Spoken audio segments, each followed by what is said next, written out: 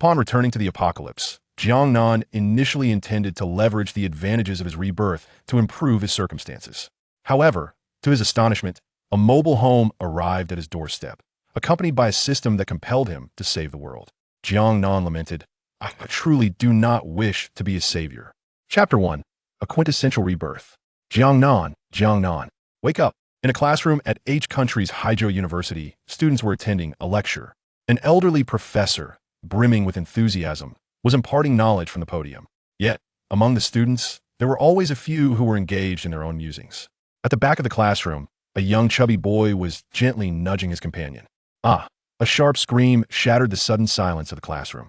Fatty, the student who had been nudged, was now entirely oblivious to the professor's murderous glare from the podium.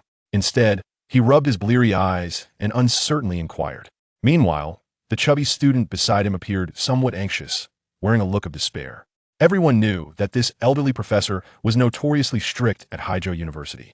Anyone daring to disrupt his class would face dire consequences. Mildly, a call to their parents; severely, the loss of credit for the course. It was well known that Haijiao University ranked among the top in the nation, and students had toiled for years to gain admission, all in pursuit of a diploma to secure a good job. Without sufficient credits, a diploma would remain out of reach. The light consequence was bad enough, but the heavy one was truly dreadful: a call to parents. Those three words were undoubtedly a topic every student wished to avoid. Yet, such tactics were common before university, and even now, in college, they could not escape their fate. Young people lack martial virtue, was the collective complaint of the students against the professor. Unfortunately, the old professor was devoted solely to his scholarly pursuits and was not in tune with the sentiments of his students. Jiang Nan, the chubby boy, whispered again, making exaggerated gestures to remind his friend that they were in a classroom during class time, particularly in the presence of that strict professor. At this moment, Jiang Nan glanced around uncertainly, his face betraying disbelief. Jiang Nan, explain yourself, but it seemed the professor had no intention of allowing Jiang Nan time to respond. Professor who? Jiang Nan asked, his tone uncertain, clearly shaken. Even his classmates noticed the change in him. Could it be that Jiang Nan overslept and hasn't woken up yet? A male student remarked to his companion. Indeed, how dare Jiang Nan behave like this in Professor Hu's class? Another female student whispered to her friend. Overall, everyone in the classroom wore expressions of disbelief. Jiang Nan, have you encountered some difficulties lately? Just when everyone expected Professor Hu to unleash a tirade, he spoke with an unexpectedly gentle tone. Were it not for the professor's upright character and advanced age, the others might have suspected there was something more between the two. Professor Hu had never shown such kindness toward this student before. His previous approach had always been one of strict discipline.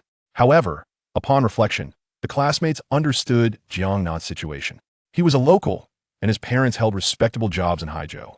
By all accounts, he should have been part of a happy family of three, yet misfortune struck during his senior year of high school when his parents tragically died in a car accident while returning to their hometown to pay respects to their ancestors. From a family of three to a solitary existence, it was a heart-wrenching transformation. Fortunately, Jiang Nan was already 18 when his parents passed, leaving him a house and a considerable amount of savings. Thus, his college years were bearable, not overly burdensome. Yet, only he truly understood his circumstances. To outsiders, he was a tragic figure, an orphan at a young age, yet the pain of losing his parents did not defeat him. Jiang Nan persevered and gained admission to the renowned mechanical engineering department at Haijiao University, embodying the very essence of a motivational success story. In the classroom, many female students gazed at Jiang Nan with tears of maternal affection in their eyes. Some even imagined dark scenarios in which a ruthless boss exploited this unfortunate student in a grim workshop. This thought only softened the gazes of these young women further. No, I've just been a bit insomniac lately, Jiang Nan replied dazedly. That's good to hear. Just don't let it happen again. Focus on the lecture, Professor Hu responded, his gaze filled with a kind warmth. He held Jiang Nan in high regard, as all teachers are said to nurture the flowers of the nation, especially those like Jiang Nan. Understood, Professor. Jiang Nan sat down, appearing utterly lost, as if he had just faced a significant upheaval. This only reinforced the maternal instincts of the female classmates, who resolved to offer their support to this blossoming flower of the nation after class. Nango, what's going on? Quickly tell me, what is your relationship with Professor Hu that he treats you so well? As soon as Jiang Nan sat down, the chubby boy whispered curiously. Jiang Nan turned to him, gazing at the familiar yet strange surroundings. Rebirth. Jiang Nan muttered to himself. Nan go, what are you mumbling about? The chubby boy inquired. In his view, his friend's behavior today was decidedly unusual. Typically, Jiang Nan, the exemplary student in the eyes of their teachers, would never act so out of character in class. It's nothing, fatty.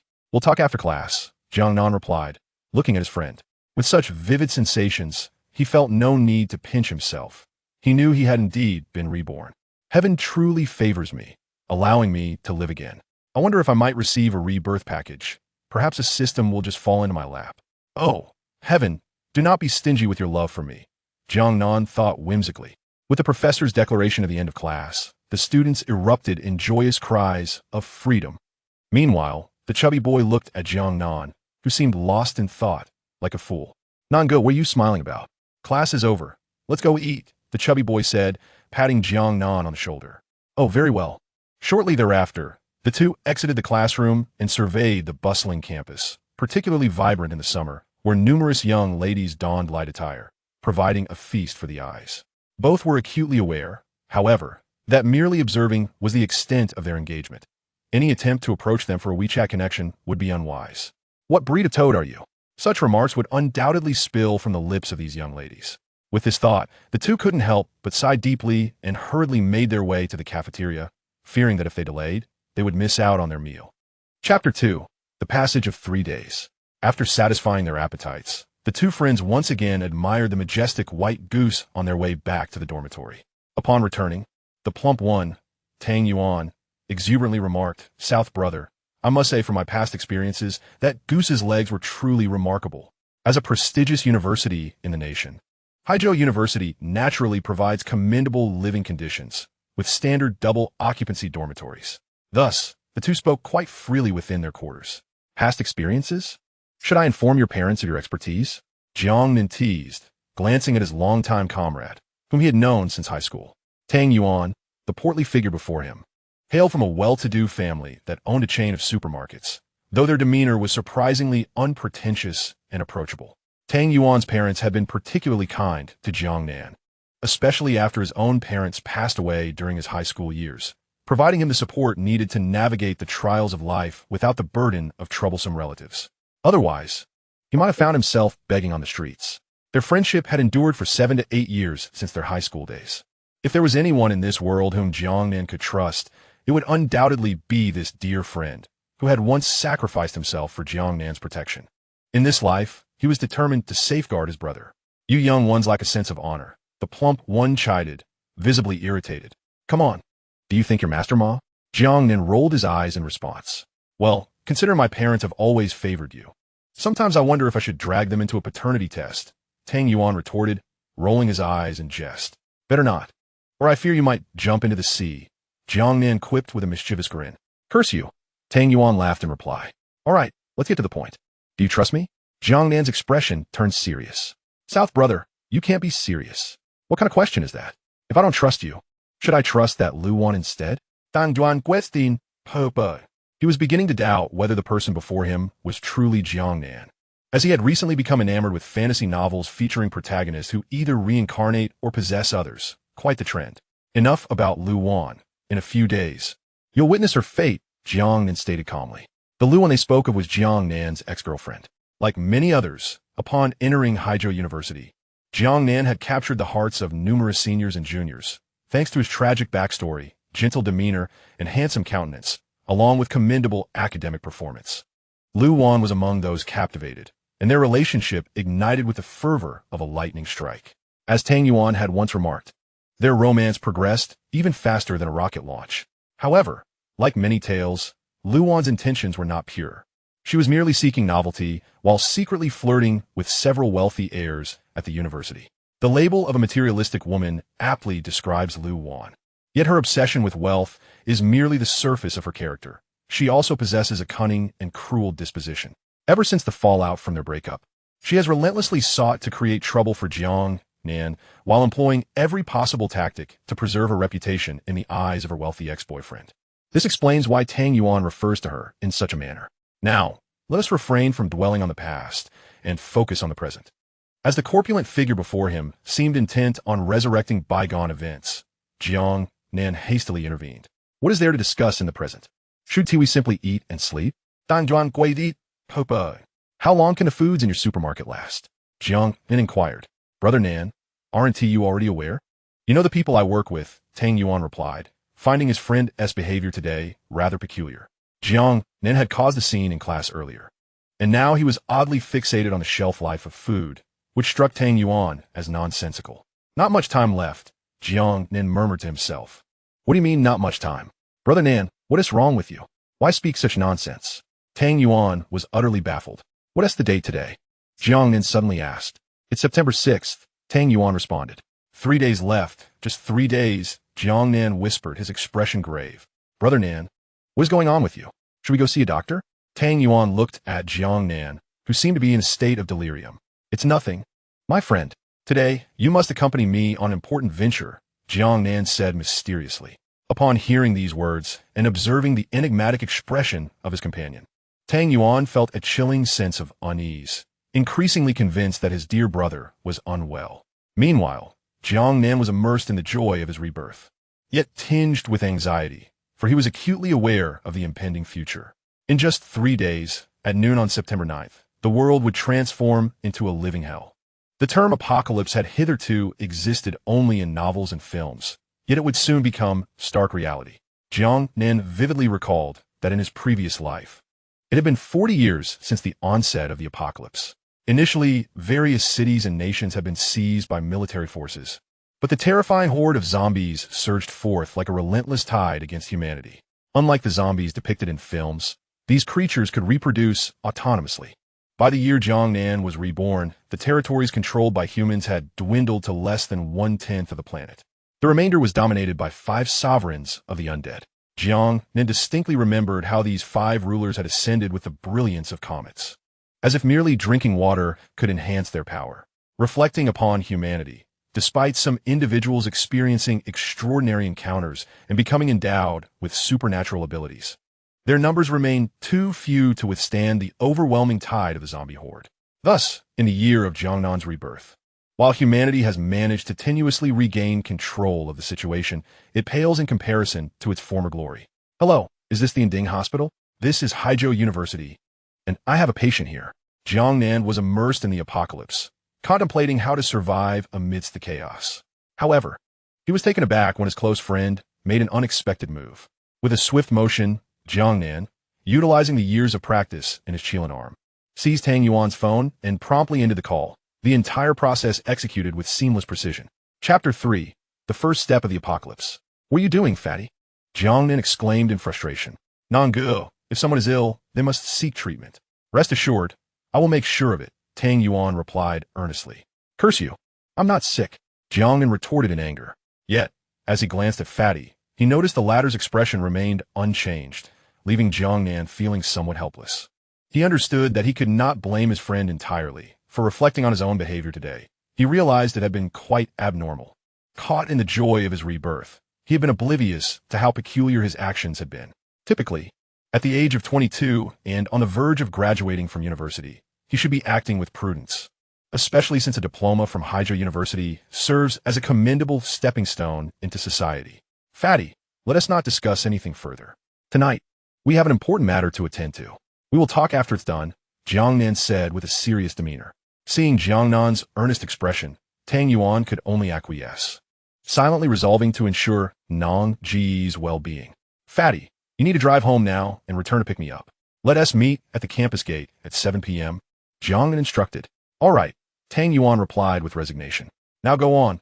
Let me rest for a bit, Jiang Nan added. Okay, Nang Yi. Just stay in the dormitory and don't wander around, Tang Yuan cautioned. At that moment, Jiang Nan, observing Fatty's expression, could easily guess what was on his mind. He probably believed Jiang Nan was becoming mentally unstable. Get lost, Jiang Nan shouted in exasperation. And if you dare to pull any tricks or call for help, I'll make sure your allowance is suspended for a year and have a good talk with your parents about your escapades with the big white goose. In an effort to prevent this troublesome friend from causing him further distress and derailing his plans for survival, Jiang Nan felt compelled to issue a stern warning. Nanga, you mustn't say such things. I have no such intentions. Tang Yuan initially intended to call the Ending hospital upon leaving, but he never anticipated Jiang Nan's reaction. In truth, The matter of his allowance was inconsequential for Tang Yuan. He was not one of those wealthy scions who require excessive funds. Enough to get by was all he needed. Over the years, Tang Yuan has lived a life quite similar to that of most of his peers, despite the fact that his family is worth at least 100 million. His humble demeanor can be traced back to the strict upbringing enforced by his parents. While he is unconcerned about his allowance, he harbors a deep fear of the big white goose and leg play. If his parents were to discover this big white goose, it would certainly spell trouble for him, given that both his father and mother come from impoverished backgrounds and possess remarkably upright values. Consequently, Tang Yuan received an exceptionally rigorous education from a young age. Throughout the years, he has consistently maintained the image of a well-behaved child in front of his parents, allowing him to enjoy a comfortable life. It would be disastrous if his close friend were to stir up trouble with his parents.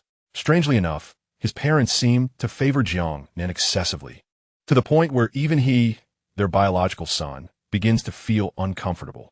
At times, Tang Yuan has even entertained fantastical notions reminiscent of classic novels, envisioning scenarios where enemies pursue him, and his parents, compelled by circumstances, entrust him to others for adoption. 18 years later, he imagines a triumphant return as a valiant warrior. However, Jiang Nan remains blissfully unaware of these musings. If he were to find out, he would undoubtedly give his friend a good thrashing. Enough of this nonsense. Hurry up. We're going to miss the important events of the evening, and I need to have a proper conversation with Uncle and Aunt, Jiang Nan cheerfully exclaimed. Upon witnessing Jiang Nan's beaming smile, Tang Yuan felt a shiver run down his spine and hurried off. Observing his friend's hurried figure, Jiang Nan couldn't help but chuckle. His adorable friend has remained as endearing as ever. However, having been granted a second chance at life, he is determined to protect his loved ones. With only 3 days remaining, a monumental transformation is poised to unfold in this world. The catalyst for this upheaval lies in humanity's rapid development, which has overlooked ecological preservation, leading to a profound imbalance in the planet's ecosystems. Certain microorganisms, unnoticed by humans, have undergone mutations, infiltrating the bodies of humans and their flora and fauna, resulting in widespread chaos. The virus, upon entering the human body, transforms individuals into zombies. When it enters animals, it unlocks latent potential and enhances their intelligence, rendering them extraordinarily powerful. For plants, it induces mutations. Some of the fruits born from these mutated plants, when consumed by humans, can lead to drastic changes, granting them supernatural abilities. However, due to the scarcity of these mutated fruits, they are exceedingly rare. Future generations will refer to this as virus number 1, and it is believed that this virus has already infiltrated the majority of living beings, simply awaiting an opportune moment to erupt. This cataclysm is set to occur in 3 days, and unbeknownst to Tang Yuan, both his father and mother will inevitably succumb to this virus. Meanwhile, both Jiang Nan and Tang Yuan are fortuitously immune to its effects, which, in their previous lives, led them through the trials of this apocalyptic world.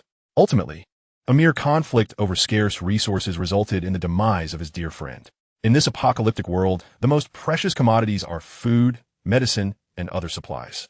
Thus, a mere morsel of resources can often incite fierce conflicts among humanity. In this desolate era, the true terror does not stem from the undead, but from mankind itself. However, since fate has granted me a second chance at life, I must seize the opportunities of others. In this harsh reality, might is the ultimate truth. The strong thrive while the weak perish, an immutable principle. Tonight marks the commencement of my journey through this apocalypse, beginning with the acquisition of another's fortune. That fortune is none other than a motorhome. Indeed, a motorhome. Jiang Nan vividly recalls that in his previous life, this vehicle would shine brightly amidst the chaos. Its owner was but a beggar who, through sheer happenstance, came into possession of it, swiftly rising to prominence in the apocalypse. In my former existence, I paid a considerable price to uncover the origins of this motorhome. Now that I am aware, I cannot allow it to slip through my fingers. According to my sources, this motorhome currently resides in the abandoned landfill at Daho Mountain in the northern part of the city. My goal tonight is to seize it. Thus, everything begins here. Jiang Nan silently encouraged himself. Chapter 4. Brother Nan has gone mad hello? After finalizing his plans for the night, Jiang Nan retired to bed, overwhelmed by the sheer volume of information he had absorbed throughout the day. Brother Nan, I'm at the school gate. Came a familiar voice of Tang Yuan from the other end of the line. What time is it? Jiang Nan mumbled sleepily. It's 7 o'clock. Didn't you say to meet at the school gate at 7 for something important? Tang Yuan replied, slightly confused. Upon hearing Tang Yuan's words, Jiang Nan instantly shook off his drowsiness, hurriedly rising and instructing, "Wait for me, I'll be right down." After abruptly hanging up, he rushed out of his dormitory towards the campus exit, fully aware that tonight was of utmost significance. If he were to let this opportunity slip away because of sleep, he would truly have to bang his head against the wall in regret. Jiang Nan hurriedly made his way to the school gate, where he found Tang Yuan waiting as expected. They exchanged no pleasantries and promptly got into the car. "Where to now?" Tang Yuan inquired once they were seated. "First, let us grab a bite. There's no rush," Jiang Nan replied after calculating the time. Although Hydro University is not situated in the city center, it is not far off. The journey to Daha Mountain in the north should only take about 2 hours. I suspect that the mysteriously appeared motorhome has yet to arrive. The immediate priority is to fill our stomachs, as I have a few matters to discuss with Tang Yuan. "All right, I was indeed feeling a bit hungry," Tang Yuan admitted. "Where shall we eat? How about a lavish meal at Shaxian?" He joked. "Whatever you prefer, just choose what you like. I have a few things to discuss with you." Jiang Nan responded. "All right, Brother Nan, everything is ready. I, the legendary driver of Ouching Mountain, am about to hit the road," Fatty exclaimed with a grin. "Scram!" Jiang Nan chuckled in response. In the end, the two enjoyed a sumptuous hot pot meal, much to Fatty's delight. As Jiang Nan observed the bustling patrons of the hot pot restaurant, he couldn't help but reflect on the transient nature of this vibrant world. Despite the current prosperity and the people's indulgence in entertainment, he knew that in merely 3 days, the only thing that would remain in this world would be the notion of survival. Jiang Nan vividly remembered that in his previous life, after the apocalypse erupted, the only decent meal he had was a self-heating hot pot he discovered in an abandoned supermarket. The joy he and Fatty experienced during that moment remained etched in his memory. "Fatty, have you seen your uncle and aunt today?" Jiang Nan inquired. "No, I haven't seen them in over a month. They said they went out of town. But recently it's been strange. I've had to manage many business matters on my own. I hope nothing has happened to them, Brother Nan," Tang Yuan replied. His spirits lifted at the mention of his parents. He couldn't shake the nagging suspicion that something was amiss with them. "Don't overthink it. What could possibly happen? If something were wrong, would you still be able to contact them or video chat with them?" Jiang Nan reassured him. Upon hearing Jiang Nan's words, Fatty's expression finally softened. Meanwhile, Jiang Nan found himself deep in contemplation. Truth be told, he was aware of the trouble Fatty's parents were in, but he couldn't bear to share that knowledge with him, fearing that it would be too much for him to handle.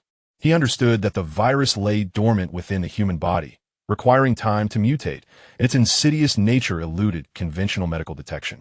Thus, in the 3 days leading up to the outbreak, the world still seemed relatively normal. However, exceptions always existed.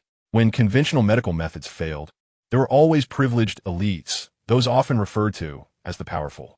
The material and spiritual resources they enjoyed were beyond ordinary comprehension. Medical advancements were one of the benefits they reaped. Although Tang Yuan's parents weren't fabulously wealthy, they certainly surpassed over 95% of the population, granting them access to advanced medical technologies. Before the apocalypse, these elites had some inkling of the impending disaster, especially as the virus had already infiltrated their bodies. Conventional medical approaches were ineffective, leading them to seek out laboratories. However, these labs could only confirm the presence of the virus without determining its harmful effects on humans. Consequently, as the apocalypse unfolded, those infected elites gradually morphed into zombies, resulting in a dramatic decline in global healthcare standards. Thus, until Jiang Nan was reborn. A full 40 years into the apocalypse, the medical field had struggled to conquer this virus. "Brother Nan, why aren't you eating?" Tang Yuan asked, noticing Jiang Nan lost in thought. "Oh, it's nothing. You eat. Once you're full, I'll tell you something important," Jiang Nan replied. "Never mind, go ahead. I am listening," Fatty remarked.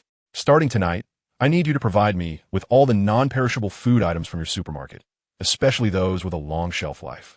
Also, drinking water and daily necessities," Jiang Nan stated slowly. "In the apocalypse, what is most crucial is resources and food. These commodities reign supreme. Whether in times of turmoil or prosperity, whoever possesses them wields power."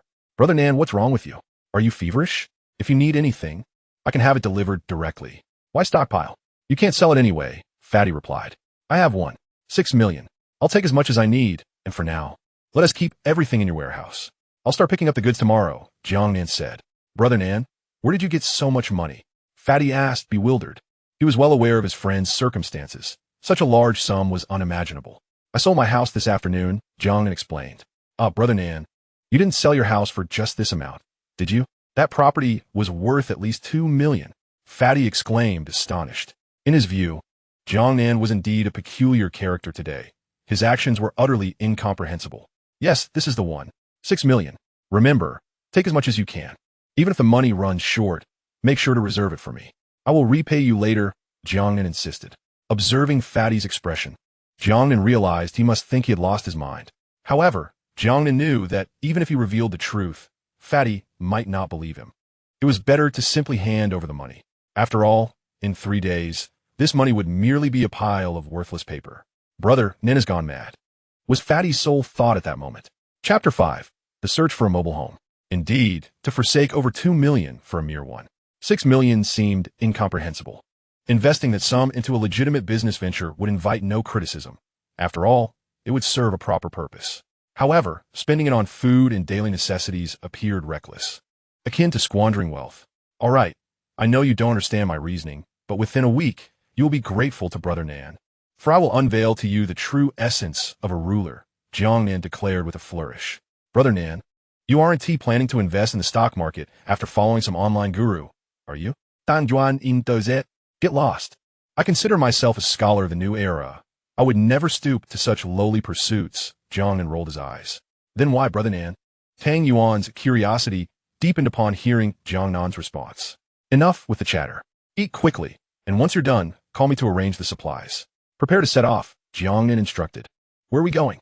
You'll know once we arrive, Jiang Nan replied. The two fell into another silence. All right, take this money. Now, let us swiftly commence our search. Remember, select provisions with the longest storage period, and for other daily necessities, procure them based on the needs of 10 individuals over 50 years, Jiang Nan instructed. Brother Nan, what exactly are you planning? I can't shake the feeling that you intend to retreat into the mountains and shun the world, the stout man interjected. Fear not. When the time is right, I shall reveal everything to you. For now, it is not yet the moment. Come, we must head to Da Mountain, Jiang Nan replied. Rising and striding towards the door, Tang Yuan promptly followed, mindful of his companion's fragile health. He felt a responsibility to keep a watchful eye on Jiang Nan. Should any trouble arise, he would be the one to manage it. After settling the bill, they climbed into the vehicle. Tang Yuan observed Jiang Nan intently. Why are you staring at me? Drive, Jiang Nan remarked, feeling somewhat unnerved by the stout man's gaze. Brother Nan, are we not brothers? The stout man suddenly inquired. Isn't that a given? Jiang Nan retorted without hesitation. Then please explain why we're doing this, the stout man pressed. When the moment arrives, you will understand. For now, we are heading to the recycling station at Da Mountain, Jiang Nan stated. Tang Yuan had hoped to extract more information from Jiang Nan, but his companion was tight-lipped, which was somewhat disheartening. Very well. The two then drove northward towards Da Mountain. As night had fallen, the roads were less congested than during the day, and they soon arrived at the recycling station. Here we are. Let's disembark, Jiang Nan said excitedly at the entrance of the station. Brother Nan, what exactly are we doing here? Tang Yuan asked, trembling. To be honest, arriving at this desolate place in the dead of night would frighten anyone. We are searching for something, Jiang Nan replied with enthusiasm. He knew that his opportunity was imminent, and as for the original owner of the RV, he could only apologize. In his previous life, the RV belonged to a boy named Yi Huan, an orphan who wandered through the corners of Haizhou, with the recycling station at Da Mountain being one of his shelters. On the eve of the apocalypse, by a twist of fate, he found himself at this recycling station, where he obtained the most significant item of his life, leading to his rise amidst the chaos and becoming a notable figure in the world. He was dubbed the Chosen One, and both Jiang Nan and Tang Yuan had long envied his ascent. Unfortunately, such a grand opportunity was now destined for Jiang Nan. His excitement was palpable, and he could hardly contain his joy. Let us hurry inside, Jiang Nan said, vaulting over the recycling station's wall. Brother Nan, lend me a hand. I cannot manage to climb, the stout man exclaimed, glancing at Jiang Nan's agile form, and then at his own somewhat portly physique, feeling helpless. You never listen when I tell you to exercise more. At this rate, do you still expect to have a girlfriend? Jiang Nan remarked, observing the overweight individual. What does it matter? I maintain my purity. My looks alone could attract a multitude of admirers. Tang Yuan replied, nonchalantly. Is that so? Then who is it that? During high school, sorrowfully confided in me that a girl tore up the love letter he had given her, calling him a toad. Jiang Nan teased, a mischievous grin on his face. Could you remind me? I'm a bit hazy on the details, the overweight friend retorted, visibly irritated by his companion's banter. Enough. Just hand me your hand, Jiang Nan instructed, extending his own. The overweight individual complied, and together they adeptly climbed over the wall. After all, they had engaged in such escapades numerous times before, especially during high school, when they had coordinated countless efforts to sneak into internet cafes. Brother Nan, can we finally discuss what we are searching for in this desolate wilderness? The overweight friend inquired after they had scaled the wall.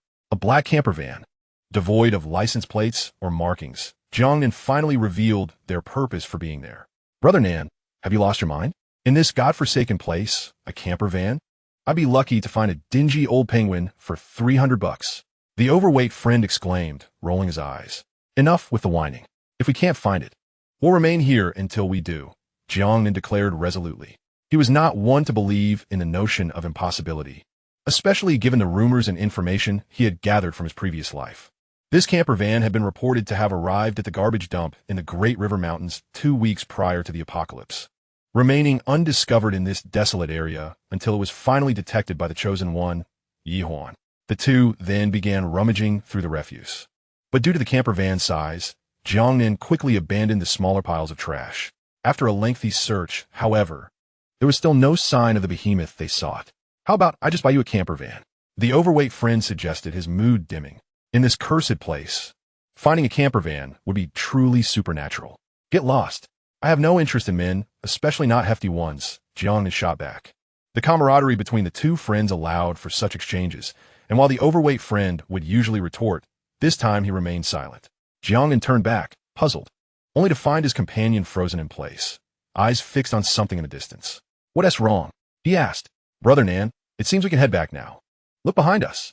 The overweight friend exclaimed joyfully. Chapter 6. A fortuitous encounter. Upon hearing his friend's words, Jiang Nan quickly turned around, discovering a large mound of garbage. Upon closer inspection, he discerned that beneath the refuse lay a substantial object, the outline of the camper van becoming faintly visible. Had it not been for his friend's keen eyesight, Jiang Nan might have overlooked it entirely. Well done, my friend, Jiang Nan commended. It seems you have put considerable effort into sneaking a glance at those long legs. Your eyes are quite mischievous, Jiang Nan teased with delight. Nonsense. Such matters concerning scholars cannot be termed as stealing glances. Rather, they are acts of appreciation and the discovery of beauty, the chubby one retorted, curling his lip. All right, I acknowledge your keen eyesight, Jiang Nan replied nonchalantly. Under normal circumstances, had this overweight fellow dared to speak like that, he would have been met with a sharp rebuttal. However, at this moment, Jiang Nan's thoughts were entirely consumed by the camper van before him. Quickly, clear away this rubbish, he urged immediately. Are you jesting, Brother Nan? The chubby one exclaimed, taken aback. You must realize this is an entire camper van buried under refuse. To remove it all would be an immense undertaking, especially with just the two of us. No time for that. Let's move, Jiang Nan insisted as he sprang into action. He understood that a monumental opportunity was within reach, and the sooner they acted, the better. Should they be interrupted along the way, there would be no place to lament their loss. Observing Jiang Nan's fervor, the chubby one could only shake his head in resignation before reluctantly following suit. After all, who would tend to his foolish friend, if not himself? At this moment, Jiang Nan remained blissfully unaware of the inner turmoil of his loyal companion, his focus solely on the camper van. Approaching the heap of trash, he wasted no time in beginning his excavation, targeting the area around the vehicle's door. Jiang Nan worked swiftly, while the chubby one was ill-prepared for such a strenuous endeavor. Despite having been raised with strict discipline by his parents, he had never encountered anything like this. Before long, he could no longer endure the effort and exclaimed, Brother Nan, I can't go on. Shall we abandon this? Let be. Absolutely not, Jiang Nan replied, his hands continuing their tireless work. His eyes were fixated on the camper van, rendering everything else irrelevant. Though he spoke, his pace did not falter. With each passing moment, the contours of the vehicle became clearer, and the excitement on Jiang Nan's face was unmistakable. All done, he exclaimed triumphantly as he cleared the last of the debris from the door. Brother Nan, isn't this theft rather improper? The chubby one questioned, a hint of concern in his voice. To be fair, it was understandable that he would voice such a concern. Initially, He had assumed that a junkyard would hold little of value, merely refuse and plastic waste. Even if Jiang Nan's claims of a vehicle were true, it would likely be just an abandoned wreck, easily discarded. However, the current situation deviated significantly from his expectations. Though the camper van had been buried for some time and was undeniably filthy, it did not deter Tang Yuan, a self-proclaimed expert, from offering a professional assessment. This vehicle was operational and appeared to be of considerable worth, not mere refuse. Should a legitimate owner come looking for it, the two of them would find it exceedingly difficult to justify their actions. Do not dawdle. Wait here, Jiang Nan commanded before swiftly entering the vehicle. Brother Nan, wait for me, the portly companion exclaimed, his anxiety rising as he contemplated the desolate wilderness surrounding them. How could he manage alone if Jiang Nan proceeded without him? As Jiang Nan settled within, the portly fellow hurriedly attempted to gain entry, but despite his vigorous efforts to open the door, he found himself thwarted. Meanwhile, upon entering the vehicle, Jiang Nan was greeted by a mechanical voice emanating from within. Target detected. Initiating scan. With that proclamation, an appendage akin to a mechanical arm emerged from an undisclosed location in the vehicle, extending towards Jiang Nan. Undeterred, he allowed the apparatus to conduct its examination. Criteria for binding met. Would you like to bind? After the scanning concluded, the voice echoed again within the confines of the vehicle. Bind, Jiang Nan declared without hesitation. A palpable sense of relief washed over him, as if a heavy burden had been lifted from his heart. Commencing access to permissions. As a mechanical voice resonated, a torrent of information surged into Jiang Nan's mind, causing him a splitting headache, a process that persisted for several minutes. Now, initiating data transfer. Just as Jiang Nan absorbed the vehicle's permissions, another wave of information bombarded him.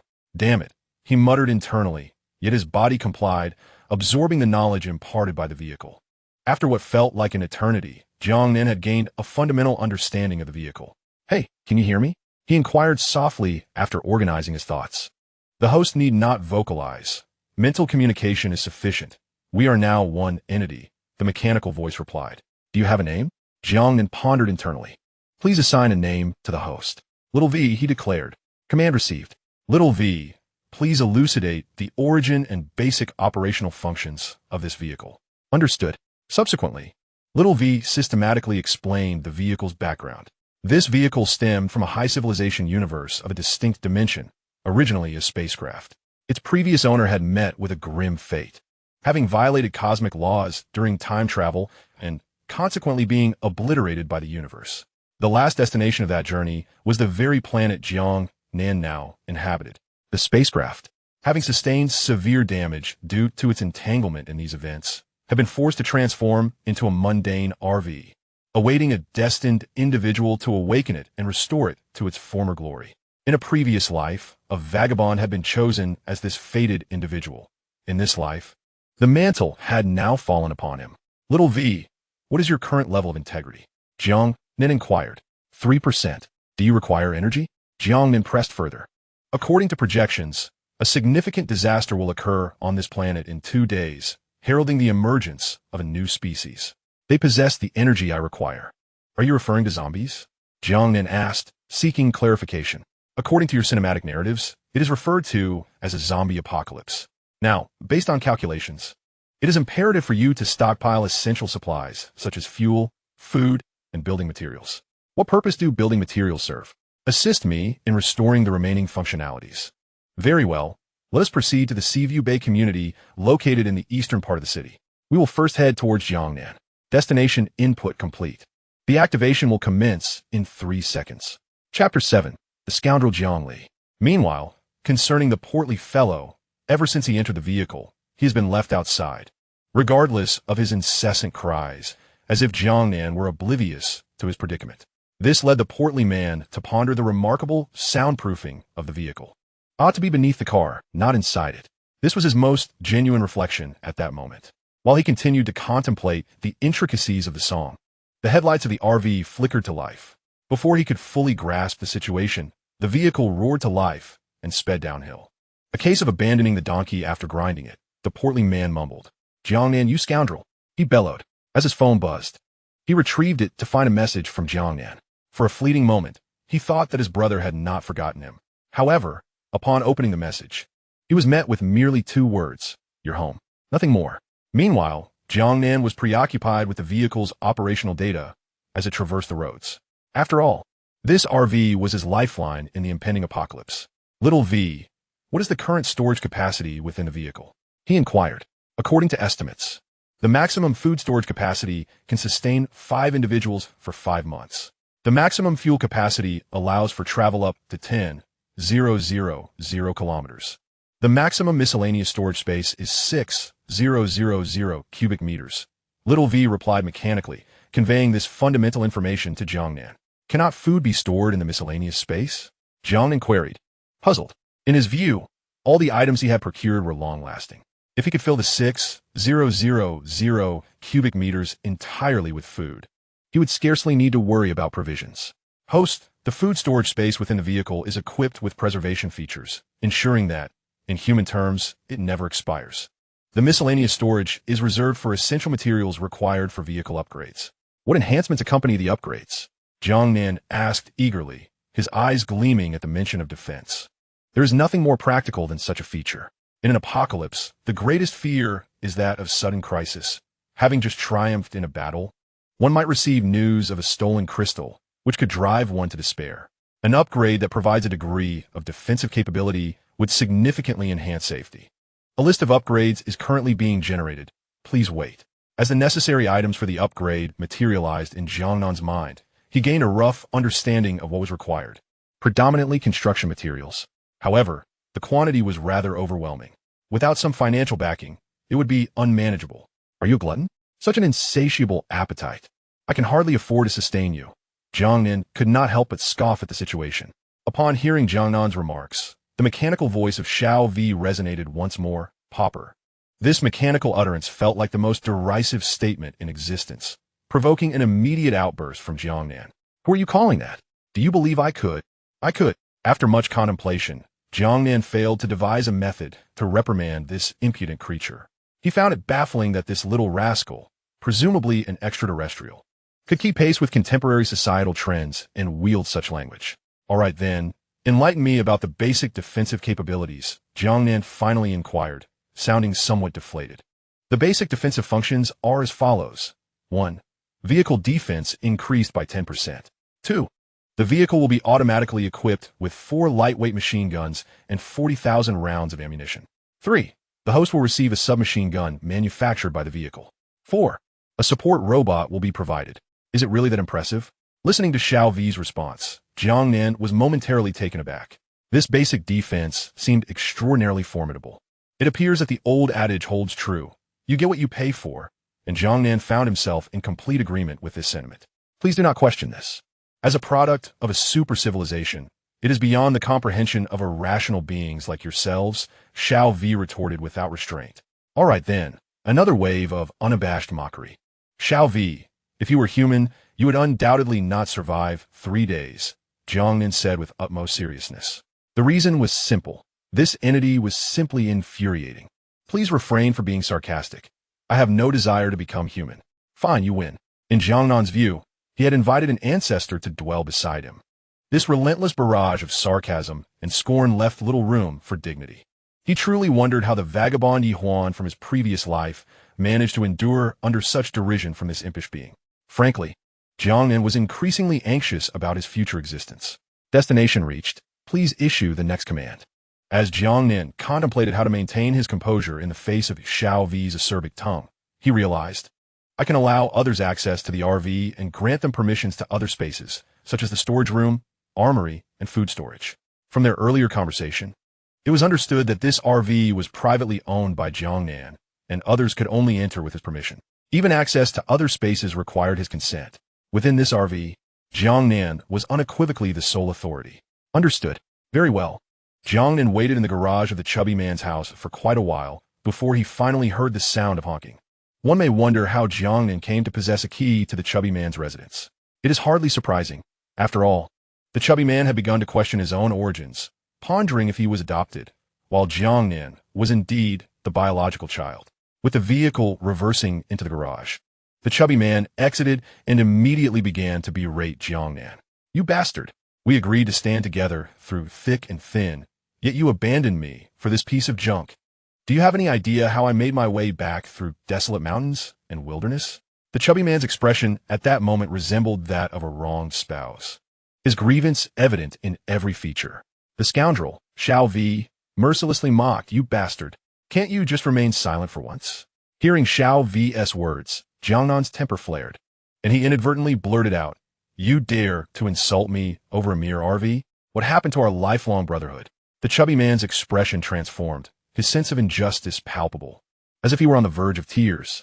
Meanwhile, Jiang Nan's countenance mirrored that of someone who had just consumed something exceedingly distasteful. Chapter 8. Jiang Nan's despondency. Let me die once more. Why must these two demons be sent to torment me? Oh heavens! This was the singular thought occupying Jiang Nan's mind at that moment. However, after a brief spell of despondency, he realized he must rise again, for he was, after all, a relentless worker.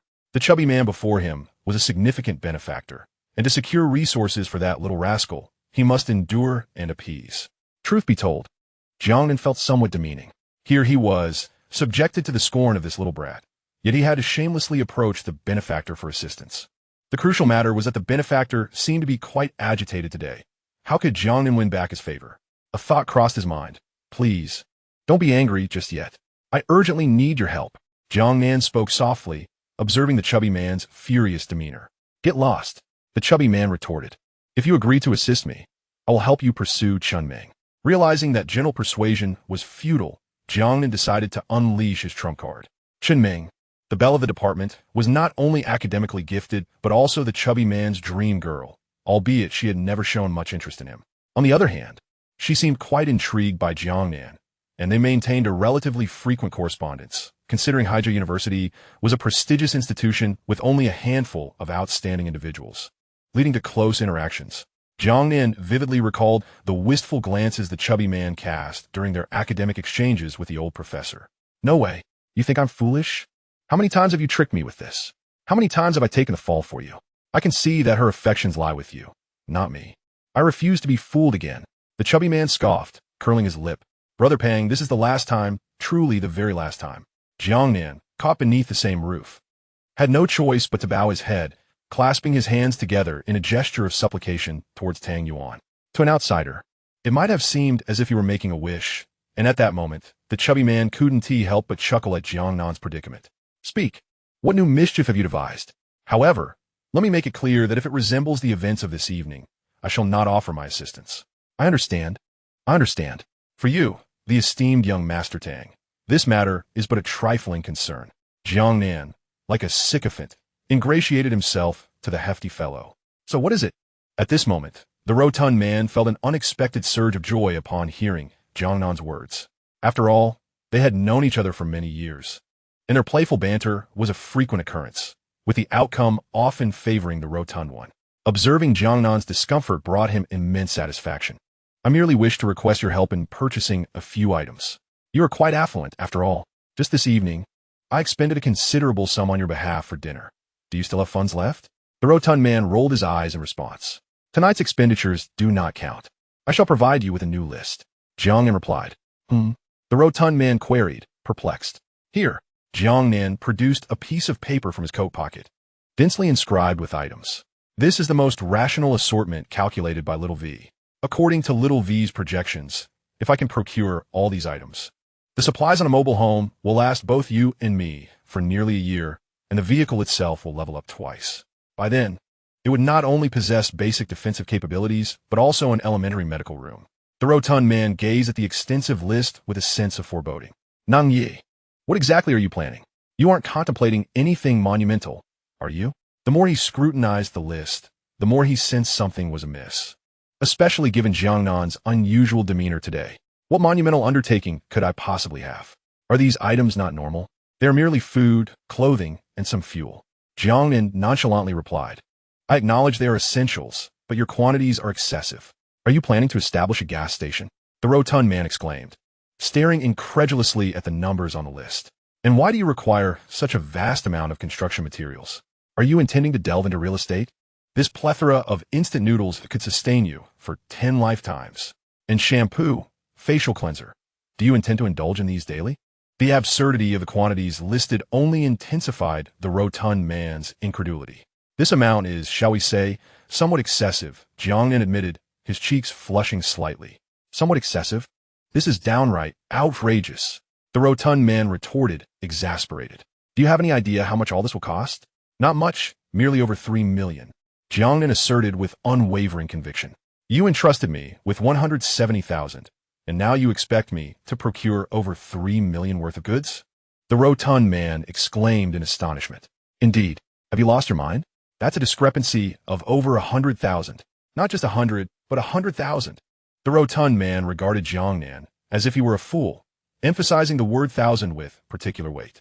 I am aware it amounts to over 100,000, Jiang Nan replied, adopting a rather endearing expression and blinking innocently. Leave, do not discuss me here. Upon seeing Jiang Nan's despicable demeanor, the plump man could not help but curse.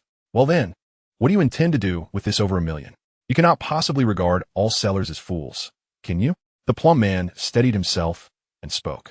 The provocation Jiang Nan had inflicted upon him was overwhelming. He realized that if this continued, he might find himself admitted to a psychiatric hospital before Jiang Nan. Hearing the plump man's words, Jiang Nan remained silent, merely gazing at him with his large, innocent eyes, exuding an adorably mischievous charm. Speak your mind swiftly. Do not stare at me like that. The plump man, incensed by Jiang Nan's antics, felt his temper flare. Aren't you involved in this as well? Do you expect me to cover your over 1 million? The plump man was rendered speechless by this insufferable person's audacity. He never imagined that this scoundrel could entertain such a preposterous notion. Farewell, let's not keep in touch. With that, the plump man attempted to leave. Brother Pang, let's discuss this, Jiang Nan said playfully. There is nothing to discuss. I am merely an ordinary college student. Where would I procure over 1 million? The plump man retorted vehemently. I know you have a little stash. Over the years, Uncle Tang and Aunt Tang have given you quite a bit of pocket money. Besides, you have this house, which should fetch around 20 to 30 million if sold, Jiang Nan countered.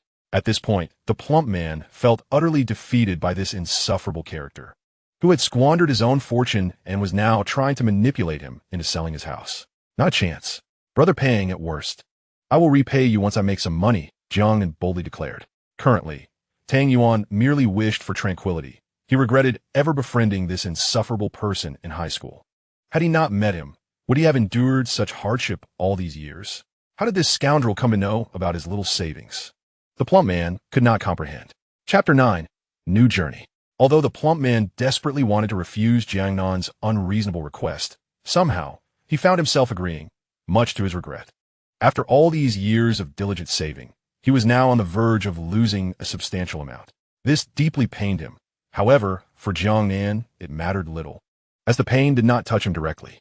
Moreover, if possible, he was contemplating persuading the plump man to liquidate all his assets and convert them into supplies. Upgrading their living conditions would significantly enhance their chances of survival in this apocalyptic world. If only the plump man possessed mind-reading abilities. Had he known that this scoundrel not only coveted his little stash, but also his family assets, he would have been infuriated. He felt he had chosen his friends poorly. Well then, let us rest, Brother Pang. For the next few days, we shall focus on this matter. I have already arranged for your leave from school. Jiang Nan said with a smile. You had this all planned out. What more can I say? The plump man replied. For him, today was undoubtedly a day meticulously orchestrated. The two subsequently ascended to their quarters to rest. Over the next 2 days, they remained industrious, with Jiang Nan taking the lead in diligently enhancing the capabilities of the little V. Ever since Jiang Nan introduced him to the wonders of the RV, the chubby fellow felt as though he had stepped into a new realm. His initial reluctance towards investing in an RV dissipated, and under Jiang Nan's persuasion, he sold the lavish property his parents had purchased for him, valued at over 20 million. This investment evidently bore fruit, as the upgrades to the RV exceeded their expectations. The little V had undergone a remarkable transformation. In terms of defense, its overall resilience had improved by 30%, according to little V's calculations. Ordinary zombies could scarcely breach its defenses. Furthermore, for lightweight machine guns, equipped with 40,000 rounds of ammunition, were ready for action. The armory was producing ammunition daily, ensuring a steady supply. What thrilled Jiang Nan the most was the establishment of a research laboratory, signaling a continuous stream of high-tech innovations, thus enhancing their security in this apocalyptic world. The auxiliary robot assigned to them was affectionately dubbed Little E by Jiang Nan, for it was an adorable female model. Since entering the RV, the chubby man had become quite extravagant. If food supplies ran low, he would simply requisition from his family's supermarket. If building materials were insufficient, he would contact his parents' business associates to procure supplies from warehouses. As for fuel, he consolidated the delivery trucks from their supermarket each day. After 2 days of substantial effort, they finally completed the preliminary tasks. "Brother Nan, I just tried out the gun. It's incredible. It pierced right through a tree of considerable girth," he exclaimed. They were currently in the mountainous region of Day, with Jiang Nan engrossed in various experiments in the research lab. Now that the materials were in place, the priority was to produce effective innovations to enhance their survival odds in this dire world. Meanwhile, the chubby man's sole pastime over the past 2 days had been shooting, which had brought him immense joy, as firearms were considered contraband back home. It was his first encounter with such weaponry after over 20 years of life.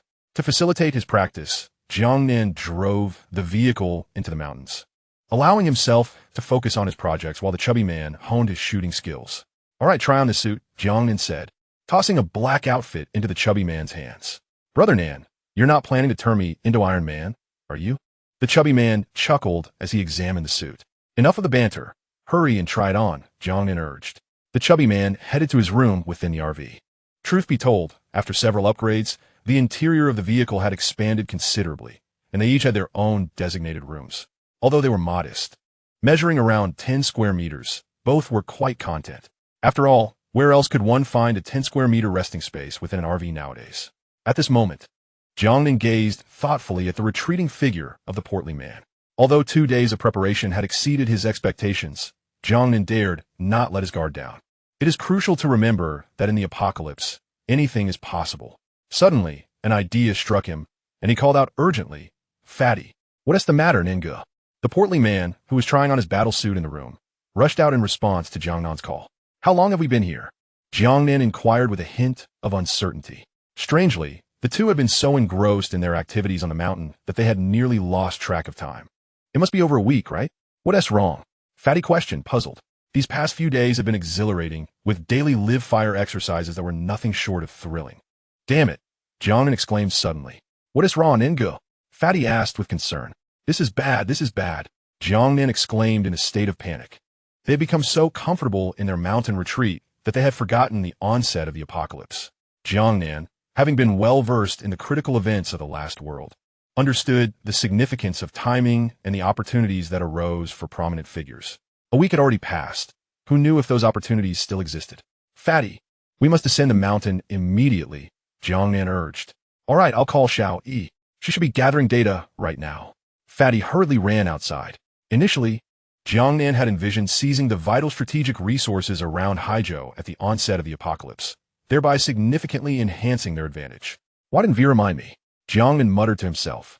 "The host has not issued any commands," V replied. "Quickly connect to external information. I need to know the current state of the outside world," Jiang Nan commanded. Connecting to satellite. "Please hold on, host," V responded as it began its task. Soon, as V established the satellite link, the screen inside the vehicle displayed a scene identical to that of the previous world, with zombies roaming the city streets. Scattered throughout the buildings, a few human survivors struggled, their faces etched with despair. "Hey, Ningu, when did you become interested in zombie movies?" Fatty, who had just entered with Xiao Yi, remarked with a grin upon seeing the large screen in the vehicle. Jiang Nan cast a glance at Fatty and replied, "Do you believe this is a fictional scenario?" Chapter 10. The Arrival of the Apocalypse. "Ninga, stop joking with me.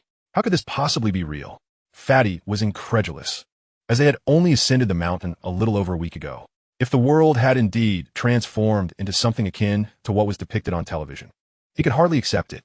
"If you don't believe me, try calling your teachers or classmates, or just dial your local supermarket and see if anyone responds," Jiang Nan suggested. Having anticipated Fatty's reaction, knowing that few would readily accept such a premise. Just wait a moment. Upon witnessing Jiang Nan's grave expression, the portly man felt a surge of anxiety. He hastily retrieved his phone from his pocket, dialing numbers one after another. Yet, as each call was made, silence greeted him, and beads of sweat began to form on his forehead. Panic set in. "Brother Nan, could it be that there's no signal on the mountain?" He ventured after a prolonged silence, clinging to the only rationale he could muster. "Very well, Xiao Yi," start the vehicle. We must descend the mountain. Jiang Nan declared as he rose. Understood. Although Xiao Yi, as an auxiliary robot, lacked human emotions, she functioned just like any ordinary woman in executing commands. The RV, stationed on a clearing atop the mountain, resembled a small base, and with each directive from Xiao Yi, it swiftly contracted in less than a minute. As the vehicle traversed the road, Xiao Yi focused intently on driving, while the portly man gazed out the window, his countenance decidedly grim. The world appeared transformed. The journey had not only revealed abandoned vehicles, but also unveiled numerous mutated plants along the mountainside. Are you all right?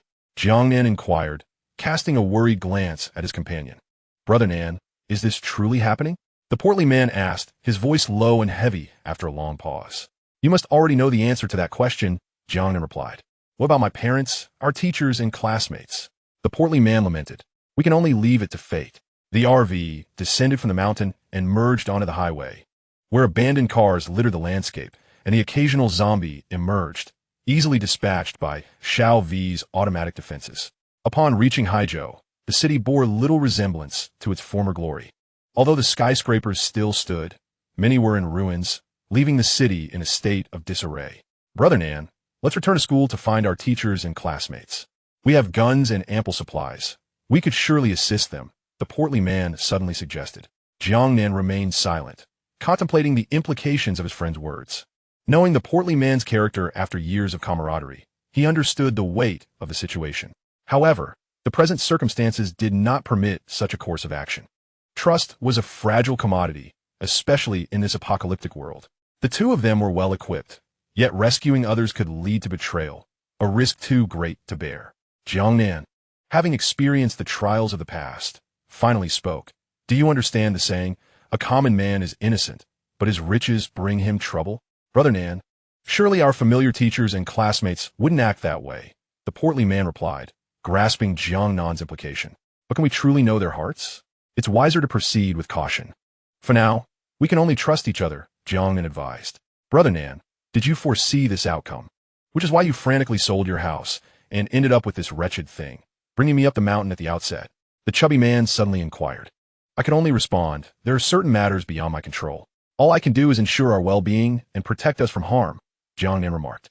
Indeed, this was a sincere sentiment from Jiang Nan. In his previous life, the chubby man was his sole true friend. What about my parents? The chubby man asked hastily. Jiang Nan dreaded this question the most, and, as expected, it had come to pass. He had yet to devise a way to convey the truth. He could not simply tell him, your parents have become zombies. It is fated. Such words were too difficult for Jiang Nan to utter.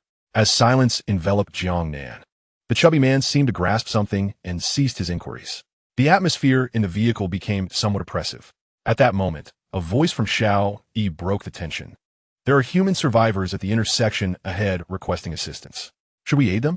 Jiang Nan glanced forward and noticed a man and a woman waving frantically, their faces alight with excitement, as if they had spotted a savior. We will not assist. We are heading to Tianzi Mountain, Jiang Nan said with indifference. Understood.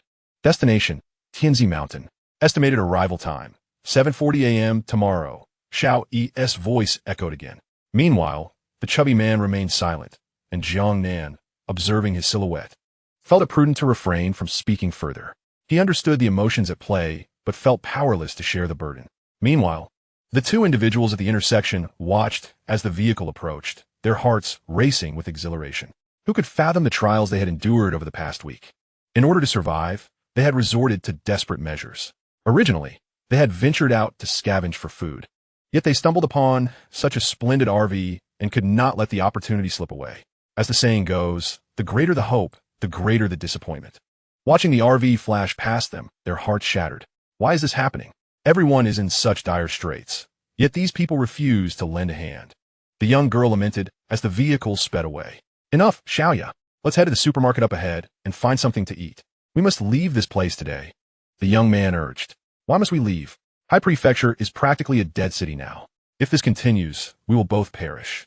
Our best option is to prepare like that vehicle and find a car to fill with fuel and head to a big city where there are bound to be people. The boy asserted. All right, Fine. With that, the two set their sights on the nearby supermarket. Having endured a harrowing week filled with life-and-death encounters that had left them emotionally numb, Their primary focus now was survival. Meanwhile, Jiang Nan and his companion continued their journey toward Tianzi Mountain. Though the road ahead was long, the presence of Xiao Vi made it seem manageable. As they journeyed along, Jiang Nan even allowed Xiao Yi to play a melody. One might mistakenly believe that Jiang Nan was off on a leisurely vacation. Chapter 11. The Foolish Friend. In the stillness of the night, Xiao Yi quietly charged in the corner. On the dining table within the vehicle lay an assortment of fresh vegetables and fruits. Jiang Nan faced the rotund companion across the table. "Aren't you going to indulge in this delectable hot pot?" Jiang Nan inquired, gesturing towards the tripe and shrimp. With that, he dipped several slices of tripe into the sauce and savored them. "You go ahead. I lack an appetite," the hefty friend replied, evidently still reeling from the recent upheaval in their lives, his mood reflecting the disarray. "How can you not eat? If you don't, how will you find your parents? What if, when I next meet your uncle and aunt, they inquire about your whereabouts? Should I tell them you perished from hunger? Imagine their reaction upon seeing me, plump and amiable, while you succumb to starvation. They might just decide to feast upon me instead." Jiang Nan could not help but jest. "Serves you right. Who told you to be so reckless? If I see my parents, I shall certainly inform them it was your persuasion that led me to sell my house." The rotund friend retorted with mock ferocity. "Leave me some shrimp, you scoundrel," Jiang Nan exclaimed as he watched his companion load an entire platter of shrimp into his bowl. "Come on, I've been starving all day. Is it a crime to have a bit of shrimp?" The hefty friend shot back, equally defiant. At that moment, as Xiao Vi had yet to extend into autonomous driving and Xiao Yi, the auxiliary robot, was still charging, they remained stationary in a rather secluded spot, concealed from view. "Brother Nan, what is the purpose of our visit to Tianzi Mountain? What could possibly be of interest there? Aside from its reputation as a tourist attraction, it merely boasts an ancient temple atop a barren mountain and a few millennia-old trees. Are you planning a day trip to Tianzi Mountain? Get lost. Do I look like that kind of person to you?" "We are in search of a treasure," Jiang Nan replied enigmatically. "What treasure warrants such a journey? Surely, you're not planning another escapade akin to the dumpster diving for RVs we did at the rubbish site in Da Mountain?" the hefty friend inquired, a hint of trepidation crossing his face at the memory of their recent misadventure. "I already mentioned that night was merely a mistake. I was overwhelmed with excitement upon discovering that treasure. Hence I momentarily overlooked you," Jiang Nan replied nonchalantly, his heart steady and face unflinching. "In your face? Have you no shame?" the hefty friend interjected. "It would be fitting for our classmates and teachers to witness your disgraceful demeanor. Otherwise, many of the girls in our class would remain deceived by your appearance. Let us not dwell on that. Let us discuss serious matters," Jiang Nan remarked with newfound seriousness after their light-hearted banter. "Speak," the hefty friend urged. "According to Xiao Yi's calculations, we shall arrive at Tianzi Mountain around 7:40 tomorrow morning. Although the mountain is not particularly high, the path leading up is rather narrow, and we shall need to ascend together. According to the renown of Tianzi Mountain across the nation, it is inevitable that zombies will be present there. We must exercise extreme caution when the time comes. Fear not, my dear friend, for my marksmanship has not been honed in vain over the past week. Coupled with the battle gear you provided, those zombies shall pose little threat." The confidence radiating from the stout fellow is palpable. "By the way, what exactly is our objective? It cannot possibly be a mere day trip to Tianzi Mountain, can it?" the stout fellow inquired. "Did you not just mention that aside from the ancient temple atop the mountain, there are only a few thousand-year-old trees remaining?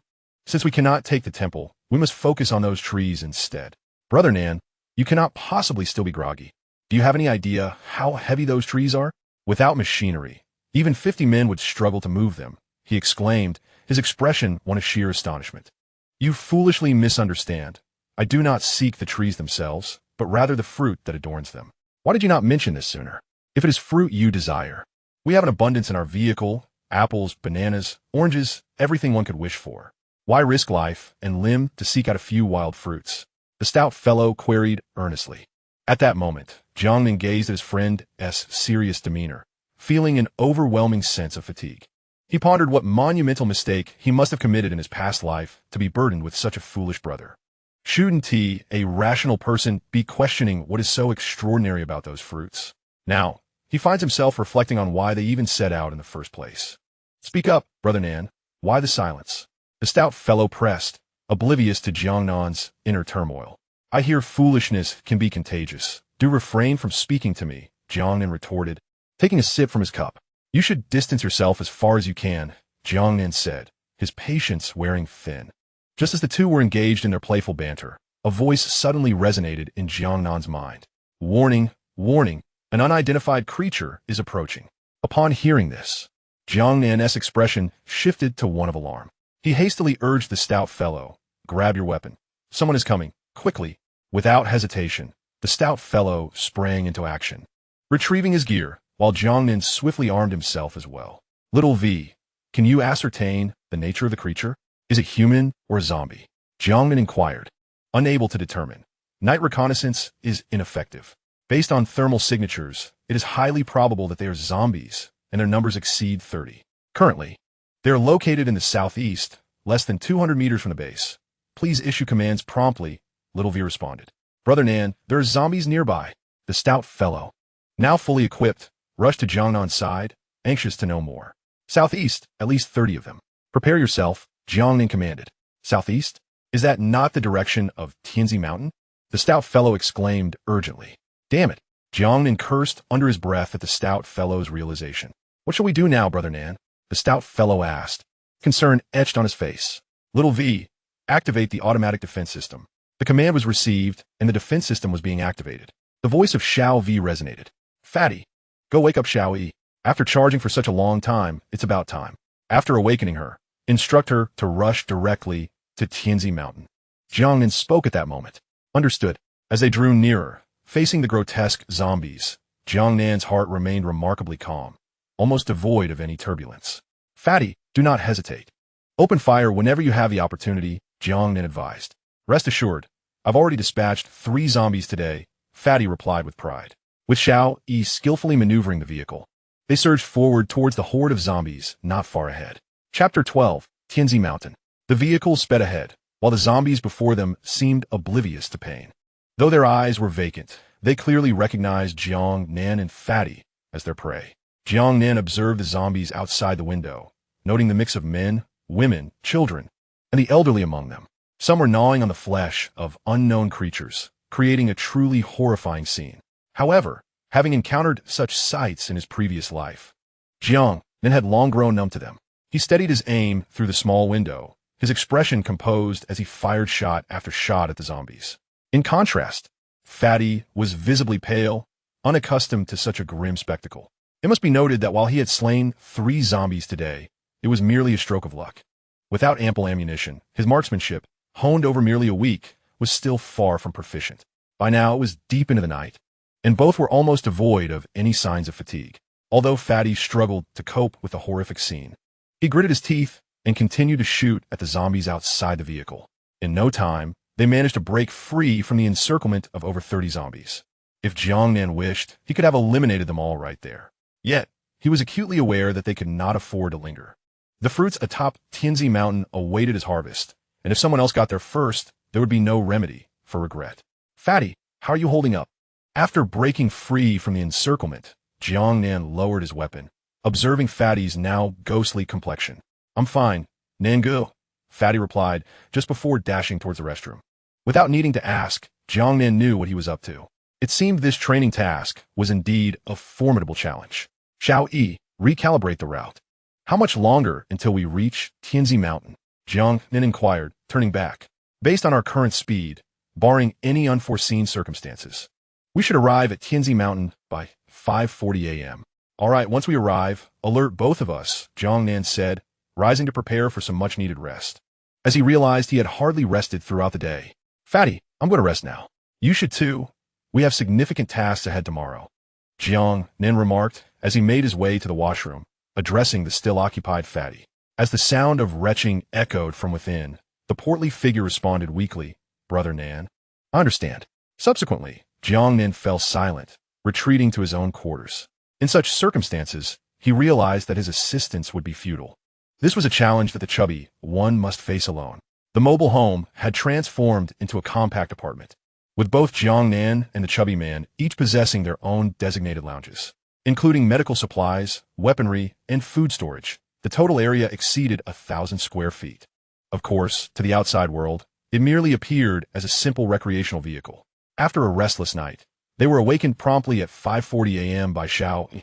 Following a brief morning routine, The two shared a modest breakfast before preparing their gear. So, Brother Nan, how do I look in this gear?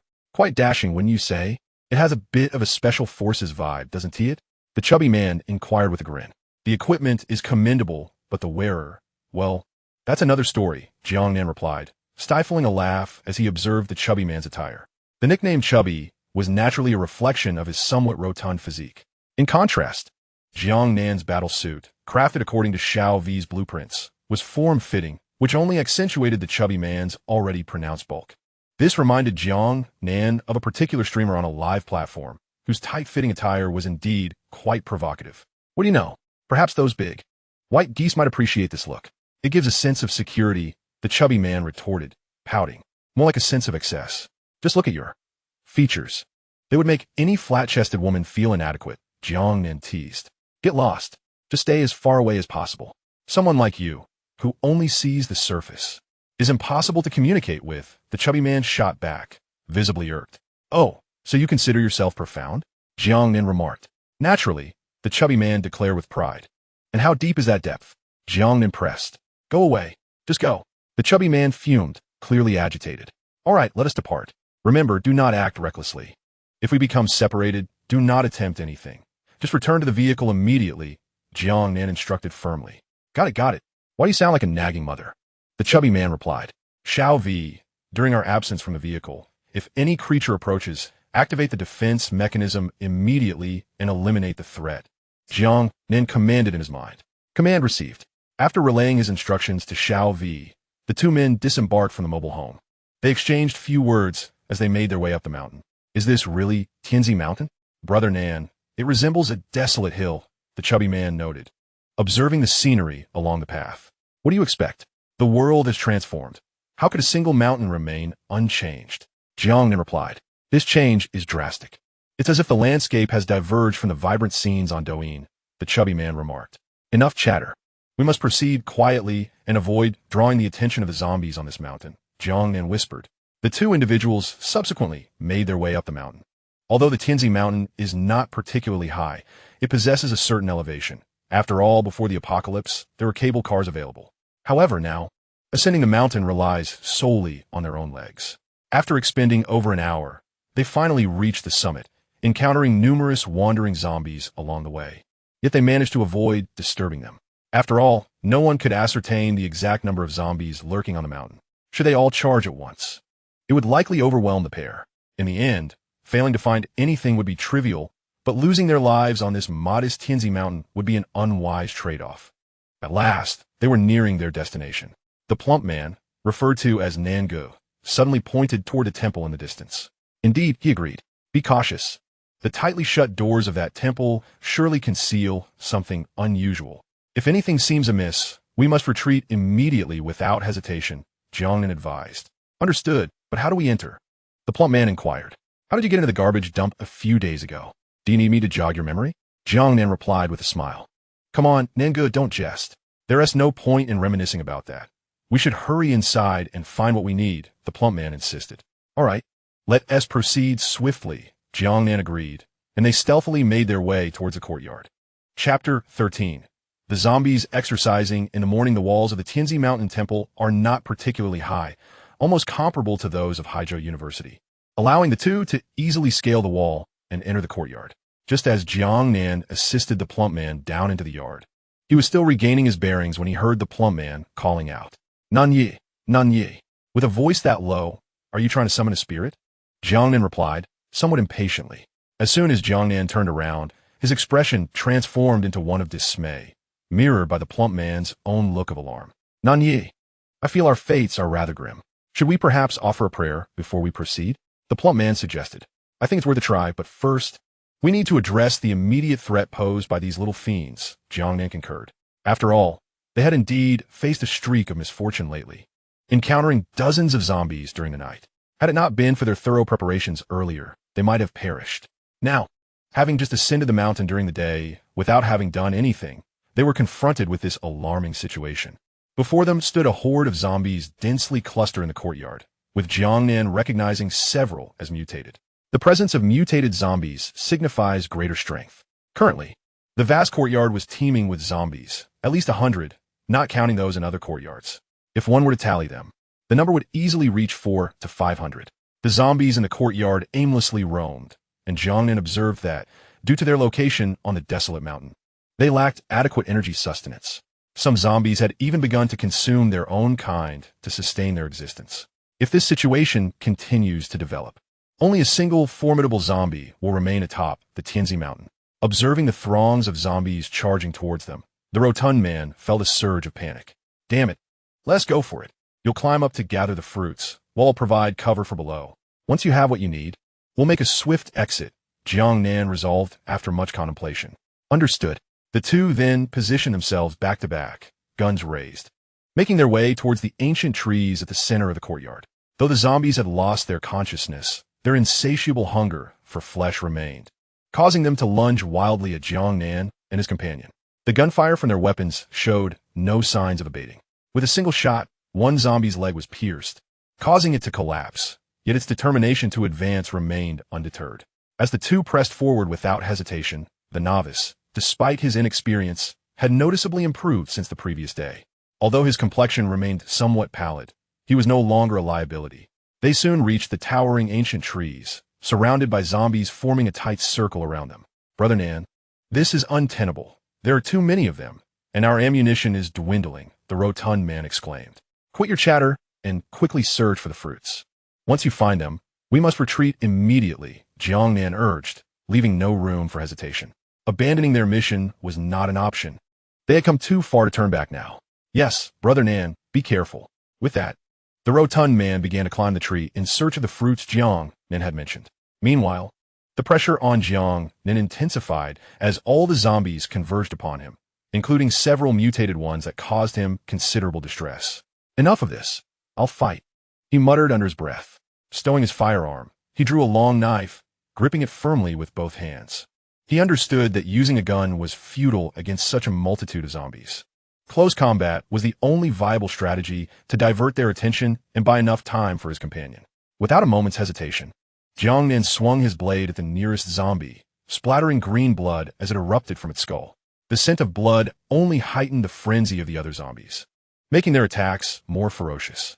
Although Jiang Nan's current physique left much to be desired, his prior experience in battling these creatures enabled him to hold his ground in such a chaotic scene. Brother Nan, is this what you meant by the fruits? Suddenly, a jubilant shout from above broke through the din of battle as the rotund man called down from the tree, clutching two vibrant green fruits that were clearly extraordinary. Yes, quickly take them. As Jiang Nan spoke, he vigorously fended off the attacks from the zombies. Brother Nan, there are 3 more on another tree. Do you want them? The plump man, noticing the fierce battle Jiang Nan was engaged in, realized that this approach was unsustainable and asked uncertainly. Yes, take as many as you can. Just as Jiang Nan finished his sentence, a mutated zombie seized the opportunity to strike, swiping at Jiang Nan's head with a claw. A buzzing sensation filled his mind. That was his first reaction. The other zombies, seeing their prey staggered by the blow, quickly surrounded Jiang Nan, eager to feast upon this delectable morsel. After a brief pause, Jiang Nan swiftly bent down and rolled away, understanding that if this horde of zombies ensnared him, escape would be impossible. Brother Nan, the plump man exclaimed from the tree, witnessing the harrowing scene. Don't mind me. Hurry and get the items. And watch your feet, Jiang Nan shouted urgently. At that moment, the plump man glanced down and was startled to see a mutated zombie sluggishly climbing the tree toward him, now alarmingly close. Without a moment's hesitation, he leapt to another ancient tree nearby. Although his physique was somewhat cumbersome, he was surprisingly agile. Otherwise, Jiang Nan would not have risked sending him out. Meanwhile, the number of zombies in the courtyard was steadily increasing. Jiang Nan had been battling for an extended period and had felled a considerable number of zombies. However, such exertions inevitably led to a decline in stamina. To conserve energy, Jiang Nan had no choice but to adopt a defensive stance. Given the slow movements of these zombies, which paled in comparison to a normal human's agility, he began to lead them in circles. Thus, a peculiar scene unfolded in the courtyard of the temple. Jiang Nan was sprinting ahead, pursued by hundreds of zombies. To an onlooker unaware of the context, it might have appeared as though Jiang Nan was the leader of this horde, engaging in morning exercises with his loyal subordinates. Observing this spectacle from his perch, the plump man couldn't help but marvel. Brother Nan is truly remarkable. He can devise such cunning tactics. Chapter 14. The roaring zombies, Brother Nan, I got them. A total of 7. After more than 10 minutes, the plump man waved a bag triumphantly at Jiang Nan, who was still leading the zombies in their peculiar workout. Damn it. Hurry down and retreat. I am exhausted, Jiang Nan exclaimed, his excitement palpable at the arrival of the items. Yet he did not pause in his flight, for a throng of students still followed him. Theoretically, they would never cease their pursuit unless their energy was depleted. However, considering the distance covered, what kind of energy could be expended? Jiang Nan felt that in such a short time, he had compensated for the steps he had neglected for over 20 years. If there were a way to artificially augment step counts, he would have made a fortune today. Brother Nan, let's go. You don't actually enjoy playing with your students, do you? Jiang Nan was contemplating ways to amass wealth when he suddenly realized that the hefty fellow had stealthily slipped away to a corner of the wall. Damn it, fatty. That is quite underhanded of you, Jiang Nan exclaimed, and without hesitation, he summoned all his strength to sprint towards the direction of the portly man. In his estimation, as long as they could scale the wall, the zombies would be powerless against them, especially since the main gate was securely shut. This was precisely why they opted not to exit through the front door. I called you several times. What are you so amused about? What more do you want from me? Jiang Nan lamented, prompting a swift reply from Fatty. By the way, what was so funny just now? I hope it wasn't something sinister. Not at all. I'm a man of integrity, Jiang Nan quickly retorted. Thus, the two engaged in light-hearted banter as they successfully climbed over the wall, leaving behind a chorus of helpless growls from the zombies in the courtyard. Huh, that was surprisingly effortless. I expected more difficulty, but it turns out to be this simple. Fatty chuckled as they landed on the other side. It seems my name is destined to echo throughout the world, he continued, brimming with self-admiration. Enough. Stop being so nauseating. We must hurry. Safety awaits us back at the car. Jiang Nan glared at the irritating figure before him, his frustration boiling over. However, recognizing that this was not the moment for bickering, he urged Fatty to move quickly. Just as they began to get up, a thunderous roar erupted from the courtyard, reverberating into the sky, as if the zombies were transmitting some form of message. This is bad, Fatty. We need to move, or we'll be too late, Jiang Nan warned, his face paling at the sound. Is it really that dire, Jiang Nan? The zombies in the courtyard can't come out, and we're not in immediate danger. The ones in the courtyard may be confined, but what about those on the mountain? Without a moment's hesitation, Jiang Nan seized Fatty's arm and dashed down the slope, internally lamenting his choice of companions. He thought to himself that he could hardly bear the burden of such a teammate. Jiang Nan had encountered similar predicaments in his past life, and he knew all too well what that roar signified. Upon hearing this, Fatty's demeanor shifted to one of alarm. The temple alone housed a multitude of these creatures, and they had exerted every ounce of their energy to procure their supplies. The zombies on the mountain must number in the thousands, especially after their earlier skirmish, and their ammunition was running low. Should they be encircled, they would be devoured without mercy. At that moment, Fatty wasted no time in sprinting down the mountain, his speed rivaling that of an athlete in the national team. Damn it, Fatty, wait for your brother, Jiang Nan called out as he ran after him. The Tianzi Mountain, though not particularly lofty, is renowned as a scenic destination, and the descent still required considerable effort. Moreover, this mountain was not the only peak in the area. The other zombies, having heard the furious roars, were hastily converging upon their location. The two had not run far when they spotted dozens of zombies advancing towards them. Initially, they intended to take cover. However, they soon realized the mountainside was nearly barren, offering little in the way of concealment. Brother Nan, what shall we do now? The portly man inquired, anxiety evident in his voice. Retreat was no longer an option. If they were to backtrack to the mountains, the zombies would inevitably tear them apart. Upon hearing Jiang Nan's analysis, the portly man nodded in agreement. The only path forward was to charge down the mountain. They needed to act swiftly. Otherwise, if the other hordes from the adjacent peaks arrived, their escape would become even more arduous. Understood. After their brief consultation, the duo charged towards the approaching zombies. Their goal clear, descend the mountain and reach their vehicle, with no inclination to linger in battle. Their skirmish surprisingly allowed them to cover considerable ground, albeit at the expense of precious time. As the number of zombies swelled around them, a profound sense of helplessness enveloped them. After all, from the moment they ascended the mountain that morning, their energy had been depleted significantly, and now they were sustained solely by sheer willpower. Keep going, Fatty, we're almost there. Hang in there, Jiang Nan shouted, observing the trembling legs of his companion. Brother Nan, I'll cover you. You go ahead. If I can't make it down, please take good care of my parents when you see them, The portly man said slowly, clearly aware of his deteriorating condition. Stop talking nonsense. Your parents can take care of themselves. You should focus on your own survival. Jiang Nan interjected before the portly man could finish. He recalled that in their previous life, the portly man had perished while trying to protect him. Thus Jiang Nan had resolved from the outset of this life to safeguard his brother at all costs, even if it meant dragging him along. Enough with the chatter. Let us move, Jiang Nan urged, pulling the portly man onward down the slope. Xiaolf, Xiaolf, Jiang Nan repeatedly called out in his mind. As they neared the last third of their journey, despair began to set in. Please issue the command. The familiar mechanical voice of Xiao V echoed in Jiang Nan's mind. Order Xiao E to drive up the mountain at maximum speed to retrieve us. Do not concern yourself with vehicle wear and tear. Jiang Nan nearly shouted in frustration. Command received. Please await. Estimated arrival in 7 minutes, the voice responded. Fatty, hold on just a bit longer. Reinforcements are on the way. Jiang Nan reassured his companion after issuing the command. Brother Nan, stop comforting me. There are no reinforcements. You should go on. I'll hold them off, the portly man gasped. I said help is coming, so keep your spirits up. Let me tell you, the King of Hell does not welcome cowards. Get lost. You're the coward. Your entire family is. The portly man bristled at Jiang Nan's words. Enough of this. Just hold on a little longer. We're almost out. They continued to support each other as they pressed onward down the mountain. Chapter 15, Brother Nan is fuming. Please prepare yourself, host. We are expected to arrive at our destination in 1 minute. As Xiao V's voice echoed in Jiang Nan's mind, excitement surged within him. Just hold on a bit longer, my friend. Help is on the way. Jiang Nan reassured the plump companion beside him while fending off the relentless onslaught of zombies. At that moment, the hefty man was visibly struggling, his strength waning. Brother Nan, you must go quickly, he gasped intermittently. Stop with the nonsense. I've already told you help is imminent, Jiang Nan insisted, his focus unwavering as the rumbling grew ever closer. You'll get in the vehicle first, he urged. Brother Nan, you go first. The plump man suddenly perked up upon hearing Jiang Nan's words. He had nearly succumbed to despair, preparing to sacrifice himself to divert the zombie's attention, allowing Jiang Nan to escape.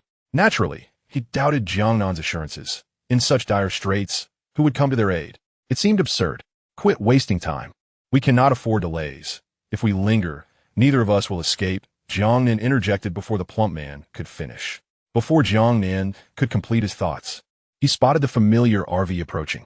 Having given instructions earlier, the vehicle's defenses activated, and the 4 mounted machine guns on its roof unleashed a furious barrage, akin to 4 fiery serpents. Estimated time of arrival, 15 seconds. Please prepare, host, Xiao V announced. Acknowledged. The doors will open in 10 seconds, came the response. Command received. With expert maneuvering, Xiao E drove the RV directly to their side. Get in, my friend, Jiang Nan urged as the vehicle drew near. Summoning all his strength, he pushed the plump man into the RV. Just as Jiang Nan turned aboard, his body nearly inside, he found his right leg trapped. Turning back, he was startled to see a zombie clinging to his leg with a tenacity that defied reason. Seeing this, the plump man rushed forward to pull Jiang Nan back, desperate to prevent him from being dragged away. Fool, can't you just chop off its hand? Jiang Nan quipped in frustration. Upon hearing Jiang Nan's words, the plump man hesitated no longer and, with all his might, swung his knife downward. Once the deed was done, both men finally boarded the RV. Xiao, descend the mountain swiftly, Jiang Nan commanded urgently. Command received. The RV sped away under Xiao Yi's deft control, leaving the zombies on the mountain howling in frustration as their anticipated prey escaped. Brother Nan, I can hardly believe we made it out, the plump man exclaimed, panting as they collapsed onto the sofa inside the RV. Indeed, Jiang Nan replied, equally astonished. But tell me, what is the purpose of our arduous quest for these 5 fruits? The seemingly ordinary fruits appear to be nothing out of the ordinary, save for their vibrant hues. You're the one who's green, exclaimed Jiang Nan, ruffled by the plump one's remark. Brother Nan, spare the denial. I said nothing. Why are you so agitated? Is there some sorrowful past I am unaware of? Jiang Nan retorted, it matters not. To navigate life, one must carry a touch of green. Without thinking, Jiang Nan blurted out, get lost.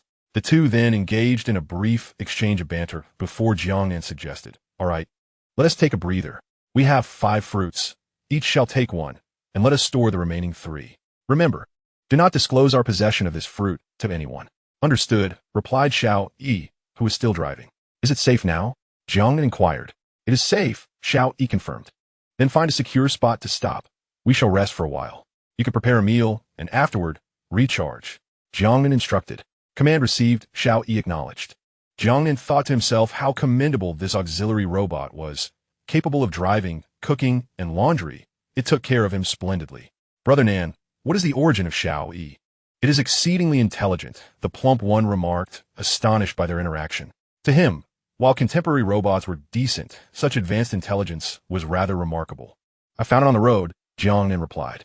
Brother Nan, I have limited education. Do not deceive me. All right, let us visit the medical room to inspect our wounds and receive treatment, Jiang Nan said as he patted the plump one's shoulder. He felt immensely grateful for having invested significantly in upgrading the RV and establishing a medical room. Otherwise, the injuries acquired from the battle would have been enough to warrant a serious concern for infection.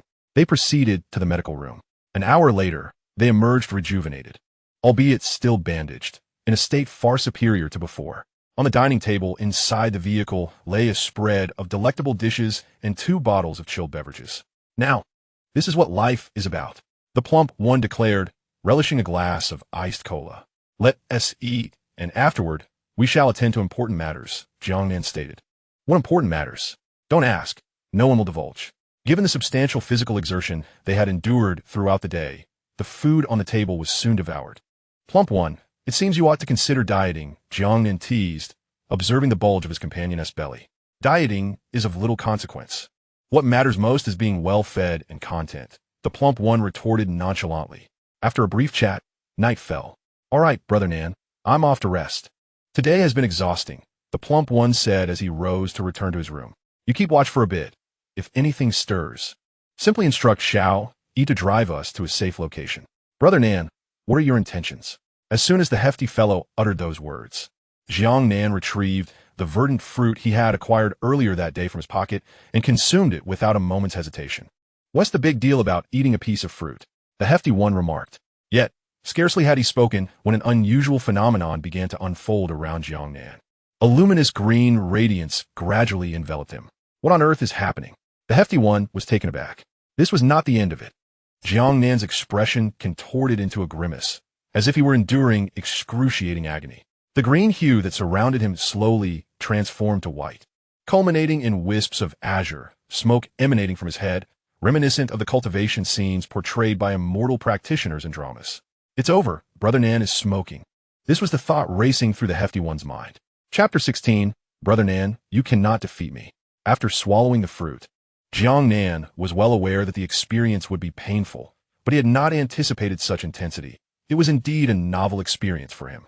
In his previous life, he had never encountered such an opportunity, merely existing as one of the many human survivors. The torment persisted for what felt like an eternity, Jiang Nan's expression oscillating between anguish and ferocity, only to soften momentarily before contorting again.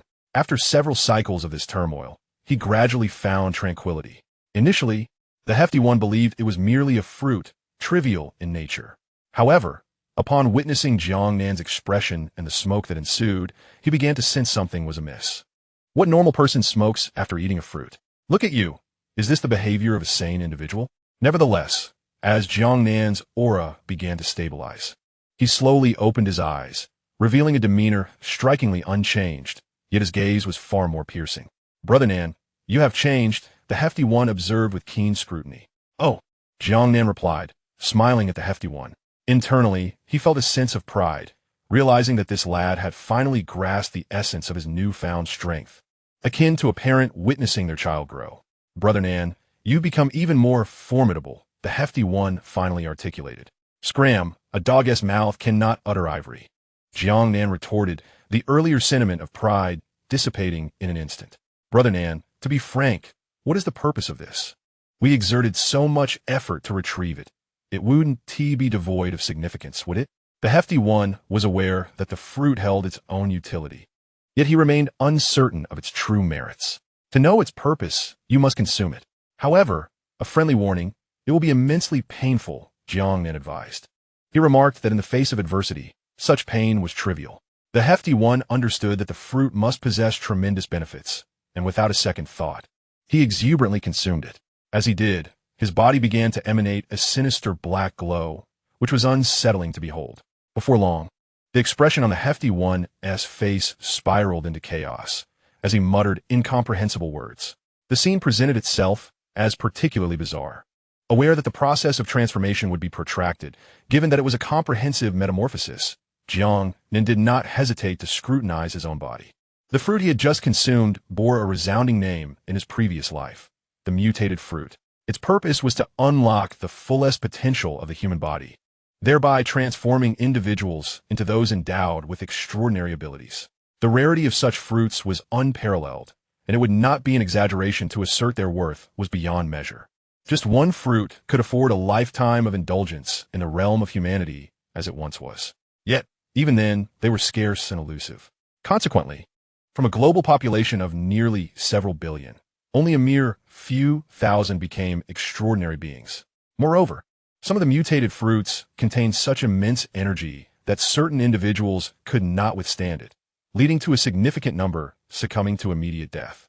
However, it is important to note that this was the early stage of the apocalypse, and these fruits had yet to absorb considerable energy.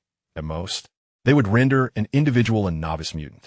At this moment, Jiang Nan, observing his own physique, realized that he had awakened a mental ability, which could be further categorized into control and illusion types. His awakening belonged to the control category. In his previous life, mental abilities were regarded as advanced powers, for there was nothing more advantageous than the capacity to manipulate. Jiang Nan, in a surge of inspiration, felt an unusual vigor coursing through him after the transformation brought about by the mutated fruit. Focusing intently, he fixed his gaze on a nearby cup and gradually commanded it to levitate towards him. Initially, everything proceeded smoothly.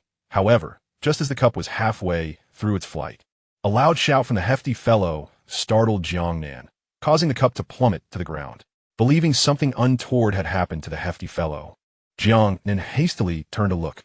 What he saw, however, ignited a singular thought in him: to eliminate this unfilial son. A hole had appeared in the outer wall of the caravan, with the hefty fellow exuberantly brandishing his fists, which were emanating wisps of flame. Dual abilities, evidently. This hefty fellow was quite fortunate, Jiang Nan mused. It was clear that he possessed both fire-based powers and enhanced physical strength. While not the most formidable of abilities, possessing two was certainly extraordinary. Though pleased for his brother, Jiang Nan couldn't overlook the matter at hand. Damn it, our supply of building materials was already limited, and now you've gone and done this. We'll have to repair it again, he muttered in exasperation. The hefty fellow, eager to test his newfound power once more, promptly retracted his fist upon hearing Jiang Nan's words, offering an awkward smile. Brother Nan, I got a bit too excited and lost control for a moment. Well, let us have shall you fix it later. By the way, how does your body feel now? Jiang Nan inquired urgently, eager to ascertain the hefty fellow's current condition. Nothing to worry about. I feel invigorated all over. I could easily handle 100 beautiful women, came the hefty fellow's confident reply. You believe yourself to be a great hero, don't you? Why not reach for the heavens? Jiang Nan remained unfazed by the chubby fellow's boastful words, merely rolling his eyes in disdain. Brother Nan, this fruit is truly extraordinary. Who would have thought that I, the chubby one, would have a day to save the world? He exclaimed, laughing heartily. Jiang Nan, recognizing that this simpleton had clearly lost himself in dreams of heroism, mused to himself about the detrimental effects of superhero films. What a delightful child he is, yet here he is, lost in grand fantasies.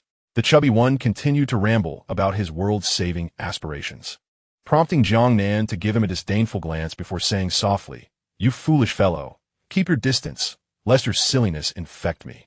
Brother Nan, you've changed. You're starting to disdain me. Is there someone else in your life? The chubby one lamented, his voice heavy with sorrow.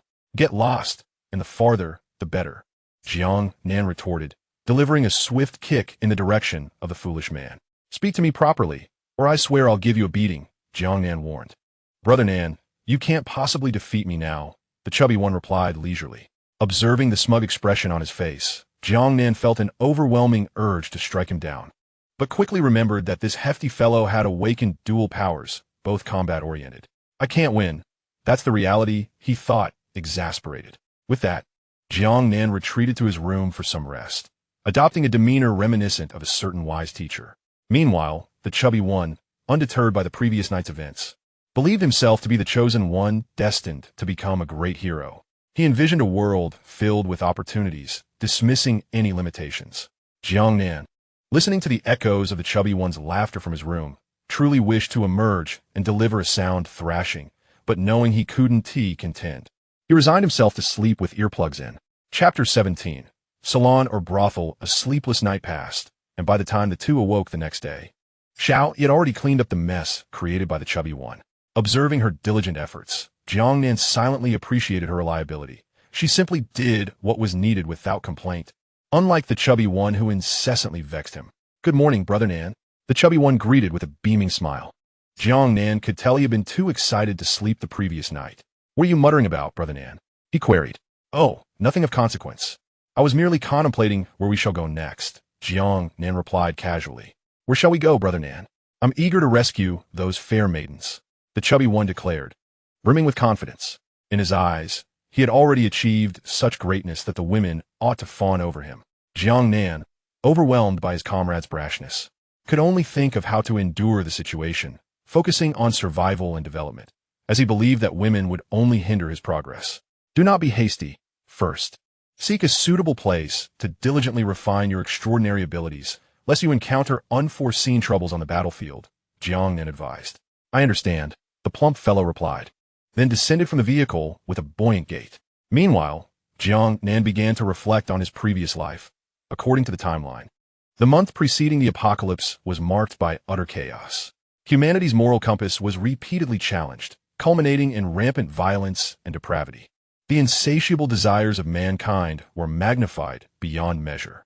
Survival became the foremost concern, and although the military would assume control 3 months hence, managing to stabilize the situation and delineate several residential zones, humanity had irrevocably entered an era where the strong prevailed and the weak perished. Celebrities and affluent merchants, once esteemed in the pre-apocalyptic world, saw their statuses plummet drastically. Presently, venturing into the major cities was ill-advised. Jiang Nan recognized that his priority lay in upgrading Xiao V. Only through this enhancement could he bolster Xiao V's capabilities and thus increase his own odds of survival in this dire world. "Xiao, please inform me of the materials still required for the upgrade," Jiang Nan thought, directing his inquiry toward Xiao V. "Query in progress. Please hold," Xiao V responded. "The upgrade list has been dispatched. Please check your inventory." Before long, the materials needed for the RV's upgrade materialized in Jiang Nan's mind. He scrutinized the list item by item. 50 mutated zombie energy cores? Why not just go seize them? Upon reading the first item, Jiang Nan felt an overwhelming headache. It was important to remember that this was merely the onset of the apocalypse. Trading posts had yet to be established, making the quest for 50 mutated zombie cores an absurdity. Jiang Nan recognized the daunting nature of the task, but resolved to see it through. As he continued to peruse the list, his frustration only mounted. "Why don't you assume the role of the host while I take on the system?" Jiang Nan lamented after a prolonged silence. "This is akin to a prodigal woman, one who devours without leaving a trace. Apologies, the system lacks such permissions.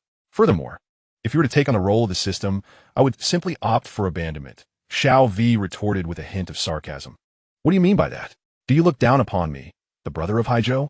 Jiang Nan snapped, still reeling from the previous day's encounter with that insufferable fat man, now further vexed by this machine's jibes. Not looking down, merely expressing disdain. Jiang Nan fell into a contemplative silence. "If I cannot confront it, I shall evade it."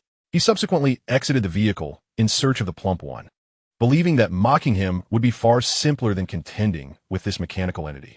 Upon disembarking, Jiang Nan discovered they had parked along a quaint village road, where the plump fellow was busily practicing a self-invented martial art against a nearby wall, resembling a bulldozer in motion. "Young man, not bad at all. You and T have secretly gone to learn excavation techniques, would you?" Jiang Nan chuckled. "Get lost.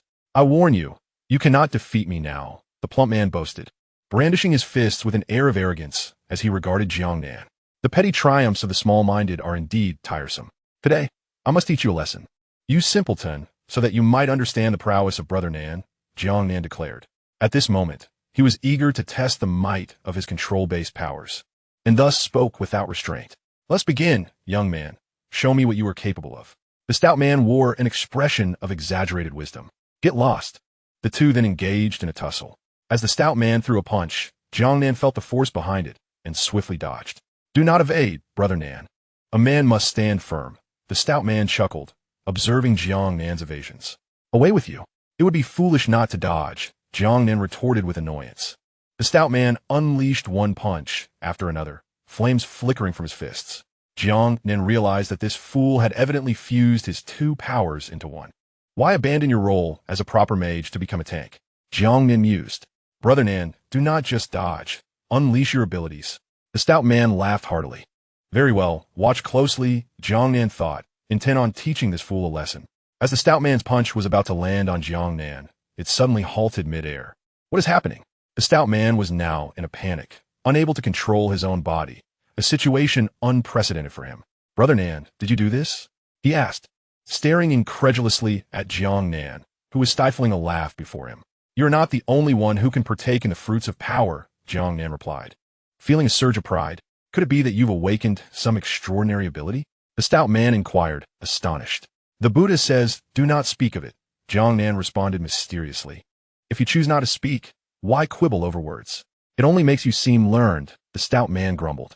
Brother Nan, I am indeed learned. What of it? If you disagree, come at me. Jiang Nan laughed. Get lost. You are quite bothersome. The stout man waved dismissively. Where next? He eventually asked after a lengthy pause. To a place you have long desired to visit, but fear your parents might disown you, Jiang Nan replied with a grin. A salon or a brothel? The stout man inquired, his thoughts taking a rather sordid turn. Can you not be so base? You are, after all, a distinguished student of Haijo University. Why are you so preoccupied with such places? Jiang Nan was thoroughly exasperated by this fool before him. Brother Nan, dare you claim you have no desire? We are all the same. Let none cast stones, the stout man countered. Perhaps a slight curiosity lingers, Jiang Nan murmured. Chapter 18, Destination, Chaos City. A camper van recklessly traversed the highway, flanked by the occasional zombie, which upon spotting the vehicle, immediately converged, eager to feast upon this delectable prey. This scene, reminiscent of a cinematic portrayal, was, in fact, unfolding in reality. At this moment, Jiang Nan and the stout man were seated within the camper. Brother Nan, we have traveled for a week. Where are we truly headed? At this moment, the rotund man was idly crossing his legs and inquiring.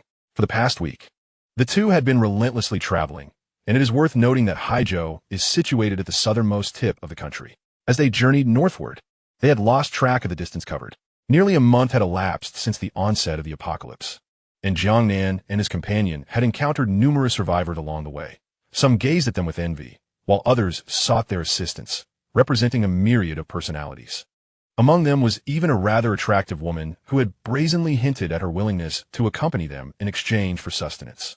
The implication was unmistakable. She was ready to do anything to stay with them as long as she could eat. At that moment, had it not been for Jiang Nan's swift refusal, the rotund man, with his head filled with foolish thoughts, might have foolishly agreed, which would have resulted in an additional burden to manage.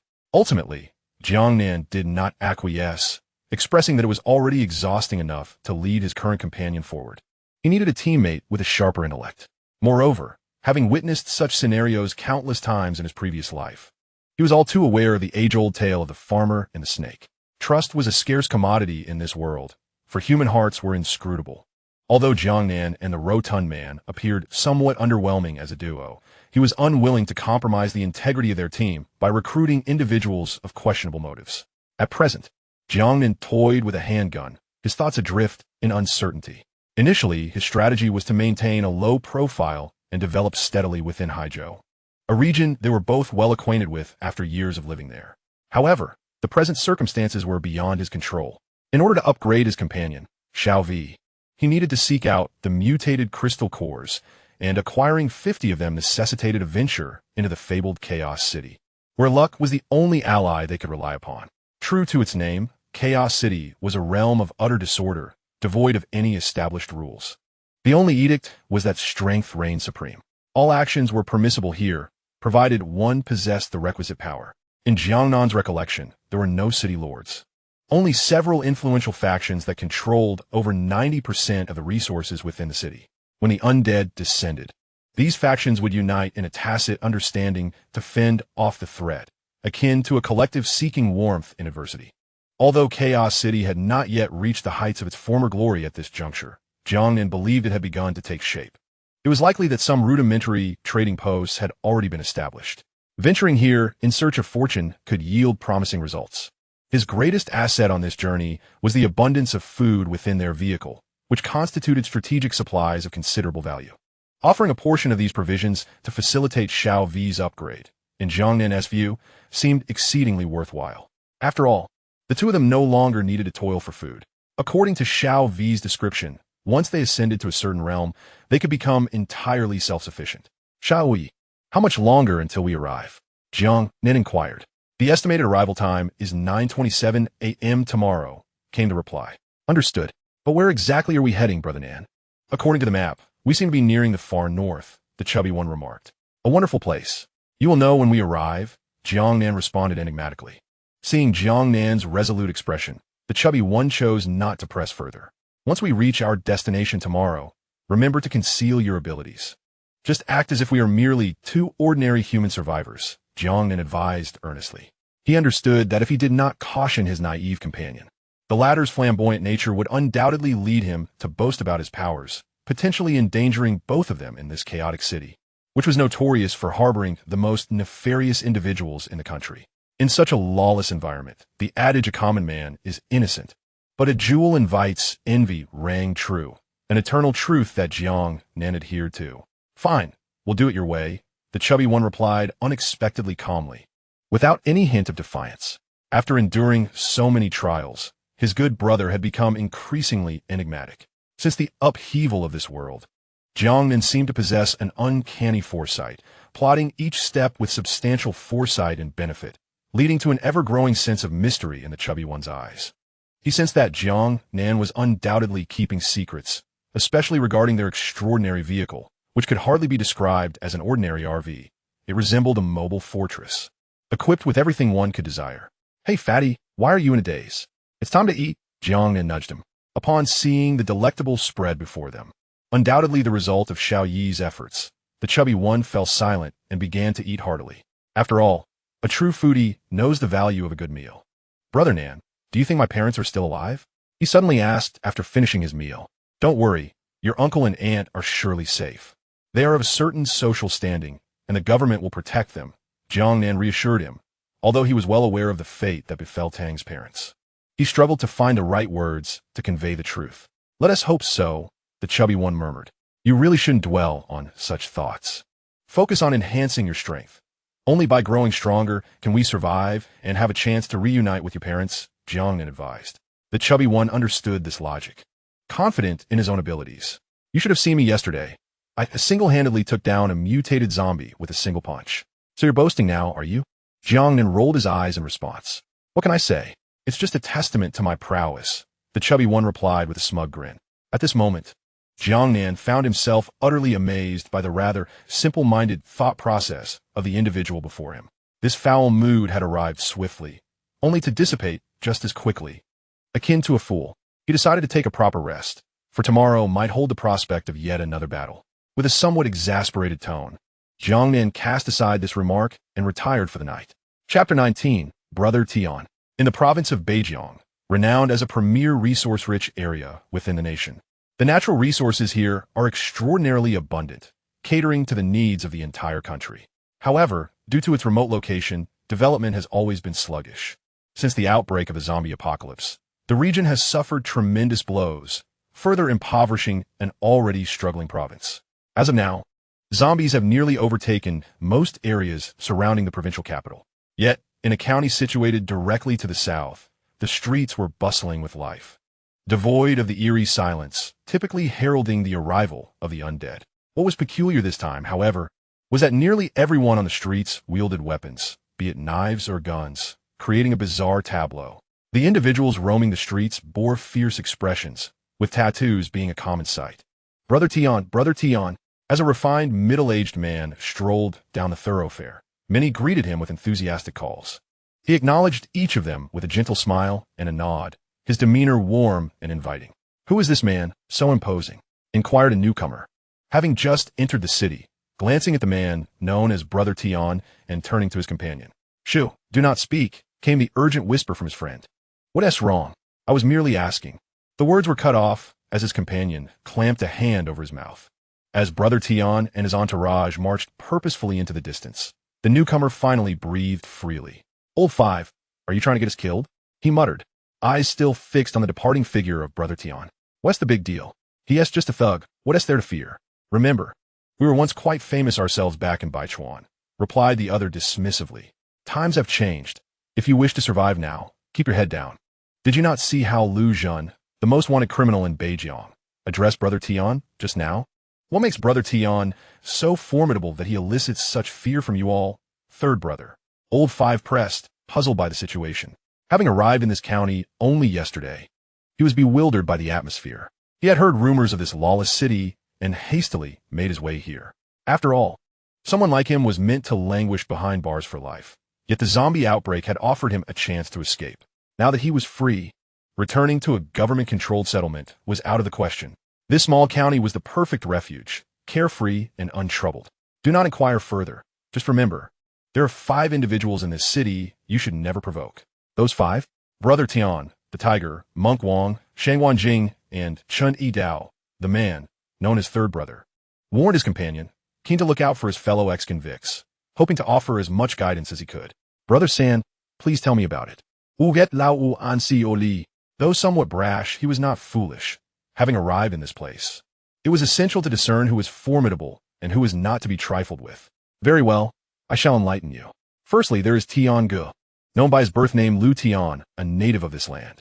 Before the apocalypse erupted, he was already a person of considerable strength in the region, and, subsequently, he has gathered several skilled individuals. He commands a following of over 1,000 now. Locals often describe him as a typical smiling tiger. Next, we have a tiger, a nationally wanted criminal, a fugitive.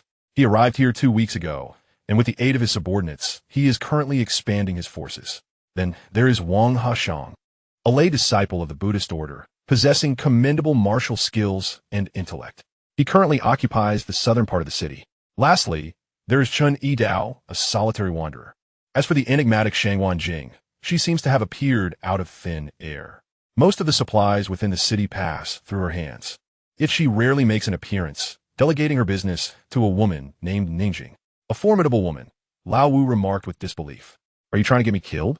Upon hearing this, Brother San was instantly alarmed. Her subordinates include highly skilled individuals. What sort of skilled individuals? You've read novels, haven't you? Yes. You're aware of those with special abilities? She has 3 such individuals in her employ. Don't speak carelessly, or you may not even know how you met your end. If you die, it's of no concern, but do not drag me down with you. I've only just escaped confinement. I wish to enjoy a few more years of life. Brother San admonished his younger companion. "Undesto, Lao U Ziplit," nodding thoughtfully after absorbing Brother San's insights. "Brother San, what are we doing today?" "We shall venture outside the city to slay some zombies. We need the crystals within them. And afterward, we will trade them for food at Shangwan Jing's Jingyan Pavilion." Oh, the 2 companions then set off towards the city's outskirts, aware that in this world, nothing comes without a price. The carefree existence they observed was surely underpinned by deeper truths. Meanwhile, at the heart of the city, within a luxurious hotel that once belonged to Tian Ge, it had naturally become his headquarters after the outbreak. The hotel boasted 9 floors, and, at this moment, Tian Ge was in his grand office on the top floor, listening to reports from his subordinates. Tian Ge, the tiger, is growing increasingly audacious. He has declared that within a month, he intends to overthrow us, a middle-aged man remarked, visibly agitated. "Leopard, do not be hasty. When heaven desires to bring calamity upon a person, it first grants them minor blessings. When heaven seeks to bless a person, it first inflicts minor calamities as a warning." Tian Ge responded with a smile. Such cultured words, but what do they mean? Leopard, perplexed by Tian Ge's statement, expressed his confusion. Never mind. It's futile to converse with someone so dull-witted. Tian Ge gazed at his most capable subordinate and couldn't help but remark, "Never mind. Let us discuss what Shangwan Jing has been up to lately." At this moment, he inquired further. "Tian Yi, could it be that you have taken a fancy to that woman? However, I have heard whispers that she was not of good character back in Yunnan and Guizhou, and is said to bring misfortune to her husbands." In a fit of rage, her in-laws expelled her, and her own family, undeterred by their influence, dared not allow her return, which is why she has ended up in our humble county, Baozi gossiped. "Why do you speak as if you were selling newspapers? Tell me what these recent individuals are engaged in," Tian Ge interjected. "Chun Yi Dao drinks daily, If he runs out, he goes to Shangguanjing for more. The tiger is constantly recruiting men and expanding his territory. As for Wang Heshang, he remains entrenched in his domain, engaged in some unknown endeavor. Regarding that woman, she is merely focused on her business. Baozi recounted with great detail. Very well, you should concentrate on training the personnel, Tian Ge concluded, waving his hand dismissively. Baozi promptly exited the office. Chapter 20. Shangguanjing today, an extraordinary pair graced the small county, and the reason was quite apparent. Unlike the usual refugees who arrived in disarray, these two appeared resplendent in their attire, arriving in an impressive luxury vehicle. These were none other than Jiang Nan and his companion, who had endured over a week of arduous travel, finally reaching this city notorious for its vices. Brother Nan, why does this place seem so intimidating? The rotund figure remarked as he alighted from the vehicle, observing the menacing faces of the bustling crowd, his trepidation evident. After all, he was but a student, unfamiliar with such scenes. Silence, stand tall, Jiang Nan whispered, surveying the once infamous chaotic city. Truth be told, this was his first visit. In his previous life, he had only heard rumors, never having set foot here. As Jiang Nan scanned the surroundings, the passers-by began to scrutinize the unexpected guests. Brother Nan, where shall we head next? The pudgy man inquired. Let us wander aimlessly, Jiang Nan replied, leading the way as his companion trailed closely behind. As the duo ventured further, the pedestrians quickly encircled the luxury vehicle, examining it with keen interest. Before long, one individual wielding a metal rod approached and struck the glass of the vehicle, evidently intent on claiming it for himself. After all, this was the chaotic city where no rules applied. However, before the rod could make contact, a gunshot rang out, and the man fell, a gaping hole appearing in his forehead. The scene sent shockwaves through the onlookers. They had not anticipated such a formidable presence from the luxury vehicle. Yet, as the saying goes, mankind perishes for wealth, and birds perish for food. Undeterred by the fallen man, another individual, driven by greed, attempted to target the mounted machine guns atop the vehicle, convinced that if he could dislodge them, the luxury vehicle would be his for the taking. However, as soon as he raised his gun, before the bullet could be fired, he collapsed to the ground. The consecutive deaths of two individuals sent a wave of fear through the crowd. Many began to retreat, yet a few remained undeterred. After suffering a few more intermittent losses, the remaining onlookers slowly dispersed. Meanwhile, Jiang Nan and the rotund fellow continued to meander through the city, though the glances directed at them had shifted somewhat. It seemed the earlier news had already spread throughout the town. Bro, where should I go to exchange some items? Jiang Nan inquired of a passerby. To the east of the city, there's a place called Jingyun Pavilion, where you can find just about anything, the passerby replied without hesitation. Upon hearing this, Jiang Nan was quite pleased and expressed his gratitude before heading east with his companion. Jiang Nan was in no rush, strolling leisurely, yet his thoughts wandered elsewhere. Jingyun Pavilion, a name that had echoed throughout the nation in his previous life, was renowned not only for its location within the chaotic city, but also for its extensive inventory, including the rarest mutated fruits. One might wonder at its prowess. The proprietor was merely a woman. Reflecting on her, Jiang Nan was reminded of past events. In his previous life, he had the fortune to meet her once.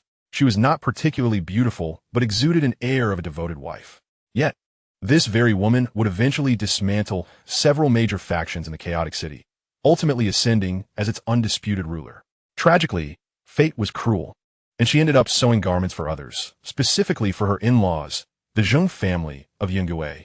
Nangu, we've arrived, the rotund fellow's voice broke through Jiang Nan's reverie, signaling their arrival. All right, let us head inside, Jiang Nan replied, returning to the present. They entered the modest shop, which was designed similarly to a bank, featuring several counters. A line of individuals awaited their turn to exchange for desired items. As the two entered, a sweet-faced young lady approached them. Welcome to our humble establishment. What can I assist you with today? Would you care to enjoy a cup of tea in our VIP room?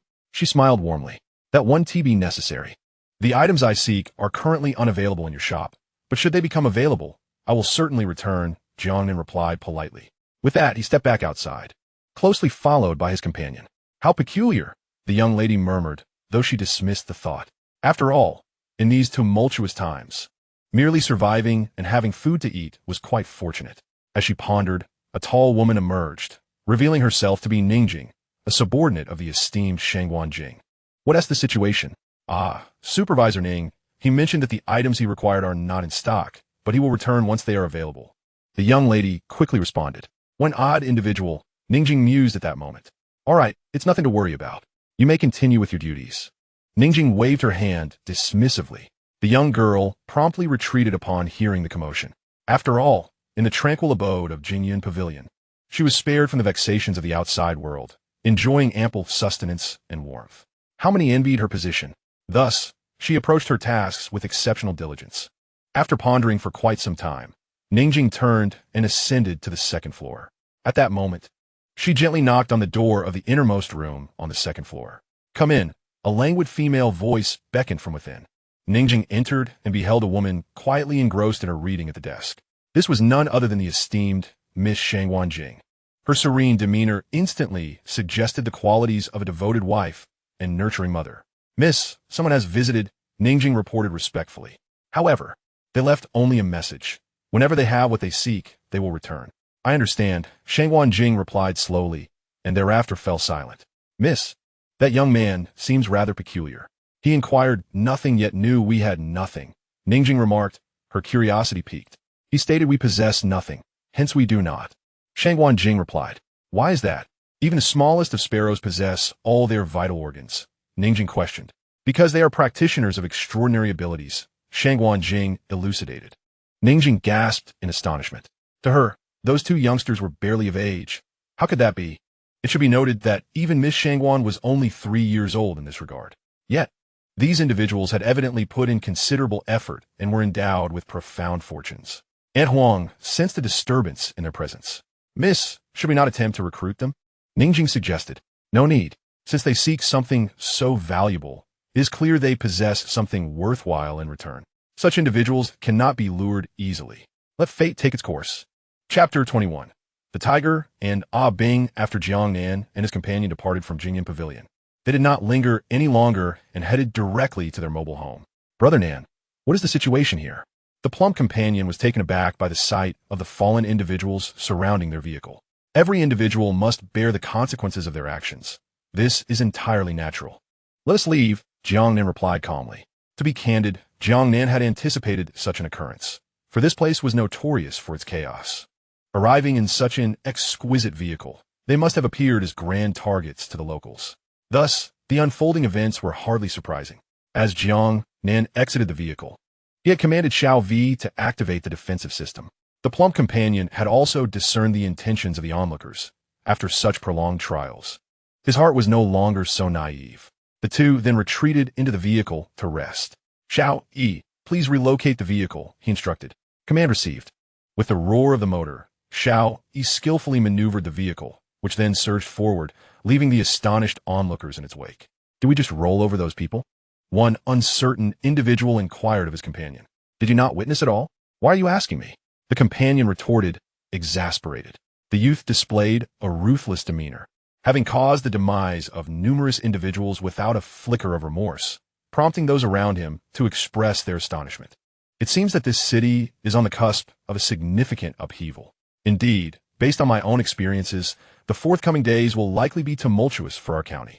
It is self-evident that this young man harbors ill intentions, particularly directed at that woman, Shangwan Jing. Could he be the discarded pretty boy from before? Enough of these baseless speculations. Let us disperse. Matters of such magnitude are beyond the comprehension of ordinary folk like us. One careless misstep could cost us dearly.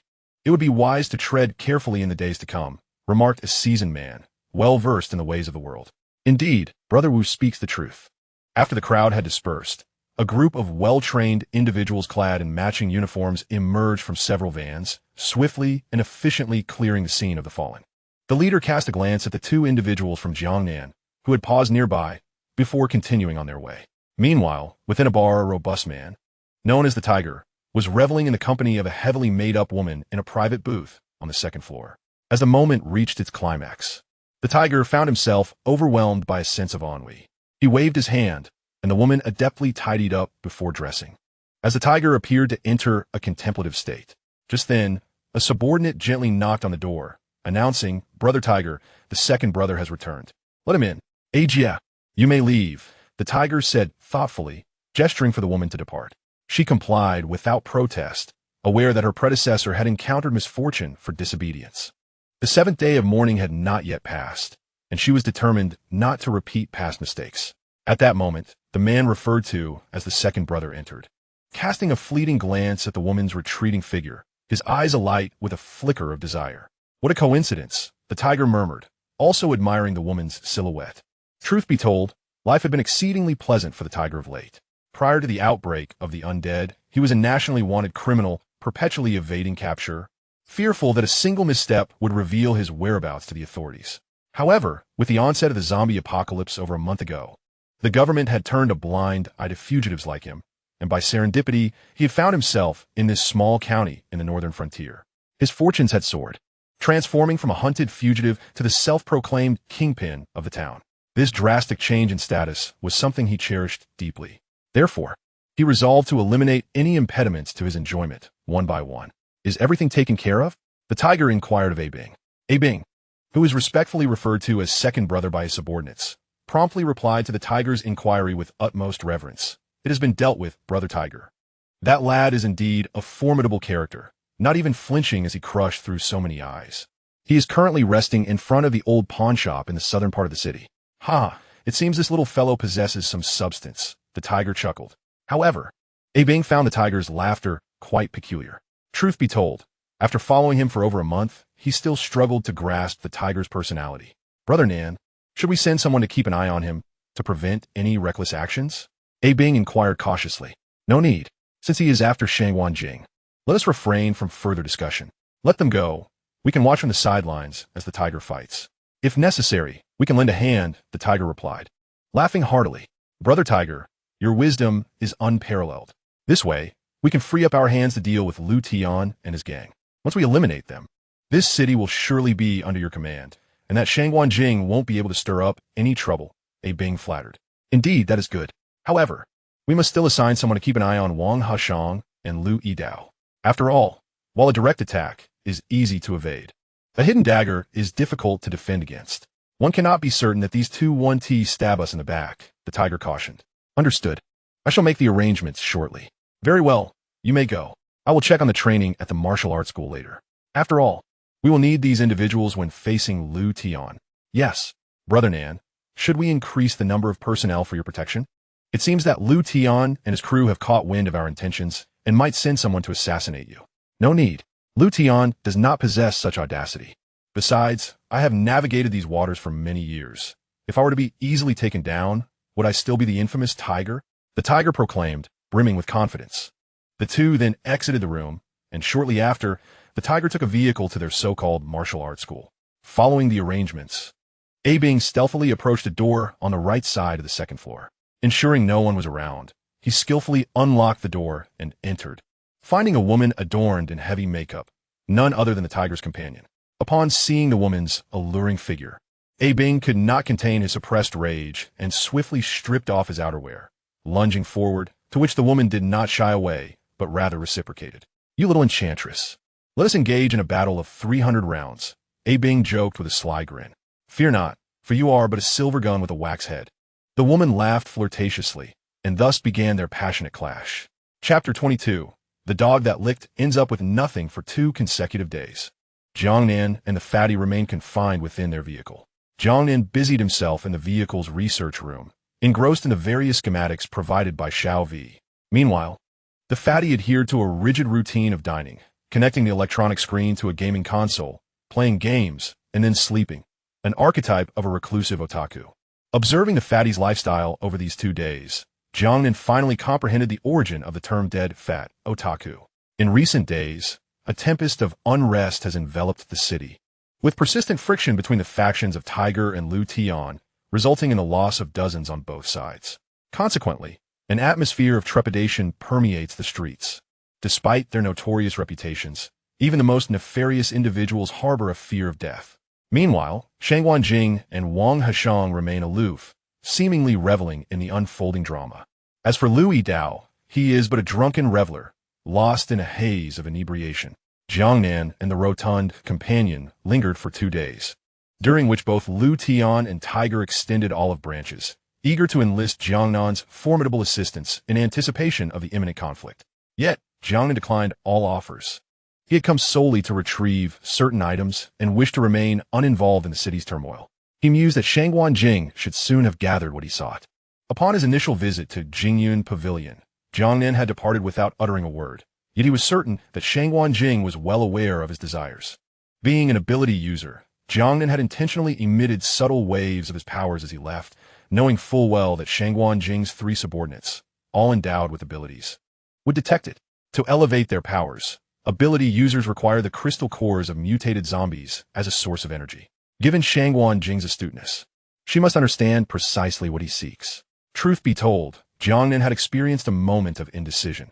His own abilities necessitated these energy crystals for enhancement, while upgrading his companion, Little V, also hinged upon acquiring them.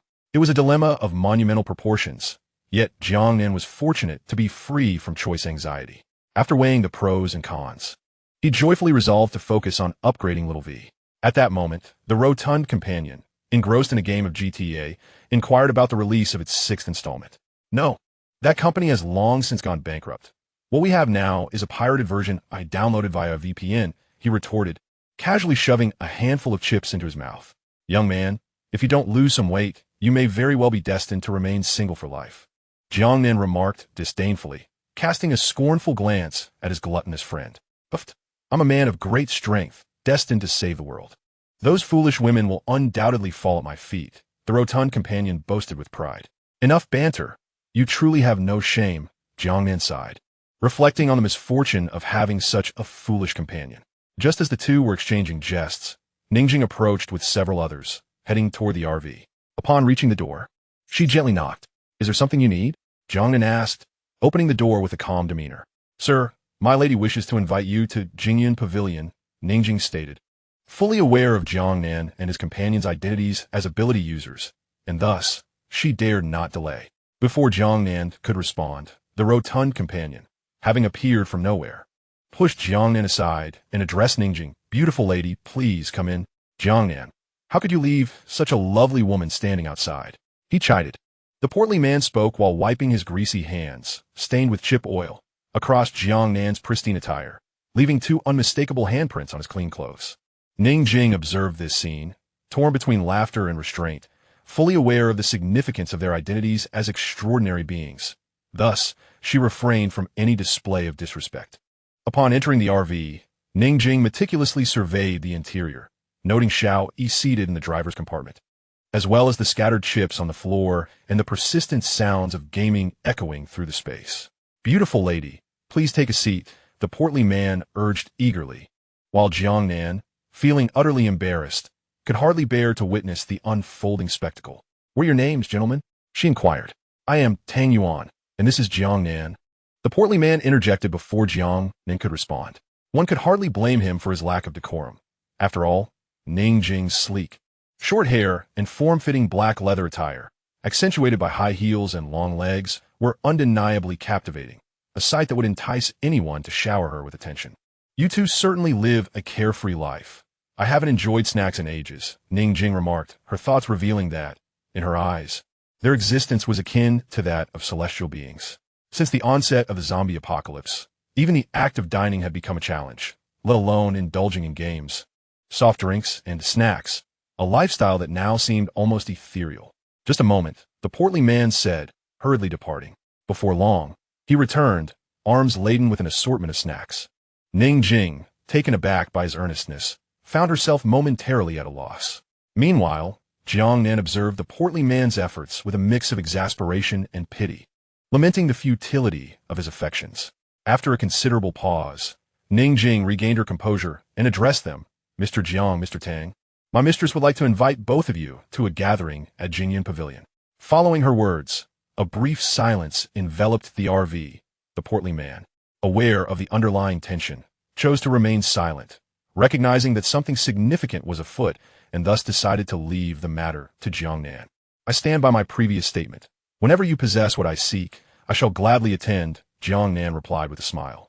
If we were to possess what Mr. Jiang desires, what would you be willing to offer in exchange? Ningjing inquired, her smile enigmatic. Rest assured, what I provide will be irresistible, Jiang Nan replied mysteriously. Very well, Mr. Jiang. Tomorrow evening, there will be a modest auction at Jingyun Pavilion. where my mistress assures us there will be items of interest to you. We hope to see you both there, Ningjing concluded. Jiang Nan mused silently on the woman's shrewdness in maximizing her gains. Nonetheless, he maintained a cordial demeanor, affirming, certainly. Then I shall take my leave for now. I look forward to your esteemed presence tomorrow evening. After Ningjing expressed her stance, she departed, initially intending to win over Jiang Nan. However, the young man was resolute in his opinions. Big white goose snacks. Do indulge a bit more, the chubby man remarked. What did Mr. Tang say? Ningjing turned back. Her curiosity piqued. Jiang Nan, glancing at the hefty figure before him, quickly replied to Ningjing, It's nothing, Miss Ning. We shall arrive punctually tomorrow evening.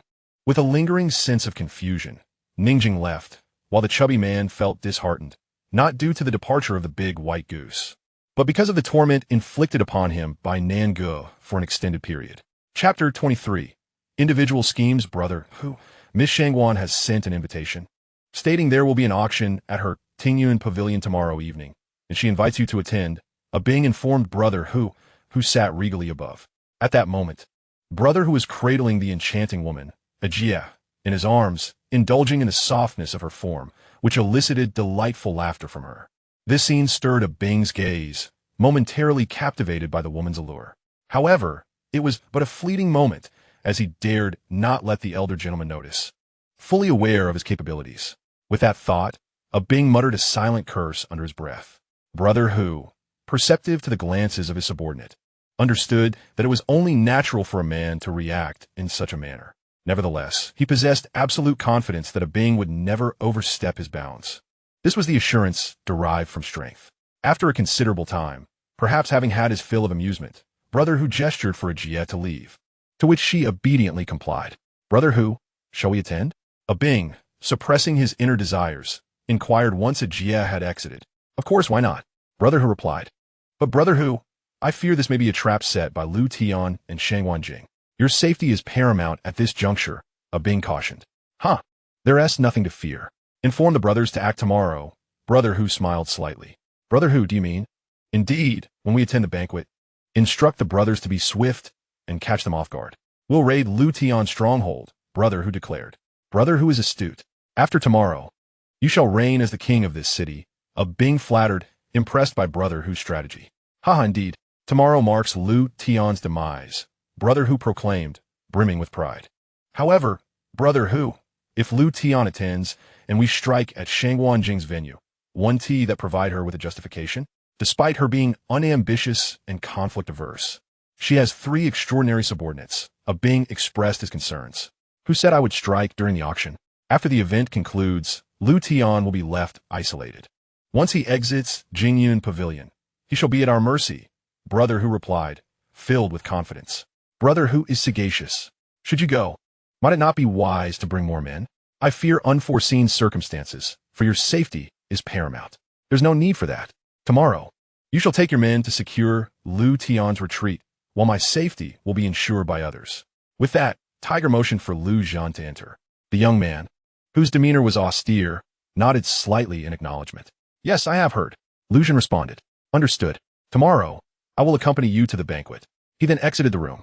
Tiger, it appears that Lu Zhan is indeed one of us, Ah Bing remarked, astonished. Indeed, Tiger replied with a sense of pride. In his eyes, as long as no significant disruptions occurred, he would undoubtedly eliminate Lu Tian's influence and ascend as the ruler of this city. He harbored no concerns regarding the safety of the auction that night. After all, his prowess in the underworld was well established. Years of evading law enforcement had honed his skills, and with Lu Zhan, a notorious fugitive, by his side, their combined strength would guarantee absolute security for the evening. Very well, proceed with your arrangements, Ah Bing. Ensure that everything goes flawlessly tomorrow night. I will check in later, Tiger commanded. Yes, Tiger. I will make the necessary arrangements and aim to capture Lu Tian in one decisive move, Ah Bing affirmed, demonstrating his loyalty. Go now. Bring Ah Jia to me. Tiger gestured dismissively. Ah Bing could not help but mutter a curse under his breath. LSP, destined to perish from indulgence. Yet, he maintained a smile as he replied, understood. Tiger. He then departed, while Tiger reveled in his newfound confidence.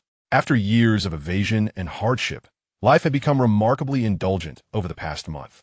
Whatever type of woman he desired seemed to present herself willingly, and he mused that he ought to have Ah Bing procure some supplements. Otherwise, he might find it overwhelming. As Tiger contemplated these matters, Ajia approached with a smile. "Little enchantress," Tiger muttered under his breath as he pulled her into his embrace, indulging in intimate escapades. Meanwhile, Lu Tian and his associates were not idle. They were equally perplexed by the unexpected invitation from Shangwan Jing. They were also grappling with the same concerns as Tiger. What if Tiger and Shangwan Jing conspired against them? What would they do if Tiger attempted to sever their escape route, while Lu Tian was preoccupied at the auction? "Brother Tian, we cannot go. This is clearly a trap set by Tiger and Shangwan Jing," Baozi urged, his loyalty to Lu Tian unwavering after nearly 2 decades of service. "Enough. If I do not attend, it will only provide them with leverage against us. How can we hold our heads high in the future?" Lu Tian asserted. "Brother Tian, allow me to take your place. It is far too perilous for you to go now. What if they take action? Your safety is of utmost importance. Do not worry. Take good care of the home and ensure that the Tiger's men do not steal anything." Lu Tian comforted his younger brother. "Moreover, should anything unfortunate befall me, the family business shall be entrusted to you. My only request is that you look after your sister-in-law diligently." Lu Tian added. "Brother Tian, Enough. Just step outside for now, Leopard." Lu Tian interrupted as Leopard sought to speak further. "Brother Tian, how about we take action tonight against the Tigers? You could leave with peace of mind tomorrow." Leopard suddenly suggested. "Enough. I have everything under control. Go check on their training at the training ground," Lu Tian replied, lightly rubbing his forehead. The recent skirmishes with the Tigers had left him utterly drained. All he desired was a moment of respite to rejuvenate his spirit. Chapter 24. Brother Tian, I shall take care of sister-in-law. The Jingyun Pavilion, being the largest trading house in the city, though modest in scale, was fully equipped with all necessary amenities. The auction house, albeit somewhat rudimentary, was functional. At 7 o'clock in the evening, thanks to Ningjing's early notifications, numerous influential individuals had already gathered. As the chief steward of Miss Shangwan Jing, Ningjing was present at the entrance, graciously welcoming the arriving guests. Dressed in a dark green qipao, Ningjing accentuated her flawless figure, her long legs evoking envy among many attendees. However, these guests were well aware that some things were best admired from afar. Any daring attempts to act upon their thoughts would result in dire consequences. At that moment, a middle-aged man in a suit, appearing benevolent yet with a bald head marred by a scar, emerged from a black sedan. This scar hinted at his past as a disciple of the Buddhist order. Anyone who allowed themselves to be entranced by his amiable facade would be gravely mistaken. It is well known that there are 5 individuals in this city who are not to be trifled with. Take, for instance, this monk Wang, although a newcomer. The day he established his authority resulted in nearly 100 casualties, all at his hands alone. Over 2 decades of rigorous Buddhist training had honed his martial prowess to an extraordinary degree. Miss Shangwan's gracious invitation, how could I possibly decline? Furthermore, the presence of such a stunning woman as Miss Ning at the entrance is quite flattering, Monk Wang remarked, smiling amiably. After years of austere Buddhist practice, he had encountered countless individuals, developing the uncanny ability to adapt his speech to suit his audience.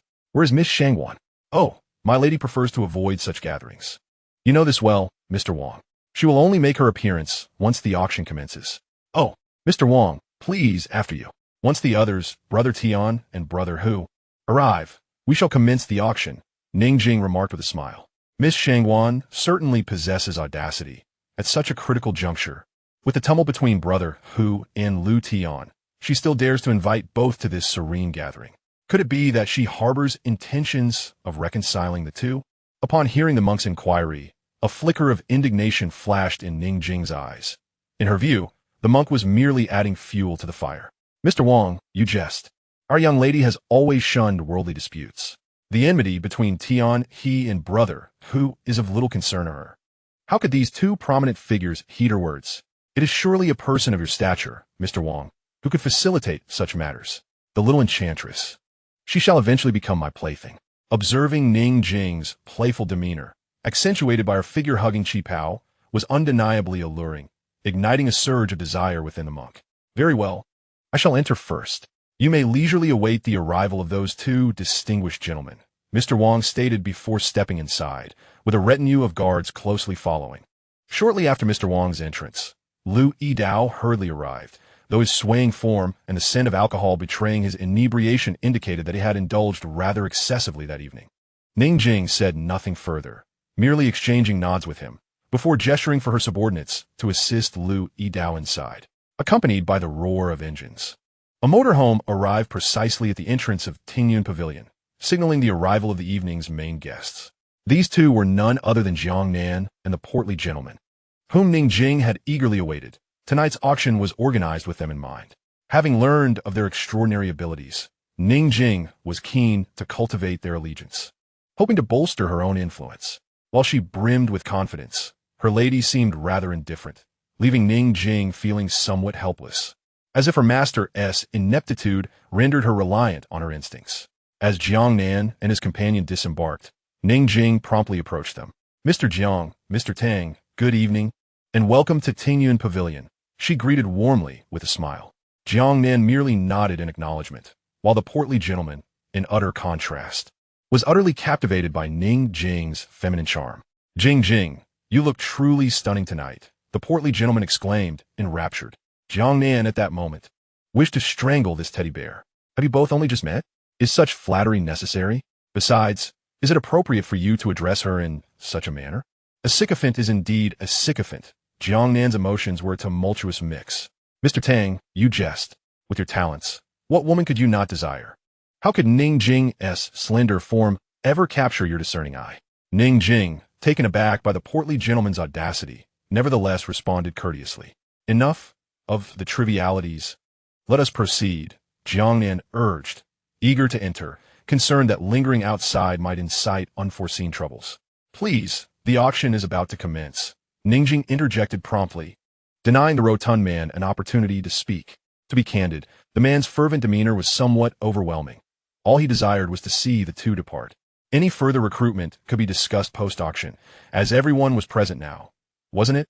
Ning Jing, wary of allowing the man to linger, feared he might utter more inappropriate remarks, which could lead to an awkward situation. As soon as they crossed the threshold, attendants guided them to their designated seats, while a throng gathered outside, observing the proceedings. At that moment, Ning Jing was enveloped in uncertainty, pondering how to navigate the situation. "Surely these two aren't here to cause trouble," she mused, eyeing the duo before her, Lu Tian and the tiger, who had seemingly conspired to arrive at the Quiet Cloud Pavilion simultaneously. "Tian Yi, I've heard things are going well for you lately," the tiger remarked, cigarette in hand, gazing at Lu Tian. "Thanks to you, brother tiger, things are satisfactory," Lu Tian replied with a nonchalant demeanor. The two conversed amiably at the entrance, yet their bodyguards stood poised, tension palpable, as if ready to pounce at any moment. "Haha, Tiangu, I hear your health has not been the best. Do take care. If anything were to happen, what would happen to your wife? But rest assured, if that day ever comes, I shall look after her well." The tiger laughed heartily as he entered, leaving Lu Tian alone, his expression dark and contemplative. Chapter 25. The auction begins. "Miss, all the expected guests have arrived. The tiger, Lu Tian, the monk, and those two brothers, Lu Yidao." Ning Jing reported respectfully to her mistress from the second floor. "Is everything arranged?" Shangguan Jing asked, not lifting her gaze from the book she held, clearly engrossed in its pages. In Ning Jing's eyes, her mistress's singular passion in life was reading. She could immerse herself in a book regardless of the surrounding chaos. "Everything is prepared. The items requested by the two brothers will be auctioned last," Ning Jing replied with utmost respect. "Very well, I understand. You may go and make the necessary arrangements." "It is time to begin," Shangguan Jing instructed, still focused on her reading. "Miss, there is a possibility that Lu Tian and the tiger may engage in a life-or-death confrontation tonight. I fear they might cause a disturbance in our venue. Additionally, that monk seems keen to partake as well," Ning Jing cautioned, reflecting on the earlier interactions. "Inform An Huang that any troublemakers are to be dealt with swiftly," Shangguan Jing stated without lifting her eyes. The ease with which such a statement flowed from the lips of this cultured beauty made the notion of violence seem as mundane as dining. "Understood." After Ning Jing finished speaking, she departed, leaving Jiang Nan in the private room, still admonishing his foolish son. "Can you refrain from being so sycophantic? Those who cater to others end up with nothing. Don't you realize?" "Wrong. It's those who flatter who ultimately possess everything," the son retorted. "Brother Nan, are you envious of me? Get lost. I have no son as foolish as you." At that moment, Jiang Nan was disinclined to engage with the humanoid teddy bear before him. Day after day, he did nothing of substance, his mind cluttered with sordid thoughts. While he considered himself a paragon of virtue, in contrast, Get lost. I am your father. I am your father. The son, Fatty, blurted out without a moment's thought. But as soon as the words left his mouth, it elicited a hearty laugh from Jiang Nan. Get lost. Stop bothering me. Observing Jiang Nan doubled over in laughter. Fatty waved his hand dismissively, irritated. The two continued their banter until a large white goose appeared in the center of the auction house, heralding the commencement of the auction. This goose was slightly inferior to Ning Jing, yet for such a venue, it was a decent offering. In the past, it would have fetched a price of at least 5,000. Fatty commented critically. Have you ever seen one? No, but my neighbor told me about it. Fatty rolled his eyes. As the beautiful host in the center of the venue concluded her introduction of the auction rules, the bidding began. Naturally, Jiang Nan held no interest in these items. His focus was solely on the mutated crystal cores. Brother Nan, do you understand? Of course. It's simply a matter of exchanging food for items, Jiang Nan replied. By the way, Brother Nan, what exactly are we bidding on tonight? Fatty asked, puzzled. Having been in the city for several days without a clue about their intentions. You'll know once you see it. Besides, you've waited over a week. Waiting a few more hours is nothing. In essence, tonight's auction involved exchanging food for auction items, with food counted solely by weight. The highest bidder would claim the goods. The first item up for auction was a sniper rifle. Jiang Nan, however, had no interest in such things. He could fabricate firearms in his laboratory, making the exchange for food unnecessary. The second item was a suit of armor made from an unknown material, which showed minimal wear even after a powerful strike. This item sparked the buyer's desire, as they were currently living in a zombie apocalypse where encounters with the undead had become routine. No one wished to suffer injuries, and possessing this armor would significantly enhance one's safety. Consequently, nearly everyone in the room began to bid frantically. Even Tiger and his companions joined in, for they were ordinary people who had attained a certain status and feared for their lives. People claimed that food was scarce, yet tonight, Jiang Nan saw no evidence of this scarcity. Within a mere few minutes, the bidding had surged to 300 pounds of food. That was no trivial sum. It was equivalent to a significant weight of sustenance. Well, Brother Tian bids 1,300. Is there anyone willing to offer more? The enchanting host declared with fervor. 1,300 going once. 1,300 going twice. 1,300 going thrice. Sold. With the finality of the gavel strike, Lu Tian successfully acquired the battle attire he desired. Meanwhile, in the adjacent room, the tiger wore a grim expression, lost in his thoughts. Go! Inform Ah Bing to prepare for action. The tiger instructed one of his underlings after a prolonged silence. Understood, Brother Hu, the subordinate promptly replied before departing. The tiger, casting a glance at the still smiling Lu Tian, revealed a sinister grin. In his eyes, Lu Tian had already become a mere specter. The auction continued. Brother Tian, it appears that the tiger's men have left, likely returning to their base. One of Lu Tian's subordinates reported as he admired the battle attire that had just been presented. All right, I understand. Notify Leopard to be cautious of any ambush from the tiger at the base. Lu Tian responded nonchalantly. Yes, sir. The subsequent items up for bid were largely unremarkable, with a few noteworthy pieces being swiftly claimed by others. Notably, neither Lu Tian nor the tiger made any purchases. Meanwhile, in a small room, Shangguan Jing and Ning Jing monitored the proceedings of the auction through surveillance. Miss, this individual truly possesses remarkable composure. He hasn't acquired a single item despite the plethora of offerings, Ning Jing remarked, her disbelief evident. In her view, the items presented at the auction, while not extraordinary, were certainly desirable enough to incite a frenzy among buyers. Yet, Jiang Nan appeared utterly disinterested. Now that he has entered the realm of the extraordinary, how could such mundane possessions captivate him? Shangguan Jing replied softly. Nodding in agreement with her mistress, Ning Jing acknowledged the immense power of these extraordinary beings, perceived by outsiders as divine. Their abilities to alter rivers and mountains were mere basic skills. Their combat prowess was unparalleled by ordinary individuals, especially in a world that increasingly favored their kind. By the way, miss, both the tiger and Lu Tian's men have exited. It is likely that they will clash soon. Ning Jing noted. Just a skirmish among ants, Shangguan Jing remarked. So what shall we do? As long as no conflict arises within the establishment, let them be. Chapter 26, What a Family. The auction continued, with the majority of attendees still filled with enthusiasm. After all, witnessing such a multitude of fine items was a pleasure, even if one could not claim them. However, the expressions of those seated in the front row varied, their thoughts concealed.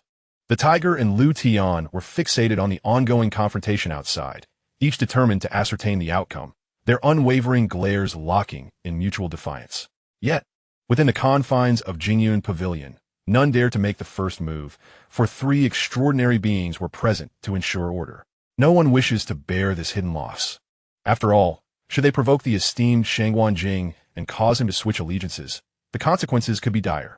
Thus, an oddly tense atmosphere enveloped the scene, with the two adversaries glaring fiercely at each other, their eyes seemingly poised to devour one another, yet neither dared to strike first. Meanwhile, sitting between them, Wang the monk sensed the palpable tension, glancing left and right, amused by the spectacle. Unable to contain himself, he let out a chuckle, only to feel a wave of embarrassment wash over him. A quick glance at the two was enough to remind him that their spirits had undoubtedly plummeted. Should they catch wind of his laughter, he would be in deep trouble. After all, these two had been at odds for days, and a victor would soon emerge. It suited him well to observe their clash from afar, but if his laughter pulled him into the fray, the cost would be unwarranted. Yet upon a closer look, he realized both were too engrossed in their own animosity to notice him, allowing him to breathe a sigh of relief and sit up straight. Among the gathered crowd, the individuals with the least pressure were Jiang Nan and the fatty, who continued their banter. They had come solely for the mutated crystal cores and wished to remain uninvolved in the chaotic affairs of the city. Jiang Nan had resolved that tonight he would acquire the items and leave. He was aware that the conditions for upgrading Xiao V extended beyond the 50 mutated crystal cores to include other materials he must seek out. He had no time to waste here. Ladies and gentlemen, we now present the final item for tonight's auction. Crystals harvested from the bodies of zombies. Announced the beautiful hostess on stage. Jiang Nan instantly perked up. What utility could these serve? Upon hearing that the final item was such a thing, the crowd erupted into a cacophony of voices. Indeed, these are worth less than a few machine guns. Guests, the true purpose of these crystals remains a mystery, and it is up to you to explore their potential. Who knows what delightful surprises may await? The smiling hostess continued, aware that her job was precarious. Should she falter and ruin the auction, those in the upper echelons might well turn on her, perhaps even calling for a dirge in her honor. Better than 2 packets of instant noodles. Now, there are a total of 100 crystals, with a starting bid of 500 gene of food. Each increment must not be less than 10 gene. Let the auction begin. Ignoring the raucous voices from below, she knew that engaging with them would only incite further chaos. So she opted for a decisive approach. 1,000 gene, Jiang Nan exclaimed as soon as the hostess finished her sentence. The crowd gasped at his bid. After all, in this city, merely having enough to eat was a challenge for many. 1,000 gene? What sort of family are you from, my good sir? Do you lack trinkets for your legs? Need a warm blanket? At this moment, the thoughts of those present in the venue diverged significantly from those of Lu Tian and his companions. Following Jiang Nan's earlier remarks, it became evident that this young man was not there to trouble Guanjing. Rather, his purpose was to acquire a particular item of great significance. This notion resonated deeply within the hearts of Lu Tian, the tiger, and the monk. I bid 1,100 gene, Lu Tian declared promptly. 1,005. The tiger countered defiantly. 1,007, the monk quickly added, escalating the stakes. As the guests observed the frenzied bidding among the four, many within the crowd couldn't help but mutter disparagingly about the extravagance on display. What kind of families do they come from, so affluent? This is food we're talking about. Are they truly willing to squander it over a few worthless crystals? Such sentiments echoed collectively in the minds of the onlookers. 3,000, Jiang Nan stated without hesitation. His utterance set the venue ablaze with excitement. While others raised their bids by a few hundred, he had jumped by 1,000. Brother Nan, what are you doing? This is 3,000 gene of food, not merely 3,000 yuan. The fat man exclaimed, nearly on the verge of tears. In his view, such reckless spending was unfathomable. Though both parties were indeed wealthy with ample supplies, such wastefulness was beyond comprehension. Don't speak. I'll explain later, Jiang Nan replied in a low tone. At this moment, the other three turned their gazes towards Jiang Nan in unison. In their minds, while they acknowledged his strength, they could not fathom such vast resources.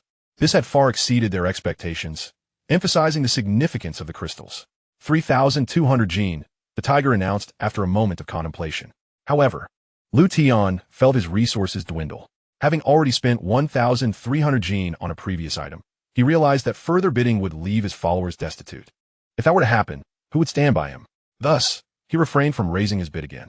3,500 Jean, the monk declared, resolute in his determination. Are you truly going to contest with me? The tiger responded, visibly displeased by the monk's bid. Did I not say that the highest bidder wins? The monk replied, waving his hand dismissively.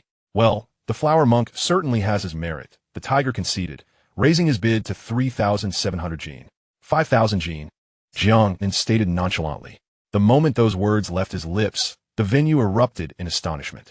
5,000 Jean of food was an extraordinary sum, enough to sustain a person for many years. Sir, a bid of 5,000 Jean has been placed. Is there anyone else willing to raise the bid? The beautiful host inquired, her excitement palpable. Gazing upon Jiang Nan's visage, coupled with his evident wealth, she resolved to engage him in a deeper conversation once the auction concluded. With the host's decisive hammering of the gavel, Jiang Nan joyfully secured the mutated crystal cores for the price of 5,000 Jean of food. Meanwhile, the fat man lamented sorrowfully, muttering, how'd I end up raising such a prodigal child? As Jiang Nan successfully acquired the mutated crystal cores, the auction came to a formal conclusion. Chapter 27. Better to dismantle 10 temples than to ruin a marriage. With the auction concluded, the subsequent processes became rather straightforward, merely culminating in the final transactions. Once all exchanges were completed backstage, the 100 mutated crystal cores were smoothly obtained, leaving the surrounding crowd in awe of Jiang Nan's grandeur. During the transaction, the enchanting hostess had been casting flirtatious glances at Jiang Nan, her intentions unmistakable. Naturally, those around them noticed, sharing amused smiles. After all, such occurrences are commonplace among men, and Jiang Nan, being rather handsome, might even find himself at a disadvantage in such a scenario. However, Jiang Nan harbored no thoughts regarding this alluring woman. He was currently preoccupied with his daily endeavors, and the prospect of taking on an additional burden was unappealing. He was already exhausted from nurturing the naive individual before him, and the idea of adding another encumbrance was simply unbearable. All right, let's go, Jiang Nan said to his companion, the rotund man beside him. Their objectives had been achieved. There was no reason to linger any longer. At that moment, the rotund man was heartbroken, for he lamented the loss of 5,000 pounds of grain, a loss that would pain anyone, particularly in their current circumstances. Jiang Nan's bid had begun nearly an hour ago, and for that entire duration, his companion had been vocalizing his woes. Just as they were about to turn away, a figure emerged, Ning Jing, who approached them with graceful strides and a smile. Mr. Jiang, Mr. Tang, congratulations on your acquisition. My lady is hosting a banquet upstairs and wishes to invite you both. Would you do us the honor? No, thank you, Jiang Nan replied without turning back, leaving Ning Jing looking utterly bewildered. In her view, it was customary for one to accept such social invitations, yet Jiang Nan had coldly declined. Time was of the essence, and, as the two men prepared to depart, Ning Jing realized that failing to accomplish her lady's task would spell disaster for her. Thus, she hurriedly pursued them. Mr. Jiang, please wait a moment.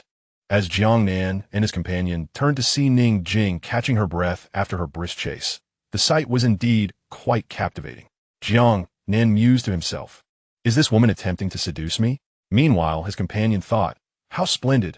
I wish I could dive right in. What is it, Miss Ning? Jiang Nan inquired, puzzled. Mr. Jiang, my lady mentioned that if you would consider accepting the invitation, she would offer you an unexpected surprise. Do tell, Jiang Nan responded. Once spoken, it would no longer be a surprise. Ning Jing could only mumble vague words, realizing she had improvised entirely, given her lady's carefree disposition. It was improbable she would utter such a statement. However, one cannot help but worry about their young lady, particularly considering the tenacity of that family from Yunnan and Guizhou, who may knock on their door at any moment. The presence of these two extraordinary individuals from Jiang Nan undoubtedly bolsters their strength significantly. In such circumstances, they would not be so passive when confronting that group in the future. Thus, it is imperative to secure these two individuals, regardless of the means required. At this moment, Jiang Nan discerned that Ning Jing was being disingenuous. To be frank, he was somewhat eager to meet the formidable Shangwan Jing from a past life. This woman had ascended to become the uncrowned queen of this city. However, Jiang Nan's current capabilities were insufficient. He was in urgent need of enhancing his power. Additionally, a vital reason for his reluctance lay in the ongoing conflict between the two dominant factions of this chaotic city. He had no desire to become entangled in their animosities. Ning Jing, observing Jiang Nan's impenetrable demeanor, was filled with frustration. Yet, in her efforts to win over these two, she resolved to endure for the time being, vowing to settle the score later. Brother Tang, shall we share a meal? Since Jiang Nan was unyielding, Ningjing shifted her focus to the rotund man beside her, viewing this as a strategic approach, albeit one that required a hefty price. My lady, I am merely sacrificing my charms for your sake, Ningjing said playfully, shaking the man's arm. Upon hearing this, Jiang Nan was momentarily taken aback, as were all present, for they had never witnessed Ningjing in such a light. Indeed, it seemed that wealth had its privileges, with beautiful women readily offering their affections. The crowd buzzed with excitement at this unexpected display. At that moment, Ningjing was entirely unperturbed by the surrounding chatter. Her priority was to secure the allegiance of these two men. The rotund fellow, on the other hand, was clearly intoxicated by the attention, having never before experienced such treatment in his long life. The sensation was utterly delightful, and he wished for more such encounters, believing himself to be at the pinnacle of his existence. Absolutely no problem. Shall it be in the car or your room? He blurted out, revealing his lack of decorum. Jiang Nan contemplated whether he should abandon this foolish individual, opting instead for a life devoid of emotional entanglements. Isn't that a bit too hasty? Ningjing's cheeks flushed with embarrassment. Throughout her life, no one had dared to speak to her in such a manner, yet she found herself in a precarious situation. Have some dignity. Jiang Nan could no longer tolerate the rotund man's foolishness and delivered a playful smack to his head. Miss Ning, please lead the way, he instructed. Of course, gentlemen. Right this way. Ningjing quickly regained her composure, her authoritative demeanor returning. She was immensely grateful that Jiang Nan had come to her rescue. Otherwise, she would have been at a loss for how to extricate herself from this awkward situation. Having spent her life by Shangwan Jing's side and never having encountered such circumstances before, Brother Nan, you have ruined a marriage, the fatty lamented with palpable resentment. It seems that you are losing your mind, Jiang Nan retorted without hesitation.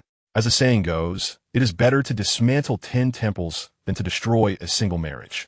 Young man, your actions will surely attract divine retribution. At this moment, the fatty assumed an air of arrogance, shedding his previous foolish demeanor. The two followed Ningjing's lead to a private room on the second floor, where they found Lu Tian and his companions already present. The atmosphere around the dining table was unmistakably tense. The arrival of Jiang Nan and the fatty surprised those seated at the table, and they gazed at the pair with curiosity. The woman seated at the head of the table, upon noticing their entrance, paused for a moment before smiling and inviting them to take their seats. Chapter 28. An ominous atmosphere. As everyone settled down, the cunningly orchestrated banquet was about to commence. This was undoubtedly a distressing gathering, though Jiang Nan and the fatty appeared to be the least affected, simply enjoying their meal while ignoring the intricate machinations around them. They had no desire to engage in the entangled grievances of these local power players, and, as outsiders, they deemed it inappropriate to meddle in such affairs.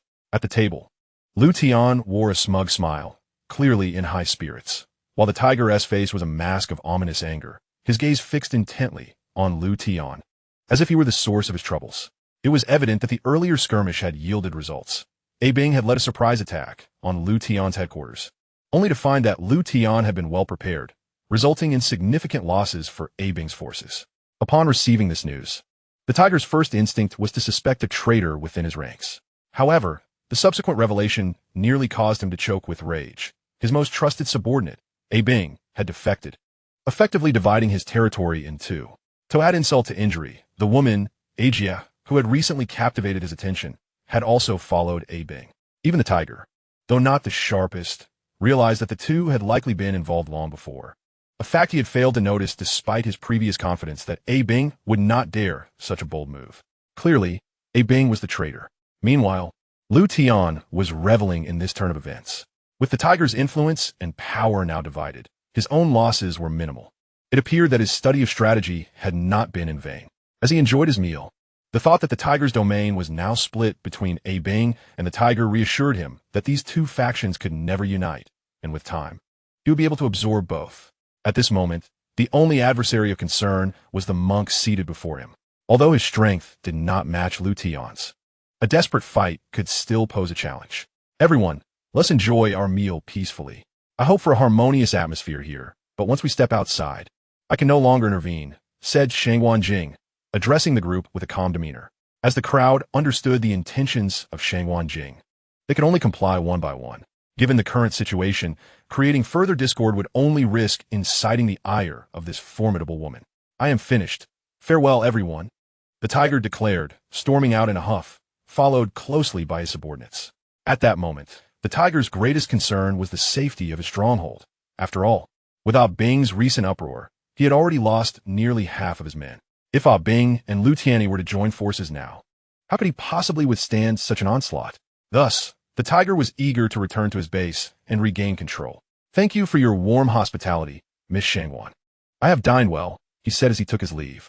After the tiger departed, Liu Tian also rose to bid farewell. I have some matters to attend to at home. Farewell, Miss Shangwan. Naturally, Wang the monk, curious about the prevailing situation, hurriedly followed suit. In an instant, the spacious private room was left with only Shangwan Jing, her maid, and the Jiang Nan brothers. We too have eaten well. Farewell, Jiang Nan said, not wishing to linger any longer given the abrupt conclusion of the gathering. This was the best outcome, with everyone remaining unscathed. The only unfortunate party seemed to be the tiger, whose brother had betrayed him, and who now faced an unexpected expanse of challenges. Mr. Jiang, please take your time, Shangwan Jing said. Though she appeared to be a woman uninterested in worldly affairs, the opportunity to recruit a skilled individual who had presented himself was too enticing to overlook. Otherwise, she might risk becoming an ethereal being detached from reality. Mr. Tang, I have some private matters to discuss with Mr. Jiang. Might I impose upon you to allow me a moment of privacy? I shall have a Jing show you to a resting area, Shangwan Jing remarked. Turning to the portly man, he remained silent, casting a glance at Jiang Nan, seeking his approval. Although he was straightforward, he understood the necessity of caution. Go ahead, Jiang Nan replied after a moment of contemplation. The portly man then followed a Jing out, leaving only Shangwan Jing and Jiang Nan in the vast room. The atmosphere grew strangely tense. Perhaps due to a recent glass of red wine, Shangwan Jing's cheeks flushed slightly, exuding a captivating charm.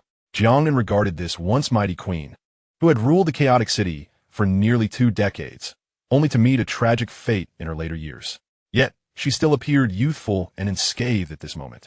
I wonder, Miss Shangwan, what matters you wish to discuss with me? Jiang Nan inquired. Mr. Jiang, as you must be aware, in this world, one cannot succeed alone. It is far wiser for us to band together for mutual support, Shangwan Jing stated directly, her intent to recruit evident. Oh, so we are to band together. Who will support whom? Jiang Nan replied with a slight smile. Naturally, you will support me, Shangwan Jing responded without hesitation, but as the words left her lips, she felt a rush of warmth to her face. He did not anticipate how such words could be so provocative, and Jiang Nan, too, felt his cheeks flush with embarrassment. He had not expected Shangwan Jing to speak in such a manner. What was meant to be a pleasant conversation had devolved into a frivolous exchange between the two. I am accustomed to solitude, and I'm ill-suited to work under someone else. I kindly ask Miss Shangwan to seek out a more capable individual, Jiang Nan stated resolutely. Mr. Jiang, will you not reconsider? You must understand that I am currently the only one in possession of those resources, which could facilitate your rapid enhancement of power. And your brother as well? Shangwan Jing said, her tone laced with persuasion. Let's not pursue this further. One is at a disadvantage when indebted to another. I fear that if I were to accept Miss Shangwan's offerings, I would find it difficult to repay in kind, Jiang Nan remarked, his words laden with implication. What do you mean, Mr. Jiang? Shangwan Jing maintained her composure, though curiosity flickered in her eyes. Yingge, Zheng family, Jiang Nan revealed, and upon hearing these words, Shangwan Jing's calm demeanor faltered, her expression shifting to one of alarm. Yet, her panic was fleeting, quickly replaced by a furrowed brow as she pressed. How do you know this? Who are you? My identity is inconsequential. What matters is that I hope Miss Shangwan will not force my hand. I'm not particularly astute, and who knows what actions I might take under duress. I trust you would prefer to avoid that scenario, Jiang Nan replied with a tranquil demeanor. Are you threatening me? Shangwan Jing, now filled with malice, questioned sharply. Not at all. I am merely considering your interests, Miss Shangwan. I hope you can comprehend my intentions, as it will be beneficial for all parties involved. Following this exchange, both fell into silence, the atmosphere chilling to a frigid intensity. Chapter 29. A disagreement sparks conflict. What exactly do you desire? After a lengthy pause, Shangwan Jing finally inquired. Upon hearing her question, Jiang Nan could not help but chuckle, reflecting on the nature of women and their propensity for creating unnecessary turmoil. Miss Shangwan, you have misinterpreted the situation. It is not a matter of what I desire. but rather what you wish to do, Jiang Nan replied with a subtle smile. Shangguan Jing, taken aback by Jiang Nan's words, found herself contemplating. In her view, Jiang Nan's earlier statements were evidently calculated, with the mention of the Yun Gui Zheng family serving as irrefutable proof of his extensive preparations. She surmised that Jiang Nan could easily leverage this information to coerce her into relinquishing the coveted mutated crystal cores, yet he chose not to. This left her puzzled, leading her to ponder the underlying motivations behind Jiang Nan's actions. Had Jiang Nan been aware of the multitude of thoughts swirling in Shangguan Jing's mind within such a brief span, he would have undoubtedly remarked on the formidable nature of women. Ultimately, Jiang Nan's intentions were rather straightforward. He sought to acquire the mutated crystal cores swiftly, wishing to avoid unnecessary complications. Moreover, he considered himself a gentleman and felt it inappropriate to exploit a woman, particularly one who had endured considerable hardship. It is a natural instinct for men to feel a protective urge towards the vulnerable. I am unaware of how Mr. Jiang conducted his investigation into me, nor do I comprehend the motives behind his actions. After a considerable interval, Miss Shangguan slowly spoke. Do you suspect that I am probing into your identity and background? Jiang Nan replied in astonishment. Is it not so? Were it not for an intentional inquiry, who would possess knowledge of my affairs? Miss Shangguan remarked calmly, her heart now viewing Jiang Nan as a ruthless scoundrel, willing to employ any means to achieve his ends. Miss Shangguan, you are indeed as perceptive as snow. Jiang Nan commented. Mr. Jiang, please be forthright. What conditions must be met for you to agree not to disclose these matters? At that moment, it was evident that Miss Shangguan had lost interest in conversing with this rogue, despite her initial intention to win him over. However, the fact that Jiang Nan had investigated her behind her back was something she found intolerable. I have no conditions. I merely wish for Miss Shangguan to allow my two companions and me to depart without further complications, Jiang Nan stated bluntly. Are you attempting to entice me by feigning disinterest? Miss Shangguan furrowed her brow. Speak plainly. What is it that you truly desire? I do not wish to repeat myself. She continued. Miss Shangguan, one should not view everyone as malevolent. Though the human heart is inscrutable, there are still those foolish enough to uphold their sense of justice. Jiang Nan said contemplatively. How can one ascertain the truth of your words? Miss Shangguan retorted, only to feel she had overstepped her bounds.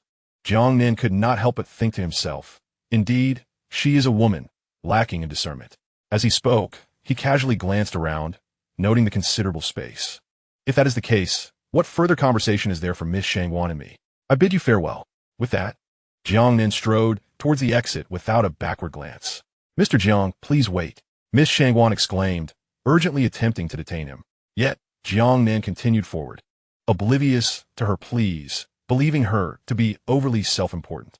He had no desire to continue the dialogue with her, having been reluctant to engage in the first place. Were it not for his companion, they would have long since departed. Jiang Nan appeared indifferent to Miss Shangguan's words, resolutely advancing. However, just as he reached the door, he was confronted by a plainly dressed middle-aged woman who blocked his path. Behind her stood two stern-looking middle-aged men, forming a wall that enclosed Jiang Nan. This must be what people refer to as Miss Shangguan's 3 extraordinary agents, he mused. What is this? Do you intend to resort to violence? Jiang Nan turned to face the seated Miss Shangguan, his voice icy. Mr. Jiang, please do not misconstrue our intentions. She began to explain, but before she could elaborate, Jiang Nan took action. Drawing his sidearm, he aimed it at Miss Shangguan and fired. You dare! The leading woman cried out in alarm upon witnessing Jiang Nan's threat towards her mistress, yet she did not remain idle, quickly rushing toward Miss Shangguan.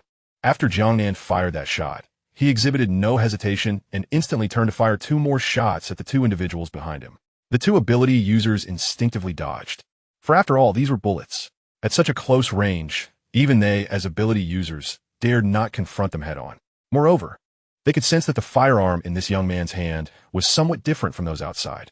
Once they evaded, their anger surged, since becoming ability users. None had ever dared to confront them in such a manner. Now, this obscure youth had the audacity to challenge both of them, and they could scarcely tolerate it. The 2 then charged at Jiang Nan, one possessing ice abilities and the other wielding wind powers. Upon witnessing their advance, Jiang Nan swiftly maneuvered to evade their attack. You dare to dodge, little brat? Seeing Jiang Nan effortlessly evade their strikes ignited their fury. Failing in their first attempt, they resolved to strike again in unison. At that moment, the woman seemed to have settled her young mistress and quickly approached Jiang Nan, evidently intent on subduing him. Yet, Jiang Nan remained unfazed, activating his mental prowess. He seized a fleeting opportunity when one of the ability user's fists momentarily halted. He aimed and fired. "Brother, be careful," the man beside him attempted to warn. But it was too late. At such a close distance, even an ability user could not evade the bullet. With a resounding bang, the bullet struck the arm of the ability user. "Ah!" he exclaimed, unable to suppress his pain. "You bastard, I will kill you." His companion roared in response. How could they endure such humiliation after all these years? "Brat, your life is forfeit," the woman also taunted. At this moment, Shangguan Jing sat calmly, her expression indifferent, as if the unfolding chaos bore no relevance to her. The two once again combined their efforts to assault Jiang Nan, but they were now markedly more cautious, no longer attacking without restraint as before. This, however, granted Jiang Nan a sliver of opportunity. Yet each time he attempted to break free, they would counter his moves, which stirred a sense of urgency within him. "I was reckless," Jiang Nan thought to himself. Chapter 30. The gun was already aimed. "Brother Nan." While Jiang Nan was engaged with the two, the voice of the chubby man echoed beside him. "You actually made it. I thought that woman had ensnared you." Upon hearing his voice, Jiang Nan felt a surge of relief and couldn't help but chuckle. "What kind of talk is that, Brother Nan? I, Fatty, am destined to save the world. How could I be distracted by a woman?" Fatty remarked, rolling his eyes. With that, he charged into the fray. As Fatty unleashed a powerful punch, the pressure on the two ability users under Shangguan Jing intensified, prompting them to retreat hastily. Initially, the two of them found it somewhat challenging to contend with Jiang Nan. Despite the numerical advantage of 2 against 1, the young lad before them persistently employed his mental abilities to disrupt their offensive maneuvers, coupled with his remarkably agile movements. They couldn't help but speculate whether this little rascal had any military experience or had seen the battlefield. Moreover, his pistol, seemingly modified with unknown materials, rendered their efforts futile, allowing him to navigate the skirmish with ease. Now, with the arrival of another combatant whose very presence exuded a fierce aura, the dynamics of the encounter shifted dramatically. A single punch from him could likely fell a bull. The situation, which had been in Jiang Nan's favor, swiftly turned as the portly figure joined the fray, transforming their defense into an aggressive onslaught. "You're courting death, you little brat." With a powerful punch, the hefty man struck an ability user, sending him flying across the arena. "Old fool, don't rely on your age. If you can handle Fatty here, then we'll talk." The hefty man, clearly dismissive of the ability user's threat, smirked as he spoke. "Watch out." At that moment, a nearby woman launched a fierce assault against him without uttering a word. "What have you done to Xiaojing?" Suddenly, Shangguan Jing inquired. Earlier, she had instructed Ningjing to take Tang Yuan away, harboring a hint of surveillance. Now, the hefty man appeared unscathed. "What do you think? Miss Shangguan, with such a splendid gift from you, how could I possibly refuse?" He grinned, savoring the moment. "Delicious indeed," he added, smacking his lips. "You scoundrel." Upon hearing his frivolous remarks, Shangguan Jing's anger flared, prompting her to scold him softly. "Huh, Miss Shangguan, I never claimed to be a good person. As for Nangu, don't wrongfully accuse him. He is indeed a genuinely good man," the hefty man jested. "Huang Yi." "Eliminate them," Shangguan Jing commanded, clearly infuriated. "Rest assured, these two little pests won tea escape today," Huang Yi replied with a cold snort. "Old hag, you should be wary of your own tongue," the hefty man taunted once more. "Little pest, once I capture you, I shall ensure your tongue is severed," he threatened. "Enough with the chatter. This is a place of conflict. We must not linger. Let us make haste," Jiang Nan interjected, feeling a headache from the back and forth between the two. "Such good children. How can they speak such nonsense?" he mused. Yet, despite the hefty man's mocking words, he understood the gravity of their predicament. They could not afford to prolong this confrontation. If they did, Shangguan Jing's reinforcements would soon arrive, and they would be overwhelmed. As they spoke, they dashed toward the exit, underestimating Shangguan Jing's determination to detain them. Just as they reached the door, she lunged forward, gripping them tightly. Meanwhile, rumbles echoed from downstairs, indicating that her remaining forces had arrived. "Fatty, hurry. Have Xiaovi wait for me at the entrance," Jiang Nan urged. "Brother Nan, you should go first." "This old which cannot harm me for the time being," the stout man contemplated. In his estimation, his combat prowess surpassed Jiang Nan's, especially considering that Jiang Nan had just engaged in a prolonged battle. Although he had not sustained severe injuries, he certainly bore several minor wounds. Thus, It was most prudent for him to remain behind and cover their escape. Enough with the chatter. Hurry and leave. Otherwise, we may not get out at all. Jiang Nan urged. You two shall not escape today. Surrender quietly, and I might allow one of you to keep your corpse intact, the old witch taunted. Let us see about that, the stout man retorted, launching a fiery punch that blazed like the sun, resembling a dragon of flames. Jiang Nan recognized that the stout man had indeed improved his strength. Meanwhile, Aunt Huang, faced with this formidable blow, dared not confront it head-on and quickly retreated. Brother Nan, go now, the stout man exclaimed upon noticing the unguarded entrance. You go first. I will hold them off, Jiang Nan insisted, pushing the stout man towards the exit. Caught off guard, the stout man stumbled outside. Brother Nan, don't waste time. Go get Xiao Yi to bring the car, Jiang Nan urged, realizing that he had already informed Xiao Vi to prepare earlier. His current plea was merely to offer the stout man some psychological comfort. Understood. The stout man responded before hurriedly descending the stairs, only to encounter the subordinates of Shangguan Jing on his way down. These subordinates, being mere mortals, were oblivious to the might of the supernatural, leading to an inevitable outcome. The stout man effortlessly made his way downstairs, heading straight for the RV. Meanwhile, back upstairs, the situation had turned into a 2-on-1 confrontation, with the previously downed supernatural being having recovered. You are unexpectedly loyal, young man. Rest assured for that. I shall grant you a dignified end, and when the time comes, a funeral procession will herald your passage into the afterlife. The supernatural being cackled maniacally. Go to hell, along with your entire family, Jiang Nan retorted without hesitation. You are courting death, the supernatural being sneered. Understanding that facing two opponents head-on was futile, Jiang Nan resolved to seek an alternative escape route. His gaze fell upon Shangguan Jing, who appeared quite confident. Capture the leader first, he thought. Aunt Huang, witnessing Jiang Nan's attention shift towards her mistress, instantly realized his intent and inwardly screamed in alarm. However, it was too late. Jiang Nan made the first move, launching a mental attack that momentarily halted Aunt Huang's actions. With agility, he dashed towards Shangguan Jing, who was now filled with panic and self-reproach. What was I thinking? Pretending to be so grand? Yet, it was too late. Jiang Nan had already aimed his weapon at her. Chapter 31. Capture the leader first. Release my young lady, Aunt Huang exclaimed, her heart racing at the sight before her. Having raised her young mistress single-handedly, her affection ran deep, as she witnessed Miss Shangguan being seized by Jiang Nan. With a gun pressed against her temple, Aunt Huang's anxiety escalated. A mere pull of the trigger could lead to a dreadful fate. Let go of my young lady, shouted the ability user behind Aunt Huang, though the tone of this declaration carried an undertone of something more ominous. Meanwhile, Jiang Nan remained unfazed, having seized control of the situation. His gaze shifted to the two ability users behind Aunt Huang. One was on the ground, tending to a gunshot wound, appearing to recover swiftly, a testament to the resilience bestowed by their enhancements. The other was shouting in agitation.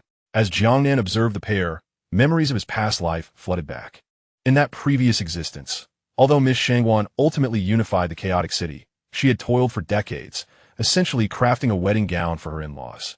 If memory served him correctly, both Miss Shangguan and her maid, Ningjing, would perish at the hands of the two ability users dispatched by the Zheng family.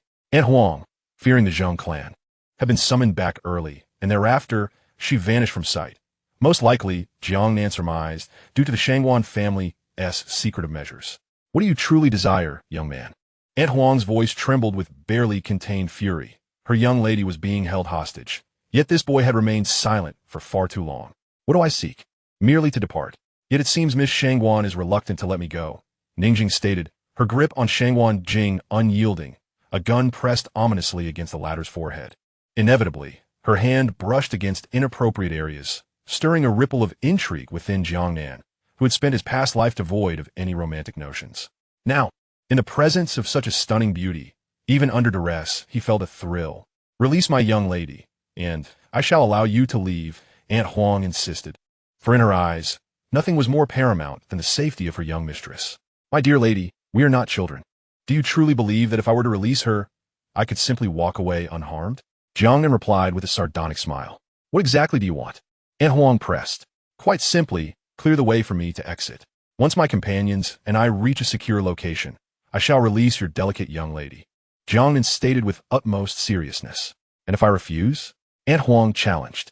Do you believe you have any options left? Unless you wish to witness your young mistress's demise. Jiang Nan replied with a disarming grin. At this moment, Shangguan Jing remained silent, for she was astute enough to comprehend the basic awareness required of a hostage. Very well. Little rascal, I hope you honor your promise. Aunt Huang, acutely aware of the pressing circumstances, reluctantly acquiesced. Although she had contemplated a preemptive strike, her previous encounter with Jiang Nan had made her acutely aware of his prowess, compounded by his enigmatic abilities, leaving her rather perplexed. Thus, for the sake of prudence, Aunt Huang refrained from acting. After Aunt Huang's agreement, Jiang Nan naturally escorted Shangguan Jing through the doorway and descended the staircase.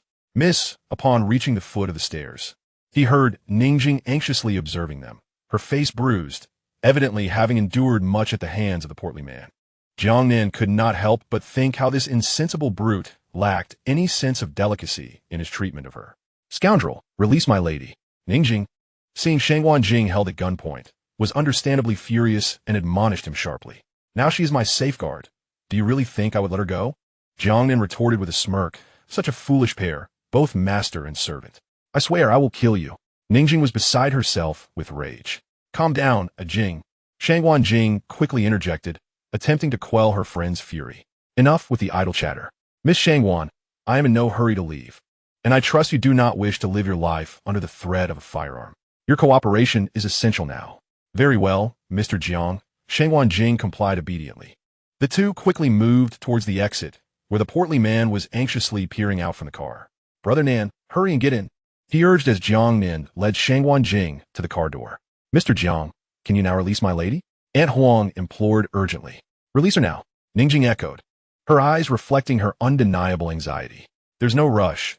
We will discuss that once my brother and I reach a secure location, Jiang Nan replied leisurely. You are a scoundrel, untrustworthy and unmanly, Ningjing scolded vehemently. Huh, Miss Ning, you won't know if I am a man until you have tried, Jiang Nan laughed. Brother Nan, you stole my line. That was meant for me to say. The portly man chimed in, adding a light-hearted quip. Scoundrel, Ningjing fumed, while Jiang Nan ignored her outburst and pushed Shangguan Jing into the car. Shaoyi, adjilante civifli. Jiang Nan commanded as they entered the vehicle. Command acknowledged, Shao Yi replied promptly. Outside, Aunt Huang and the others saw Jiang Nan's car beginning to move. Everyone quickly get in. We must rescue the young lady. Aunt Huang, commanding respect among the group, directed them efficiently. At this moment, the city was alive with the exhilarating spectacle reminiscent of cinematic car chases. Both parties naturally pushed their engines to the limit. Although Jiang Nan's vehicle was a modified one, its bulky frame, being an RV, posed a challenge. However, thanks to Shao Yi's adept driving skills, they managed to evade Aunt Huang and her entourage. Brother Nan, we've once again escaped from the jaws of danger, the plump man exclaimed with a sense of relief. Indeed. Nevertheless, the rewards this time are substantial, Jiang Nan mused. Rewards? You've ruined my chance at a romantic liaison, the rotund companion retorted. Get lost. It has nothing to do with me. You brought this upon yourself. A fine lady like that, and you had the audacity to mess it up. It's all for your ungratefulness. Had I known, I would never have betrayed you. At this moment, Shangguan Jing, listening to their shameless banter, felt her scalp tingle with discomfort. All she desired was a moment of quietude within her thoughts. Mr. Jiang, I assume you are now relatively safe? Might I be released? After a while of driving, Shangguan Jing spoke with an air of elegance. Truth be told, she had initially contemplated enduring the ride a bit longer. But the absurd dialogue between the two men was unbearable. Jiang Nan was somewhat restrained, aware of the presence of others, yet the hefty man was utterly indiscreet. Brother Nan, why not keep this woman with us? You could use a warm companion, the plump man blurted out, exhibiting a lack of decorum. Upon hearing this, Shangguan Jing trembled. She had not anticipated the audacity of the man before her. Her gaze swiftly shifted to Jiang Nan, eager to discern his thoughts. After all, Jiang Nan held her fate in his hands. Very well, let's find a turnoff up ahead to release her, Jiang Nan deliberated thoughtfully.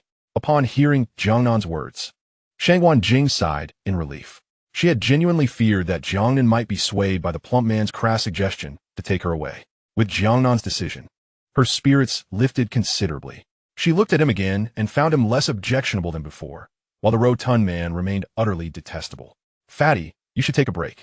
You've been at it for quite a while, Jiang Nan suggested. I'm not tired, the plump man replied, but upon seeing their expressions, he seemed to grasp something. He approached Jiang Nan, flashed a grin, and patted him on the shoulder. Brother Nan, go for it.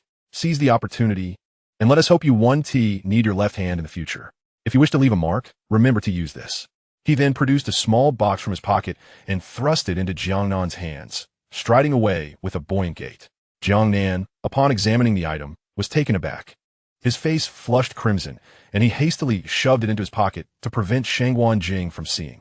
However, Shangguan Jing had already caught sight of it and recognized it as something undesirable, vaguely identifying it as something scandalous. Disgraceful, she scoffed. At this moment, Shangguan Jing blushed and uttered a phrase. The atmosphere within the vehicle became rather peculiar, further exacerbated by the earlier outburst from the stout man. After a prolonged silence, Jiang Nan finally spoke with a composed demeanor. Miss Shangguan. Shangguan Jing's large eyes were filled with curiosity. How about we make a deal? Jiang Nan proposed leisurely. As if struck by a sudden realization, Shangguan Jing hurriedly replied, her cheeks aflame, impossible. Don't even think about it. I will never yield to you. If you attempt to take anything by force, I shall bite my tongue and end my life. Jiang Nan, taken aback, was bewildered. He had yet to utter a single word, and her reaction was so extreme. Was she truly so petty? After all, it was merely an abduction, wasn't it? I haven't said anything yet, he thought. You mustn't speak. Jiang Nan was left speechless, pondering the enigma of a woman's heart, as elusive as a needle in the ocean. My dear lady, I merely intended to offer you a warning, Jiang Nan finally remarked. Upon hearing his words, Shangguan Jing understood his implications and blushed anew, leaving Jiang Nan perplexed. Why did this woman so frequently flush without reason? Was it some peculiar affliction? Or the conditions? She inquired. The condition is that when we return to this city in the future, you will facilitate my needs to the best of your ability, Jiang Nan stated. He recognized that his earlier actions had been somewhat rash, yet even a clay figurine has its temper. This woman had persistently pressed him, and if he did not demonstrate some resolve, she might assume he was intimidated by her. However, the present circumstance was distinct from the past. Jiang Nan sought to mend their relationship, for future upgrades for Little V would undoubtedly require an assortment of rare materials, making it prudent to cultivate a good rapport with Shangguan Jing. Why should I assist you? Shangguan Jing replied, her expression one of haughty defiance. Because this information could save your life. Do tell. If you agree, I will reveal it. I will decide after hearing it, Shangguan Jing retorted, now emboldened by Jiang Nan's need for her cooperation. Now it's just the two of us. You saw what the stout man provided earlier. It would be a pity to waste it. Shall we practice together now? Jiang Nan was taken aback by her audacity to turn the tables, responding with a hint of threat. As soon as the words left his mouth, he was startled, never having anticipated such a phrase would escape his lips. How he had fallen. Once, he was a person of such purity, now tarnished by the stout man's influence. Why can you speak properly? Must it always be like this? Shangguan Jing remarked. It must be so when dealing with someone like you, he replied. Do you truly trust me? You must know that I am not the only one in this city. Lu Tian, Wang Hashang, Tiger, and that newcomer, Ah Bing. How can you be so certain I can assist you? Shangguan Jing questioned, a hint of doubt in her voice. Because I believe in you. Very well, I agree. Now, what is this information? Do you understand why I previously mentioned the Zheng family from Yunnan and Guizhou? I have no idea, replied Shangguan Jing, rolling her eyes at that moment. It is because there are people from that family around you. Upon hearing this, Shangguan Jing's expression turned ashen. She had painstakingly seized the opportunity presented by the zombie outbreak to escape, and to discover that there was a traitor in her midst was simply unbearable. How can I trust that what you say is true? Perhaps you are merely trying to sow discord. She pondered for a long while before speaking. If you send your tall subordinate to the Baichuan restaurant in the west of the city and apprehend the accountant there, you will uncover everything, Jiang Nan advised. I will certainly investigate. If I find out that you are deceiving me, just wait, you little rascal. At this moment, Shangguan Jing had evidently come to believe a significant portion of what Jiang Nan had said. Do you dare to threaten me? I saved your life, for goodness sake. How can I be sure that your words are genuine? And from where did you acquire this information? Judging by your license plates, you must be from Haizhou. How could you possibly know about Yunnan and Guizhou? Shangguan Jing unleashed all her doubts in one breath. I told you, I am a fortune teller. I can calculate and predict, Jiang Nan said, feigning nonchalance. If you choose not to reveal it, then so be it. Aledict, Xiao Yi. Please stop the car and let Miss Shangguan out, Jiang Nan instructed. After Xiao Yi parked, Shangguan Jing hurriedly exited the vehicle, while Jiang Nan made no further delay and headed off into the distance. Jing stood still for a long time, gazing in the direction Jiang Nan had departed, knowing he had taken residence in her heart. Chapter 33. Nan Gu, have you returned from coal mining? After a prolonged battle, Jiang Nan felt utterly exhausted. Thus, after releasing Jing, he quickly sought rest. In this slumber, Jiang Nan enjoyed a deep and restful sleep, dreaming of the joyful days spent at school before the apocalypse. Truly a beautiful memory. The next day, upon awakening and freshening up, Jiang Nan stepped out of his room to find that Yi had prepared breakfast and set it on the dining table. Nangu, you're up. It seems you exerted yourself last night. The chubby one took a sip of milk at the table, grinning mischievously. Of course, after last night. As Jiang Nan barely uttered these words, he caught sight of the chubby one's smirk and instantly realized what this little rascal was scheming. Are you feeling frisky? Jiang Nan retorted. Not all, Nangu. I'm merely showing concern for you. After all, you're not getting any younger. Isn't it time you found a companion? The chubby one assumed an elder's demeanor. Get lost. You sound just like my father, Jiang Nan scoffed. I thought you already knew that. Are you asking for a beating? Nangu, hurry and eat, otherwise it will get cold. The chubby one, not angered, eagerly urged Jiang Nan. For the two of them, this was merely a trivial matter, as they had become intimately familiar with this mode of interaction. Once they finished their meal, Yi thoughtfully cleared the dishes and poured each of them a glass of water before attending to her own tasks. Brother Nan, where are we headed next? The chubby man exclaimed with excitement. During this period, his adventures alongside manager Jiang Nan could easily be chronicled in a tale titled The Marvelous Adventures of the Chubby One. This exhilarating experience was unprecedented for him. Although the chubby man continued to chatter incessantly, he had undoubtedly matured internally, a fact not lost on Jiang Nan. There's no rush, Jiang Nan replied, retrieving 100 mutated crystal nuclei from a cloth bag beside his seat, acquired from last night's auction. He set aside 50 nuclei required for upgrading Little V, leaving another 50 on the dining table. The chubby man observed Jiang Nan's actions, his gaze drawn to the shimmering crystals radiating a verdant glow. Brother Nan, what on earth do you need these for? They can't be eaten, only admired, he remarked, a hint of disbelief in his voice, haunted by the memory of the 5,000 pounds of grain that remained a lingering ache in his heart. Here are 50 crystals. We shall each take 25. Jiang Nan stated thoughtfully. As for the previous 50, I have other plans for them. Brother Nan, these are hardly worth more than 2 bags of snacks. The chubby man scoffed. Jiang Nan, upon hearing his words, merely smiled in response, recognizing the chubby man's enduring simplicity. Very well. Go find Yi and see if there are any nearby iron or copper mines. We need to make some modifications to the vehicle, Jiang Nan instructed. Understood. Rest assured. Brother Nan, I will handle this matter with utmost care, the chubby man replied eagerly, departing with a spring in his step. Jiang Nan chuckled, realizing that the chubby man had yet to undergo a transformation in mindset. At that moment, Jiang Nan couldn't help but compare the abilities of his subordinates. Like Jing's team of psychics with the chubby man, and he chuckled. Just look at their impressive demeanors upon introduction, and then gaze at this unrefined, chubby fellow. He was a far cry from elegance, embodying the very essence of an ordinary person. I wonder if Uncle Tang and Aunt Tang have ever considered training a sidekick over the years, Jiang Nan mused. If my future children were like the chubby man, should I train a sidekick as well? His thoughts meandered for a while before he refocused on the 20 or so crystal nuclei before him, reserving the remaining ones for the chubby man. It's worth noting that in his previous life, these nuclei were essential for psychics, being the very source of energy for those aspiring to enhance their abilities.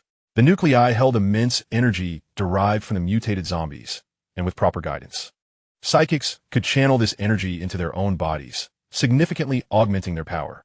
Eventually, they could achieve feats such as moving mountains and flying through the air. Moreover, when one's energy was sufficiently potent, it could greatly unlock latent potential, leading to an extended lifespan. In his previous life, Jiang Nan had been fortunate enough to encounter such an extraordinary being. Having reached the remarkable age of over 120, he appeared no different from a man in his 40s or 50s, astonishing all in Jiang Nan. Jiang Nan then focused intently, gradually unleashing his extraordinary abilities. A sphere of blue light emanated from his being, causing the green glow of the mutated crystal nucleus on the table to surge dramatically. As Jiang Nan carefully guided the process, the luminescence from the nucleus was slowly absorbed into his body, signifying the intake of the crystal's energy. As the energy from over 20 crystal nuclei was fully channeled into his physique, It felt as though his body had become a battleground, with two forces of light vying for dominance. Conflict was inevitable, and Jiang Nan clearly endured immense suffering, as the explosive power resulting from the clash of energies was astounding. Sweat beaded on his forehead, and his face contorted in agony. Meanwhile, the stout companion appeared engrossed in the map, oblivious to the turmoil surrounding him. The two forces clashed repeatedly, Jiang Nan enduring this inhuman torment. Yet, it was evident that the energy within him ultimately gained the upper hand, for he could effortlessly command this power, while the energy from the crystal nucleus became scattered and disorganized once it entered his body. Ultimately, Jiang Nan absorbed it all. As the energy continued to be assimilated, a viscous black substance began to ooze from the surface of his skin, emitting a foul stench. Jiang Nan recognized these as byproducts of the transformation, but he had no time to concern himself with such matters. His sole focus was to forge these energies into his own strength, even as the noxious odor clearly drew his companion closer. The stout man approached Jiang Nan. Horrified at the sight before him, the dark, viscous substance had nearly enveloped Jiang Nan, and the stench was unbearable. He hurriedly covered his mouth and nose. After nearly an hour, Jiang Nan finally opened his eyes, only to find the stout man's face before him. "South, brother, you've returned from mining coal in no time." Jiang Nan, feeling no need for idle chatter, could hardly tolerate the odor himself and hastily made his way to his room, needing to cleanse himself. Chapter 34. The RV also feels jealous Heilongjiang province, as one of the nation's foremost resource-rich regions, boasted an abundance of resources, copper mines, iron mines, and the like, making it incomparable to other provinces. That day, the stout man quickly identified several locations on the map, and, after Jiang Nan's successful cultivation, he did not rush but instead gave the stout man a thorough lecture. Subsequently, he began instructing him on the guiding techniques before allowing him to absorb all 20 mutated crystal nuclei, although the stout man faced some challenges during the absorption process. Nearly faltering, Jiang Nan's continuous guidance ensured that he ultimately succeeded in transforming that energy into his own. At this moment, the prowess of the two brothers had undoubtedly surged, for it had been a mere month since they had acquired the tremendous energy from 50 mutated crystal cores. Consequently, the corpulent one was brimming with envy, vociferously proclaiming himself as the savior. Jiang Nan promptly administered a sharp reprimand, playfully chastising him. "What makes you think you are the harbinger of light?" However, the rotund fellow appeared indifferent to such jests, having already savored the exquisite sensation of newfound strength. It must be noted that after the transformation, his physique had become considerably more agile. Though still somewhat portly, he was in far better shape than before. As for Jiang Nan, it goes without saying that following his metamorphosis, his complexion rivaled that of many so-called youthful celebrities. He pondered internally about how he might respond should an ant inquire about him. Once both brothers had completed their training, they began to strategize their next course of action. Analyzing the current circumstances, they had achieved remarkable success in the chaotic city, having secured all that they desired, and their power had dramatically escalated. The next step was to focus on upgrading Xiao V. According to the list provided by Xiao V, the materials required for the upgrade were substantial. Therefore, they ultimately decided to venture to Huai Prefecture in the western part of the North Border Province. At this moment, their vehicle was racing along the road. Jiang Nan was engrossed in a book while the rotund fellow indulged in his game, a cup of sugary soda at his side. "How much food do we have left?" Jiang Nan inquired. "I haven't tallied it up yet, but based on our current consumption, it should suffice for about 6 months," the rotund one replied casually. It seems we need to be cautious and seize any opportunities that arise," Jiang Nan remarked. "Rest assured, Brother Nan, I shall not let any such opportunities slip by," the rotund fellow assured him. "How much fuel do we have?" Jiang Nan asked. Based on his calculations, they had prepared a considerable reserve prior to the apocalypse. But their journey to the chaotic city had necessitated the consumption of some fuel, and they had only filled up once at a gas station along the way. Therefore, they were likely running low. "At this rate, we should have enough for about half a month," he estimated. "Let us find the nearest gas station and refuel." Jiang Nan instructed Xiaoyi. Command received. Thanks to the robust infrastructure built by the nation, they quickly located a gas station. Upon disembarking, they observed 7 or 8 individuals battling against a horde of zombies. The rotund fellow gallantly charged forward, dispatching the foes with remarkable swiftness. Without a word, he swiftly returned to the vehicle, where the RV had already begun refueling automatically. Thank you both for your help. A man finally mustered the courage to approach them after some time. No need for thanks, came the casual reply. Two gentlemen, considering the current state of affairs. Might we not join forces? After all, there is strength in numbers, and it would be advantageous for us to look out for one another. The man hesitated for a considerable time before speaking. It was evident to this group that the prowess of the two from Jiang Nan had been clearly demonstrated, and now it was apparent that they sought to align themselves with the stronger party. Not necessary. We are accustomed to our solitary ways, Jiang Nan replied brusquely. He was acutely aware of their intentions. A mere glance at their appearances revealed the stark contrast. One group was well-groomed, resembling television celebrities, while the other appeared disheveled and akin to refugees. It was likely that even acquiring sustenance had become a challenge for them.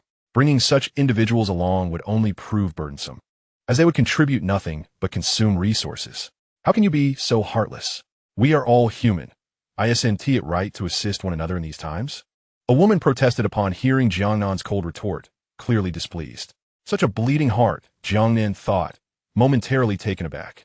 Indeed, in this situation, mutual assistance should be expected. As she spoke, others joined in, clamoring in agreement, as if it were a foregone conclusion that Jiang Nan ought to help them. Leave, Jiang Nan replied slowly, his voice steady. At that moment, the stout man beside him understood the implication and merely flashed his fist without further ado. The crowd fell silent, for despite their numbers, it was apparent from earlier events that they would not prevail against the two. Fine, if you choose not to help, there's no need to be so fierce. One woman muttered. Indeed, a firm fist dictates the truth, Jiang Nan reflected as he observed the sudden quietude of the crowd. Subsequently, both men remained silent, focusing on their task until they had completely drained the fuel from the station. Satisfied, they climbed into their vehicle, leaving behind a bewildered assembly. At that moment, the collective sentiment among the crowd was one of fury. Invaders have entered our village, and not a drop of fuel remains. Now, little E, please recalculate the fuel levels. Jiang Nan instructed upon entering the car. According to the current calculations, we have enough fuel for 64 days. Little E responded after a moment of computation. Little V, should this upgrade succeed, what functionalities will be restored? Jiang Nan inquired within his mind. Unknown, came the reply. You tell me you don't know? What purpose do you serve then? Jiang Nan questioned in astonishment. Isn't there that robot? What more do you need from me? Little V retorted with an air of pride. Upon hearing this, Jiang Nan was taken aback for a moment. Then after a lengthy pause, he chuckled. Are you feeling jealous? Nonsense. I am not. Little V's indignant voice echoed in his mind. I thought as much. A UFO smart assistant has no reason to feel envy. Humph, it seems that men are indeed swine. True love lies with the innocent. A new generation surpasses the old. Upon hearing Xiao V's words, Jiang Nan nearly coughed up blood, feeling as though he were a lord of the seas. Chapter 35, Brother Nan, what a large rat. Xiao, hey, how much longer until we reach the iron mine? Jiang Nan inquired, no longer daring to converse with this jealous vessel. It appears the books were correct. He truly is a sea king. Ugh, a scoundrel. Xiao V's voice echoed in Jiang Nan's mind once more. Approximately 2 hours until we reach our destination, came Xiao Yi's sweet voice from the driver's seat. Understood. Jiang Nan, having learned his lesson, refrained from engaging with the sharp-tongued Xiao Vi. He knew from experience that once he clashed with it, he would invariably be the one at a disadvantage. Fatty, stop playing around. Hurry and prepare. We are almost there, Jiang Nan urged, eyeing the plump companion still engrossed in his game.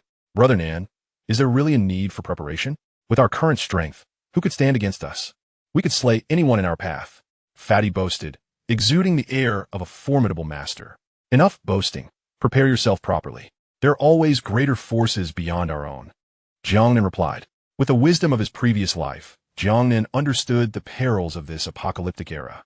He could cite numerous examples of formidable experts who faltered, and he certainly did not wish to suffer a similar fate. Seeing Jiang Nan's serious expression, Fatty fell silent, fully aware of his friend's intentions. After all, life is precious, especially in these times when one's existence could vanish in an instant. As the RV slowly advanced towards Huizhou, both Jiang Nan and Fatty busied themselves with their gear. Although Xiao Vi could automatically absorb nearby materials, Jiang Nan knew that such mines were likely to harbor powerful zombies, given the abundance of resources. We have arrived at our destination. Xiao Yi's sweet voice chimed again. Jiang Nan glanced out the window to see the entrance to the iron mine, marked by the characters Fu Shun Iron Mine. A few scattered zombies were meandering within. Xiao Yi, drive in, Jiang Nan commanded promptly. Command received. Xiao Yi maneuvered the vehicle into the mine. Upon noticing the intrusion of a foreign object into their territory, the zombies went into a frenzy, driven by their primal instincts, as they had not fed for many days. The food presented to them was an opportunity they could not forsake. Jiang Nan had anticipated this reaction and turned to Fatty, saying, "Once we disembark, remain vigilant. Do not let your guard down. There is surely something concealed here. You must sense the energy fluctuations as well." Fatty nodded obediently, fully attentive. Xiao, once we exit the vehicle, begin automatic absorption. Pay attention to the harmonious arrangement of storage space. I certainly do not wish for my storage room to become a heap of scrap metal. Furthermore, once you have completed the absorption, please provide us with feedback. Acknowledged. Upon hearing Jiang Nan's words, Xiao Vi surprisingly refrained from retorting and instead responded with earnestness. This left Jiang Nan questioning whether the robot had indeed undergone a transformation in temperament. "Very well, let us commence our actions," Jiang Nan declared. As the two descended from the vehicle, the surrounding horde of dozens of zombies, upon sighting their potential prey, lunged at them with frenzied abandon, although their movements were sluggish. The confined space of a mine meant that Jiang Nan and his companion were swiftly encircled by 7 or 8 zombies. Unfazed, Jiang Nan drew his pistol and fired a shot directly at the forehead of one of the zombies. As the creature crumpled to the ground, a waft of metallic blood filled the air, inciting the remaining zombies into a greater frenzy. Meanwhile, the stout fellow, having absorbed the mutated crystal cores earlier, experienced a significant surge in strength. When he engaged in combat, his prowess was nothing short of spectacular. A single punch sent one zombie flying several meters away. After a period of collaboration, their synergy was evident. One took the front lines while the other provided support from the rear. In a remarkably short time, all the zombies in the mine were vanquished. At that moment, Xiao Vi had already reached the center of the mine, where mechanical arms resembling tentacles unfurled from the vehicle's exterior, eagerly absorbing the materials. Observing this extraordinary scene, the stout fellow could not help but inquire, "Brother Nan, what is the origin of this vehicle? It is astonishing. It's a veritable miracle. It is a gift bestowed upon us by the heavens," Jiang Nan replied with a smile. "Now, enough chatter. I sense that the colossal creature within the mine is about to emerge." Upon finishing his statement, Jiang Nan fixed his gaze intently on the mine's entrance. Indeed, it was the perfect opportunity to test my current strength. Within the depths of the mine, a voice echoed, and a massive form, comprised of iron, resided there. Upon closer inspection, it was revealed to be an enormous rat. Yet, this rat was unlike any other. Its body gleamed a bright silver, its fur having transformed into a hardened exoskeleton, serving as its armor. Not to mention its immense size, standing a mere meter tall and stretching nearly 3 meters in length. This was no ordinary rat. It was more akin to a formidable tiger. Beneath it lay dozens of zombies, and with keen observation, one could discern that among them were several mutated zombies. Clearly, in this iron mine, it was the undisputed ruler. After consuming nearly a pound of iron, the massive mutated rat emitted a contented shriek. However, as the scent of blood wafted into the cavern, the zombies below could no longer contain themselves and erupted into frenzied howls. Subsequently, the rat sensed that its food was being encroached upon by an unknown entity in vast quantities, a situation it could scarcely tolerate. Ever since its evolution, no creature had dared to disturb its domain, and this blatant disrespect was intolerable. Accompanied by a series of piercing howls, he resolved to venture outside to uncover the source of the commotion. As for danger, it was a notion he dismissed. Over the past month, numerous individuals had sought to claim a share of the spoils, yet their ultimate fate had been to serve as sustenance.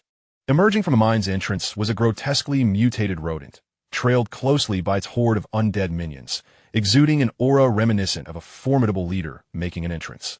"Goodness, Brother Nan, what a colossal rat!" exclaimed the rotund man, unable to contain his astonishment upon witnessing the sight. Jiang Nan, equally taken aback, was unprepared for the complexity of the situation before him. This creature was evidently the apex of mutation and evolution. If granted the opportunity to grow, it could very well dominate the northern province in the future. Yet, he pondered, why was there no mention of such a creature in his previous life? This perplexity gnawed at Jiang Nan. Chapter 36, Ugh the Cat. At that moment, the mutated rodent had no time for such musings. As it stepped out of the cave, Its eyes fell upon two humans scrutinizing it intently. An innate sense of danger surged within it. These two humans would prove formidable adversaries. Its immediate thought was to assess the vehicle situated in the center of the mining site, observing the mechanical arms extending around it. It recognized that this contraption was frantically seizing its food. With a thunderous roar, it commenced its assault.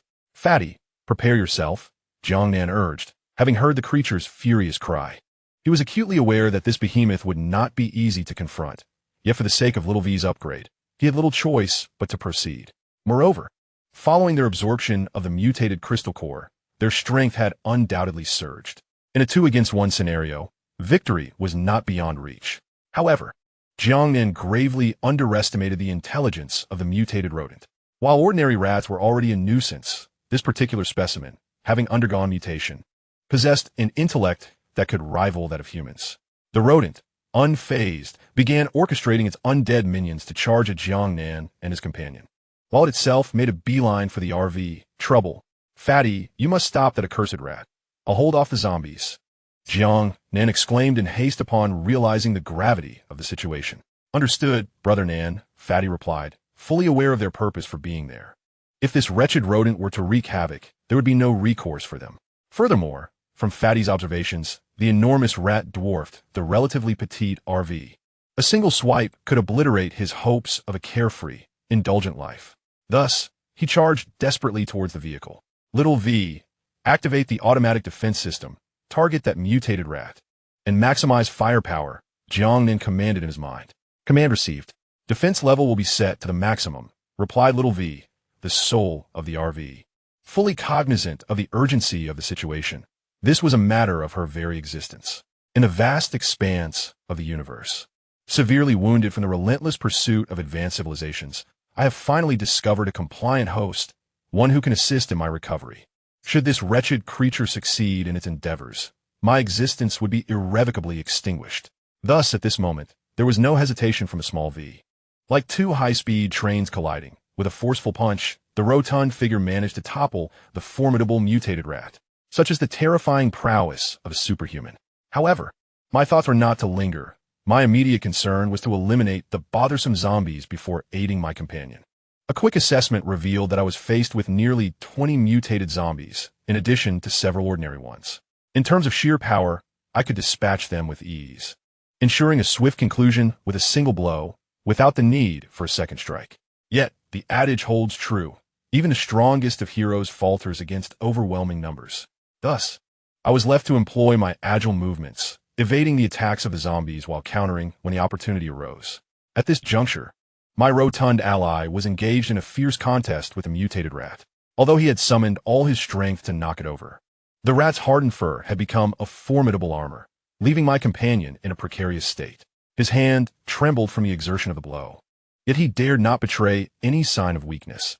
This creature was far too cunning. The mutated rat, too, was momentarily startled. Since its evolution within the mine, it had felt invincible, able to dominate all in its path. Yet today, it found itself toppled by a mere human. Unlike humans, who might fight to the bitter end when downed, this rat instinctively considered retreat, fearing for its life, especially as it noticed that its once prized armor seemed ineffective against this human adversary. Panic surged within it, compounded by the sight of its mechanical arms ravenously consuming its sustenance. With a furious squeal, the rat expressed its ire and charged once more at the rotund figure, displaying a reckless courage. My companion, acutely aware of the impending attack, focused intently as the beast leapt into the air, claws poised to strike. Sensing the power of the impending blow, he swiftly rolled aside, narrowly escaping the range of its attack. With a resounding crash, the ground beneath the rat's claw shattered, sending tremors throughout the mine. My companion could only marvel in disbelief, secretly exclaiming to himself that this was no ordinary rat. It was a colossal beast, and who could withstand such a strike? At this moment, the mutated rat charged forward without hesitation after its initial failed strike, fixated solely on the task of eliminating the intruder. The portly man, however, was determined to thwart its intentions, focusing all his energy on confronting the creature once more. Each punch and claw met with equal ferocity, resulting in a stalemate between the two. "Stay your ground. Do not engage it head-on," Merely endure, he advised, biding time until they could secure the metallic resources at hand. Though besieged by a horde of zombies, Jiang Nan received crucial information from Xiao Vi, prompting him to exclaim, "Understood, Brother Nan." The portly man acknowledged his companion's strategy, aware that while he may not be able to vanquish the mutated rat, he could certainly hold his own against it. Xiao, how much longer until material collection is complete? Jiang Nan inquired, all the while managing his firearm. Given the duration of the ongoing struggle, he presumed that the numerous mechanical arms should have made significant progress. Approximately 40 minutes remain, came Xiao Vi's response. What? That's an exceedingly long duration. After all this time, it still requires 40 minutes? Jiang Nan replied, astonished. Such is the reality, Xiao Vi affirmed. Very well, I defer to your judgment. Everything is for your sake. Jiang Nan responded with a hint of resignation. How ungrateful. After risking my life for you all this time, you dare label me a scoundrel? Truly, the hearts of women are the most treacherous, Jiang Nan lamented, bemused by Xiao Vi's playful banter. Chapter 37. The portly man charged forward. As time elapsed, the mutated rat grew increasingly agitated, launching more ferocious and reckless attacks with each passing moment. The portly man, though his strength matched that of the creature, began to falter under the prolonged strain. On Jiang Nan's side, after a relentless battle, he had managed to eliminate a portion of the zombies in the mining area, yet a significant number still surrounded him. Xiao Vi, how much longer must we endure? How much longer can the defensive system sustain its firepower? Jiang Nan queried. Approximately 18 minutes remain for the collection, and the defensive system can hold for another 3 minutes, Xiao Vi replied. That means there's a 15-minute window in between. Jiang Nan mused, astonished. Indeed, Xiao Vi confirmed. Opposite the portly man, the mutated rat was also visibly straining, its body heaving as it sensed its own fatigue.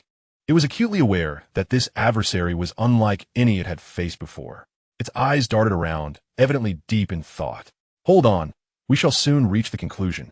Jiang Nan's voice resonated in the portly man's ear as they stood in a tense standoff. Brother Nan, fret not. This wretched rat cannot best me, the portly man declared confidently. After a prolonged moment of contemplation, the mutated rat emitted a fierce shriek and charged once more, compelled by the instinct to defend its food from these intruders. Plundering food may be excusable, yet merely taking a morsel suffices. One is not a miserly rodent. However, the avarice of these humans is truly lamentable. In a brief span, he could distinctly perceive a reduction of 20% in his provisions. As it appeared, these humans were relentless in their greed. This was becoming intolerable, for a mouse perishes for food. With a swat of his paw, the corpulent creature comprehended his strategy. You strike, I retreat. You advance, I too shall advance, ensuring you remain a step away from the caravan. One strike was insufficient, so another paw swept towards the hefty one, who promptly ducked to evade. After all, since absorbing the energies of those mutated cores, he had become exceedingly confident in his physique. Meanwhile, the mutated rodent, witnessing its sustenance being relentlessly seized, was filled with unbridled fury, emitting a thunderous roar as if something was about to erupt from its maw. Watch out, get back! Jiang Nan shouted urgently. At that moment, a wave of light erupted from the creature's mouth, hurtling towards the hefty one. Naturally, he hastily evaded, yet he had evidently underestimated the potency of the light wave. Although he had dodged, he was still unable to escape the splatter of its force, sustaining injuries. Just as he sought to regain his balance, another wave of light surged forth. Cursing under his breath, he exclaimed, "Is this a game? A proper mage reduced to a warrior? Do you think you are a giant of light?" Though he grumbled, his body moved with remarkable agility, for he understood that should he be struck by this light wave, even as an extraordinary being, he might not survive. The waves surged towards him like relentless saliva, unyielding in their pursuit. Jiang Nan, in a state of panic over the fate of his companion, disregarded the nearby zombies and dashed towards him. Before long, the mining site lay in ruins, the ground pockmarked as if ravaged by a dog. "Be careful, he's targeting the caravan," Jiang Nan called out, rushing towards the hefty one. Just as Jiang Nan's warning left his lips, the rodent seemed to comprehend his words, unleashing a wave of light aimed directly at the caravan. "Good grief, Nan! Have you invoked some power?" The hefty one cried out in alarm. "Little V, retract the mechanical arm, and have Xiao Yi start the vehicle immediately. Evade the attack." Jiang Nan's heart raced anxiously. The caravan was of utmost importance to him, worth a dozen wives, It was his lifeline in this apocalypse. Little V, however, was evidently unable to withstand the impending onslaught. Warning, warning, this attack is unavoidable. This attack is unavoidable. Little V's voice trembled with urgency. But the reality was stark. The light wave was too swift to dodge. Damn it, let us go for broke. As the RV stood on the brink of attack, the stout man suddenly shouted and lunged toward the wave of light, evidently intent on using his own body to shield against it. Fatty, come back. Don't go. Jiang Nan instinctively recognized his intention and cried out. However, it was too late. As the stout man surged forward, the light wave struck him directly. He was hurled against the exterior of the RV. No, Fatty, Jiang Nan exclaimed, but the stout man seemed unresponsive. Xiao, instruct Xiao Yi to exit the vehicle immediately and transport Fatty to the medical room. Utilize all available medical resources. Jiang Nan, though anxious, spoke with remarkable composure, knowing that this was the only course of action that might save his friend's life. Instruction received.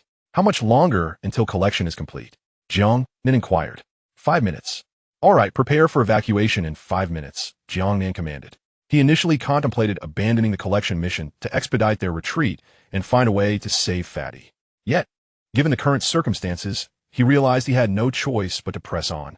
After all, with Xiao V's upgrade, the existing medical facilities would have also improved, significantly enhancing the chances of rescuing Fatty. Meanwhile, the mutated rat, taken aback by its successful strike against such a formidable adversary, found it hard to comprehend how such a powerful opponent could fall so easily. Nevertheless, it did not dwell on the matter for long, as the wretched creature continued to pilfer its food.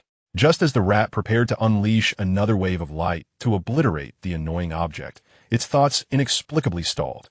This was the result of Jiang Nan's efforts. Harboring a deep-seated grudge against the despicable rat, he wasted no time in charging forward. Although he was not the brute force type like Fatty, his psychic abilities could significantly disrupt the mutated rodent. Coupled with the enormous energy expenditure from the rat's previous attack, Jiang Nan found himself in a favorable position. Thus began the fierce struggle between man and mouse. Chapter 38. Xiao Yi prepared to return to Haizhou for the feast. In the blink of an eye, 5 minutes had passed.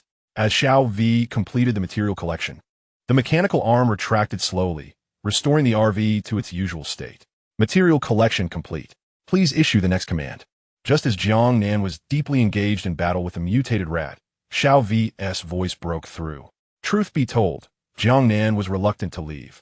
His greatest desire was to eliminate the mutated rat before him and avenge Fatty. Yet reason dictated that he could not linger any longer. Fatty's condition remained uncertain, and the priority was to board the vehicle and ascertain his friend's status, then devise a plan to save him. Open the door. I'm getting in right away, and we must evacuate swiftly, Jiang Nan ordered. Instruction received. As the car door slowly opened, Jiang Nan, showing no inclination to linger, swiftly slipped into the vehicle. This series of movements left the mutated rat momentarily bewildered. The two had been engaged in a fierce battle, yet in the blink of an eye, the human had evaded like a nimble monkey, catching the creature off guard. Watching the RV drive away, it initially felt compelled to pursue and reclaim its stolen food. However, after an arduous struggle, its energy had waned significantly, rendering it extremely weak. Should any unforeseen complications arise during a pursuit, the consequences would be dire. Thus, after much contemplation, the mutated rat ultimately decided against chasing after them, even halting its subordinates from doing so. After all, it needed to recuperate, and during this recovery, those under its command were its best protectors. Otherwise, should that accursed human launch a counterattack, it would spell disaster. With a series of eerie cries, the rat led its cohort into the mine. Meanwhile, aboard the RV, Jiang Nan hurried to the medical room, eager to ascertain the condition of the chubby man. Upon entering, he found the chubby man lying there, his complexion pale. What is his condition? Jiang Nan inquired of Xiao Yi. Just as he finished his question, he noticed the chubby man's finger twitch slightly. In that moment, Jiang Nan seemed to grasp the gravity of the situation. The vital signs are declining. The prognosis is not optimistic, Xiao Yi reported. Very well, let us return to Haizhou. Find a master of the Suona and arrange a feast, Jiang Nan instructed. As he spoke, he distinctly sensed a twitch in the chubby man's face. You little rascal, you think you can challenge me? You are still too inexperienced. Jiang Nan mused inwardly. Are we not going to try to save him? Xiao Yi asked timidly. I wish we could, but our medical facilities are woefully inadequate. Just look at how ill he appears. I'm powerless to help him. It might be better to spare him further suffering, Jiang Nan lamented. We can return and find a renowned Swana master, then set up a few tables with good food and drink, he continued. Jiang Nan, you scoundrel. I'm here suffering for you, and you're thinking about a feast. The chubby man could no longer contain himself, erupting into a tirade. However, his outburst was soon followed by a fit of violent coughing, clearly indicating his grave physical state. Who led you to deceive me? Jiang Nan retorted, rolling his eyes. Xiao Yi, tell me honestly, what is his current condition? He asked, turning to her. His condition remains stable, but his bodily functions are severely compromised. Under the current circumstances in the medical room, we are unable to provide adequate treatment. We must explore alternative solutions, Xiao Yi replied. What options are available to save him? Jiang Nan immediately pressed for answers.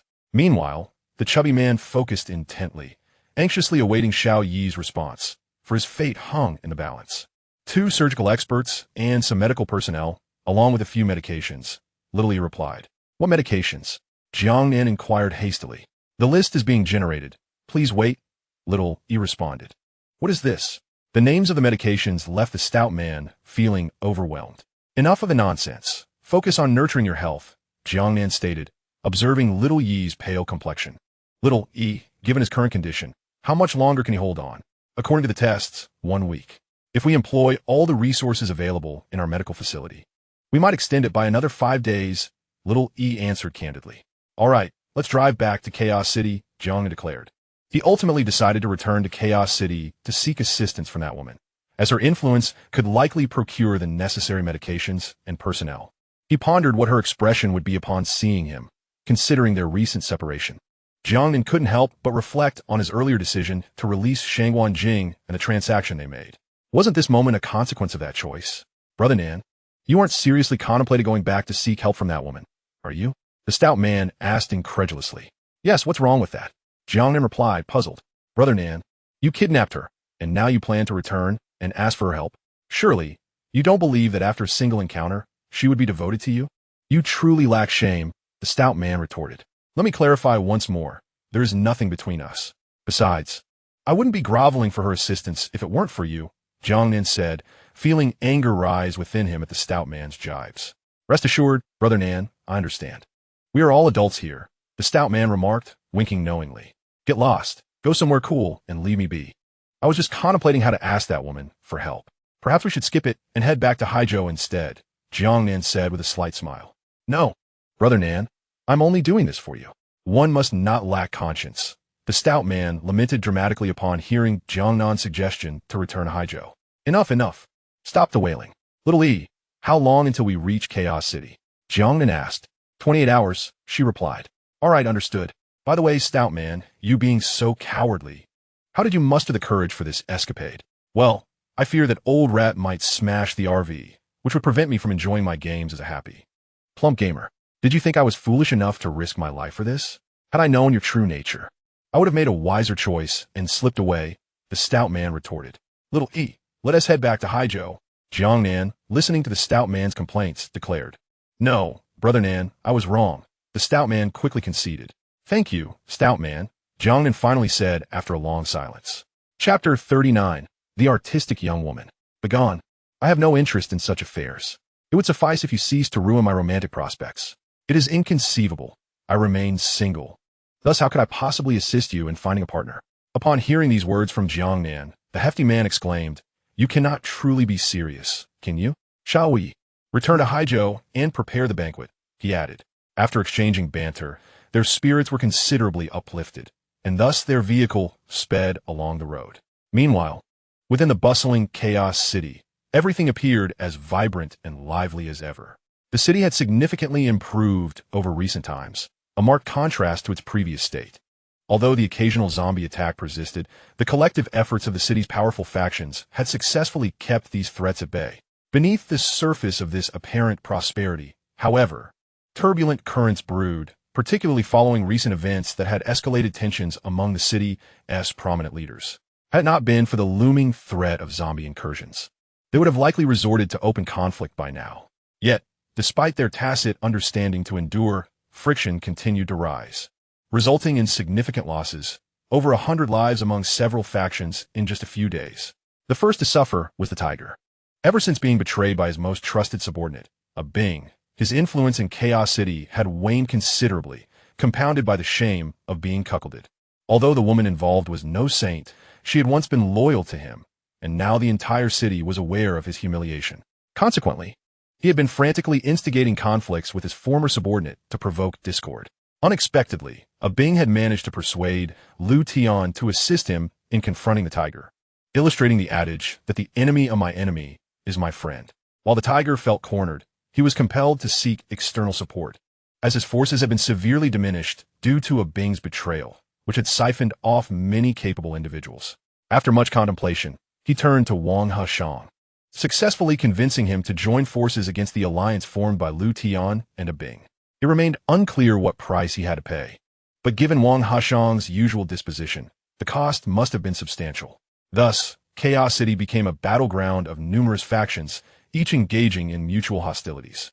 Among the remaining figures, Lu Yidao chose to indulge in wine, remaining indifferent to the unfolding chaos, while Shangguan Jing, since her abduction by Jiang Nan and his companion, had retreated further into seclusion, focusing solely on the management of her establishment, Jingyun Pavilion, presenting an image of serene detachment from worldly affairs. Miss, the conflict between Lu Tian and his cohorts has intensified over the past few days, and both sides have sent envoys to seek your intervention. Ningjing informed Shangguan Jing from across the room, where she was engrossed in her reading. As always, dismiss them, Shangguan Jing replied, her tone unfazed. Miss, their sincerity this time is quite substantial. Perhaps we should consider, Ningjing began, intending to suggest that we assist whichever party offers the best price. However, she was interrupted by her mistress, who firmly stated, I said, do not concern yourself with such matters. How is the investigation I tasked you with?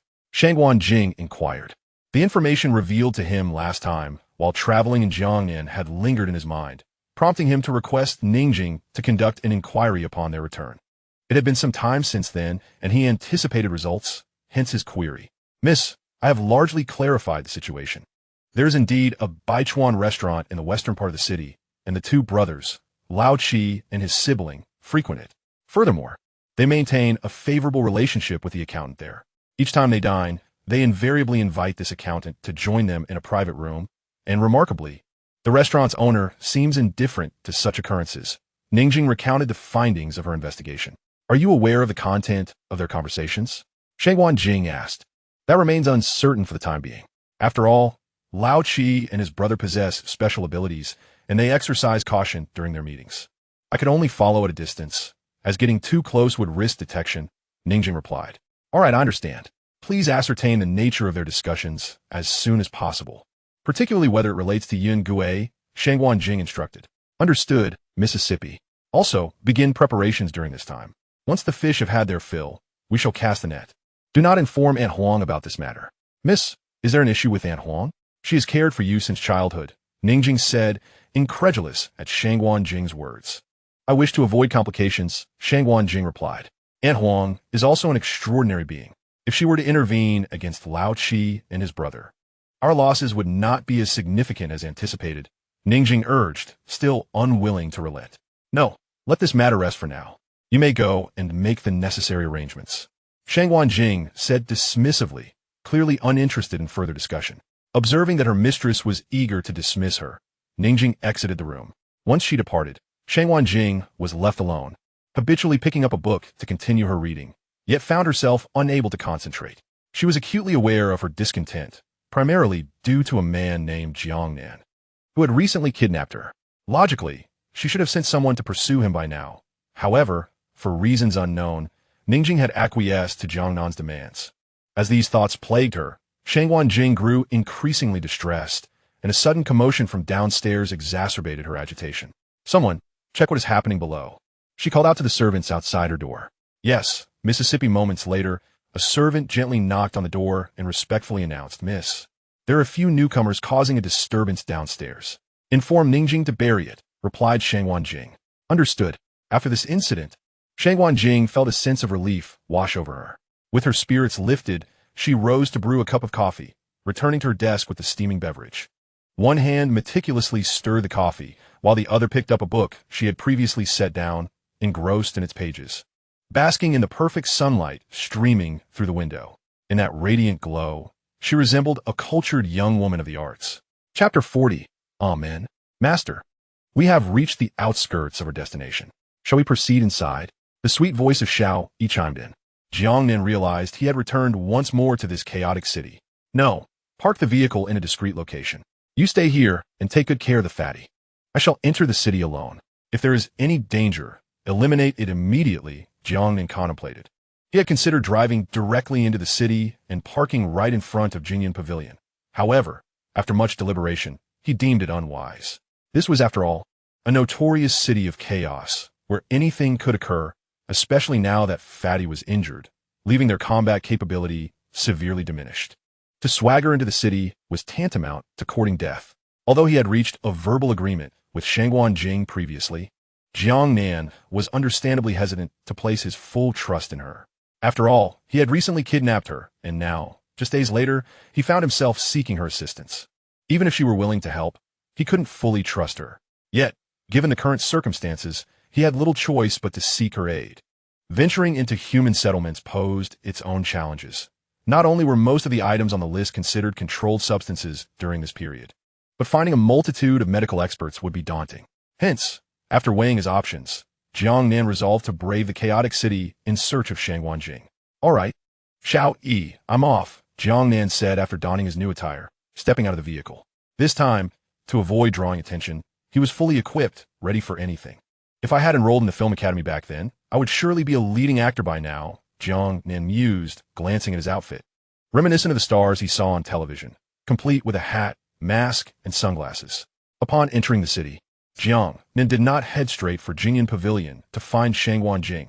Instead, he casually sought out a restaurant, ordering some food to listen to the recent happenings in the chaotic city. Sharpening the knife does not delay the chopping of wood, was Jiang Nan's consistent approach. He needed to ascertain the current state of the city to determine the most appropriate demeanor for meeting Shangguan Jing. In the bright light of day, one might recklessly venture forth, only to be devoured by that tall subordinate. Listening to the current commentary on the city's situation, Jiang Nan discerned that it closely mirrored his past life, unless unforeseen events transpired. The forthcoming narrative would unfold with the Tiger Monk's alliance embroiled in a decisive confrontation with Lu Tian and Abing. Initially, the Tiger would be outmaneuvered by Wang Monk, leading to a three-pronged assault against him. Ultimately, the Tiger would withdraw from the chaotic struggle for the throne of the city, and the reason remained painfully simple. It was once again a matter of a woman. Following his betrayal by Jia, the Tiger sought solace in the arms of another woman. Having learned from his previous experiences, he would lash out at her without reason, a flaw that Wang Monk would exploit to his advantage. Seizing the opportunity, he would conspire with the woman to administer a fatal dose to the Tiger. With the Tiger's demise, his henchmen would be left leaderless, inevitably falling prey to the trio. It is worth noting that the Tiger had succumbed to the machinations of women on 2 occasions, rendering him a figure of ridicule in the chaotic city even after his death. Following the Tiger's fall, a 3-way conflict ensued, with Abing being the first to exit the fray. Such acts of treachery were intolerable in any era, and with the Tiger eliminated, Lu Tian and Wang Monk, in a tacit understanding, swiftly turned their attention to him. Given Abing's history of betrayal, Shangguan Jing chose once more to remain silent. What followed was a battle of wits and valor between Wang Monk and Lu Tian, a rivalry that spanned 4 years. During this time, they occasionally collaborated, intent on first vanquishing Shangguan Jing before determining their victor.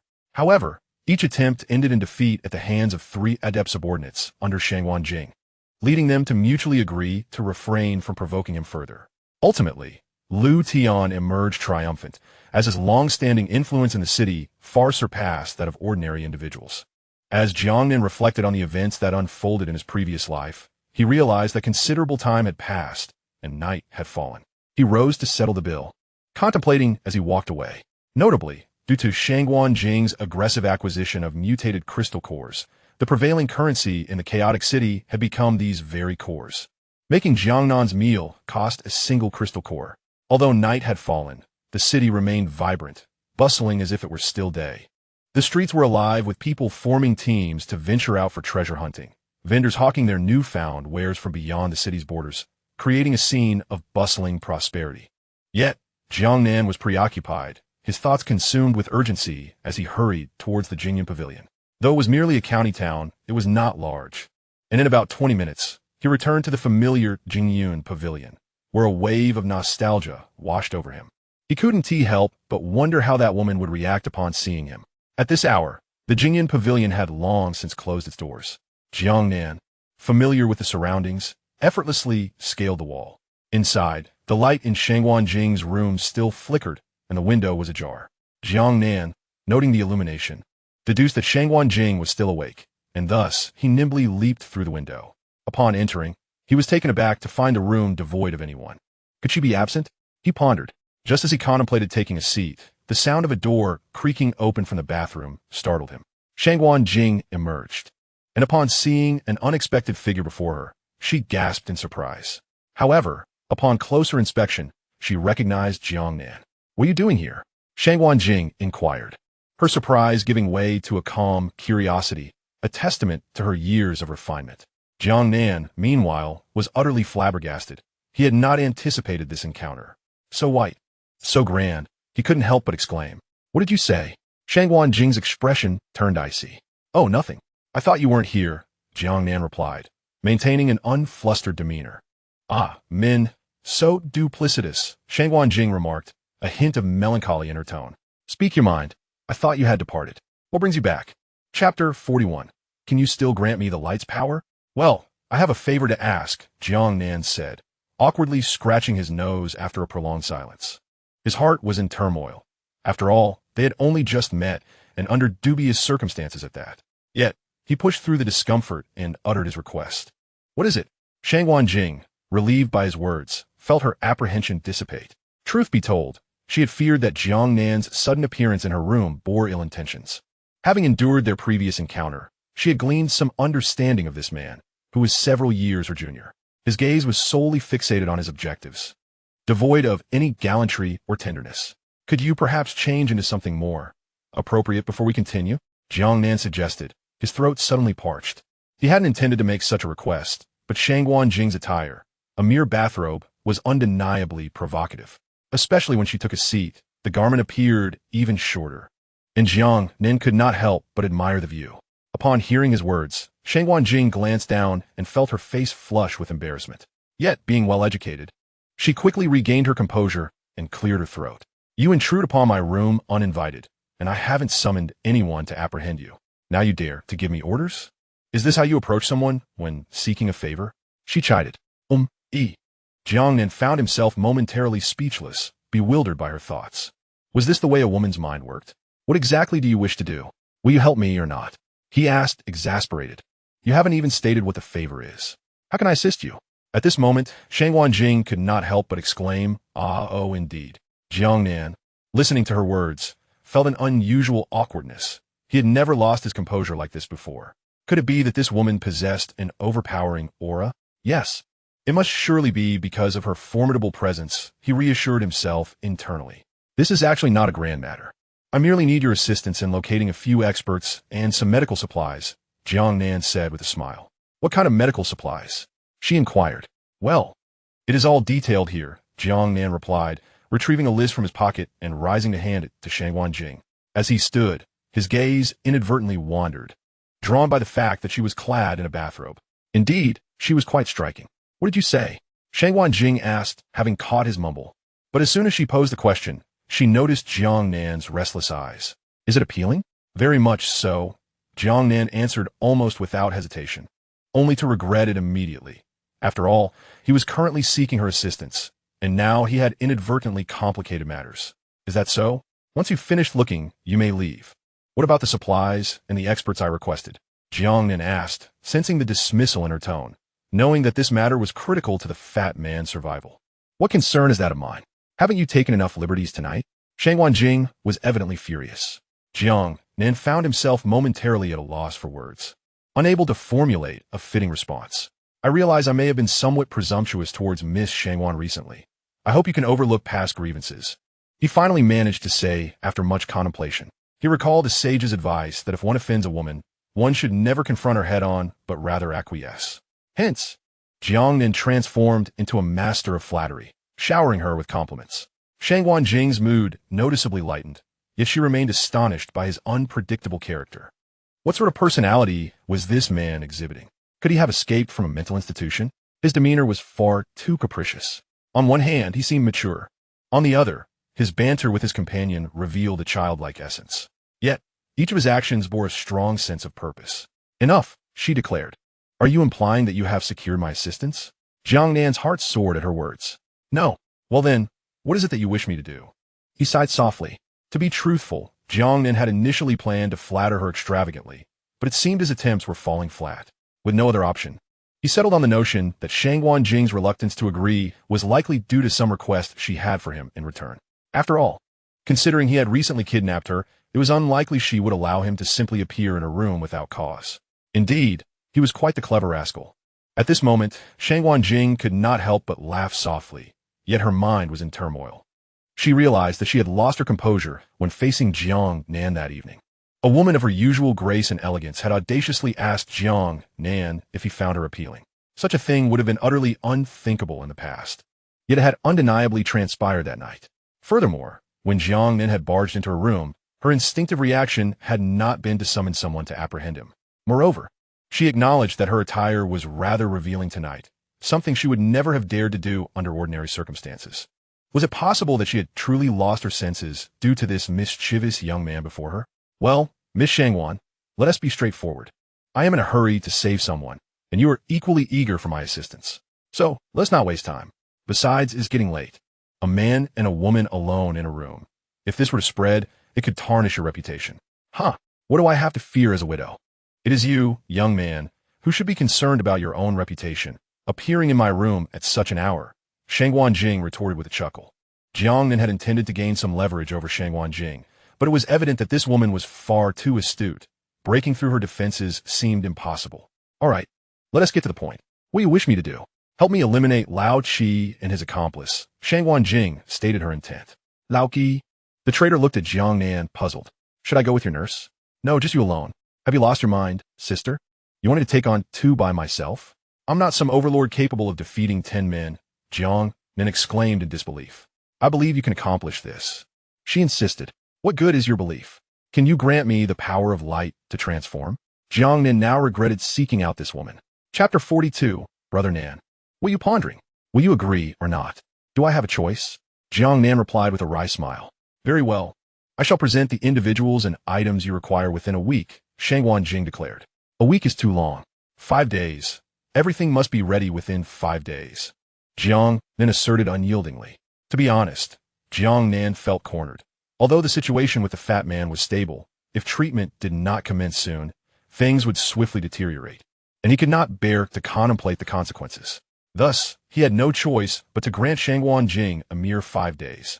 As he could not put all his eggs in one basket, if by then there was still no news from her, he would have to seek other solutions. Fine. 5 days it is, Shangguan Jing acquiesced. When you plan to take action? She inquired, as this matter had become a thorn in her side. Eliminating these 2 traitors would greatly weaken her influence. Yet in the long run, it remained a viable strategy. When your preparations are complete, Jiang Nan replied. The individual may be diminutive in stature, yet possesses a keen intellect. Why should I fear the possibility of defaulting on my promises? At this moment, Shangguan Jing inquired with a smile. So what if it is? Very well, she continued, as you suggested. After 5 days, you shall initiate action, and I shall assist you in rescuing the person. Okay, came the response. Do you have any further matters to discuss? With the agreement solidified, Shangguan Jing posed the question. Nothing at all. Why do you ask? Jiang Nan replied, puzzled. Then why are you still here? Do you intend to linger? Shangguan Jing remarked with a playful glance. Well, do not misunderstand. That is certainly not my intention, Jiang Nan stammered. I shall take my leave immediately. Upon hearing this, Jiang Nan felt a wave of embarrassment wash over him. It was no jest. In his eyes, Shangguan Jing resembled an angel. After much effort, he had finally convinced her to assist him in his quest, and he feared that even the slightest misstep might cause her to lose interest and retract her offer. That would leave him utterly bereft of recourse. As he spoke, he began to make his way toward the window. Why choose to climb through the window when there is a perfectly good door? Are you unwell? Shangguan Jing observed Jiang Nan's comical antics. Given the situation of solitary man and woman, It would be inappropriate. For the sake of your reputation, I shall endure some slight discomfort. Jiang Nan replied with a smile, before making his exit through the window. How shameless, Shangwan Jing muttered to herself, staring blankly at the window. As the clock struck midnight, signaling the arrival of the late hour, Shangwan Jing was taken aback. She had not realized how late it had become. She was accustomed to retiring early. Today, however, was an exception, disrupted by that little rascal. This thought filled her with annoyance. Yet, before she could regain her composure, a knock echoed at the door, and she heard Ningjing's voice from outside. "Miss, it is I. Come in." Shangwan Jing replied casually, but immediately regretted her words, recalling that she had, out of courtesy, poured a glass of water for that little scoundrel, which now stood prominently on the table. However, there was no time to dwell on it. Ningjing had already entered, and with a determined resolve, Shangwan Jing took a small sip from glass. "Miss, why do you have 2 cups?" Ningjing asked, her brow furrowed in confusion. It is nothing," Shangwan Jing responded, feeling an overwhelming sense of embarrassment. She had to maintain this facade, for ordinarily, those in her employ would never presume to request water from her. Aunt Huang and the others were well aware of their roles and would never act in such a manner. Given that visitors at this hour were rare and generally only came for significant matters, it was evident that tonight was no exception. Thus, the burden of this awkward situation fell squarely upon her shoulders. "So, tell me, what brings you here at this late hour?" Shangwan Jing swiftly redirected the conversation. "Miss, there is news. Lao Qi and the others have begun preparations to contact the Zheng family," Ningjing informed her. "Does that mean they have not yet made contact?" "No, Mississippi. Rest assured, I will ensure they do not succeed in reaching them. We exerted tremendous effort to escape from the Zheng family, and we absolutely must not return. Initially, we believed these 2 individuals would be genuinely grateful for your kindness and act in your best interest, yet it appears they have betrayed us from within. In recent days, I have guided my companions in their endeavors." At this moment, Ningjing spoke with indignation. "There is no need." Calmly, Shangwan Jing replied, "My lady, what are you saying? We have narrowly escaped, and our strength grows daily. Once we become powerful enough, we shall not fear their pursuit. Are we to simply concede?" Ningjing asserted. "Indeed, I mean we should disregard them. In the coming days, assistance shall arrive," Shangwan Jing replied with a hint of cunning. "My lady, are you delirious? Who could possibly contend with them within the city?" Ningjing questioned.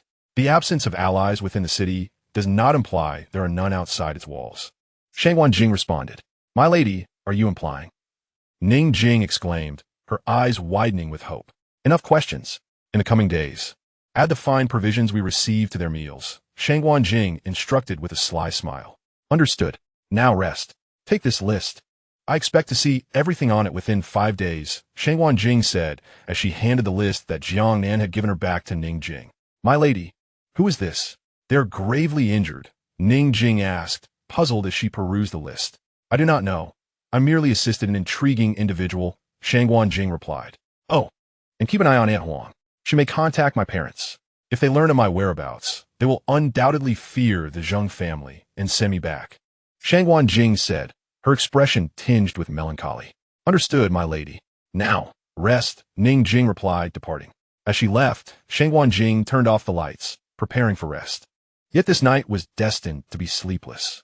Meanwhile, Jiang Nan, after climbing over the wall, made his way back to the vehicle, having spent the day outside. And the situation regarding Fatty was far from ideal. Thus, Jiang Nan quickened his pace toward the RV Fatty. "Do you think I could defeat those 2 supernatural beings under Shangwan Jing's command?" Jiang Nan inquired upon returning to the RV. "Brother Nan, what nonsense are you pondering? Although they were careless last time, it doesn't mean you can defeat them. It would be a futile endeavor," Fatty remarked, rolling his eyes. "Shut it. If it weren't for you, I wouldn't even consider confronting them. And here you are, spouting such nonsense," Jiang Nan retorted. "Who can blame me for being an honest man?" Fatty said with self-importance. "You truly have no shame," Jiang Nan replied. Chapter 43, 7th Brother, Someone Has Challenged You. In the days that followed, Jiang Nan refrained from entering the city to seek out that woman. Each day, he plotted how to eliminate Old Seven and his associates, yet found himself at a loss for an effective strategy. After all, he could not simply storm into the city and engage the 2 brothers in combat.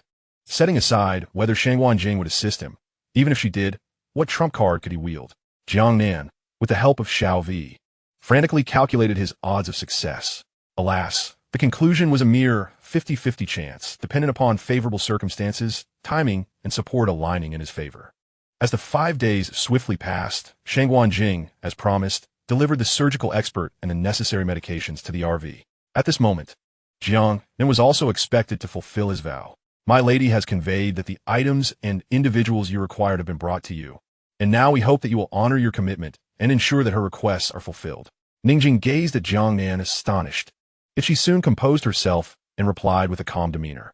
She could hardly fathom that the person her lady had mentioned was Jiang Nan. However, she understood that, at this juncture, only Jiang Nan stood a chance of aiding her lady in eliminating those two treacherous scoundrels. Moreover, considering the little enhancements she had subtly added to their meals over the past few days, it seemed reasonable that things would proceed smoothly, although the two were ostensibly aligned.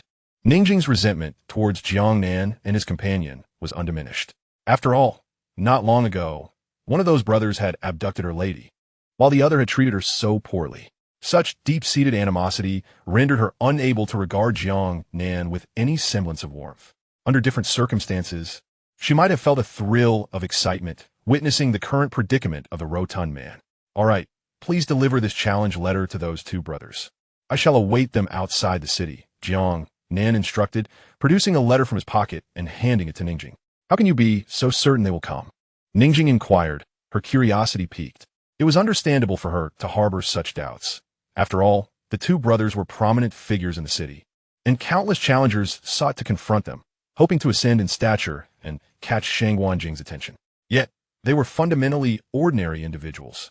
If it were so effortless to eliminate those with abilities, they would not be deemed extraordinary. This secret must remain undisclosed. Simply send word back that they were handed the letter en route. Once they read it, they will undoubtedly come to face me in battle, Jiang Nan asserted confidently. Very well. I hope you succeed, Ningjing replied. All right, should I not return? Please take good care of my brother, Jiang Nan remarked, glancing at the medical room before turning back. Impossible, Ningjing declared emphatically upon hearing Jiang Nan's words. For the memories of the last encounter with the rotund man were painfully vivid and fresh in her mind. If you refuse, I shall join forces with them. Jiang Nan mused. You are shameless. You clearly promised my lady. How can you act this way now? Ningjing exclaimed, her frustration boiling over. Who compelled you to disregard my request? He is my only brother, gravely injured. Should anything happen to me, who will look after him? You, scoundrel. I never claimed otherwise. So, will you comply? Jiang Nan asked, a smile playing on his lips as he discerned from Ningjing's expression that she would inevitably agree. Fine, I shall comply. But I hope you will honor your word and help my lady eliminate those two individuals. Ningjing responded through gritted teeth. If it were not for the need for Jiang Nan's assistance at this moment, Ningjing would undoubtedly have shouted bastard and engaged in a battle of 300 rounds. But alas, this is the situation. Let's send a messenger with the news. I shall take my leave now. Jiang Nan chuckled heartily as he emerged from the caravan. As for Ningjing inside, he harbored no concerns. This woman would likely seize the opportunity to abscond with the caravan in his absence. It is worth noting that Zayav and Xiaoyi were more than capable of handling matters. It would not be an exaggeration to say that even the mightiest of kings would be powerless within that vehicle. After descending from the caravan, Jiang Nan made his way to a carefully chosen open space, where he awaited the arrival of the two brothers in silence. Meanwhile, on the second floor of Jingyun Pavilion within the city, Ningjing hurried back and gently knocked on the door at the foot of the stairs, which belonged to the two brothers, Lao Qi and his sibling. As loyal followers of Shangguan Jing, they were perceived by outsiders as her most devoted servants, residing close to ensure her safety. Seventh brother, are you there? Ningjing called out. Shortly after, Lao Qi opened the door and inquired, what is it? Old fool. Stop acting tough. Today is your doom, Ningjing thought maliciously. Seventh brother, someone just delivered a challenge letter for you, she said sweetly. Throw it away, Lao Qi replied, seemingly unperturbed by such matters, having grown accustomed to daily challenges since their arrival in this chaotic city. Wait, seventh brother, that person also mentioned that if you discard it, your secret will be revealed to the young lady, Ningjing added. What secret? Ningjing's heart surged with excitement, though she feigned confusion. Upon hearing this, Lao Qi felt a tightening in his chest. His instinct warned him that the visitor was not benevolent. He began to contemplate. The two brothers believed they had exercised utmost caution since their arrival in the city. If there was any matter of concern, it was that they were finally close to contacting their former master. The mere thought of this sent a chill down Lao Chi's spine.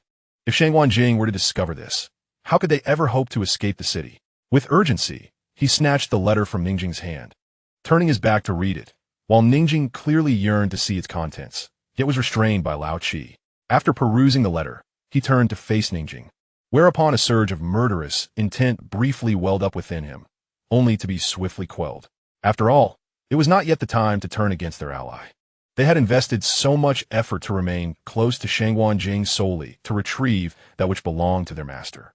If they were to turn against her, even if they were to eliminate Shangguan Jing, it was unlikely they would reclaim what was lost. Ah, what secret could I possibly have? However, this individual is exceedingly arrogant, showing utter disregard for our Jingyan pavilion. Wait here, my brother and I shall return shortly.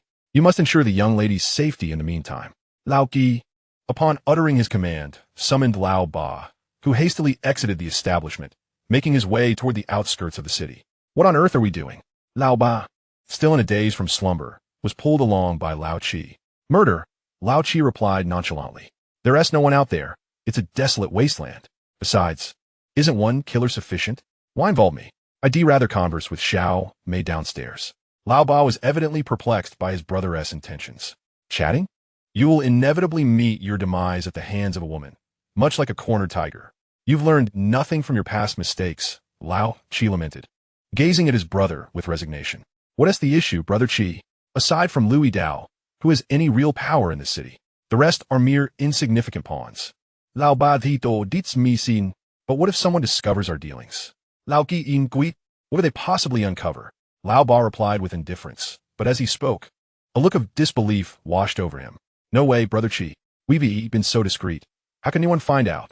Nothing is impossible, Lao Chi warned. We are now set to confront that individual. Understood, Lao Ba Zipli Hatsti. It would have been prudent for the family head to eliminate the likes of Shangguan Jing early on to avenge the eldest son, rather than allowing them to linger. The Shangguan family is impoverished. What treasures could they possibly possess? Lao Ba, Jet Gafao. For now, she remains the matriarch of the Shangguan household. Nonsense. The eldest son must have been killed by her. Otherwise, why would she flee? Thankfully, the old master was prudent enough to have us feign loyalty, or she might have truly escaped. Let us refrain from discussing such matters as subordinates. We must focus on our own tasks. Thus, the two brothers proceeded toward the location specified in the challenge letter. Meanwhile, tranquility enveloped the room of Shangguan Jing after Lao Chi and Lao Ba's departure. Miss, Lao Chi and his companion have left. Understood. Miss, I truly had no idea that Jiang Nan was your accomplice. Enough. Keep an eye on things. Ensure nothing goes awry. How did you manage to align with them? Ning Jing, clearly unyielding, continued to inquire. Attend to your own responsibilities and refrain from asking unnecessary questions, Shangguan Jing replied coldly, evidently disinterested in discussing the matter further. Realizing her anger, Ning Jing promptly exited the room, tail between her legs. Meanwhile, in the western part of the city, Jiang Nan awaited patiently, having painstakingly selected this location and invested considerable effort over the past few days. The purpose is to await this day. As for the absence of the two brothers, it is simply inconceivable. If they wish to remain by Shangguan Jing's side, they will undoubtedly arrive. Jiang Nan was contemplating how to deal with the two brothers when he heard footsteps approaching from distance. You again, brat, came the unmistakable voice of the brothers upon reaching the designated location, their disdain palpable upon seeing Jiang Nan. The last encounter had favored Jiang Nan, primarily due to their underestimation of him. Yet, to his astonishment, here he was again, provoking them. So, are you pleased to see me? Jiang Nan remarked with evident pride. Enough of your nonsense. Today marks your demise. Last time, we let you escape, but this time there will be no one to save you, Old Eight declared vehemently. Among the brothers, it was undoubtedly Old Eight who harbored the deepest resentment towards Jiang Nan.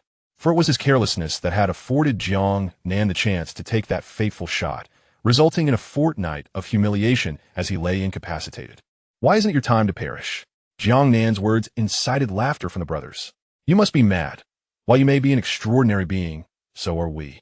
Though we suffered a setback last time, what gives you the audacity to speak thus? Is there a song playing? Old Seven interjected. Brother, why waste words with this fool? Let us just kill him, Old Eight urged, hastily advancing towards Jiang Nan, determined to end him today. Come on then, Jiang Nan taunted with a smile. Don't go. Old 8. This brat is clearly up to something. Remember the lesson from last time? Old 7 warned, eyeing Jiang Nan's arrogant demeanor with suspicion. What then? Shall we allow this brat to continue his insolence? Old 8 retorted, his anger flaring. Speak. What did you summon us for? Be direct, Old 7 slowly inquired. Perceiving that Jiang Nan could hardly pose a threat to them, it was evident he had lured them here for a specific purpose. To kill you both. Jiang Nan replied nonchalantly. Brother, this brat is beyond reason. Let us take him down. Old 8 was now at his wit's end. If you dare to come, then come. Jiang Nan challenged, his arrogance pushing Old 8 past the brink of restraint. In a flash, he drew his gun and fired 2 shots at Jiang Nan, who remained unperturbed, swiftly evading the bullets. Old 7, not to be outdone, charged at Jiang Nan, but had barely taken a few steps when a tremendous explosion erupted nearby.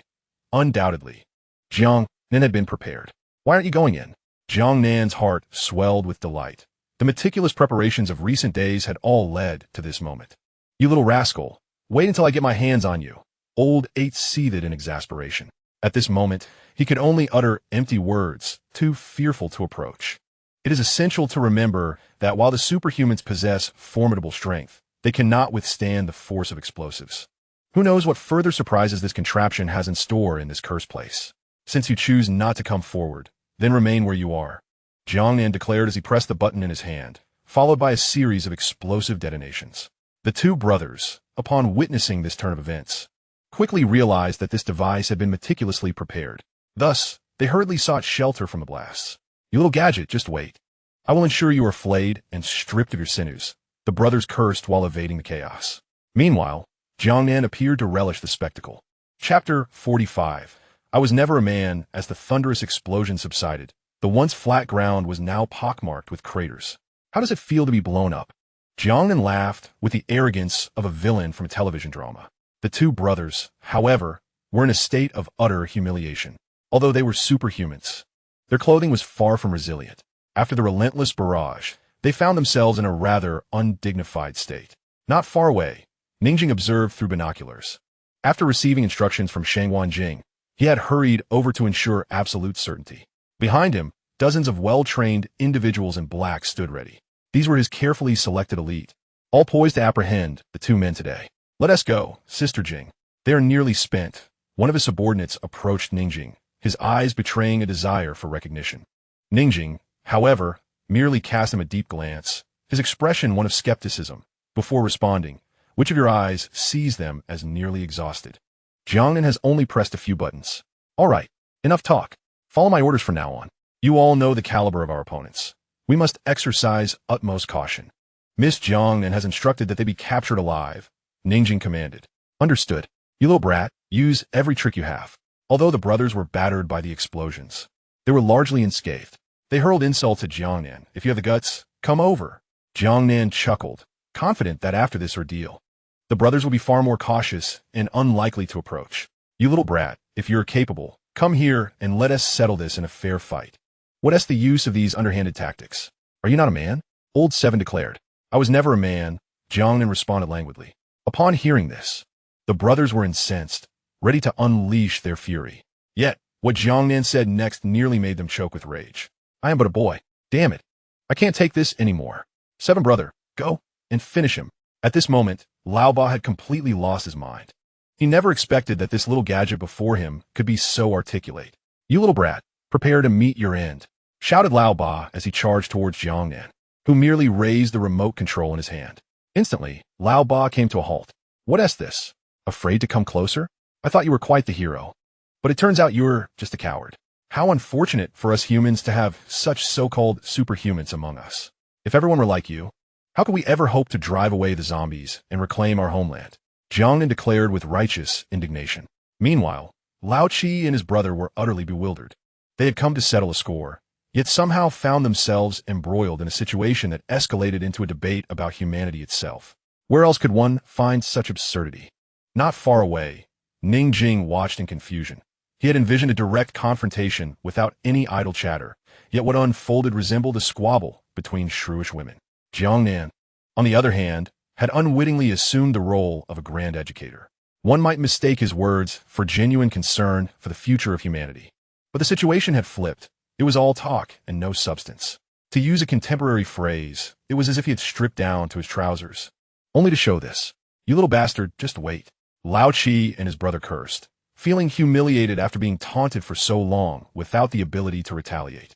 If you have the guts, come at us. Jiang Nan monotonously repeated. How much can one endure? Lao Ki et Galim. Let us go. Lao Ba, now visibly enraged, charged forward, clearly no longer intimidated by the remote control in Jiang Nan's hand.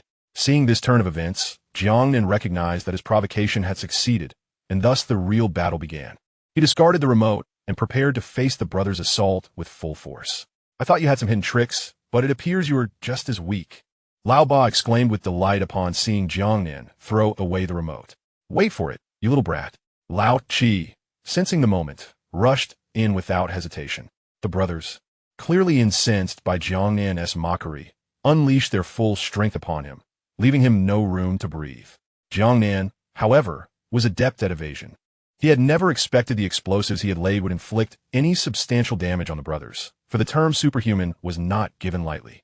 The plan was to disrupt the mindset of these two brothers and subsequently identify their weaknesses amid their assaults, thereby significantly increasing his chances of victory.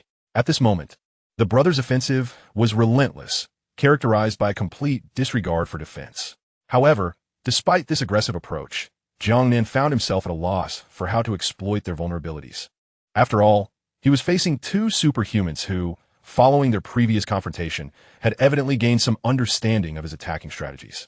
Consequently, Jiang Nan could only bide his time, searching for an opportunity, though he remained unperturbed as he still had a backup plan. At that moment, Ning Jing, upon witnessing the two parties finally engage in battle, felt a weight lift from her heart. She had feared that Jiang Nan's temperament might lead to a prolonged verbal altercation with the brothers. Fortunately, matters had finally taken a favorable turn. Ning Jing was unconcerned about Jiang Nan's inability to eliminate the two. In her eyes, it would be best if all three ended up mutually destructed, allowing her to seize the opportunity effortlessly. The concoction she had administered to the brothers over the past couple of days was likely potent enough to incapacitate them. The faster they unleashed their energy, the swifter their demise would come. Watching the brothers unleash their energy in a frenzied assault on Jiang Nan filled her with immense satisfaction. Chapter 46. The matter resolved. He departed. You little thief, prepare to meet your end. With Old Seven delivering another palm strike, a faint wind swirled around him. Simultaneously, Old Seven swung his blade. Imbued with the power of lightning, Jiang Nan had evaded such attacks countless times and effortlessly sidestepped them once more. Unbeknownst to them, the trio had been locked in combat for nearly 20 minutes. Jiang Nan's stamina remained relatively intact, having barely exerted himself in the initial phase, merely pressing a few buttons. In contrast, the brothers had significantly depleted their energy, having been in constant motion to evade the explosives earlier. Calculating the passage of time, Jiang Nan decided it was time to act. With that thought, he turned and sprinted into the distance, leaving behind the surprise he had prepared for the brothers. Just as Old Seven and his sibling intended to follow, they suddenly recalled the earlier explosion, halting their pursuit. The vivid memory of being blown away was fresh in their minds, and they had no desire to endure such an experience again. Jiang Nan, glancing back to see them pause, understood their apprehension and mused that perhaps they were not entirely foolish. However, if he did not lure them over, how could they unveil the surprise he had in store for them? This dilemma left Jiang Nan in a state of turmoil.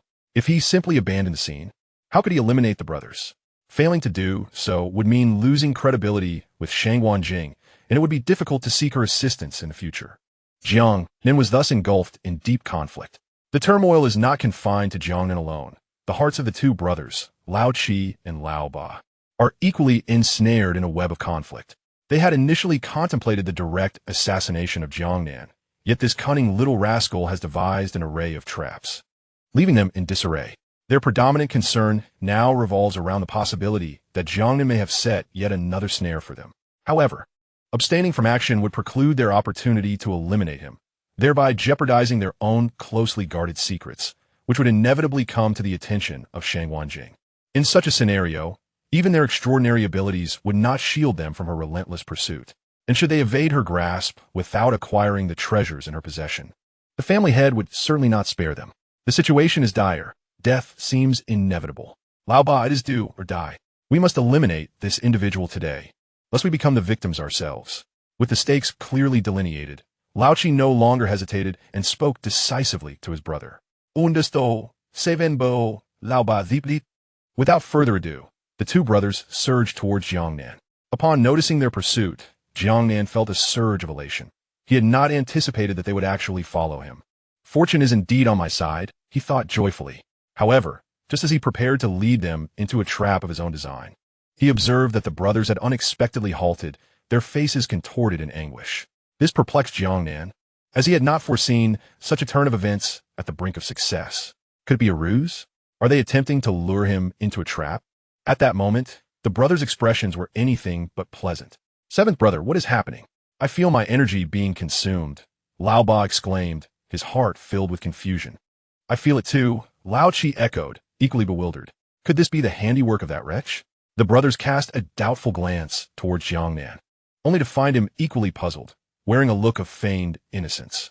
What shall we do now, seventh brother? Lao Ba exclaimed in a panic. Their very survival hinged upon their abilities, which, at this moment, appeared to be utterly ineffective. Could Jiang Nan possibly let them off the hook? It was evidently out of the question. Run as far as you can, Lao Chi urged, urgency lacing his voice. No sooner had he spoken than the brothers dashed towards the city, eager to return to their stronghold. They believed that Shangguan Jing was still unaware of their predicament, and that returning now would afford them protection. Moreover, considering Jiang Nan as previous abduction of Shangguan Jing, if he dared to show himself at Jingyan Pavilion, she would undoubtedly unleash her full wrath upon him. Their aspirations were indeed lofty, yet unbeknownst to them, Shangguan Jing and Jiang Nan had already formed an alliance. The brothers exerted every ounce of strength, sprinting towards the city, while Jiang Nan stood there, utterly bemused. Why were these two retreating? What was this peculiar maneuver? Could it be that they wished to emulate him, presenting him with a delightful surprise? At this moment, Jiang Nan observed the two individuals sprinting away without rashly taking action, instead engrossed in deep contemplation. Meanwhile, Ningjing, concealed in the shadows, comprehended the unfolding events with acute awareness. The urgency of the situation weighed heavily upon her. Today, it seemed that fortune had favored their side, and if they failed to eliminate the two brothers, it would be akin to seeking a tofu block to dash against in despair. Jiang Nan, why are you still hesitating? Ningjing, no longer inclined to remain hidden, called out to him urgently. Startled by her sudden appearance, Jiang Nan was equally taken aback, as were the brothers, Lao Chi. You wretched woman, I knew it was you. I will certainly inform the young lady upon my return that you are a traitor. With Ningjing's arrival, the brothers quickly understood the peculiarities affecting their bodies, leading them to unleash a barrage of curses. Yet despite their vociferous protests, their feet did not falter as they fled in haste. Why aren't you making your move? They have already fallen victim to my poison and can no longer wield their abilities, Ningjing lamented, her anxiety palpable. She wished fervently to take Jiang Nan's place and dispatch the two brothers herself. However, she refrained. Should she eliminate them, outsiders would perceive Shangguan Jing as a master devoid of discernment, without any justification for her actions. Such a course would surely result in a loss of support and loyalty. Why don't you strike? Jiang Nan inquired with a smile, fully understanding her reluctance to act. Are you feigning ignorance? This is in accordance with your promise to the young lady. I have aided you considerably, and now I must return to report to her, Ningjing replied tersely. She knew that the brothers were destined to perish, thus there was no need for further discussion. She could not linger, as being spotted by others could lead to complications. And so, she hurriedly departed with her entourage. After Ningjing left, Jiang Nan turned his attention back to the fleeing brothers. He fired 2 shots, and they collapsed instantaneously. He then ambled over to them, ensuring they would not rise again by administering several more shots before departing the scene. Chapter 47. The End of the 5 Emperors. Frankly speaking, Jiang Nan had not anticipated that events would unfold so smoothly. The preparations he had undertaken were merely intended to enhance his odds in confronting the brothers, yet today had yielded unexpected gains. However, it was clear that this matter had reached a satisfactory conclusion, drawing a perfect line under the ordeal. Following the demise of the brothers, Jiang Nan did not proceed directly to Shangguan Jing, but instead returned to the RV. After all, the plump man was still performing surgery inside.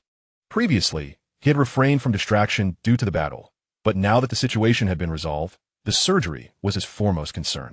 As for Shangguan Jing, he had sent his subordinates to relay the news, deeming it unnecessary for him to meet her, especially as their encounter would likely be awkward. Upon swiftly returning to the room, Jiang Nan found the medical facility still engrossed in surgery and chose not to intrude unnecessarily. Although, according to Xiao V's calculations, the success rate of this surgery exceeds 99, Jiang Nan, for the sake of prudence, refrained from entering and causing any disturbance. After all, the experts are currently focused on their work, and his abrupt intrusion would undoubtedly distract these diligent doctors. Jiang Nan casually found a place to sit down, realizing that while he waited, it would be more beneficial to reflect on the events of this period and contemplate the path ahead. This time has proceeded relatively smoothly according to the prearranged plan, with the only unforeseen incident being the injury of the chubby fellow, which necessitated Jiang Nan's return to this chaotic city to provide treatment. Once the chubby man has recuperated, they will undoubtedly continue the search for raw materials to upgrade Xiao Vi.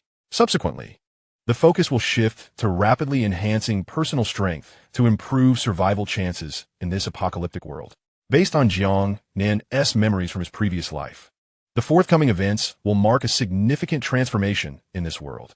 Zombies will gradually seize the majority of the land, while humanity will struggle to retain a mere quarter of it. In the remaining 3/4 of the territory, 5 formidable mutated beings will emerge, collectively referred to as the 5 Emperors. Among them, in each country, there exists a mutated white tiger, which, according to later elite analyses, gained intelligence by consuming mutated fruits long before the apocalypse, subsequently awakening its extraordinary abilities.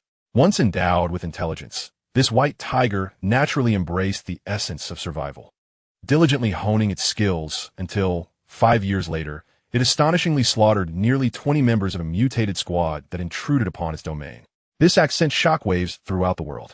Humanity promptly resolved to organize forces to eliminate the mutated white tiger. However, by that time, it had ascended to the rank of a first-level supernatural being, while humanity's top-tier combatants were merely second-level.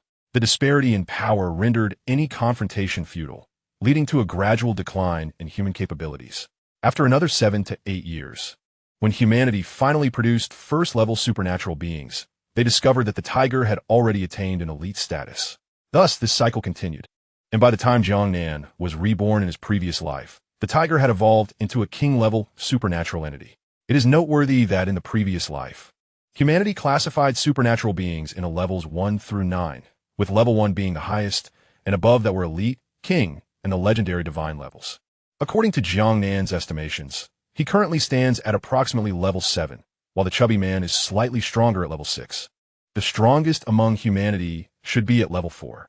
However, it remains uncertain why, despite the apocalypse having persisted for nearly 3 months, humanity has yet to establish a classification system. In Jiang Nan's previous life, the resources and privileges afforded to supernatural beings gradually increased with their levels, with a level 1 supernatural being representing the pinnacle of a nation's combat strength. The extent of their authority was truly astounding.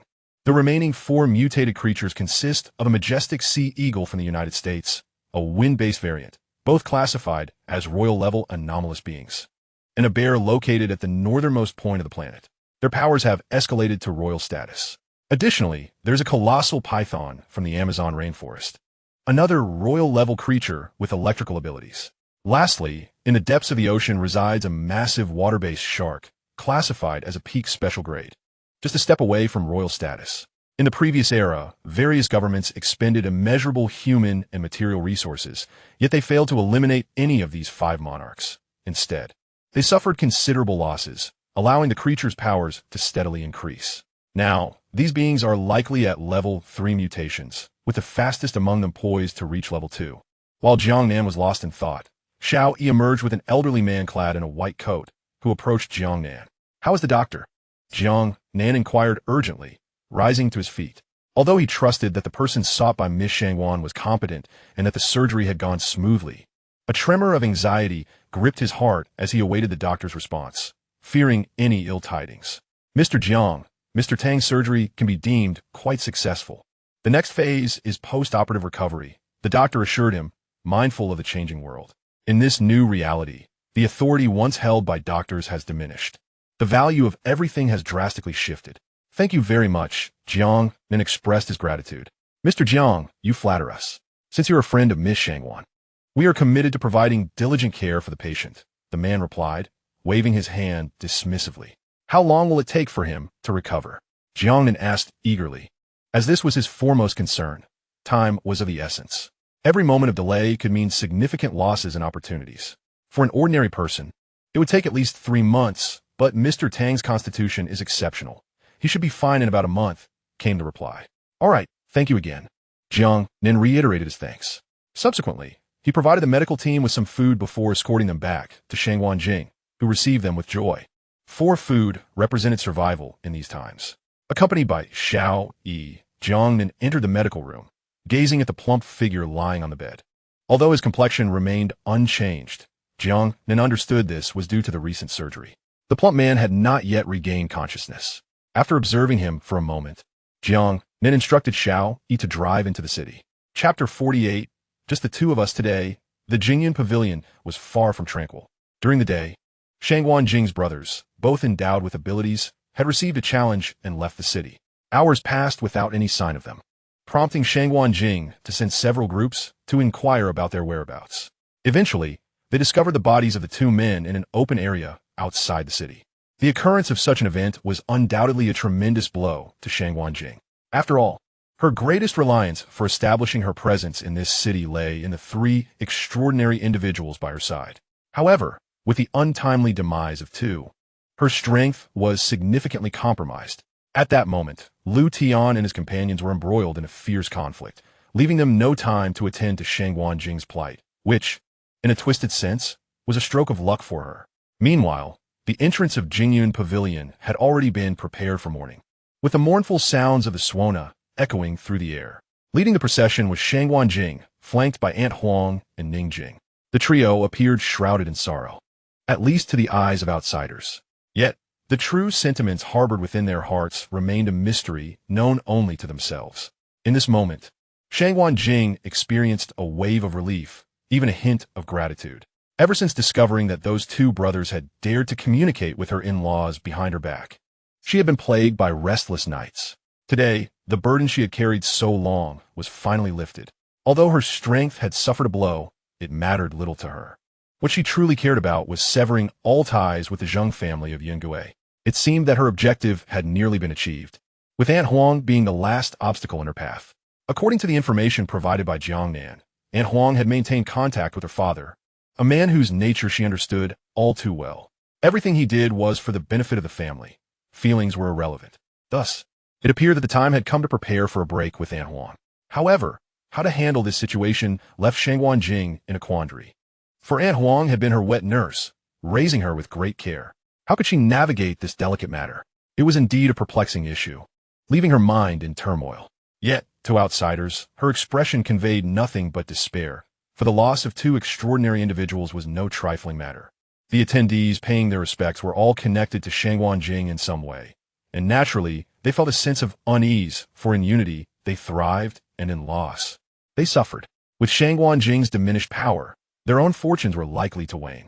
At that moment, by a stroke of coincidence, Jiang Nan had little drive their RV to a halt right at the entrance of Jingyan Pavilion. Upon spotting the familiar vehicle, the onlookers were filled with a sense of nostalgia, for this vehicle was well known throughout the tumultuous city. As Jiang Nan alighted from the vehicle, the crowd instantly recognized that an intriguing spectacle was about to unfold. After all, Jiang Nan had previously managed to abduct Shangwanjing and escape unscathed, a feat that had an air of legend about it, given that Shangwanjing had 3 extraordinary subordinates. The fact that Jiang Nan and his companion could capture her from their midst spoke volumes about their strength. At this moment, the appearance of Jiang Nan is undeniably ominous. It is evident that the visitor harbors ill intentions. Furthermore, within the city, the formidable brothers, Lao Qi and his sibling, are unmatched. No one possesses the strength to vanquish them.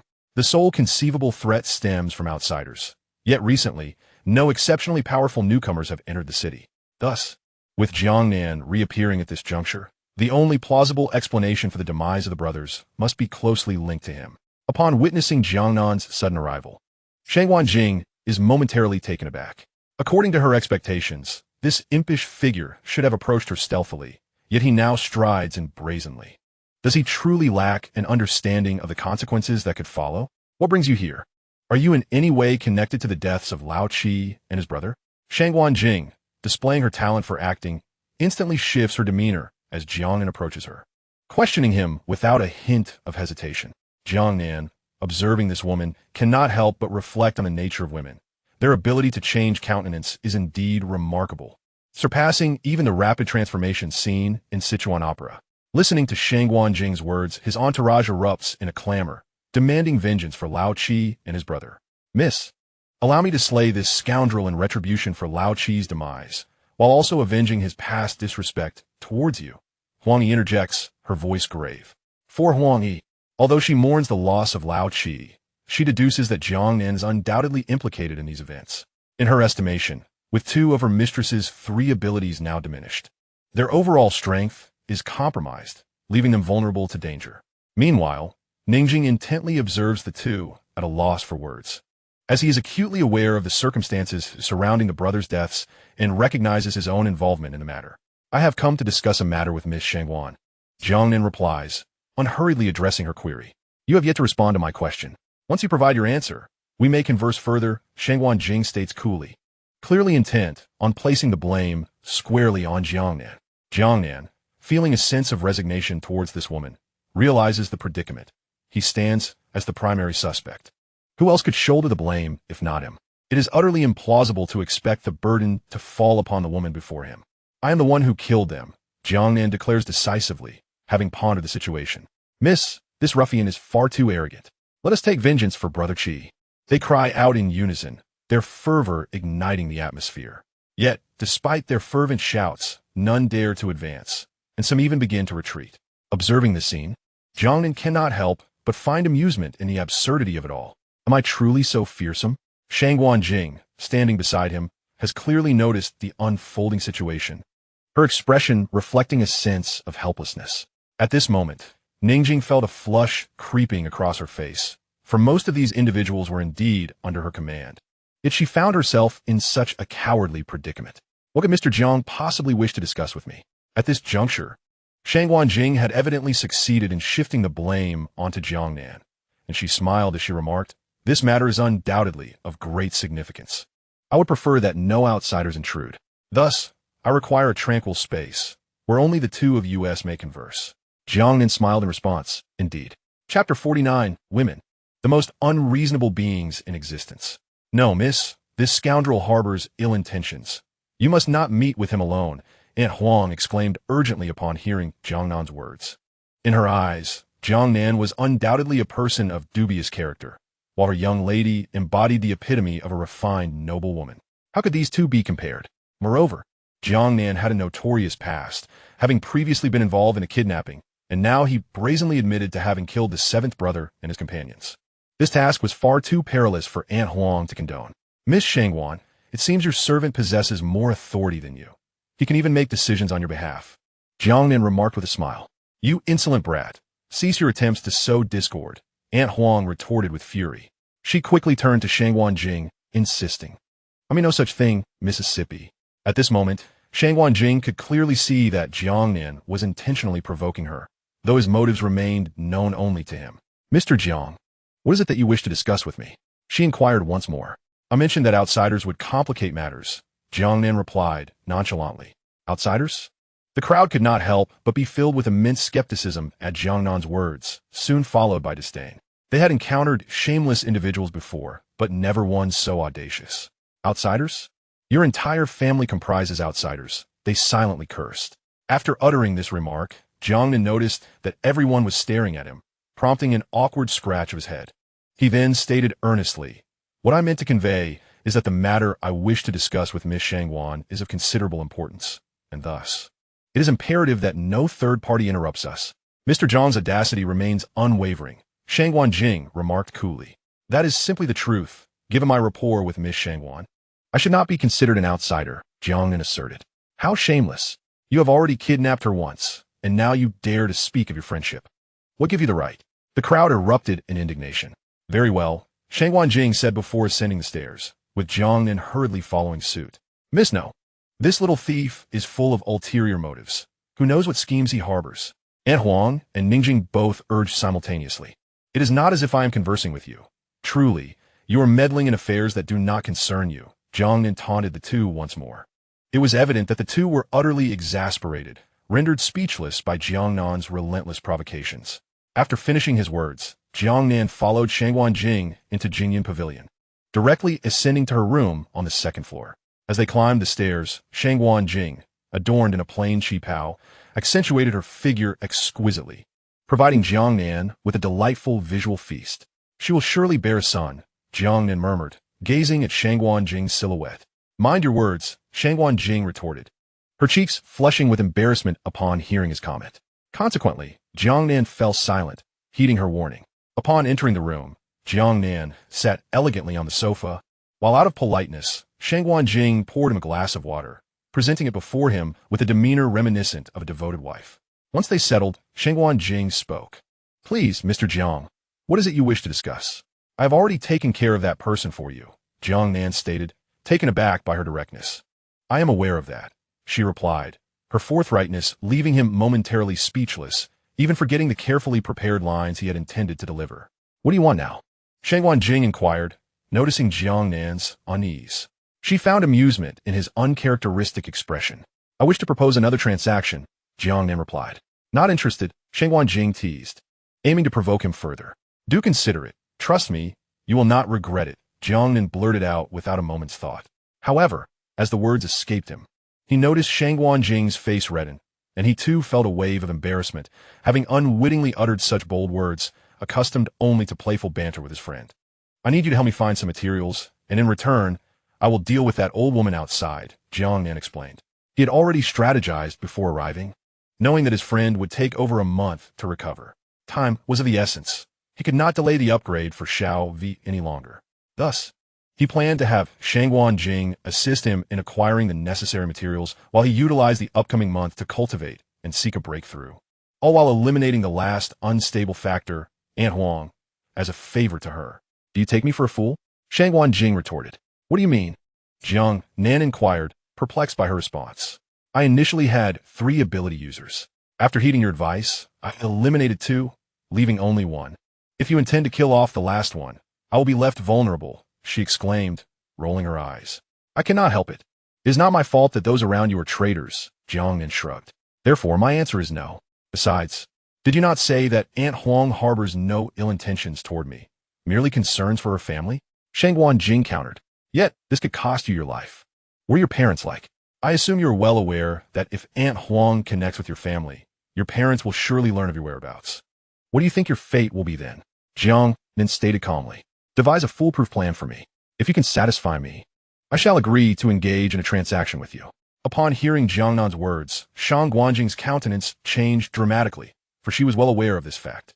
However, it seemed she recalled something, and with a smile, she replied, Dear sister, I am not your subordinate. Jiang Nan immediately retorted, I care not. It is akin to signing a contract. I am party A, and you are party B. Therefore, I shall dictate the terms, and you need only execute them. My current demand is for you to devise a comprehensive solution to this matter. Once you have formulated it, I shall acquiesce to your request. I am no Zhuge Liang. How could I possibly conceive such a plan? Jiang Nan expressed her dissatisfaction. I care not. Weren't you quite clever? Just the other night, you stealthily entered my room, Shang Guanjing remarked, rolling her eyes.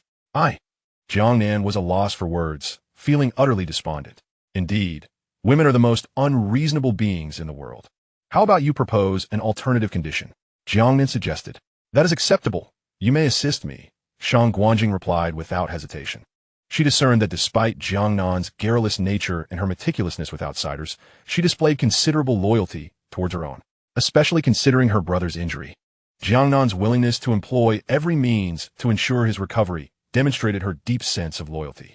Such a person, if recruited, could alleviate significant burdens in the future. Then I shall choose the first option, Jiang Nan declared. Is it truly so difficult to have you assist me? Shang Guanjing retorted, displeased. I am accustomed to freedom. Moreover, I am rather loquacious. Working under your command would be uncomfortable for both of us, so why bother? Jiang Nan replied. Very well. Then think quickly about how we can expeditiously resolve this matter, Shang Guanjing inquired with anticipation. There is a method, but the cost may be substantial. So I must impose a condition, Jiang Nan explained. Speak swiftly. Hearing Jiang Nan's promptness in arriving at an answer, Shang Guanjing eagerly pressed. You must first agree to my condition before I divulge it, Jiang Nan insisted. What is it? In the future, I may intermittently require your assistance in locating items. And you must commit to searching for them earnestly, Jiang Nan stated earnestly. Shang Guanjing's eyes were filled with skepticism. Fear not. Most of these will be ordinary supplies. I trust you can manage it, Jiang Nan assured her. Upon hearing Jiang Nan's words, Shang Guanjing felt reassured and agreed. If your method proves effective, I shall indeed consent. Very well. My proposition is for you to recruit 2 more individuals with extraordinary abilities, thereby restoring your strength to its previous state. In that case, you shall handle your nurse. Jiang Nan articulated. Are you suggesting that your 2 brothers come under my command? Shang Guanjing exclaimed, her surprise evident. Indeed, it is a challenge. The combined strength of Jiang Nan and the stout fellow undoubtedly surpasses that of Lao Qi and his companions. Furthermore, they are both individuals of profound loyalty, making their collaboration immensely gratifying. How splendid it is. What remarkable figures we 2 brothers are, like the legendary talents of the sleeping dragon and the phoenix chick. Can we truly bow beneath others? At this moment, Jiang Nan rolled his eyes. Listening to Jiang Nan's self-praise, Shang Guanjing felt no desire to respond, preferring instead to remain silent. What do you truly mean? I can transform your people into those with extraordinary abilities, Jiang Nan said languidly. Extraordinary fruit, Shang Guanjing exclaimed with delight. He had not anticipated that Jiang Nan possessed such a treasure. Despite years of effort, his own family had only managed to uncover 3, resulting in merely 3 extraordinary individuals. And his in-laws, though formidable in Yananguizhou, numbered only a handful. Yet here was this young man before him, claiming to hold extraordinary fruit. How could he not be elated? Indeed, he must be from a prominent lineage, well-versed in such matters. How many do you possess? I desire them all. Name your price, Shang Guanjing declared, already enveloped in overwhelming joy. To him, it seemed Jiang Nan must possess at least 10. If he could acquire them all, his problems would be effortlessly resolved. And how could that family dare to trouble him again, compelling him to return and mourn for a deceased spouse? I can only give you 2, Jiang Nan replied. To be candid, he had initially not intended to offer Shang Guanjing any extraordinary fruit, as it was exceedingly precious. However, since both he and the stout fellow were already extraordinary beings, the fruit held little use for them. Presenting it to Shang Guanjing could earn him a favor. And having become somewhat familiar with her through their interactions and his memories from a past life, he found her to be relatively dependable, particularly in critical moments. 5. Shang Guanjing countered. Sister, do you think this is a wholesale market for fruit? Jiang Nan retorted, rolling his eyes at her audacity. For he proposed. Is that satisfactory? Shang Guanjing, overwhelmed by the allure of the extraordinary fruit, momentarily cast aside her dignity, resorting to the rare privilege of feminine charm.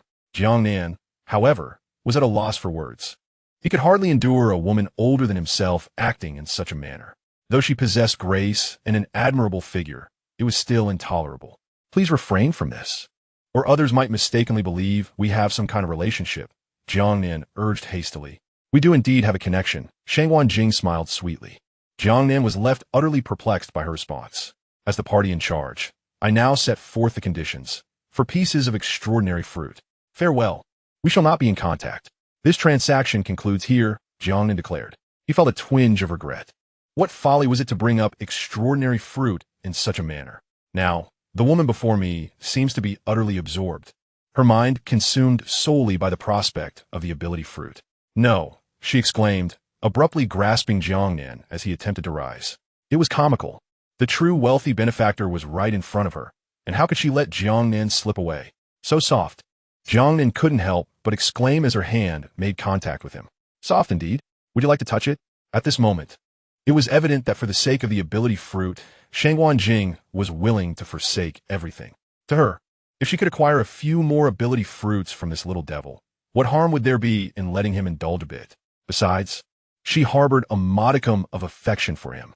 That, I can't, Jiang Nan replied earnestly. Are you a grown man, so timid? Shang Guanjing retorted with indignation. She had not anticipated that this little rascal would be so cowardly. She was offering herself up, and yet he lacked the audacity to seize the moment. It's too expensive. I'm afraid I won't be able to settle the bill afterward, Jiang Nan said as he resumed driving, perceiving that this woman was behaving unusually. Her demeanor wildly liberated compared to her usual composed self. Don't worry, there's the ability fruit. Farewell, No further contact. Goodbye, dear sister. All right, 2 fruits it is. Let's not linger. Seeing that Jiang Nan remained resolute, Shangguan Jing reluctantly acquiesced. After all, it was more prudent to secure the fruits in hand first. As for the future, she was confident that her intelligence would eventually bring Jiang Nan to heel. May I touch it now? Jiang Nan asked playfully. A single touch for 1 ability fruit. Shangguan Jing replied mischievously. At that moment, Jiang Nan was taken aback by her bold words. He never anticipated being teased by this cultured young lady. Chapter 51. The Swan has landed. Although Shangguan Jing employed every trick in the book, Jiang Nan had entered a sage-like state, impervious to her advances. Ultimately, the two amicably reached an agreement. When they exited the room, dawn was fast approaching. This meant that the two had spent the night alone together, which could easily lead to wild imaginings. Coupled with the laughter that had occasionally echoed from the room, it was difficult for others not to speculate about what might have transpired. Miss, how did it go? That little rascal didn't make any unwanted advances, did he? As Shangguan Jing stepped out, Aunt Huang hurriedly inquired, while Ning Jing, though silent, displayed a similar urgency in her expression. I would have liked that, but this little devil is as composed as a high monk. I couldn't disrupt his calm. Shangguan Jing mused internally. All is well, though her thoughts ran this way. Shangguan Jing would naturally refrain from voicing them, lest her reputation be tarnished. In response to their inquiries, she could only respond with a nonchalant air. How could you two speak like that? As a young man, why would I be interested in such an older woman? Jiang Nan expressed his displeasure. It was evident from their words that they hoped for some sort of connection between the two. You little rascal, you are courting death. My lady is a paragon of beauty. A toad like you has no hope of ever courting a swan, Aunt Huang retorted angrily. Indeed, a woman's age is a sensitive topic.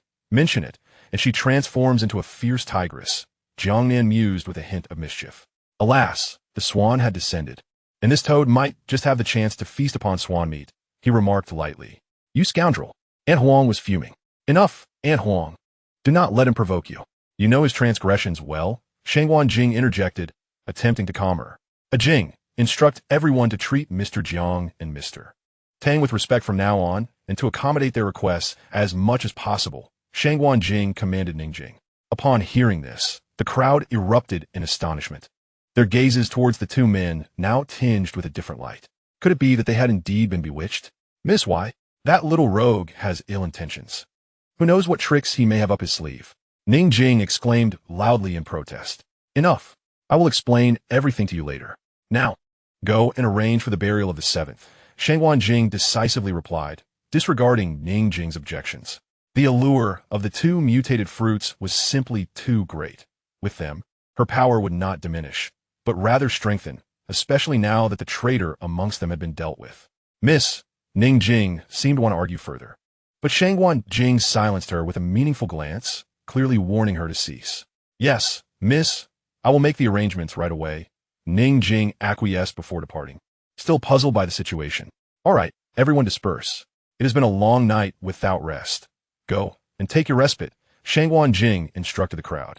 Yes, miss, they replied. And soon everyone left.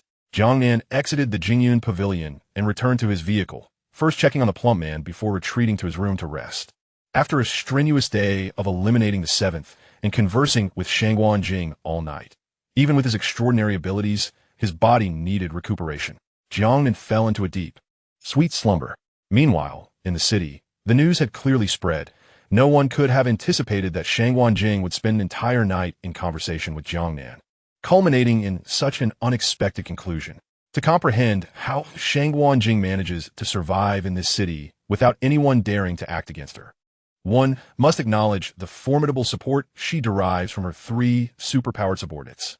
Yet, with the sudden demise of 2 of them, both at the hands of Jiang Nan, curiosity inevitably arises as to why Shangguan Jing remains unperturbed. Could it be that she has indeed been subdued? The intricacies of the situation remain shrouded in mystery. Following the news of the slaughter of the 2 brothers, some in the city speculated that Shangguan Jing's downfall was imminent, given the significant loss of her ace subordinates. One would expect others to seize the opportunity to attack.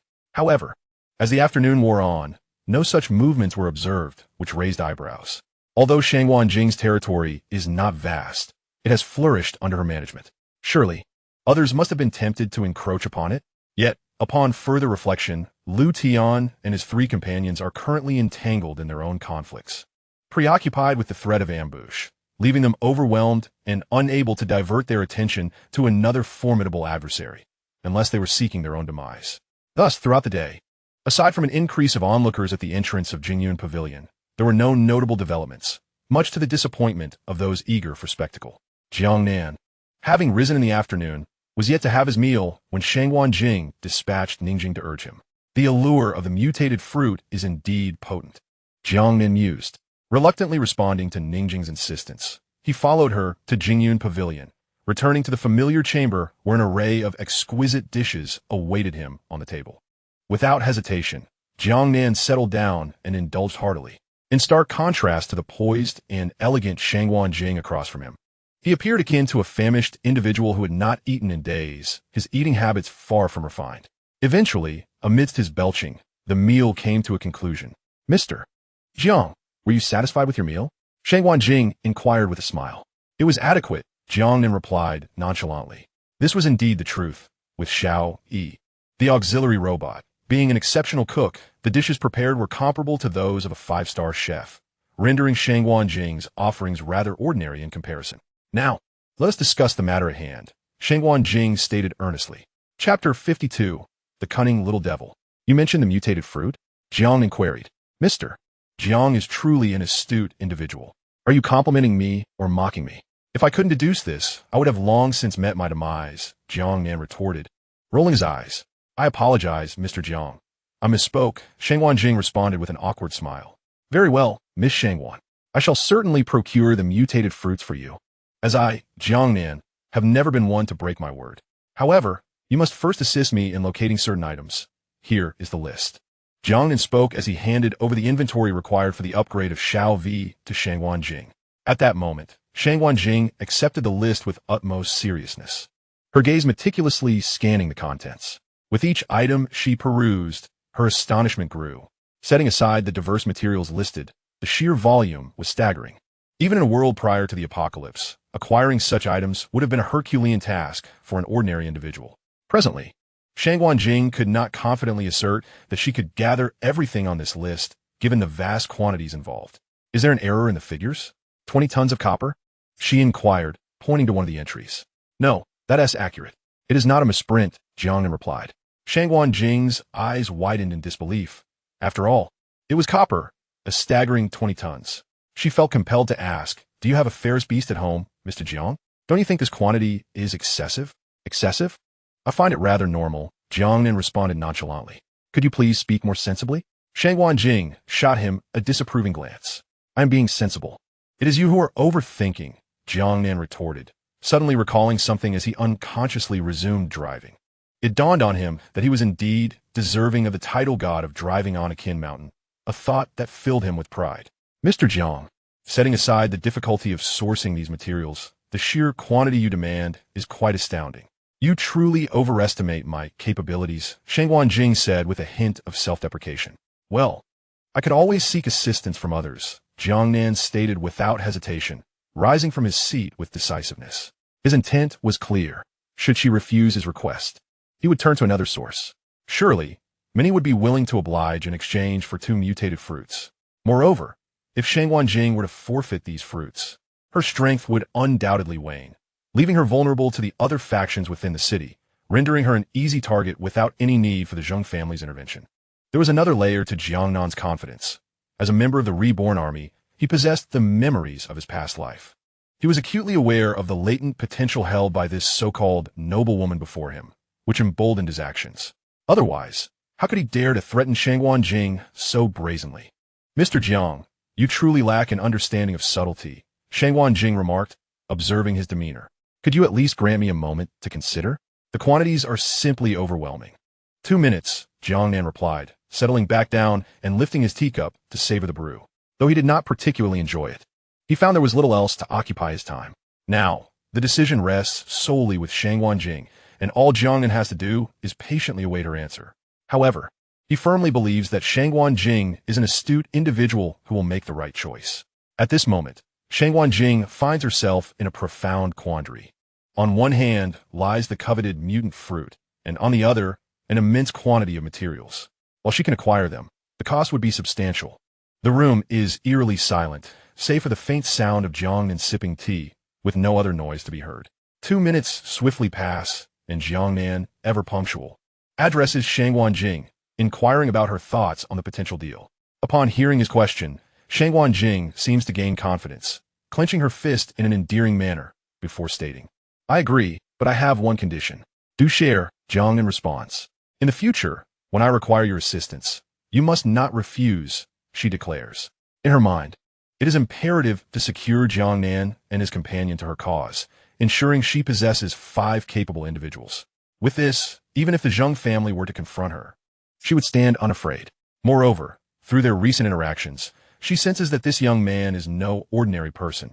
He is destined for greatness. Cultivating a rapport with him is undoubtedly advantageous. "Very well," Jiang Nan replies. "Then it's settled. The items will be delivered to you in half a month. You can present your mutant fruit now, can't you?" Shangguan Jing finally exhales in relief. "Not so fast. It's a matter of exchanging goods for the fruit," Jiang Nan retorts. "Do you not trust me?" Shangguan Jing asks, casting a sidelong glance. "Well, one must always be cautious," Jiang Nan admits sheepishly. "You truly are a clever little rascal." Shangguan Jing chuckles. She merely smiles at his remark, harboring no doubt that he possesses the mutant fruit. Despite his loquacious nature, he has never boasted, and being an ability user himself, there is no reason for skepticism. As for the notion of Jiang Nan deceiving her, she never considers it. After all, if he knows so much about her, he undoubtedly understands that no one dares to deceive her. "By the way, just how much do you know about me?" Shangguan Jing suddenly inquires. This has long been a question in her mind, as she has always felt an unnerving transparency in Jiang Nan's presence, as though she has no secrets from him. Even her ignorance of the traitors among her ranks is known to him. She detests this sensation, yet feels powerless against it. And, seizing this opportunity, she finally voices her curiosity. "Well, it's not much. Just a tad more than what others know," Jiang Nan evasively responds. "What does a tad even mean? A tad is still a tad. What is wrong with you, woman? Can't anyone have a secret?" Jiang Nan retorts. "Humph. Yet you seem to know all about my affairs while remaining enigmatic before me," said Shangguan Jing coldly. Upon hearing this, Jiang Nan felt a sense of unease. Her words suggested an underlying connection between them. "Well, since I have a request of you, it is only natural that I conduct a thorough inquiry," Jiang Nan replied awkwardly. Chapter 53. I do not wish to be labeled a scoundrel. Their conversation thus ended in a rather muddled manner, leaving Jiang Nan perplexed about the true meaning of her words. Time passed quietly for Jiang Nan. His days were spent engaging in banter with his rotund companion, conversing with Shangguan Jing, and immersing himself in the makeshift laboratory within his vehicle, conducting various experiments. Remarkably, within half a month, he had managed to create several intriguing gadgets, including a small reconnaissance device. This device, the size of an ordinary bird, emitted minimal noise and boasted impressive battery life. Should Jiang Nan find himself in perilous situations in the future, he could deploy this avian surveillance tool to ascertain the level of danger within. As the saying goes, "Know thyself and know thy enemy, and you shall never lose a battle." Thus, Jiang Nan felt a sense of satisfaction with his little invention. While Jiang Nan enjoyed a carefree existence, the chaotic city around him was rife with turbulence. Prior to arriving in this tumultuous locale, it was already in disarray. The situation worsened following Jiang Nan's elimination of Shangguan Jing's subordinate, Old Seven, leading to a temporary weakening of her power. Consequently, numerous challengers began to emerge, seeking to undermine her authority and seize her strength for themselves. Fortunately, Jiang Nan was there to support her, along with Aunt Huang and Ning Jing, which provided a semblance of stability. Nevertheless, Shangguan Jing found herself overwhelmed, tasked with sourcing supplies for Jiang Nan while simultaneously fending off provocations from rival factions within the city. Her situation had become quite dire. In contrast, others faced even greater hardships. Lu Tian and his companions, primarily composed of brigands, had only a handful of capable subordinates. While they could manage minor tasks, taking on significant responsibilities proved daunting. The ensuing chaos had instigated widespread panic among the city's residents. However, after more than half a month of turmoil, the landscape began to clarify. With the early elimination of the tiger, Lu Tian ended up being united to besiege Wang Heshang, who was unlikely to endure much longer. As a result, Wang Heshang's appearances at Jingyun Pavilion had drastically increased. Yet it was evident that Shangguan Jing could not afford to focus on him, as she was preoccupied with territorial disputes, leading to a gradual resolution of the situation. Today, upon completing his daily training, Jiang Nan was approached by Ning Jing, who gently rapped on the door of the vehicle. Once granted entry, she informed him, "Miss, you are requested to step outside. The items you desired have arrived, and it is hoped that you will also bring along what she requested." Though Ning Jing harbored a disdain for Jiang Nan, he found himself ensnared in a situation beyond his control. He was acutely aware that the rogue before him had brokered some sort of deal with his esteemed mistress. Thus, he had been biding his time, enduring the incessant chatter of the two brothers. However, relief was on the horizon. He believed they would soon depart with their spoils, and he would likely never lay eyes on them again. This thought brought him a measure of ease. "Let us proceed," Jiang Nan declared, rising to his feet. "Are you not taking the goods?" Ning Jing inquired, puzzled. "There is no need. I carry what I require with me," Jiang Nan replied with a subtle smile. Under Ning Jing's guidance, Jiang Nan made his way to a warehouse on the outskirts of the city. Upon entering, they were greeted by a myriad of supplies stacked within. At that moment, Shangwan Jing awaited Jiang Nan's arrival. "Mr. Jiang, as you requested, everything you need is here," she said, a smile gracing her lips. "Miss Shangwan, your capabilities are truly remarkable. You have managed to gather all these items in such a brief span," Jiang Nan complimented. "In comparison to Mr. Jiang, my humble skills are insignificant." Shangwan Jing replied with a smile. "Very well, Miss Shangwan, please see the others out. I assure you, I am a man of my word, and I will provide you with what you seek," Jiang Nan stated, having discerned her intentions from the glimmer in her eyes. "All right, you may leave now. Aging, please remain," Shangwan Jing instructed. It appeared that Miss Shangwan had made her selection. Jiang Nan, upon hearing that she intended to keep Ning Jing, casually asked, "Is that so?" "Indeed. Aging is the one I trust most," she replied. "Miss, what are you two discussing?" Ning Jing interjected, bewildered by their exchange, unable to grasp a single word. As Shangwan Jing's subordinates exited, the warehouse was left with just the three of them, a man and two women. "Xiao V, have Xiao you bring the car around," Jiang Nan instructed mentally. "Command acknowledged," came Xiao V's response, tinged with a rare excitement that Jiang Nan could understand. The completion of their materials signified Xiao V would soon achieve another upgrade, drawing closer to its full recovery, a prospect that was indeed exhilarating. After issuing his command, Jiang Nan retrieved a plastic bag from his backpack and handed it to Shangwan Jing. The two women exchanged bewildered glances at Jiang Nan's peculiar gesture, left utterly flabbergasted. "This is a mutated fruit. A mutated fruit. You are merely presenting it in a plastic bag. It is a travesty to treat such fine goods in this manner. You could at least have chosen a more elegant box," Shangwan Jing exclaimed, at a loss for words. Meanwhile, Ning Jing, observing the plastic bag, was left to wonder if this was truly the treasure her mistress desired. Sensing the confusion etched on the faces of the two women, Jiang Nan awkwardly chuckled, explaining, "I was rather rushed when I left, and this was the most convenient option. Although it may be somewhat difficult to accept the idea of using plastic bags for these items," Shangwan Jing proceeded without the slightest hesitation, deftly unwrapping them. Two mutated fruits emanated a radiant glow. At this moment, Shangwan Jing's heart finally found solace. All her arduous efforts had culminated in acquiring these two fruits. Now finally in her possession, Ning Jing, having followed Shangwan Jing since childhood, possessed a certain level of insight and recognized these as the legendary mutated fruits, prompting an involuntary gasp of astonishment from her. Without hesitation, Shangwan Jing offered one of the fruits to Ning Jing, her intention unmistakable. She wanted her to consume it. Ning Jing was taken aback, not expecting such kindness from her mistress. "Wait," Jiang Nan interjected, just as the two were about to ingest the mutated fruits. "What is it?" Both women queried in unison, puzzled. "Are you not aware of the reactions that may ensue after consumption?" "I certainly do not wish to be labeled a rogue by you two," Jiang Nan kindly cautioned. Upon hearing Jiang Nan's words, the two women suddenly recalled something, their faces flushing with embarrassment. Chapter 54. Until we meet again with the successful consumption of the mutated fruits, the two women transformed into superhumans. For Jiang Nan, this chaotic city chapter had temporarily drawn to a close.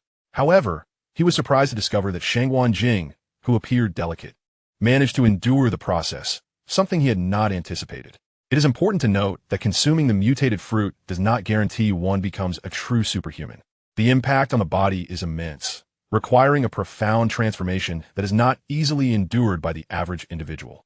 As the two women awakened their powers, Xiaovi began its upgrade after consuming the material Shangguanjing had procured, a process that took 3 days. This upgrade was nothing short of a transformation. Its defensive system had increased by 70%, rendering it nearly impervious. Now, as long as ammunition was sufficient, Jiang Nan had no fear of zombies, except for the mutated ones. Of course, in addition to the enhanced defense system, the medical bay within the vehicle underwent an upgrade, featuring a range of sophisticated medical equipment, some of which Jiang Nan had never even heard of. Most impressively, 2 combat robots were deployed, each possessing the capabilities of an 8th-level superhuman. And their strength would continue to evolve alongside the vehicle's upgrades, a fact that pleased Jiang Nan immensely. After all, future missions would no longer be a solitary endeavor for him and Fatty. Having more allies was undoubtedly advantageous, especially those that were obedient. Regrettably, the system defaulted to male robots, which left Jiang Nan feeling somewhat dissatisfied. After all, everyone harbors an appreciation for beauty. What is the point of having 2 male robots? Pervert, he muttered in frustration. In response, Xiaovi merely replied indifferently. At this juncture, Jiang Nan found himself at a loss for words. I toil endlessly, laboring like a beast and catering to your needs, only to be called a pervert in return. Who, in fact, is the shameless one here? However, he naturally dared not voice these sentiments to little V, for otherwise, this sharp-tongued individual could easily lead him to question his very existence. In addition, the corpulent man's health improved day by day, which brought a sense of solace to Jiang Nan. Originally, according to the doctor's prognosis, it would take at least a month for him to recuperate. Yet, ever since little V underwent an upgrade, the medical facilities within the RV were also enhanced, employing various advanced techniques. The speed of the corpulent man's recovery was nothing short of astonishing, verging on a medical miracle. During this period, the chaotic city was left with only the 2 major forces of Lu Tian and Shangguanjing. The others had long since faded into the annals of history. Following the exit of the tiger, Lu Tian and Abing united in their assault against the flower monk. Although the flower monk was adept at scheming, he found himself powerless against their alliance. He sought assistance from Shangguanjing, but received no response. Attempts to incite Abing to join forces against Lu Tian were also in vain. Ultimately, after many schemes fell through, he met his demise in his opulent office. On the very day the flower monk was eliminated, Lu Tian launched a surprise attack on Abing, who was preoccupied with celebrating his victories and had not anticipated such a move. Nonetheless, no amount of reluctance could counteract his decline. In the span of a single night, Lu Tian dismantled Abing's influence, leaving only what was necessary for acceptance. This dramatic turn of events was both comical and tragic. Yet, regardless of the circumstances, the outcome had been irrevocably determined. At this juncture, the city was divided between Shangguanjing and Lu Tian, each commanding half of it. During this time, Shangguanjing was not idle.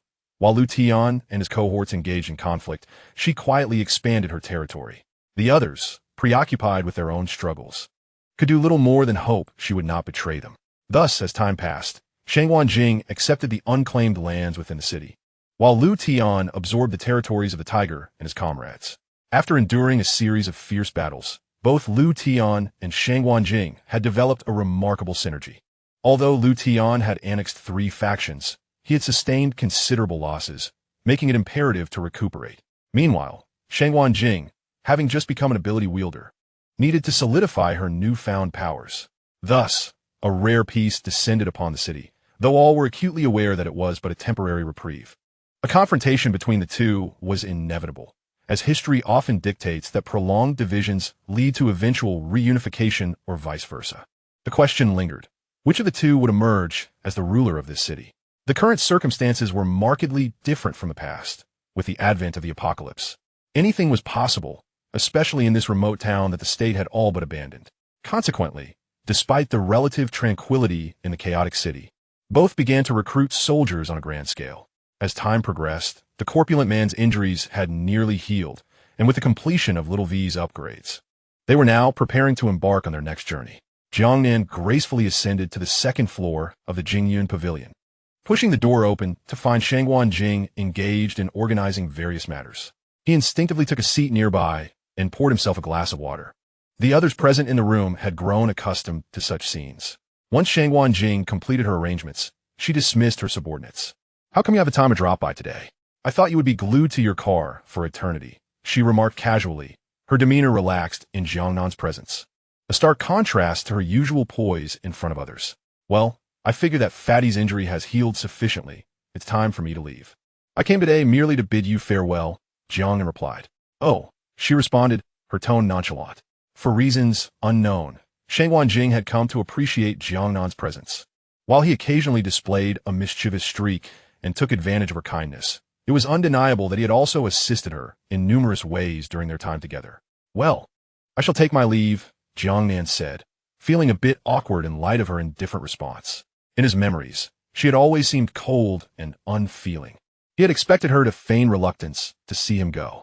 After much contemplation, he concluded that one should not attempt to decipher a woman's thoughts. Perhaps we shall meet again by fate, he added, standing to exit. Shangwan Jing remained, lost in thought, and as she approached the window, she caught a glimpse of Jiang Nan's departing figure, lingering in silence, pondering her own thoughts. Chapter 55. An abundance of pleasure awaits you. With the sound of the engine starting, Jiang Nan's journey commenced anew.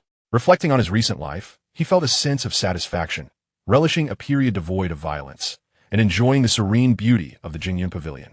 The only source of discontent stemmed from his farewell to Shangwan Jing, whose cold demeanor left him bewildered. Such behavior was unexpected in his understanding of her character. However, unbeknownst to Jiang Nan, in the days following his departure, Shangwan Jing's mood plummeted. Typically, when her subordinates made minor mistakes, she would respond with gentle words, never uttering harsh criticism. Yet after Jiang Nan left her room, her temper flared, and everything seemed displeasing to her. Even her beloved tranquility was met with harsh words. As for Shangwan Jing's current demeanor, the others harbored a growing resentment towards Jiang Nan. Brother Nan, the new year is approaching in a few days. Shouldn't we wait until after the festivities to leave?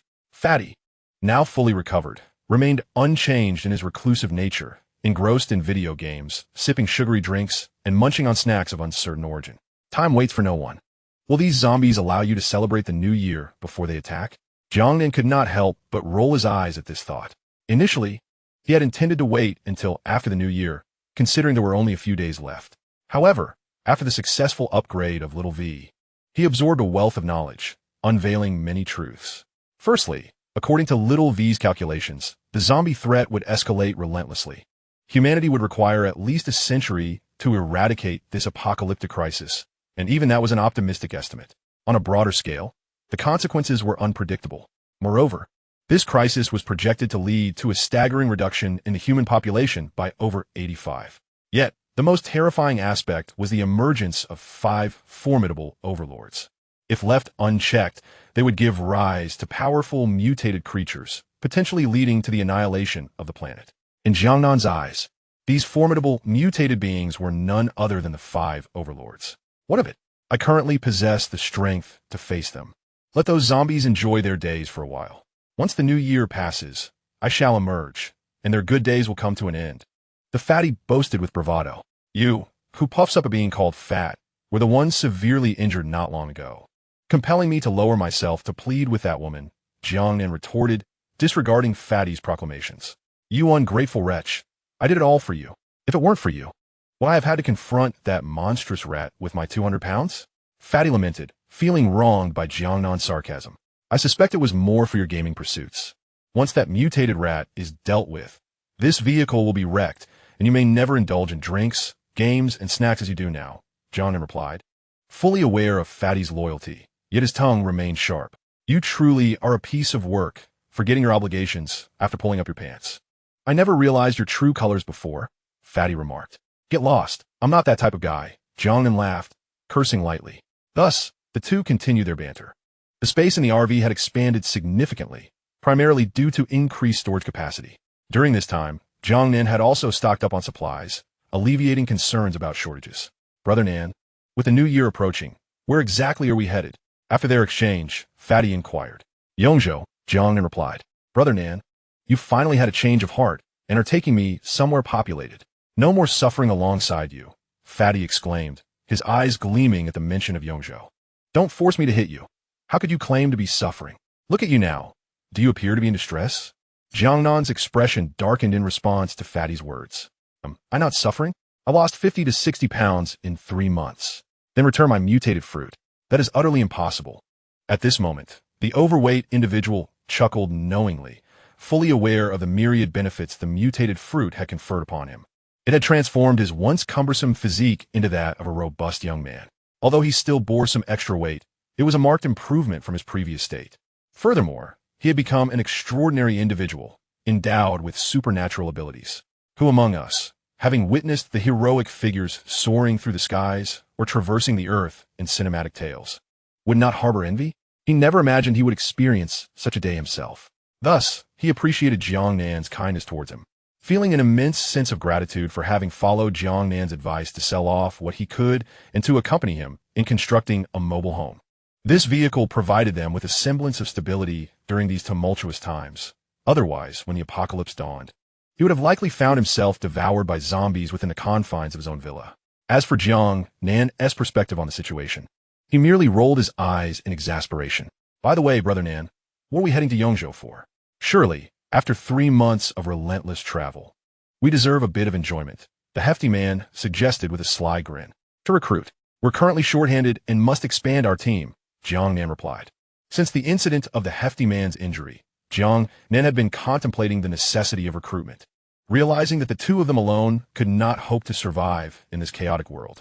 Individual capabilities were inherently limited, and to thrive, a cohesive team was indispensable. Although human nature can be unpredictable, this endeavor was imperative. Jiang Nan felt confident in his ability to gather a reliable group of individuals. Recruitment sounds splendid. Nurses, flight attendants. Bunnies, how about this, Brother Nan? You can take a break while I handle the recruitment. I assure you'll be thoroughly satisfied. It will be an exhilarating experience. The hefty man enthused, his eyes gleaming with anticipation as if envisioning the prospective recruits before him. Get lost. I'm seeking allies, not burdens. Aside from nurses, who might be of some use with their ability to administer injections and dress wounds, what else do these individuals offer besides their looks? When I instructed you to find people, I meant for assistance, not a beauty pageant. You're merely lusting after their appearances. It's disgraceful, Jiang Nan retorted angrily. Clearly at his wit's end with the foolishness of his companion. Brother Nan, you're mistaken. They also have legs, the hefty man replied languidly. Chapter 56, Yongzhou City. After over a month of repairs, the mobile home was finally back on the road.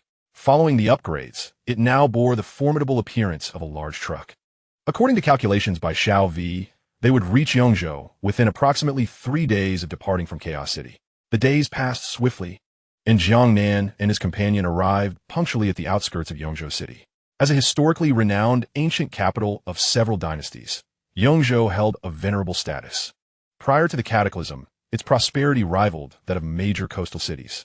In Jiang Nan's recollection, it had become one of humanity's significant gathering places. At present, the ancient city walls were under military control, with an array of weapons prominently displayed, exuding an air of formidable authority.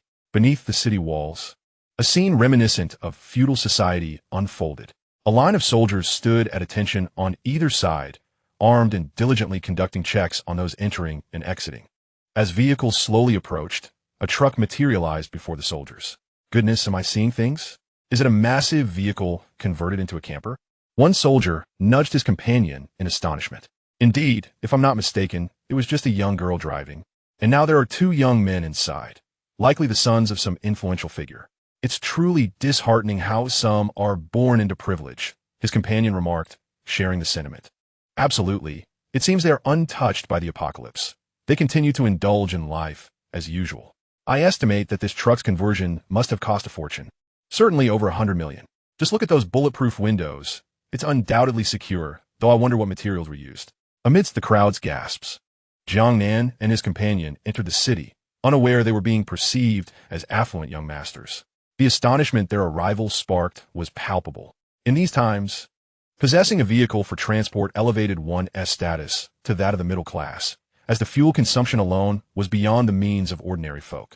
A camper of such magnitude, not to mention its conversion costs, was indeed a luxury few could afford. The news of 2 wealthy scions arriving in town quickly spread throughout Yongzhou. The city had seemingly restored a semblance of order, but the former white-collar workers appear to have vanished.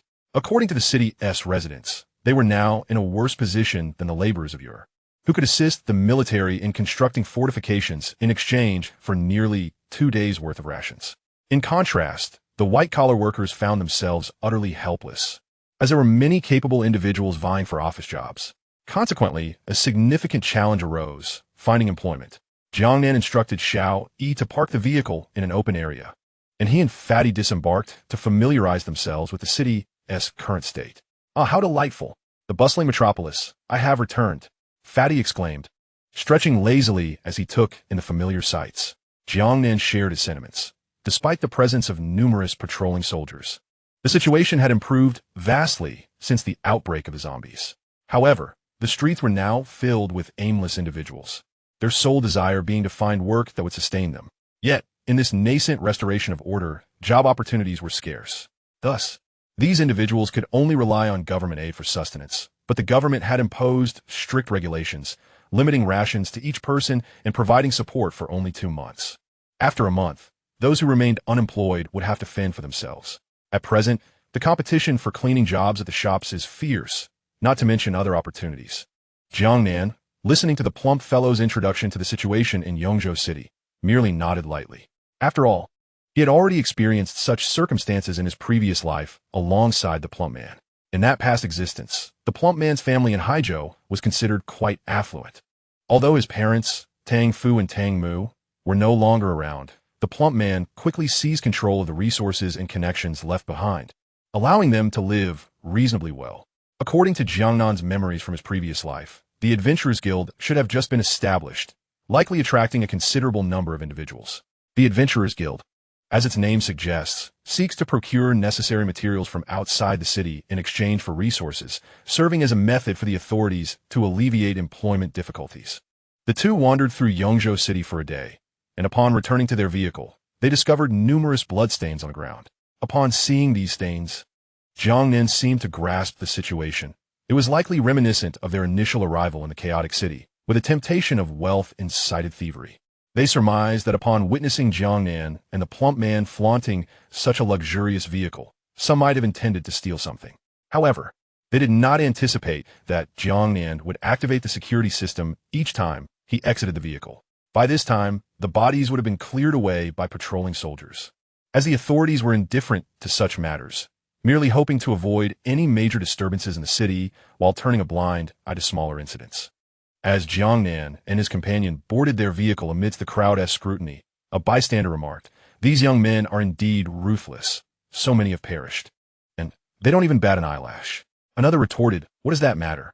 If they dare to travel all the way from Haizhou, they must have witnessed far worse." "This is nothing. How do you know they are from Haizhou?" asked one. "Did you not see the license plate?"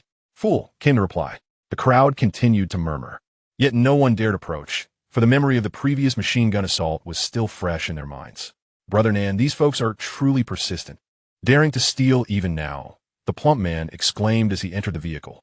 "Ha! As the old saying goes, men die for wealth. Birds perish for food. There is no need for alarm," Jiang Nan replied with a sense of nonchalance. "By the way, Brother Nan, weren't we supposed to be looking for someone in Yongzhou? Why do we spend the day idly wandering?" The plump man inquired. "Let's first familiarize ourselves with the surroundings. After all, we are newcomers in an unfamiliar place. It's better to understand the situation," Jiang Nan replied. "Indeed, caution leads to longevity," the plump man concurred. "I'm off to rest. You should turn early too and steer clear of junk food," Jiang Nan advised upon seeing the plump man indulging in a reclusive lifestyle. All right, I know. You're more nagging than my mother," the plump man replied impatiently. Jiang Nan said nothing more and retreated to his own room to rest. Chapter 57. Changes in the Situation. That night, the military district in Yongzhou City was brightly lit. Since the outbreak of the apocalypse, such days have persisted, and the populace has grown accustomed to this new reality. Within a 6-story main building, the hustle and bustle of individuals in military attire is omnipresent, each person engaged in their respective duties. In the conference room on the top floor, armed soldiers stand guard outside, while a figure resembling an officer vigilantly oversees the entrance. "Captain, it has been over 3 months. What is the situation?" A soldier stationed at the door quietly inquired of the officer. "I cannot say for certain. You must have an inkling of the circumstances. There are various developments, as evidenced by the frequency of the commander's meetings during this period." The young officer replied with a hint of resignation. "Captain, do you think my mother and the others will?" The soldier hesitated, unable to finish his thought. "I wish I could offer comforting lies, but you know that such would be mere self-deception. You are aware that the current situation is beyond anyone's control. Do not dwell too much on the idea of restoration, the officer gently reassured, patting his subordinate's shoulder. A wave of melancholy swept through the corridor. At that moment, an elderly man with white hair appeared. Commander Zhou. The greetings rang out continuously. Despite his gray hair, the elder's voice was robust as he reciprocated the salutations. Zhang Chong. Is everyone assembled? Commander Zhou inquired of the young officer at the conference room entrance. Report, Commander. Everyone is present, including Generals Wu and Li, Colonel Wang, and personnel from various departments, along with representatives from the government. Zhang Chong replied with a salute. Very well, Chief Chun, let us proceed into the meeting. Commander Zhou instructed his aide. Yes, sir, the aide responded. As Commander Zhou and his entourage entered, Zhang Chong addressed the soldiers guarding the conference room. We are now on alert. Should anyone approach the meeting room to eavesdrop on confidential matters, they're to be dealt with mercilessly. Understood. Inside the conference room, upon Commander Zhou's arrival, everyone rose to greet him. He acknowledged the formality with little more than a nod before taking his seat at the head of the table. Let us commence the meeting. Each representative may present their updates, Commander Zhou stated as he settled into his position. Indeed, we shall maintain our usual protocol and begin with Mayor Liu, who will first provide an overview of the government situation. Chief Chun swiftly assumed the role of moderator. After Chief Chun concluded, a middle-aged man in a suit stood up.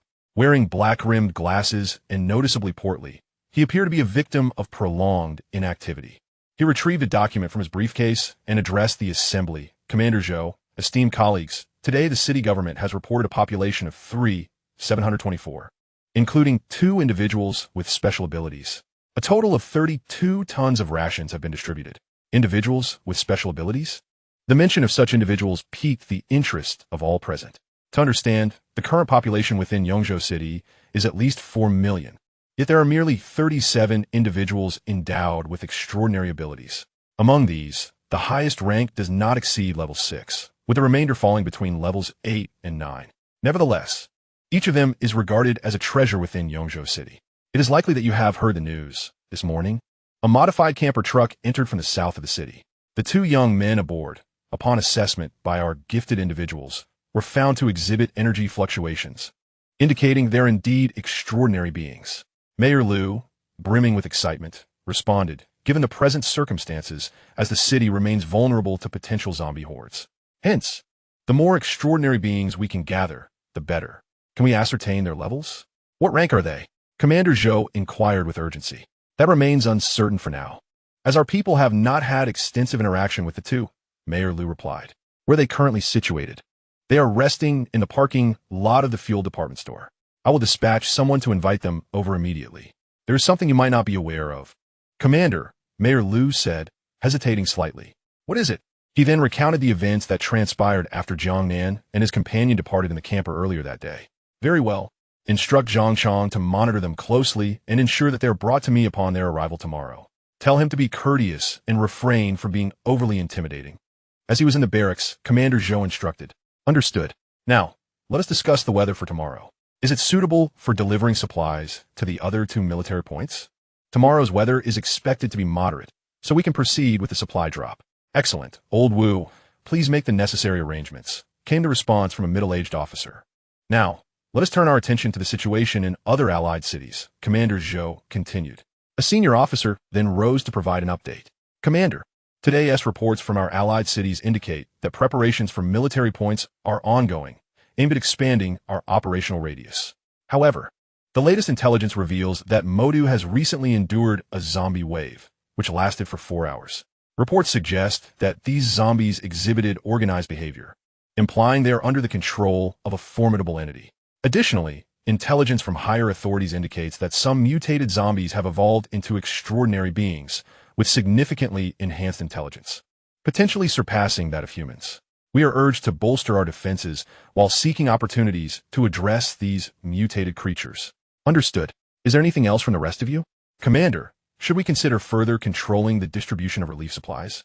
Given the current situation, we cannot sustain ourselves for long. The farmland we have cultivated in the eastern part of the city will not yield a harvest for at least 8 or 9 months.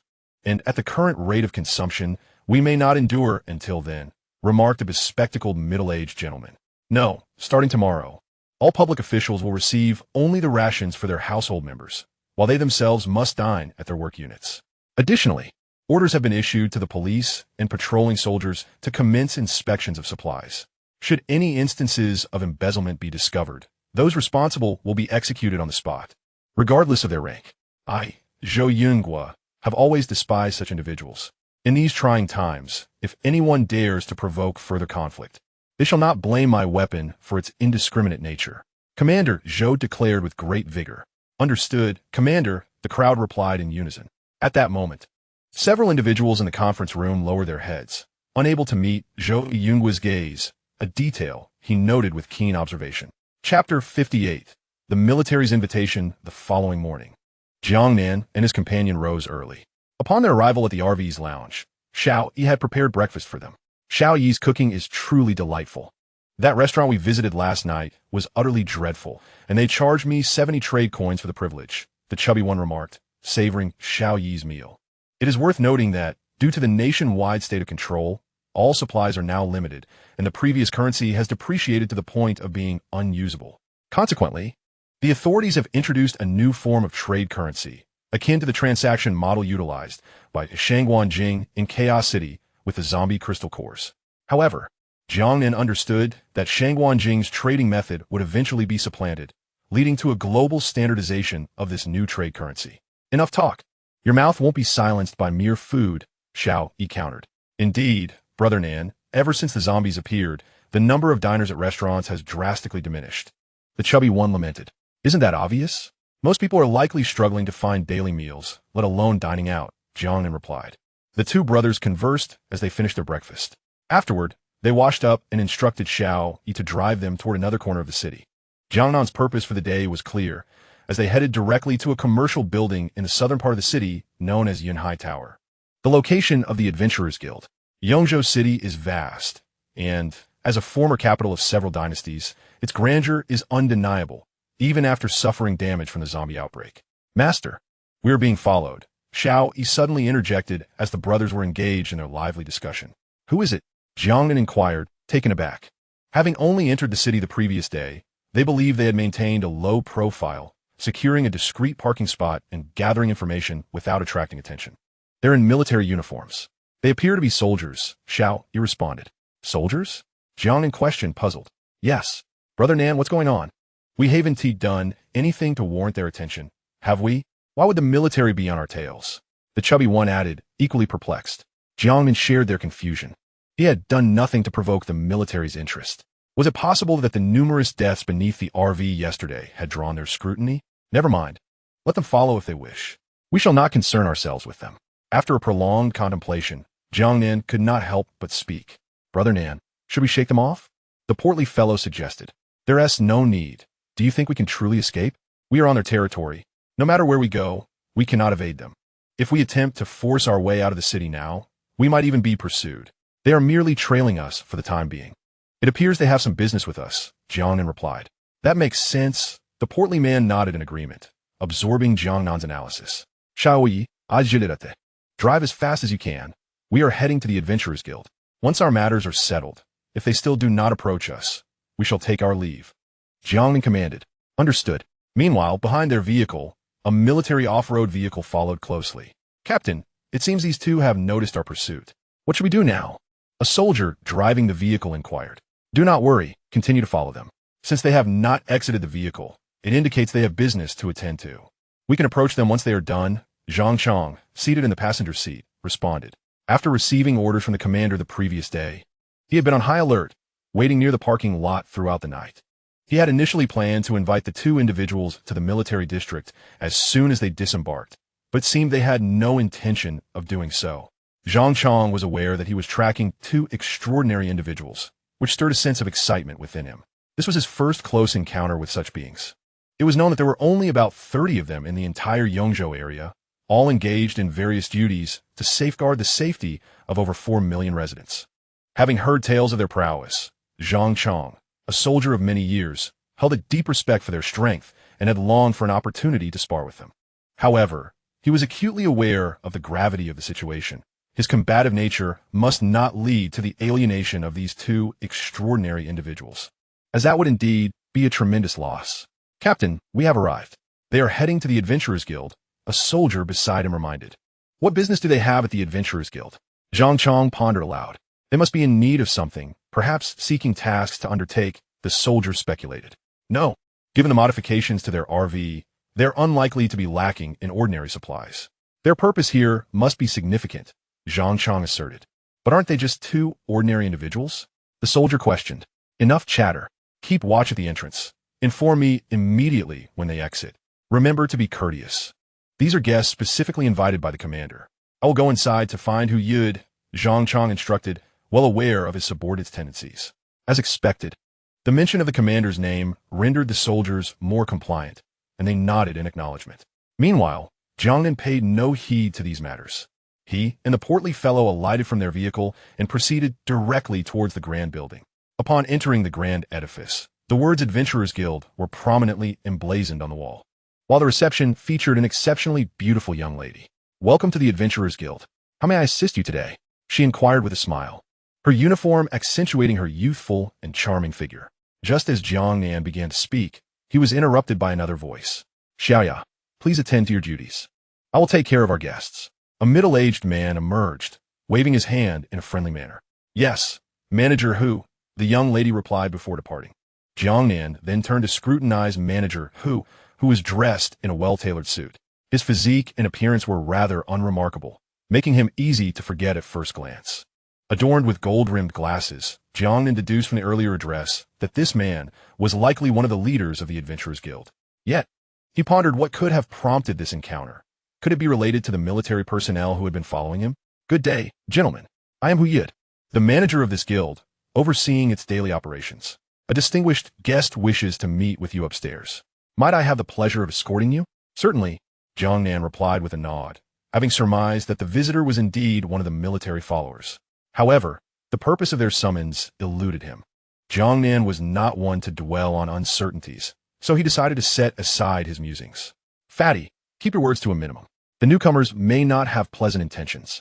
Observe my cues, Jiang Nan advised his companion. Understood, came the reply. Please follow me, gentlemen, Hu Yud gestured as he led them towards the elevator. He pressed the button, indicating for them to enter, and Jiang Nan and his companion complied without hesitation. As your new arrivals, allow me to introduce you to our Adventurers Guild. Hu Yud began as the elevator ascended. Jiang Nan observed Hu Yud, noting his ability to navigate social dynamics adeptly. Though he recognized Jiang Nan as the primary speaker, he did not neglect his companion, a quality that distinguished him from many others. Thank you, Manager Hu, Jiang Nan smiled. The Adventurers Guild was established at the behest of the state, with local governments taking the lead. Currently, the number of registered adventurers has reached over 1 million. Adventurers are ranked from S to G, with S being the highest and F the lowest. A point system is in place, where points are accrued by completing daily tasks issued by the authorities. Once your points reach a certain threshold, you will be promoted. The higher your rank, the greater the resources you will enjoy upon reaching D rank. A fixed monthly stipend is granted. Jiang Nan had a considerable understanding of the Adventurers Guild from his previous life, yet he chose to engage with Manager Hu, demonstrating a willingness to learn more. At this moment, the stout man was attentively listening. Although somewhat neurotic, he had never been ambiguous about such matters.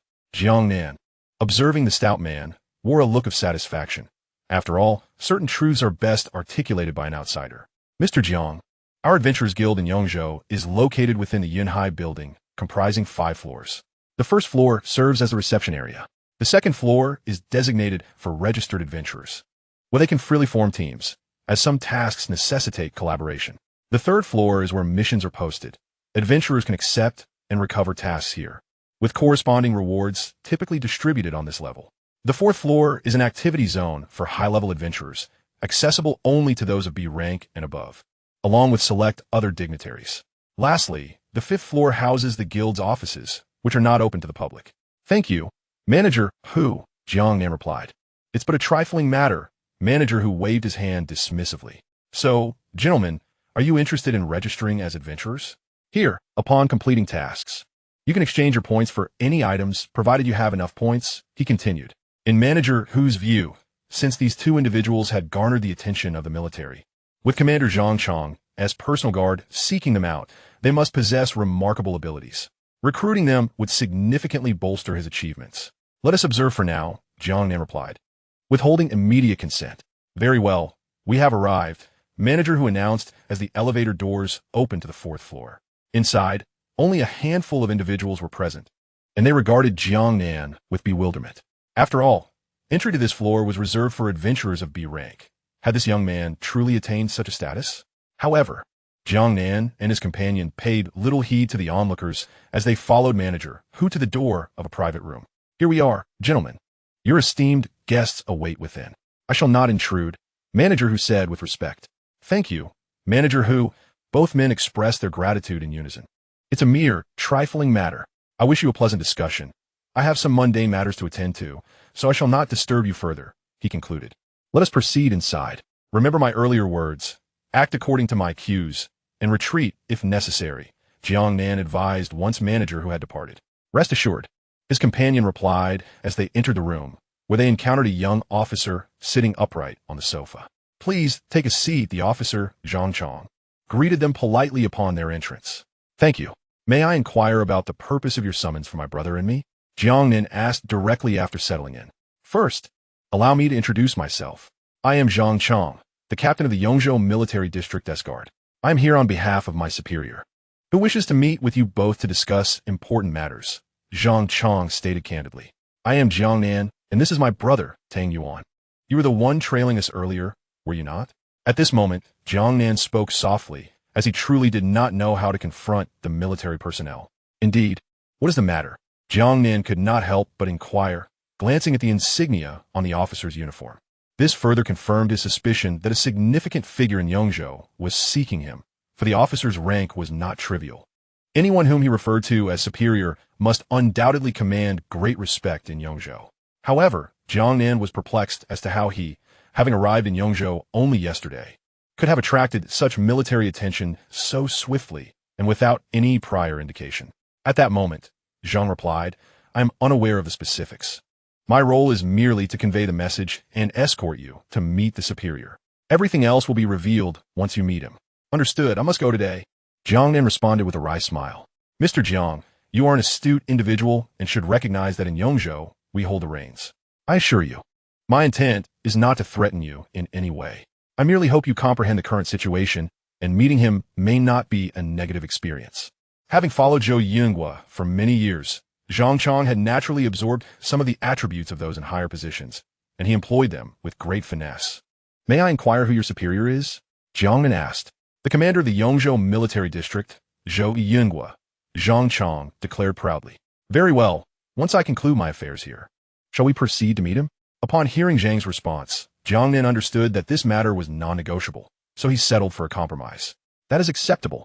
Shortly, I will have a Yud register your information. You will both become B-level adventurers. Each month, you will receive a considerable stipend, as per our commander's wishes. I hope you will not disappoint his goodwill. Thank you, Jiang Nan replied, somewhat bewildered yet compelled to express his gratitude. Chapter 60. Are you a traitor? Very well. I shall wait for you both downstairs. Once you have concluded your business, we will proceed directly to meet the commander. Zhang Chong stated as he rose to his feet and swiftly exited the room, his demeanor reflecting his decisive nature. Brother Nan, this does not bode well. Presenting such a grand gift at the outset suggests they seek something in return. Could it be they are aware of our anomalous fruit? The portly companion, having been present throughout, was also acutely aware of Zhang Chong's actions. Impossible. Besides Shangwan Jing, no one else knows of our possession of such a thing. Chaos City is leagues away from here, and besides, she has no need to collude with the military, Jiang Nan retorted promptly. Brother Nan, you are blinded by love. That woman is married. Are you a traitor to good wives? His companion exclaimed in astonishment. Enough. Jiang Nan scolded with a chuckle. Brother Nan, I wondered why you had been frequenting her place. It seems you had ulterior motives, his companion analyzed. Are you itching for fight? The new year is tomorrow. I prefer to avoid conflict, Jiang Nan responded, somewhat exasperated. Understood, the portly companion replied with a knowing smile, the meaning behind it clear. Get away from me. The two engaged in playful banter as they ascended to the second floor, which had transformed into an entertainment haven, brimming with various recreational facilities. The patrons were predominantly adventurers, each adorned in a myriad of attires. Brother Nan, are we really going to recruit here? The chubby one inquired. Indeed, perhaps we should reconsider. None of these individuals appear formidable, he remarked with a haughty glance, exuding the air of a martial arts master. Do you think everyone is like you? Do you even comprehend the efforts that led to your current state? Stop flaunting your bravado, Jiang Nan retorted with a roll of his eyes. Brother Nan, I'm merely looking out for us. Consider these individuals. What utility would they bring? They seem utterly inept, merely gluttons. Bringing them along would only burden us and squander our resources. We ought to seek out awakened superhumans, the chubby one suggested in a hushed tone. Do you think I wouldn't want that? Jiang Nan replied, exasperated. Indeed, if given the choice, Jiang Nan aspired to cultivate his team into a squad of superhumans, significantly enhancing their combat prowess. If coordinated well, they could rival an army of thousands.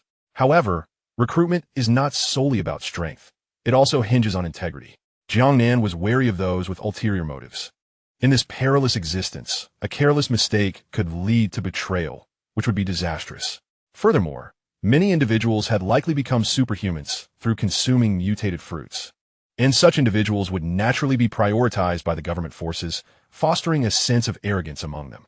Setting aside the challenges of finding suitable candidates or the complexities of human nature, even if he managed to locate someone, an impetuous invitation to join might not elicit a favorable response.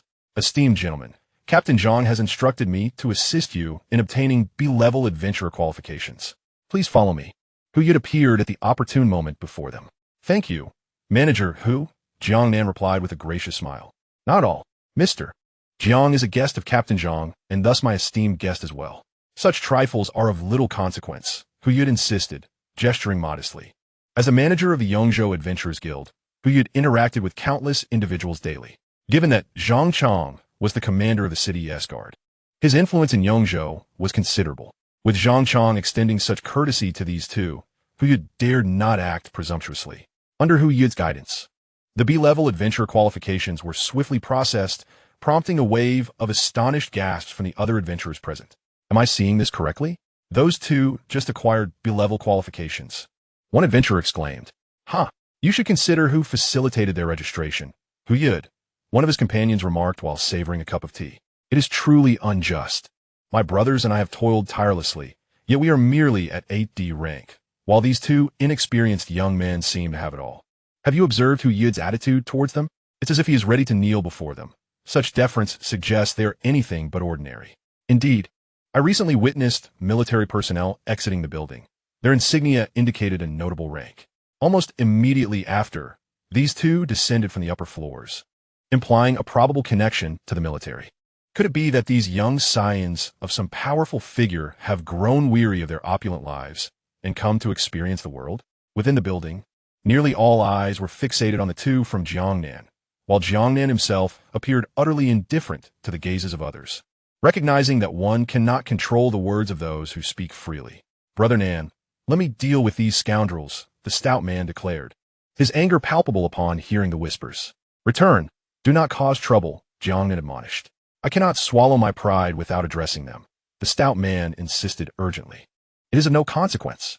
Manager Hu, as a B-ranked adventurer, based on your earlier statement, the Adventurers Guild should grant us some access to their records, correct? Jiang Nan turned to Hu Yud. Yes, Mr. Jiang, Hu Yud replied. Very well. May I request to examine the Guild's registered personnel records? Jiang Nan inquired with a smile. What information does Mr. Jiang wish to seek? We can assist, Hu Yud offered with consideration. Gender does not matter, aged between 20 and 30, with notable special skills. Please assist me in this search and send the information to my adventurer's email, Jiang Nan requested, still smiling. Certainly, Hu Yud responded, having been instructed by Zhang Chang to facilitate matters for these two, as they were esteemed guests of the commander. Thus, Hu Yud readily acquiesced to Jiang Nan's request, knowing that B-ranked adventurers held such rights, and this did not breach any protocols. Thank you, Manager Hu, Jiang Nan said appreciatively. It is my duty, Hu Yud replied.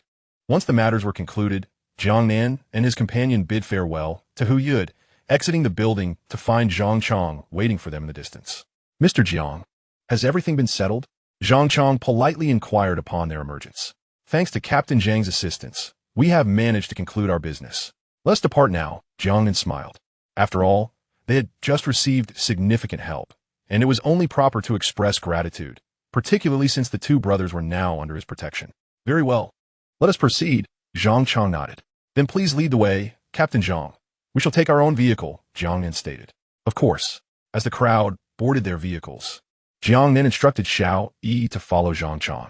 Given the substantial gift they had received, it was only appropriate to pay a visit. If they did not meet now, it would certainly appear that Jiang Nan was exhibiting an air of superiority. The journey from Yunhai Building to the military district took some time, but this was anticipated by Jiang Nan. After all, the city of Yongzhou was currently home to a vast population, far exceeding its capacity. It would indeed be strange if traffic were not congested. Thanks to Zhang Chang's guidance, their passage was relatively smooth. After undergoing several security checks, they finally entered the gates of the Yongzhou military district. Jiang Nan and his companion occasionally glanced outside, clearly yearning for the military life, as every man harbors a dream of serving in the armed forces. Once the vehicle was parked, they disembarked. Is she not getting out? Zhang Chang asked, noticing Xiao Yi still seated in the driver's seat. It's fine. She won't wander off, Jiang Nan replied. I'm afraid that's not permissible, Mr. Jiang. We have our regulations. She can rest in the lounge, Zhang Chang emphasized. Then, in that case, there is no need for a meeting, Jiang Nan declared, turning back towards the vehicle. For him, having Xiao Yi remain in the car provided a measure of security. Should any unforeseen circumstances arise, he would be prepared. At that moment, Zhang Chang was taken aback by Jiang Nan's abrupt departure. He could not comprehend why they were so resolute. To him, it seemed a mere matter of stepping out for a cup of tea, without causing a commotion within the military district, where numerous confidential matters resided. Mr. Jiang, why such reluctance? She absolutely cannot exit the vehicle. I can assure you she will remain inside and not overhear any of your so-called secrets. If you doubt this, you may assign 2 personnel to monitor her until I return. Jiang Nan paused, contemplating the situation. To be honest, he did not wish to escalate matters, especially in the military's domain, where they were still under the control of the armed forces in Yongzhou. Very well, we shall proceed as such, Zhang Chang conceded, instructing 2 of his subordinates to stand guard. Please, gentlemen, proceed. My apologies for the inconvenience. Jiang Nan and his companion nodded in acknowledgement. Subsequently, under Zhang Chang's guidance, they arrived at a reception room on the 3rd floor of the main building, where he promptly offered them tea and refreshments. Please wait here for a moment.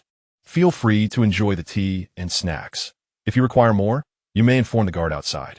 I kindly ask that you refrain from wandering about, as this is the main building of the military district, and we wish to avoid any unnecessary complications. I will go notify the commander, Zhang Chang said before departing. Understood, Jiang Nan replied.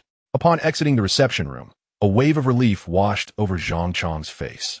Over the past 3 months, the commander had also summoned various other extraordinary individuals. Although these individuals harbored a certain degree of arrogance, Zhang Chang could comprehend their demeanor. After all, the formidable are often known for their peculiar temperaments. Yet, upon learning of Zhang Chang's identity, they treated him with a modicum of respect, albeit not with reverence. It was indeed rare for the 2 from Jiang Nan today to show such blatant disregard. Nonetheless, it was a cause for celebration that, after considerable effort and numerous hurdles, he had managed to invite them. Brother Nan, this is my first time here. I must admit, witnessing the training grounds earlier stirred a bit of envy within me, remarked the portly man after Zhang Chang's departure. Why not stay? With your current capabilities, they would undoubtedly welcome you, Jiang Nan replied with a smile. Though I harbor a dream of being a soldier, the thought of actually being here is somewhat overwhelming. The myriad rules and regulations are quite stifling. The portly man responded earnestly. Why do you think Commander Zhou summoned us? We only arrived in the city yesterday and have little experience of the world. He then expressed his confusion. If you ask me, I have no answer to provide. You have not seen the world. Does that imply I have? Jiang Nan countered. However, since we are here, we might as well make ourselves comfortable and wait. That is true. They have invested so much. It would be remiss not to meet them. The portly man conceded. Meanwhile, after leaving the reception room, Zhang Chang ascended directly to the 5th floor, pausing at the door of the first office on his left. Captain, the 2 soldiers stationed at the entrance saluted in unison. Yes, he was just inquiring about you and requested that you enter immediately, one soldier responded. Zhang Chang nodded, rapped on the door, and announced loudly, reporting in. Come in, came the commander's voice from within. Upon hearing the response, Zhang Chang opened the door and stepped inside, discovering another individual present in the room. Ah, you've arrived. Are the others here? Zhou Yunguo remarked upon seeing Zhang Chang, a hint of urgency flickering in his gaze. They are currently waiting in the reception room on the third floor, Commander, Zhang Chong informed him. How did your arrangements proceed? Zhou Yinghua inquired further. Commander, as per your instructions, I have processed their qualifications as B-level adventurers. Immediately upon completion, that young man began reviewing information on adventurers aged 20 to 30, particularly those with notable specialties, Zhang Chong replied. As anticipated, after decades of leading troops, I have encountered all manner of individuals, Zhou Yinghua mused. Commander? It seems we have some newcomers. Very well, let me introduce you. This is Lei Ming, the captain of the extraordinary team, a level 6 extraordinary individual. Zhang Chong regarded the man before him, who was taciturn and possessed a sun-kissed complexion, with a stern visage that suggested he was not a person to be trifled with. Let us proceed to meet those two youngsters. We must not keep them waiting, Zhou Yinghua stated after the introductions were concluded. With that, the three of them exited the room and made their way toward the third floor. Chapter 62. Refusal. Jiang Nan and the stout man were engaged in casual conversation when the door suddenly swung open, revealing Zhang Chong accompanied by two individuals, one of whom was a venerable elder with white hair. Jiang Nan and his companion could discern the insignia of 2 stars on the elder's shoulder, possibly the highest-ranking leader they had encountered thus far. The other man, despite his casual attire, exuded an unmistakable aura of an extraordinary ability user, and his prowess was evidently formidable. Gentlemen, please take a seat, Zhou Yinghua remarked with a smile. As the group settled into their seats, Zhang Chong wisely excused himself to assume the role of security, having served as a soldier for over a decade. He understood well what information was necessary to know and what was best left unspoken. An atmosphere of silence enveloped the room as everyone regarded one another, each pondering the thoughts concealed within. I wonder what Commander Zhou summoned us for. Jiang Nan ventured to break the silence. How do you assess his capabilities? Zhou Yinghua countered without addressing Jiang Nan directly. Impressive skills, Jiang Nan replied candidly. Allow me to formally introduce him. This is Lei Ming, the captain of our military district's extraordinary abilities team, a level 6 ability user, Zhou Yinghua announced. Oh, Jiang Nan responded nonchalantly. Zhou Yinghua was somewhat taken aback by Jiang Nan's indifferent reaction, and even Lei Ming appeared surprised. Typically, outsiders were astonished upon learning of his identity, especially since the nation's foremost practitioners barely reached level 5. Commander Zhou, please speak plainly, Jiang Nan urged. Very well, my young friend. You are indeed forthright. What is your perspective on the current situation? I hold no particular view. I believe in doing my part and leaving the rest to fate, Jiang Nan replied. Do you have any aspirations to serve the nation and contribute to humanity? Zhou Yinghua inquired directly. Upon hearing Zhou Yinghua's words, Jiang Nan fell into contemplation. His original intention was to continuously upgrade his companion V and enhance both his and the stout man's capabilities, thereby improving their chances of survival in this apocalyptic era. As for lofty ideals, they had never crossed his mind. I have not considered that yet. Furthermore, with Captain Lei's remarkable strength, my brother and I, with our modest abilities, would likely be of little assistance. It would be unwise to burden the general, Jiang Nan solemnly responded after a prolonged reflection. An ancient adage states that the rise and fall of a nation is the responsibility of every individual. My young friend, do not underestimate yourselves, Zhou Yinghua remarked. While I, as an outsider, may lack insight into your abilities, surely Captain Lei is more aware. Zhou Yinghua, undeterred by Jiang Nan's polite refusal, pressed on. After all, these two were extraordinary ability users, and the significance of that was well understood. The current situation was dire, with intelligent mutated creatures already emerging. The safety of Yongzhou City was perilously threatened, and the imminent arrival of a zombie tide was a distinct possibility. Thus, even though the contribution of 2 ability users might not drastically alter the grand scheme, it was certainly better than having none at all. Forget it, General Zhou. My brother and I have grown accustomed to idleness. It is best to let this matter rest. Jiang Nan said as he presented the B-grade adventurer's credentials back to Zhou Yinghua. Once I have given something away, I shall never reclaim it, Zhou Yinghua replied calmly. Are you truly not willing to reconsider? He inquired further. No, General Zhou. Do you have other matters to attend to? If not, we shall take our leave. Jiang Nan responded. To be honest, Jiang Nan felt a surge of anxiety. Whether in this life or the last, he had never encountered such a formidable figure, especially a general who commanded troops in battle. There is nothing more. Please do go, Zhou Yinghua said, eyes closed. Jiang Nan and his companion stood to take their leave.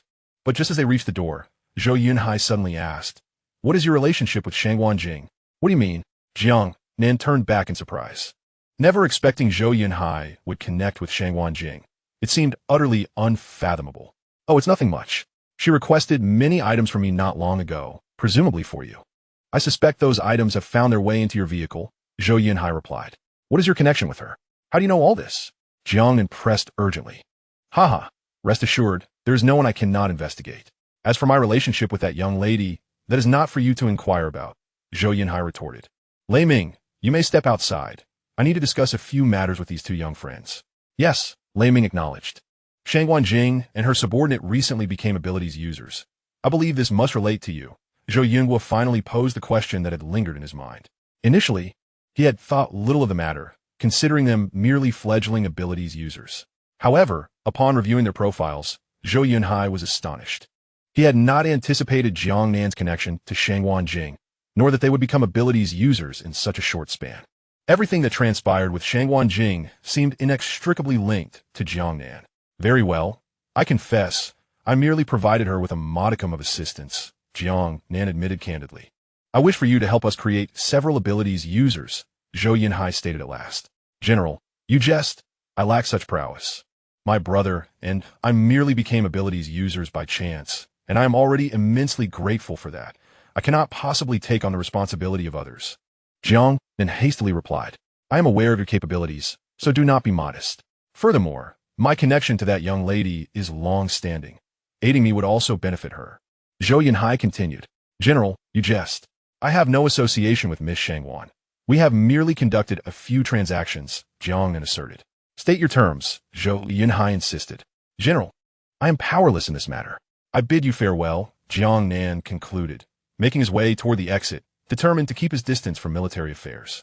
Young man, do you truly wish to refrain from contributing to your country and humanity? Zhou Yunhai, sensing Jiang Nan's resolute stance, could not help but inquire. At this moment, Zhou Yunhai was filled with exasperation. Jiang Nan appeared to be utterly obstinate, disregarding all entreaties. Even mentioning Shangwan Jing proved futile. In Zhou Yunhai's eyes, given Jiang Nan's willingness to assist Shangwan Jing so extensively, there must be a connection between them. Yet, at present, he was as unyielding as ever. My apologies, General Zhou. I am devoid of grand aspirations. In the current circumstances, I simply wish to survive, Jiang Nan stated, turning to leave without a backward glance. Chapter 63. Recruitment. Upon exiting the room, he instructed Zhang Chong to escort the two individuals out of the military district. Brother Nan, why is that? The old general seems to have a significant relationship with Miss Shangwan. Why not assist him? The portly man queried as he settled into the vehicle. Helping others is not as beneficial as helping oneself. Dealing with government officials is exceedingly troublesome. One misstep, and one could be ensnared, particularly with such a cunning old fox. It is far better to refuse outright, Jiang Nan replied. Will they not harbor resentment and seek revenge against us? The portly man expressed his concerns. Perhaps not, Jiang Nan said, though uncertainty lingered in his tone.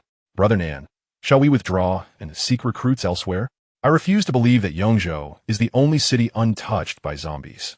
There must be other locations. That would be futile. Individuals of their caliber can pursue you anywhere. We must proceed as planned, Jiang Nan affirmed. Now, let us head to the next location. Xiao Yi, take us to Nangang Garden, he added. Brother Nan, where is Nangang Garden? What is our purpose there? The portly man inquired, curiosity evident in his tone. Perhaps we shall find companions for our future endeavors, Jiang Nan replied with a smile.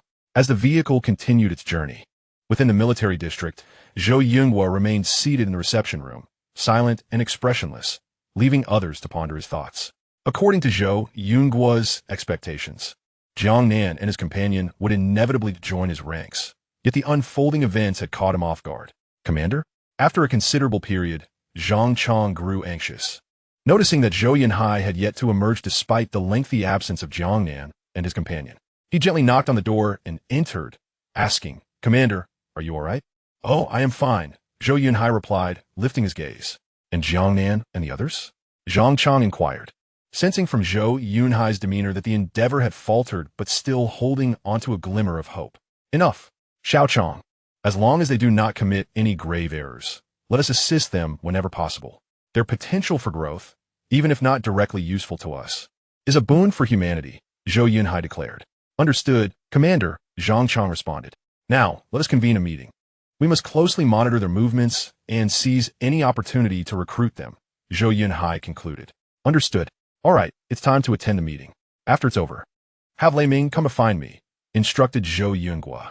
Meanwhile, in Jiang Nan, despite the somewhat congested roads, he managed to reach Nankang Garden without significant delay.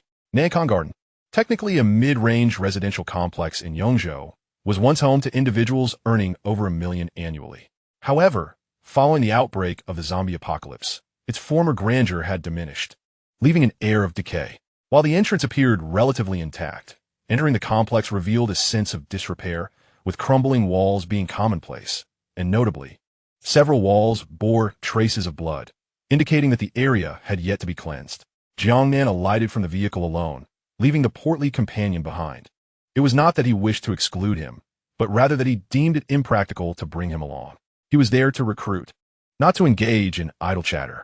Having the hefty fellow accompany him could lead to unexpected outbursts, which might alienate potential recruits. After careful consideration, Jiang Nan concluded that solitary action was preferable, especially given his own demeanor, cultured, courteous, and refined.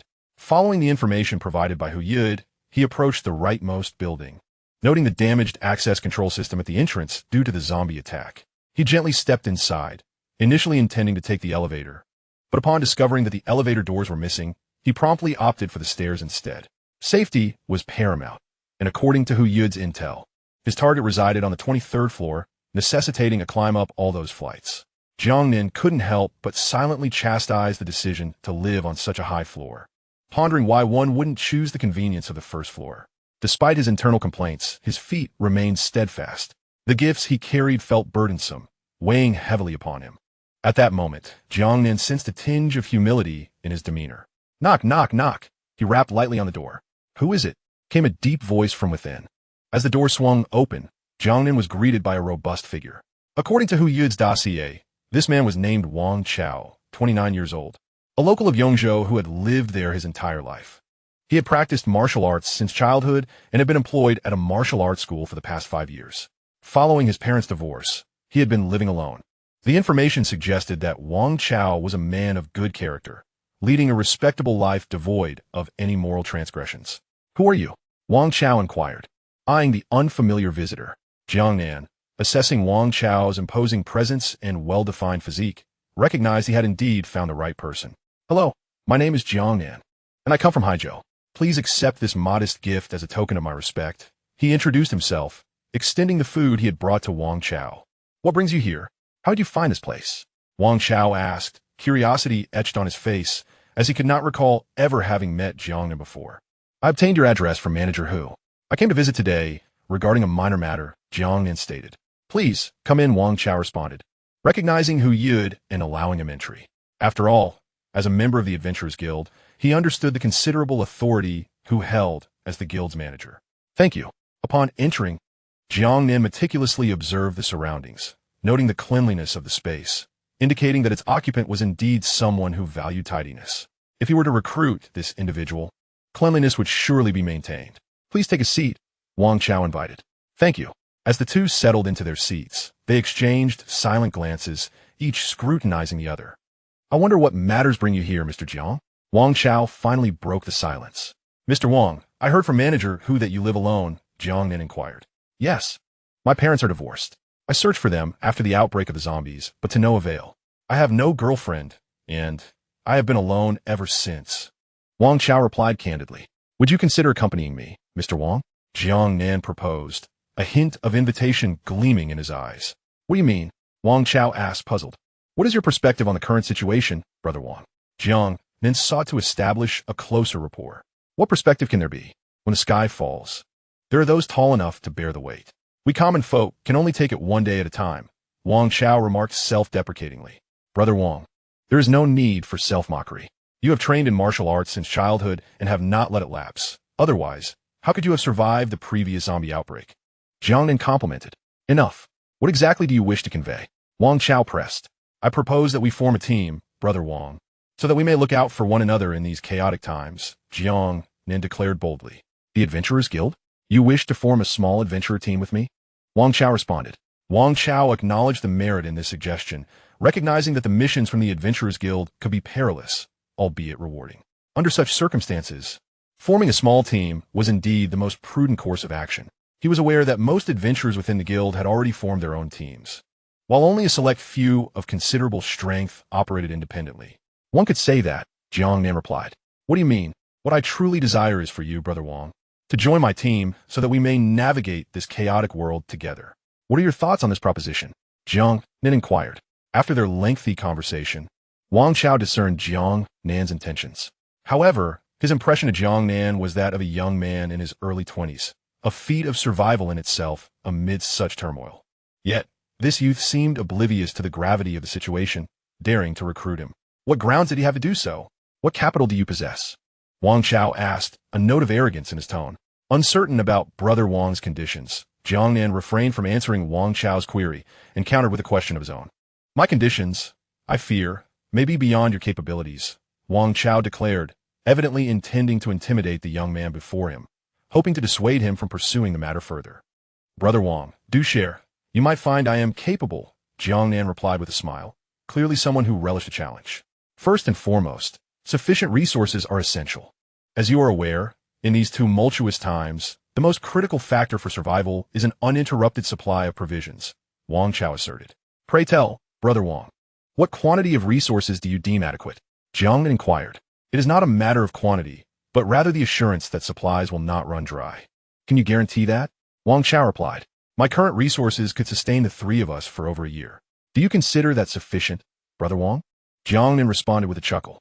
Previously, in the chaotic city, with the enhancement of his vehicle, the space had expanded, and Jiang Nan had seized the opportunity to stockpile provisions. He had engaged in several transactions with Shangwan Jing, ensuring that his supplies were entirely replenished. According to Xiao V's calculations, the provisions would last Jiang Nan and his companion for 2 years. If Wang Chao were to join them, it would likely suffice for over a year. Jiang Nan's fervent accumulation of resources had even raised Shangwan Jing's suspicions about his intentions. Why would one need so much food? Reflecting on it now brought a hint of embarrassment. Seeing is believing, Wang Chao thought, his expression betraying skepticism as he listened to Jiang Nan. In his view, Jiang Nan was merely boasting. The notion that 3 individuals could sustain themselves for 2 years seemed preposterous. Whether it is true or not, Brother Wang will discover soon enough. Now, let's move on to the next point, Jiang Nan stated. Very well. The second point is this. We must operate as a cohesive team. In order to survive in this apocalypse, the strength of our group is paramount. You mentioned 3 individuals, implying you and another. Thus, I must first assess your capabilities. Wang Chao continued. Agreed. Let's find a suitable place to spar, Jiang Nan responded without hesitation. This particular challenge posed little difficulty for Jiang Nan, as he was well aware that an evolved ability greatly enhanced one's physical prowess. Although Wang Chao had trained in martial arts since childhood, he would still fall short by a significant margin. The third point is, if the opportunity arises, you must assist me in locating my mother, Wang Chao added. Certainly, Jiang Nan replied. For now, that will suffice. Since Brother Wang has laid out his conditions, allow me to present mine. Go ahead, Wang Chao encouraged. First, after joining us, you will undergo a 3-month trial period during which you must adhere to my commands without question. At the end of this period, you can decide whether to remain. Second, I will provide you with the utmost assurances and support. Third, I hope to avoid any discord among our group. I wish for harmony among us, Jiang Nan elaborated eloquently. Very well.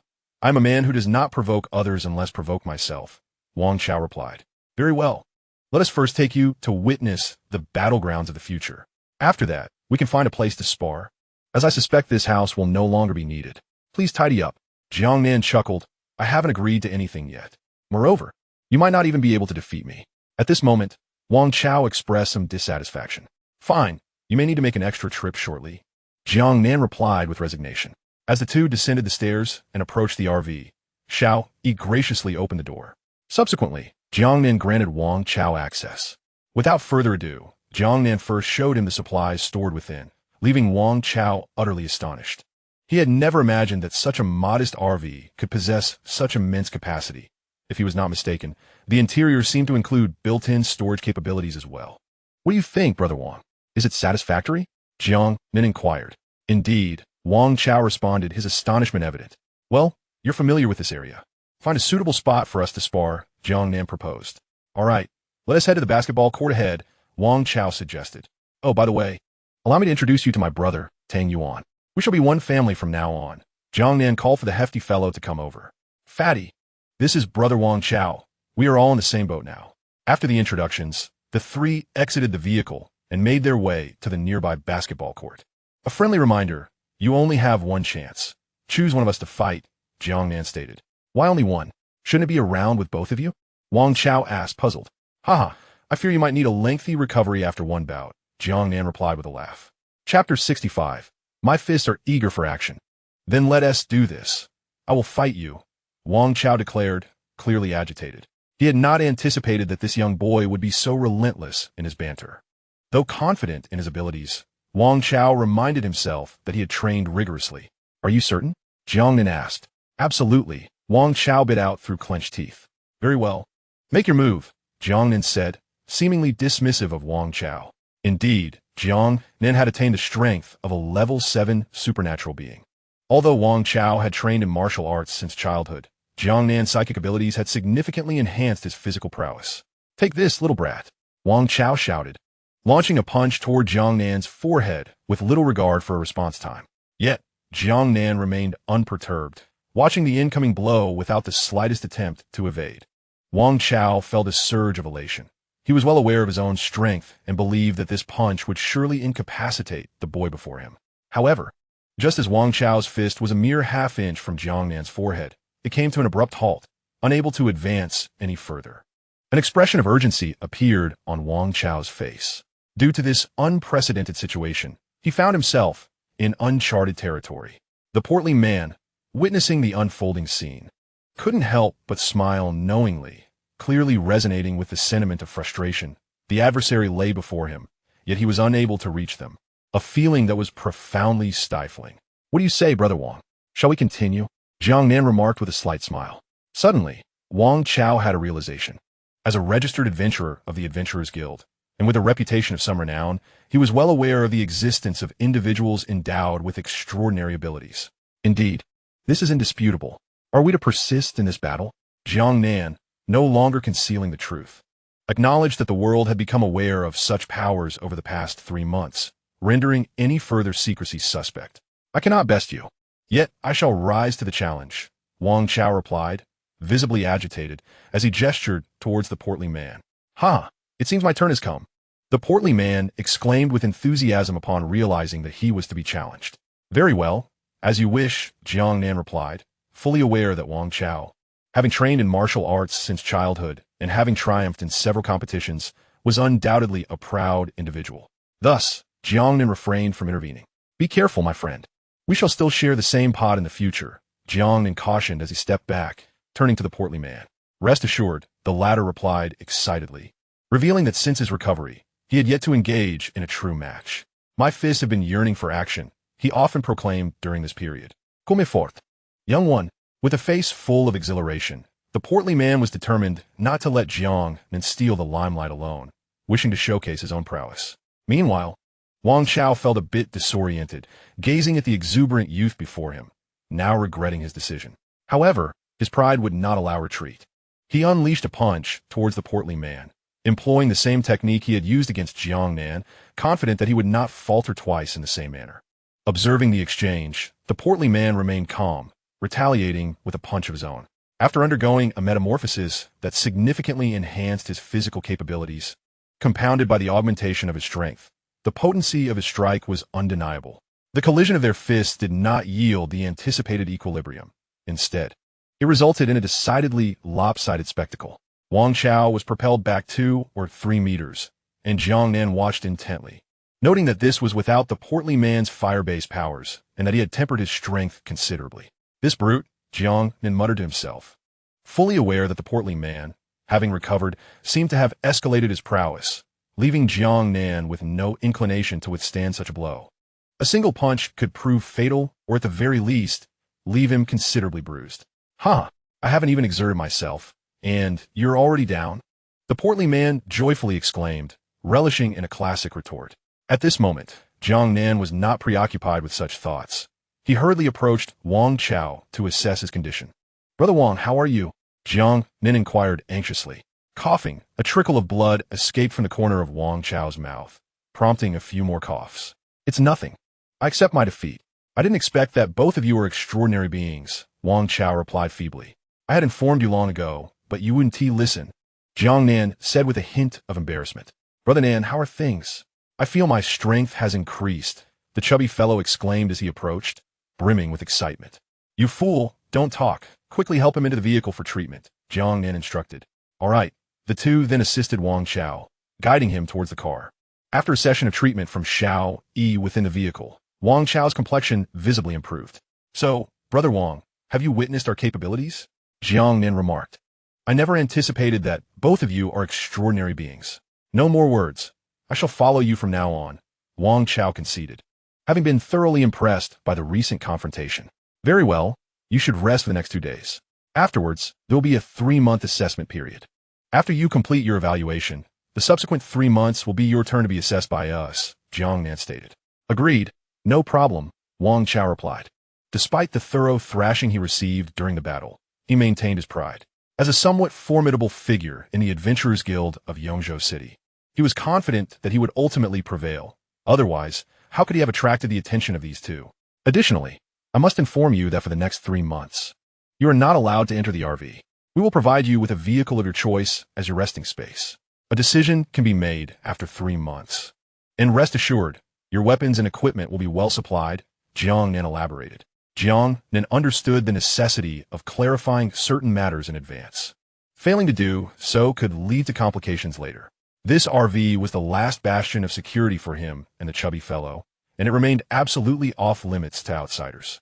Although Wang Chao had agreed to follow them, he was still a newcomer and not fully trusted.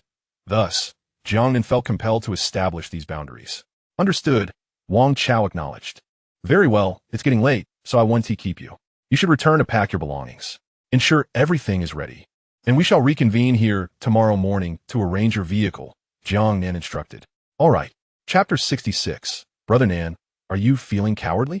After Wang Chao departed, Jiang Nan and the chubby fellow rested on the spot, the day having been quite exhausting for them.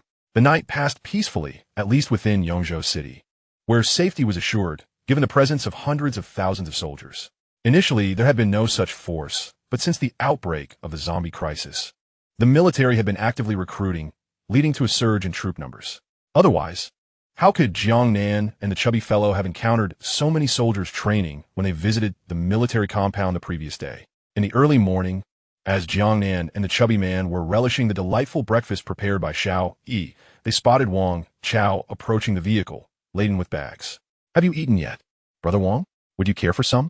Jiang Nan called out as Wang Chao entered the car. Indeed, this is far superior to what a 5-star hotel chef could concoct. The chubby man chimed in. Wang Chao, not one to decline, realized that the zombie crisis had persisted for nearly 4 months. Though he possessed some strength, his existence had not been easy. He could barely meet his basic physical needs.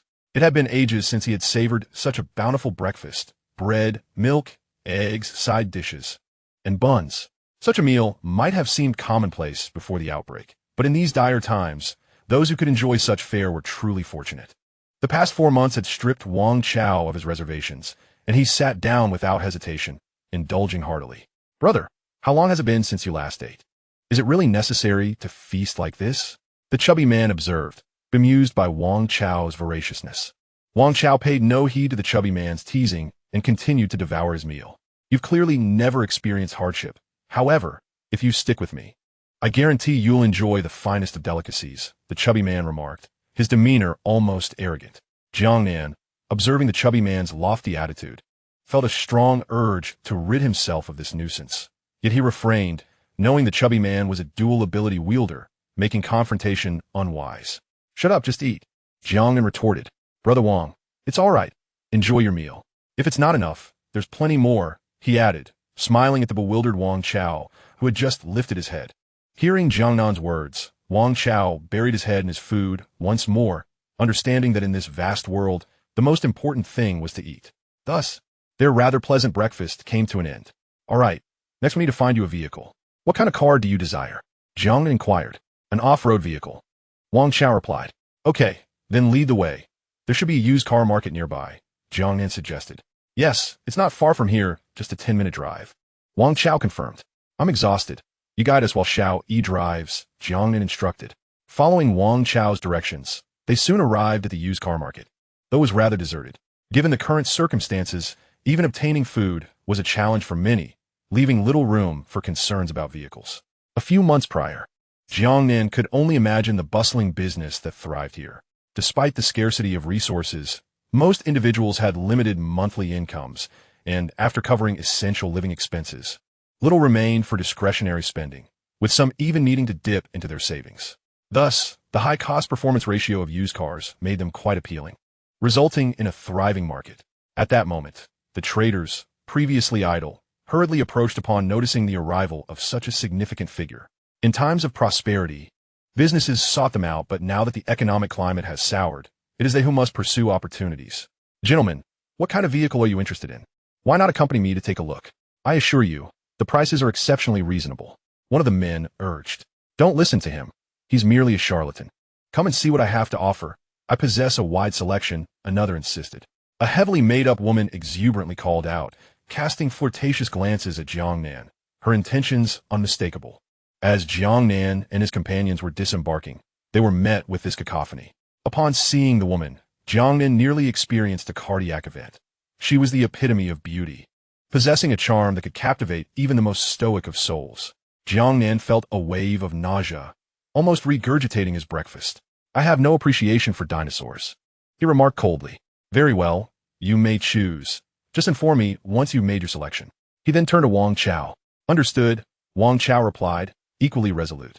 At that moment, the second-hand car dealers, realizing that the power lay with Wang Chao, began to fawn over him, encircling him eagerly. Among them was the woman Jiang Nan found so repulsive. For this group, dignity and self-respect were secondary to the necessity of survival. Wang Chao, however, remained unfazed by their flattery, aware that the vehicle he would ultimately choose would accompany him for a considerable time, rendering their attempts to sway him futile. What followed was a hilariously absurd scene. Wang Chao strolled through the used car market, trailed by a throng of eager dealers. Whenever he paused to examine a vehicle, the crowd would erupt into a cacophony of opinions. For within the confines of their vehicle, Jiang Nan observed this spectacle through the window and couldn't help but chuckle. Such a scene was undeniably ludicrous. Brother Nan, what do you think these people are after? The rotund man inquired, having also witnessed the commotion. Not everyone has a benefactor like you, Jiang Nan replied with a grin. Shut up. Were it not for my selfless act to save the vehicle, would you be enjoying your current lifestyle? The stout fellow retorted shamelessly. You insufferable oaf, Jiang Nan exclaimed, noticing the man's barely concealed fist. Brother Nan, have you lost your nerve? Shall we settle this with a duel? The stout man proposed, his expression brimming with audacity, for this was one of the rare occasions he could compete with Jiang Nan. In terms of verbal sparring, he was no match for Jiang Nan's wit. Begone, you wretch! Jiang Nan snapped back. At that moment, Jiang Nan felt a twinge of resentment towards fate. Given the opportunity for rebirth, why was it that fortune did not smile upon him? While he didn't expect to start at the pinnacle, he certainly wished for a modicum of innate talent. Yet, it appeared that fate favored the stout man. Perhaps it was time for Jiang Nan to reconsider his own physique. He pondered. However, the mere thought of his post-weight gain appearance sent a chill down Jiang Nan's spine. Chapter 67, A Visit Once More. The banter between the two soon came to an end, as their exchanges were merely playful jests, not to be taken to heart. The morning slipped by, and, ultimately, Wang Chao settled on a domestically produced SUV, which greatly pleased Jiang Nan.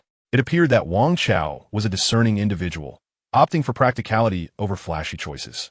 In Jiang Nan's perspective, the era had progressed to a point where domestic automotive technology had not only caught up but, in certain aspects, surpassed that of foreign brands.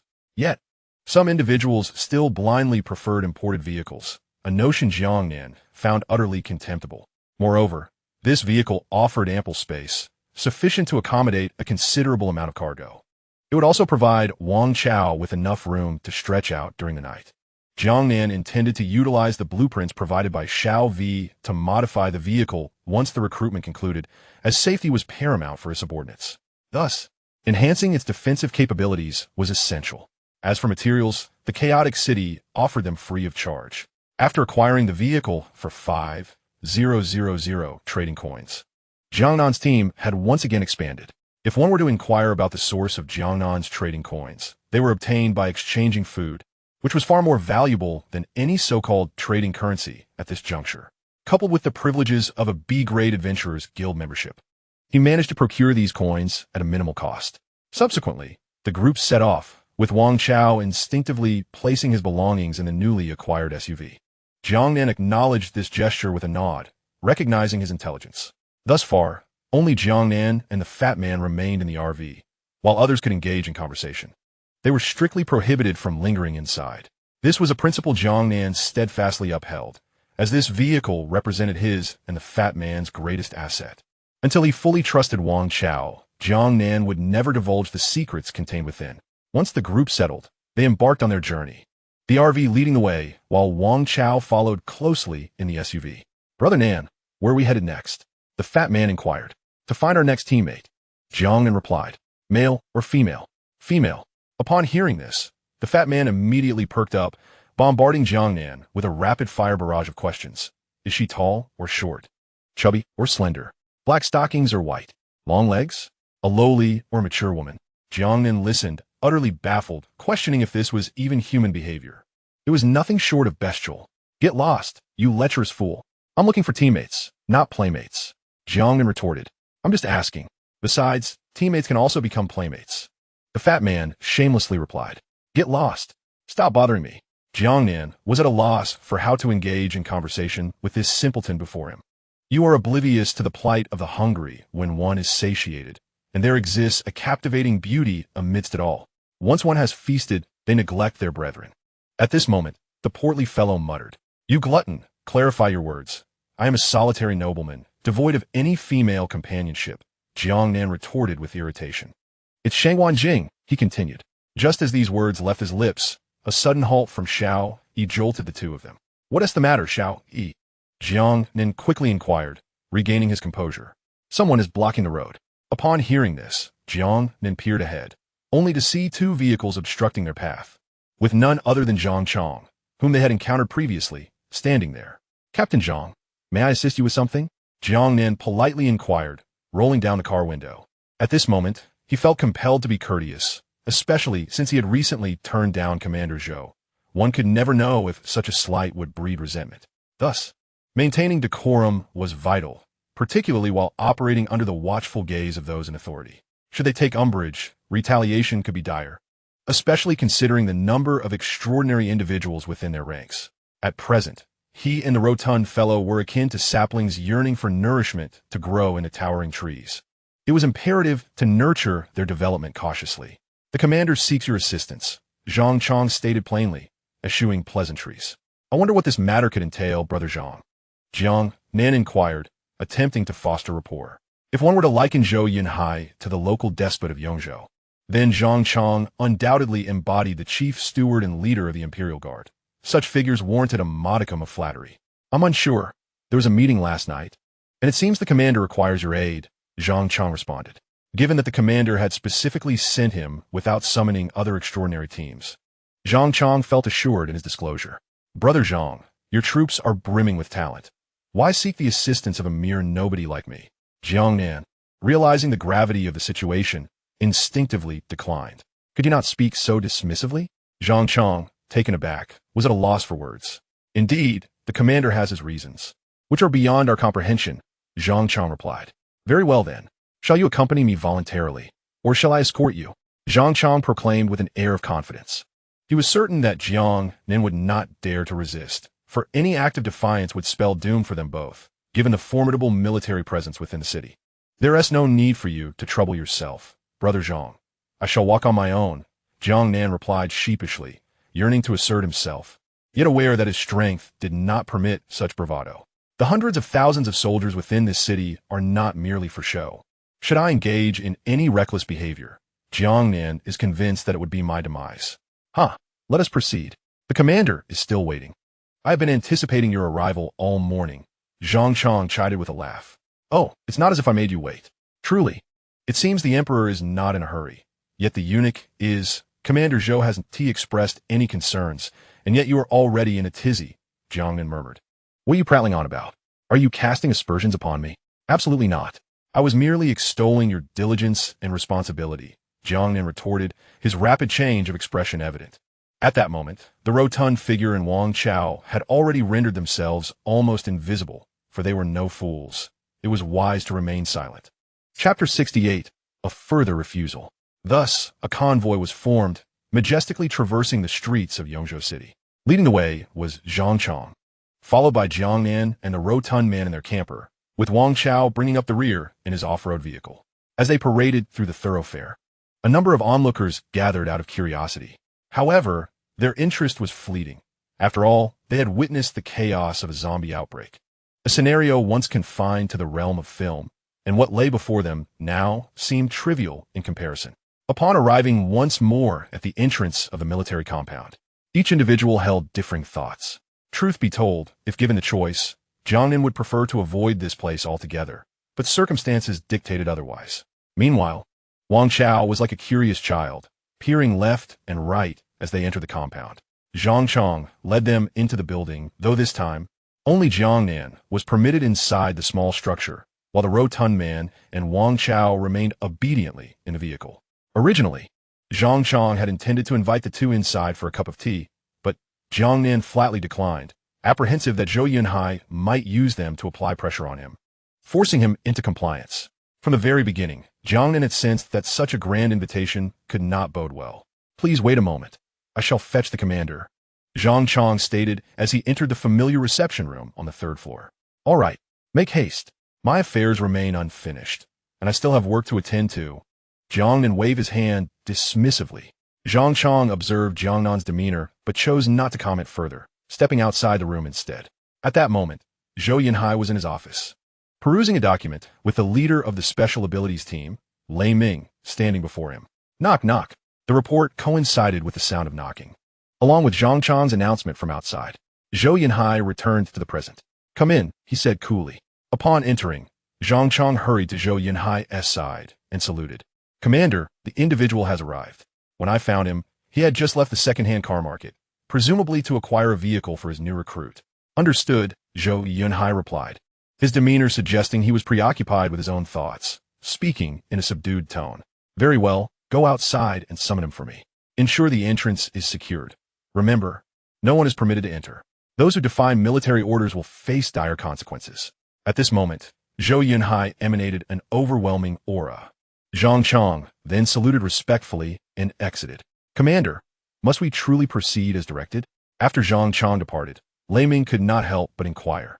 "Have you not reviewed the documents? What, do you lack confidence?" Zhou Yunhai retorted. "Commander, if I may speak candidly, what are their intentions? Our highest rank here is merely level 5, and that promotion was recent.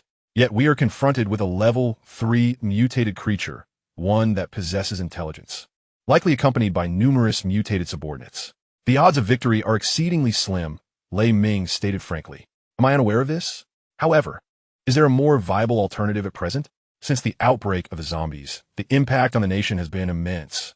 We have yet to recover, and now the situation has taken a turn for the worse. The zombies have mutated, and more formidable creatures are orchestrating events from behind the scenes.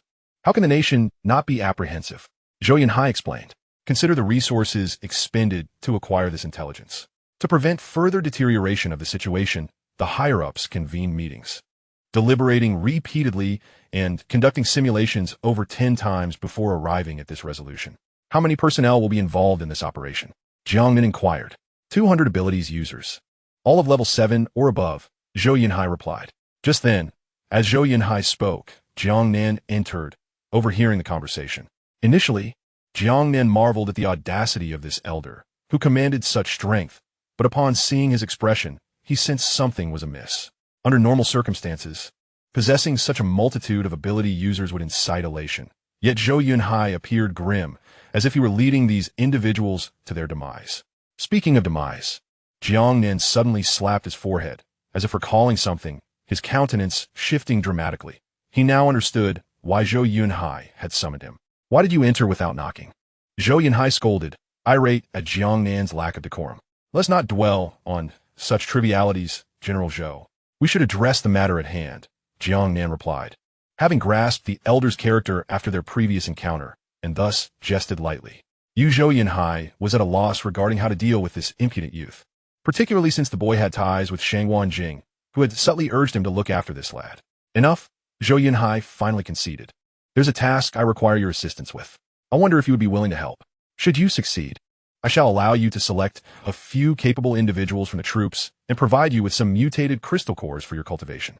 Such a burden is beyond my capacity. You would do better to seek assistance elsewhere. Jiang Nan outright refused. Zhou Yunhai appeared taken aback by Jiang Nan's abrupt refusal. In his estimation, Jiang Nan would at least exhibit some hesitation before declining. However, the rejection was as unequivocal as it was unexpected. Little did Zhou Yunhai realize that Jiang Nan possessed the memories of a previous existence, fully aware of their intentions and, consequently, the inevitable outcome. Hence, his refusal was decidedly resolute. Why? I haven't even articulated my proposition. Zhou Yunhai could not help but inquire, bewildered. Do not question why. The answer is simply no, came Jiang Nan's terse reply, his demeanor impenetrable. Have you no sense of decorum, you impudent wretch? Zhou Yunhai retorted, unable to restrain his indignation upon witnessing Jiang Nan's unyielding stance. For many years, he had guarded the city of Yongzhou, receiving deference from all, and never had he encountered someone so audacious as to speak to him in such a manner. Zhou Yunhai, a seasoned military leader, exuded an imposing aura that momentarily startled Jiang Nan. However, Jiang Nan quickly regained his composure, for he was cognizant of the memories from his past life and understood their current mission, thereby grasping the inevitable outcome. Thus, he would never willingly cast himself into the flames of peril. Commander Zhou, please do not take offense. You have a formidable array of warriors at your command. Why fixate on me?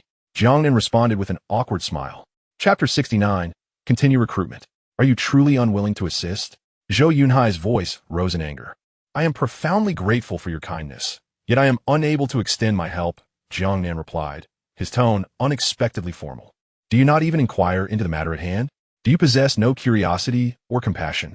This is a matter of great significance for all humanity. Zhou Yunhai exclaimed. I do not inquire. Curiosity has its perils, and when weighed against the fate of all mankind, I am more concerned about my own existence, Jiang Nan retorted. Zhou Yunhai found himself momentarily at a loss for words, astonished by Jiang Nan's disposition.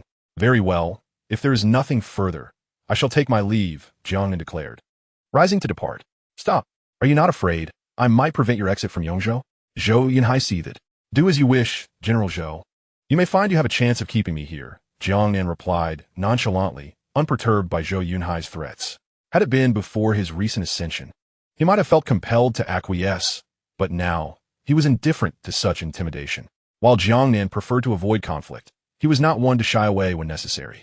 Zhou Yunhai, taken aback by Jiang Nan's nonchalant response, was momentarily speechless. It had been years since anyone had dared to speak to him in such a manner, and this young man clearly held him in contempt. Though filled with rage, as a commander, he could not allow himself to lose composure. Moreover, based on intelligence received from Shangwan Jing, he understood that this young man was rather enigmatic. Thus, for both personal and professional reasons, he could not act against him. After a prolonged silence, Zhou Yunhai finally sighed. You may go. Farewell, Commander Zhou. Jiang Nan smiled as he departed. Jiang Nan stepped out of the door in reverse, an action that, in Lei Ming's eyes, seemed somewhat polite. However, only Jiang Nan was aware that his back was already drenched with sweat, for standing before him was a general commanding hundreds of thousands of troops. To claim he was unafraid would be a falsehood. Yet, Jiang Nan understood that he must not reveal a hint of trepidation. Otherwise, he would be promptly taken to the battlefield. After ushering Zhou Yunhai out of his office, Jiang Nan hurriedly made his way to the mobile command vehicle, where he immediately boarded and instructed Xiao Yi to drive out of the compound. Every second spent there felt like torment. Meanwhile, within Zhou Yunhai's office, Lei Ming was at a loss for words. Commander, you're just letting him go? Lei Ming finally inquired, perplexed after a lengthy silence. Never mind. Even if we forcibly retain him, what good would it do? If his heart isn't in it, he won't lend us his strength on the battlefield. Let him be, Zhou Yunhai replied, rubbing his temples. But we need to gather 15 individuals as per the higher-ups' demands. And we are still short, Lei Ming insisted. If we are short, then so be it. Tell them that if it comes to that, this old man will personally go forth to battle, Zhou Yunhai declared in a low voice. Lei Ming, sensing the commander's rising frustration, was taken aback and hurriedly agreed. Very well, We shall depart on time tomorrow. Remember my advice. Do not overexert yourself. Preserve your strength. If this time does not succeed, there will be another opportunity. Yongzhou City still relies on you, Zhou Yinhai cautioned. Understood, Commander. Just as you said, the one leading this mission is a fool, relying entirely on connections, utterly devoid of intellect.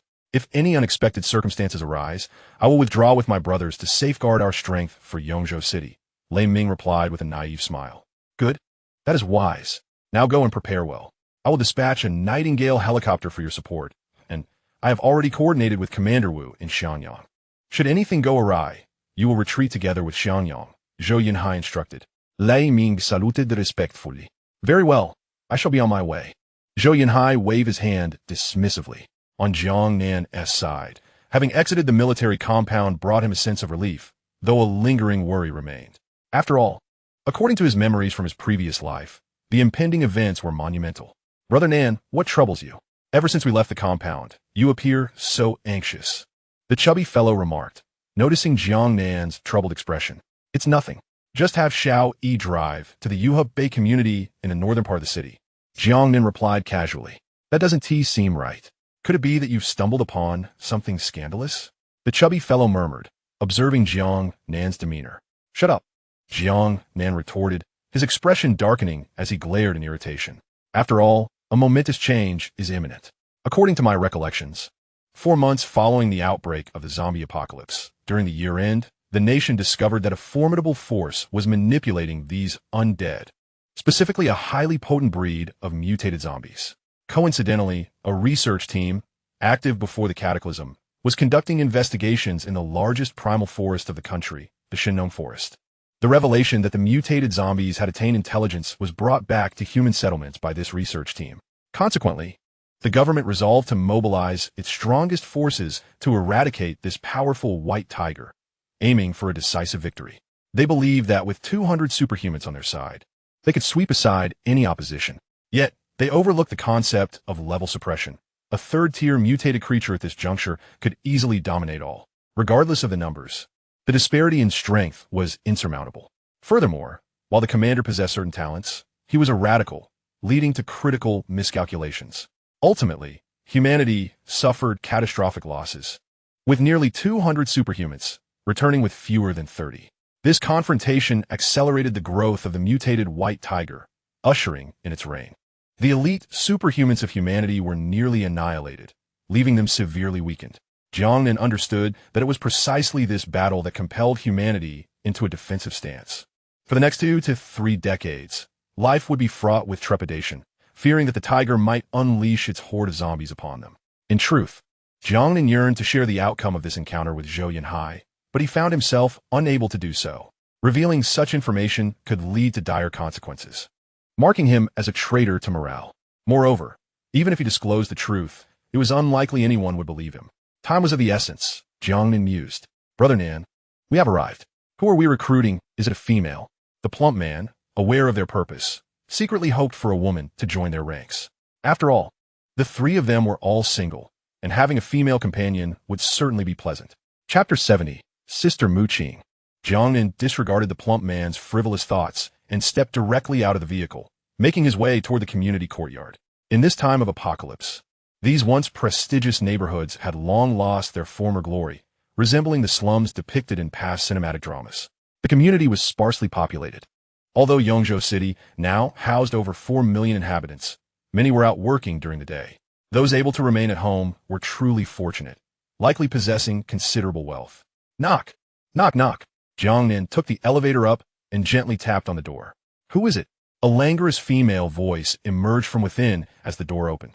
A woman with short hair, clad in a white nightgown, stood before Jiang Nan. Hello, Miss Mu, he greeted with a smile, always maintaining politeness toward women, especially those of striking beauty. Moreover, I am currently in the process of recruiting. Who are you, little one? The woman cast a glance at Jiang Nan, a hint of disdain flickering in her eyes. Despite Jiang Nan's considerable experiences, he was merely in his early 20s, and to outsiders, he appeared rather juvenile. At this moment, Jiang Nan regarded the woman before him. According to the information provided by Hu Yud, her name was Mu Qing, a 28-year-old who had consistently excelled academically throughout her life. effortlessly accumulating scholarships. The term heavenly prodigy was almost an understatement for her. I am Jiang Nan, a sophomore from Haizhou University's Mechanical Engineering Department. He introduced himself. I can see you're quite young. What brings you to me? Surely, you're not here to forge connections, Mu Qing remarked, her tone revealing her skepticism.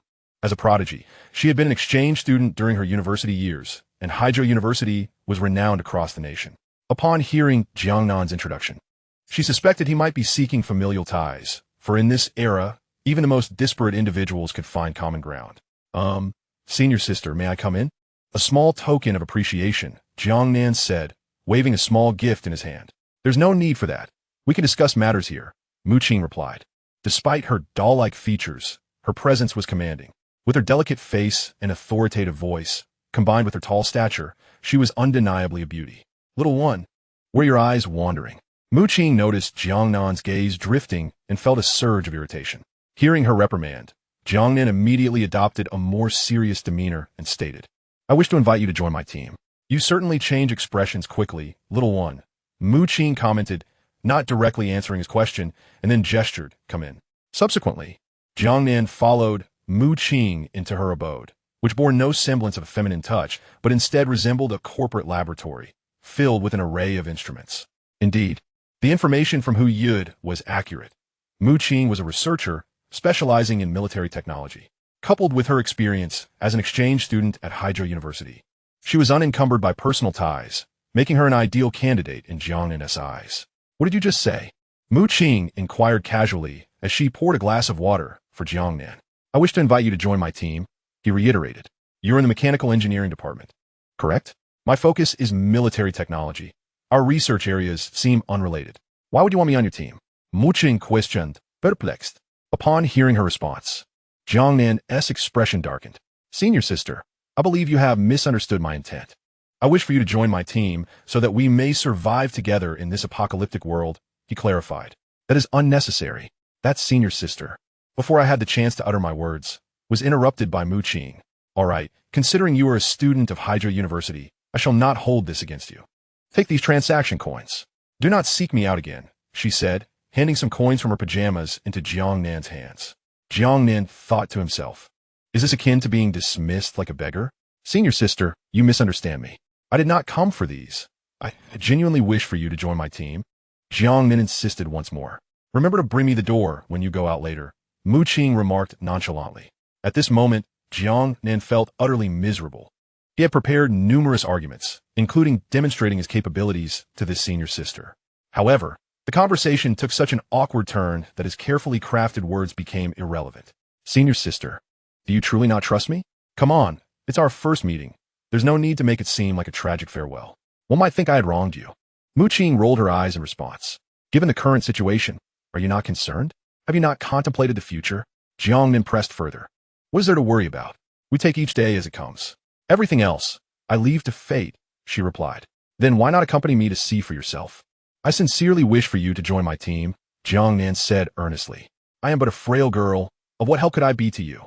Although I hold a D rank in the Adventurers Guild, my presence here is purely a result of luck, she explained. That is of no consequence. You undoubtedly possess your own worth. Jiang Nan hastily reassured her. It is important to note that after the upgrade, Little V's laboratory had yielded numerous technological blueprints, which Jiang Nan found quite burdensome to research alone. Thus, he required assistance. As for Fatty, he was merely a slothful individual, and relying on him was like expecting a sow to climb a tree. Regarding Wang Chao, he was merely a brute, and if one mentioned blueprints, he would assume a fight was imminent. Little E, being an auxiliary robot, excelled in daily life but was inadequate in other areas. Therefore, Jiang Nan was in dire need of a like-minded assistant to aid him in researching various technologies, thus equipping himself thoroughly to navigate the challenges of this apocalyptic world. At this moment, Mu Qing appeared to be the most suitable candidate based on the information provided by Hu Yud. Thus, Jiang Nan did not wish to relinquish his pursuit until the final moment. Chapter 71. Brother Nan, you are truly formidable. Why do you insist on inviting me? Mu Qing inquired, somewhat perplexed. Because you're the ideal choice, Jiang Nan replied without hesitation. Forget it. I have grown accustomed to my solitary ways. I shall decline. Mu Qing ultimately decided after much contemplation. Although she felt somewhat drawn by Jiang Nan's words, the prospect of adapting to an entirely unfamiliar environment proved daunting. Ultimately, I chose to reject Jiang Nan. Even if I were to take a step back, this was our first encounter. I was not naive enough to place my trust in his mere words. Since the outbreak of the zombie apocalypse, incidents of human trafficking have surged once more. Thus, I must exercise caution. Upon hearing Mu Qing's refusal, Jiang Nan began to comprehend the sentiments of Zhou Yunhai. The very manner in which I had previously dismissed Zhou Yunhai was mirrored in Mu Qing's rejection of me. Truly, the wheel of karma spins relentlessly. Senior sister, could you trust me just this once? Perhaps we could visit the Adventurers Guild to seek Hu Yud's validation of my identity, which would also afford you a glimpse of my capabilities. Jiang Nan was nearly in tears from desperation. The mind of this prodigious scholar was indeed remarkably different. Unlike the martial figures like Wang Chao, who could be placated with mere sustenance, a scholar might not be swayed by material gifts. No need, Mu Qing replied coldly. Jiang Nan felt utterly defeated. This woman appeared impervious to such tactics. Little V, what should I do? Reluctantly, Jiang Nan sought counsel from Little V. Despite his aversion to doing so, for each inquiry invited a wave of scorn that left him questioning his very existence. Host, you can't even manage a woman. It seems I must intervene. Personally, Little V began its inevitable mockery. Can you speak properly? If you're so capable, why don't you take over?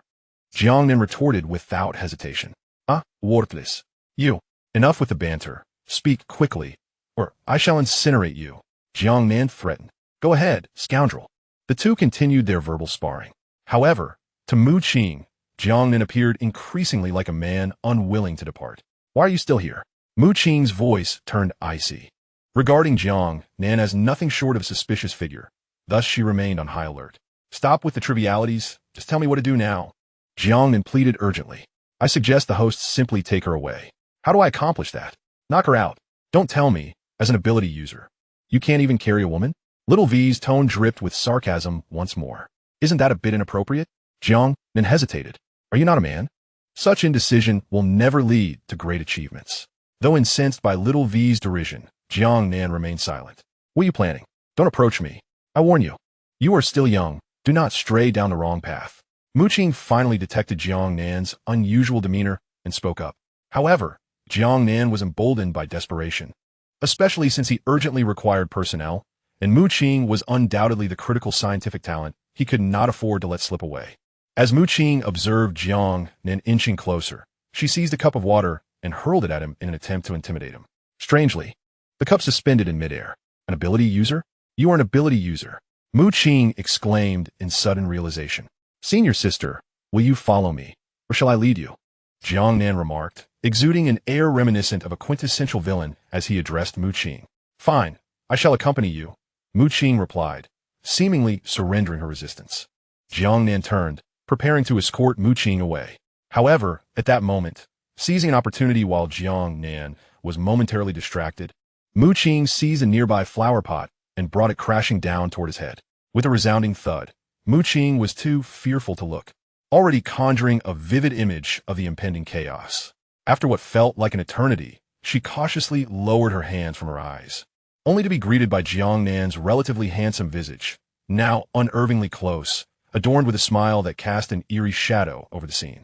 Senior Sister Mu, I never anticipated you possessed such skills. Therefore, to ensure my safety, I must retaliate, Jiang Nan said with a grin. What are you doing? Don't act recklessly. I will follow you, Mu Qing exclaimed, on the verge of tears from fright. Yet, her response was met with Jiang Nan's swift strike, causing her to lose consciousness instantly.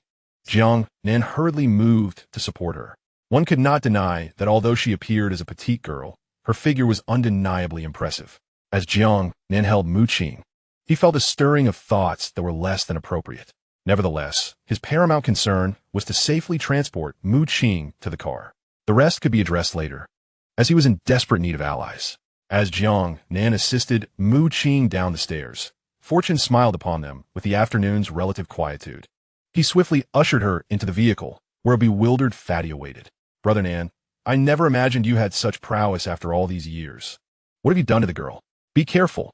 Her parents might come after you, Fatty exclaimed, observing the unconscious Mu Qing being led into the camper. Shut up. Can you think normally for once? Must you always be so lewd? Jiang Nan retorted, exasperated. Should I step out to make room for you? I could find Wang Chao. An hour should suffice for you to finish your business, Fatty suggested with a smirk. Get lost. Am I really that kind of person? Jiang Nan shot back. Indeed, you are. I must say, I never realized you were such a cad. How long has it been since you parted ways with Miss Gu? You've barely been in Yongzhou for a few days, and already you've found another. Brother Nan, you are impressive. When will you take me along? Fatty continued his relentless teasing. Leave me be. Jiang Nan dismissed him, focusing instead on bringing Mu Qing into his room. Truthfully, leaving her in the common area would be inappropriate and could provide the gluttonous Fatty an opportunity for unwelcome enjoyment. It was far better to settle her in his room, where they could converse properly once she awakened. Meanwhile, Fatty watched as Jiang Nan led the petite girl into his room, his expression a mixture of disbelief and envy. Brother, so handsome, yet why do I never have such encounters? The overweight man pondered internally. Though it was merely a fleeting thought, he quickly immersed himself in his gaming pursuits. After all, for him, games held far greater significance than women. His immediate priority was to conquer the game. Chapter 72. Sister, you've exposed yourself. Mu Qing felt a heavy sensation in her head, an unpleasant feeling indeed. As she gradually opened her eyes and rose, she discovered herself in a completely unfamiliar environment. Surely, she had not been captured by that little imp and brought to his secret lair to satisfy his selfish desires, she thought with a shiver. Although she was usually absorbed in her research, being only 18, in the prime of her youth, she occasionally indulged in various films and dramas, many of which featured such themes prevalent in crime movies. You're awake, sister. With that, Jiang Nan entered, and Mu Qing immediately laid eyes on that detestable face. For her, today was undoubtedly a day of injustice. She had done nothing wrong, but was accosted by this man who claimed to be her junior and insisted she join him. She resolutely refused. Yet he was an ability user, rendering her powerless. Thus, she had been brought here. This convoluted experience was, quite frankly, more twisted than certain melodramatic series. Little imp, I warn you, do not act rashly. If you release me now, I will overlook your abduction, Mu Qing stated. However, Jiang Nan perceived a hint of uncertainty in her words. How do you feel? He casually inquired. Where is this place, and what do you intend to do? Mu Qing retorted. Senior Mu, my intentions have been made quite clear. I wish for you to join us.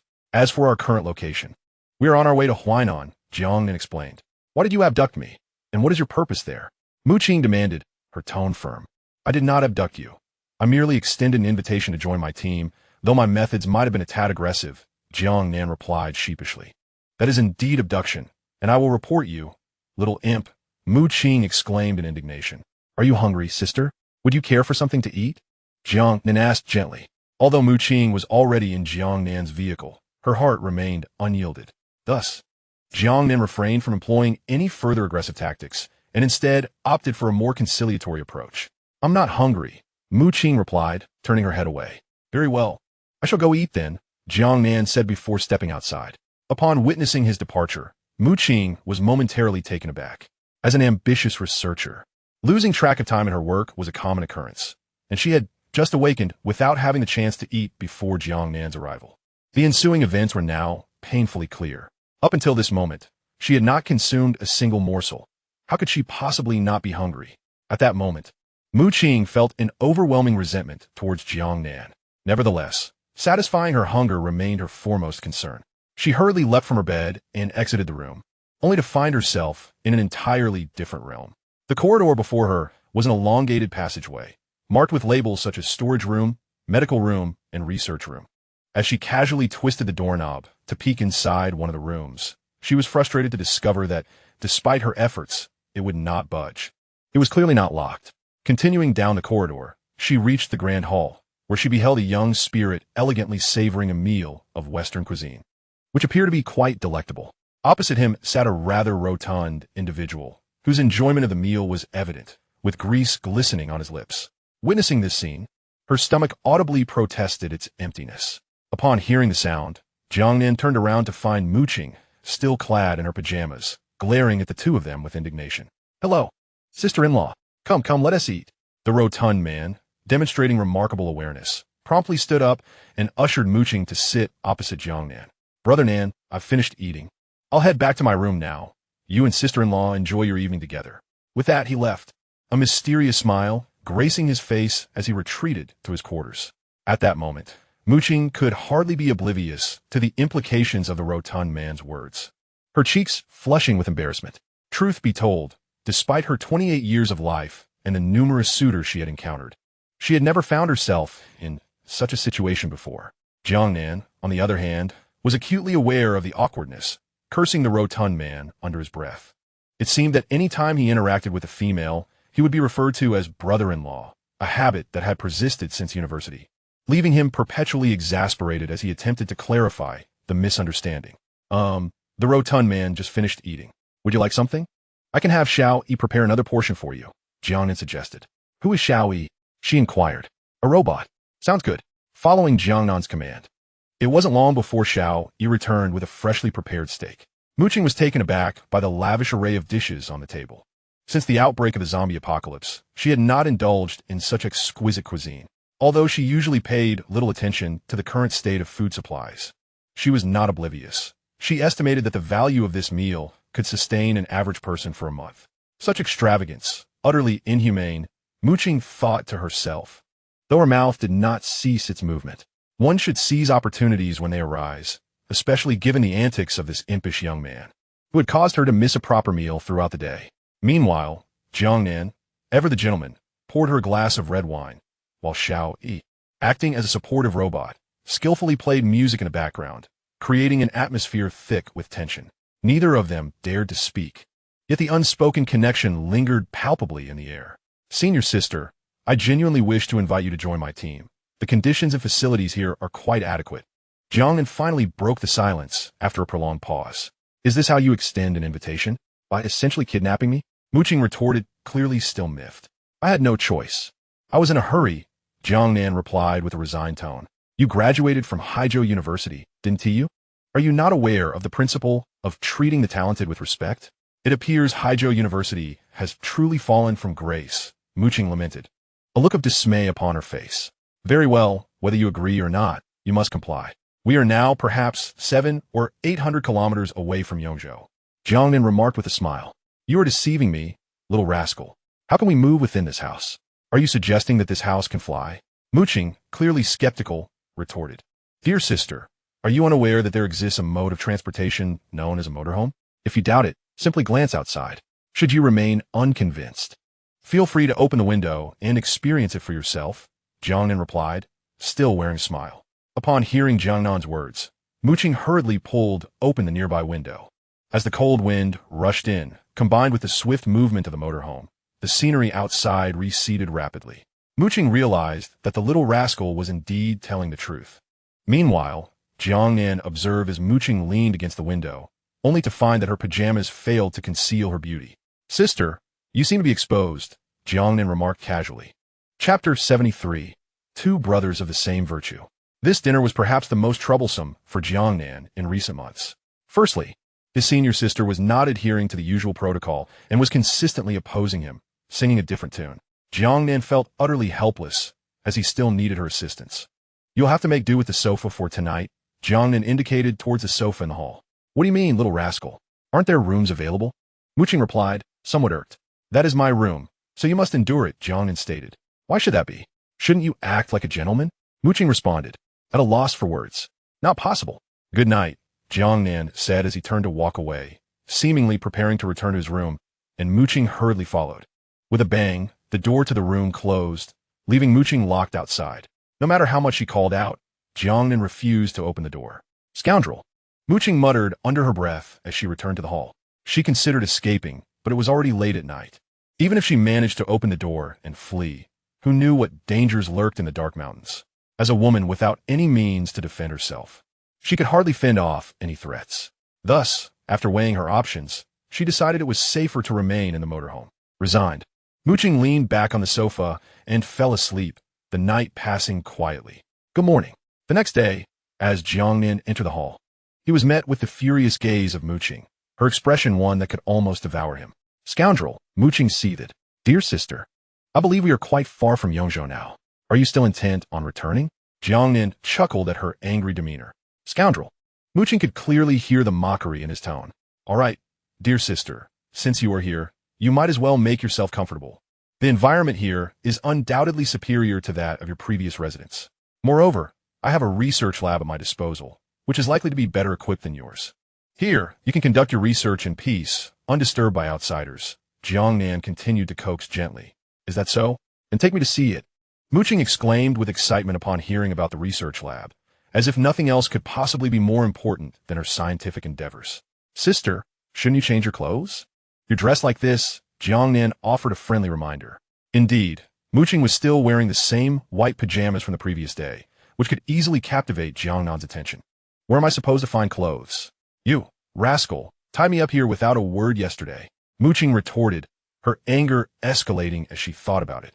Well, you'll have to use mine first, Jiang Nan said awkwardly. No need, Muqing snapped, still fuming and unwilling to accept Jiang Nan's goodwill. Fine. Then you can just wear those pajamas for the next few days, Jiang Nan teased mischievously. Stop right there. Muqing huffed angrily. Sister, is there something else? Jiang Nan turned around with a smile. Where are the clothes? Weren't you refusing them? Now I want them. How can that be a problem? All right, I'll take you to get them. Jiang Nan then led Muqing into a room and retrieved a suitable outfit for her, only for Muqing to promptly shoo him out. Jiang Nan chuckled, realizing that Muqing was currently one of the most exceptional talents under his guidance, so it was wise to indulge her. Before long, Muqing emerged, having changed into a pair of jeans and a black down jacket. Let us go eat, sister, Jiang Nan said. All right, just as they prepared to head to the dining hall. The chubby guy emerged from his room, spotted the two, and then noticed Muqing's expression and her attire, quickly understanding the situation. Brother Nan, what is going on here? The chubby guy asked, puzzled. At this question, Muqing immediately blushed, knowing full well the implications behind his gaze. Get rid of those filthy thoughts from your mind, you fool. Jiang Nan scolded him sharply. Mu sister, this is my brother, the illustrious Tang Yuan. You can just call him Fatty. Jiang Nan introduced them to each other. Hello, sister. The chubby guy said respectfully. Enough chatter. Go downstairs and call Wang Chao for breakfast, Jiang Nan said to him, somewhat annoyed. Okay. Before long, Fatty returned with Wang Chao, and Jiang Nan made the introductions. Wang Chao and Muqing were of similar age, but were both under Jiang Nan's command. All right, the meal is finished. Let us get to business, Jiang Nan said after a rather sumptuous breakfast. Brother Nan, what business could there be? We have guns and manpower. Who could possibly rival us? Fatty remarked. Shut your mouth. Jiang Nan could hardly tolerate this foolishness. We have a mere 5 days to venture into the Hengshan mountain range south of Huainan to locate a particular object. Jiang Nan inquired. What object? A red mutated crystal core. Where on earth can we find such a thing, Brother Nan? These mutated crystal cores are typically green. The chubby one remarked with a mischievous grin. You didn't overindulge last night, did you? Get lost, you rascal. I'll deal with you later, Jiang Nan retorted, feeling an overwhelming sense of exasperation at the chubby one's teasing. At that moment, Muqing, overhearing the banter, cursed under her breath, lamenting that the two brothers were of the same ilk. Meanwhile, Wang Chao maintained a stoic expression. Having joined Jiang Nan's team, he felt compelled to make a good impression. Though the ride in the off-road vehicle was relatively comfortable, it paled in comparison to the luxury of a motorhome. He resolved to put forth his best effort. After all, life is fundamentally about sustenance, and with meals already taken care of, Wang Chao believed he had surpassed the culinary experiences of at least 70% of the world's populace. The only remaining concern was rest. Jiang Nan, puzzled by Muqing's subtle insult, exclaimed, Sister, I'm merely helping you. Why am I being dragged into this? You think highly of yourself, don't you? If you were truly a good person, you wouldn't have tied me up and bullied me, Muqing responded, her voice tinged with tears, painting Jiang Nan as a cat in her eyes. The chubby one, witnessing this scene, leaned closer and teased, Brother Nan, what exactly transpired last night? You're not about to deny it, are you? Chapter 74. Is he a beast or worse than one? Jiang Nan surveyed his team, initially brimming with confidence. After all, they comprised two supernatural beings, a martial arts champion and a military research prodigy. Given such a formidable lineup, he had drifted into a peaceful slumber the previous night, envisioning the imminent ascent of his team. However, after the morning's events, he felt disheartened. His team appeared to be a collection of dimwits. One supernatural being was utterly oblivious, while the military genius seemed to be an adept performer, having put on countless acts since yesterday afternoon. Jiang Nan found himself wanting to ask his senior sister, Are you an exchange student from Haijiao University? Did you graduate from a film academy? As for the martial arts champion, though skilled, he was a complete enigma. Jiang Nan couldn't help but sigh, reflecting on how they had barely taken flight before crashing down, and not gracefully, but head first. Silence. We are now assigning tasks, Jiang Nan commanded, his voice firm. Remarkably, his authoritative shout brought an immediate hush over the trio, who turned to face him with synchronized curiosity. Observing their puzzled expressions, Jiang Nan felt a surge of satisfaction and nodded appreciatively. Clearly, he possessed a certain gravitas. Perhaps he was indeed born to be a leader. He mused with a hint of self-importance. The corpulent fellow, myself, and Wang Chao, along with those two individuals, will form a quintet to descend and search for resources, Jiang Nan remarked, gesturing towards the two combat robots stationed in the hall. As for you, senior sister, I possess a schematic for you to examine. I need you to conduct research on it, Jiang Nan instructed. What purpose do these two hulking machines serve? Mu Qing inquired, gazing at the combat robots with confusion. You will come to understand soon enough. They are quite similar to Shao Yi, albeit with Shao Yi possessing a more humanoid appearance. The fundamental functions are comparable, though they differ in capabilities, Jiang Nan replied. How did you construct them? Are there schematics available? Mu Qing exclaimed with excitement upon hearing Jiang Nan's response, hastily asking. If I had the schematics, I could produce a batch myself. Why would I need you? Just let these robots handle the zombies. And it would all be resolved in no time. Jiang Nan rolled his eyes in response. And these? Do not inquire. The answer is simply unknown. Jiang Nan found himself at a loss for how to respond, and could only say, he certainly couldn't disclose that these were provided by the RV. All right, Wang Chao, make sure to familiarize yourself with the firearms. Fatty will instruct you, Jiang Nan stated. Certainly. Now, come with me to examine the schematics. Jiang Nan subsequently instructed Mu Qing. After Jiang Nan had assigned tasks, the group began to disperse. Wang Chao, displaying commendable initiative, exited the RV and drove his off-road vehicle to follow closely behind. The party then set forth toward Huainan.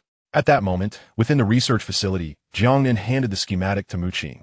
It depicted a design for a cold weapon, akin to a Tang sword, yet its practicality and power surpassed that of the Tang sword by 2 to 3 times, and it was easily portable. What do you think? Can it be made? Jiang Nan's eyes gleamed with hope. I will take a look first, Mu Qing replied, somewhat uncertain. Although it is merely a blade, the design is still relatively complex. Very well, take your time to study it. All the materials and tools are available. Feel free to utilize them. I shall not disturb you further. With that, Jiang Nan retreated. Upon returning to the hall, he observed Fatty preparing his gear, a sight that brought Jiang Nan considerable delight. This heavy-set individual seems to possess a modicum of intelligence, he mused inwardly. Setting aside those thoughts, Jiang Nan began to strategize for the upcoming endeavor. Essentially, it was akin to previous occasions, a fortuitous opportunity. The catalyst for this initiative stemmed from nearly 4 months of effort, during which humanity had finally regained control of the situation. However, they were now determined to uncover the origins of the zombie outbreak, and in Huainan, humanity commenced attempts to reclaim lost territory. Initially, the progress was relatively smooth, as no formidable mutated creatures obstructed their path. Under the guidance of the ability users, humanity advanced steadily.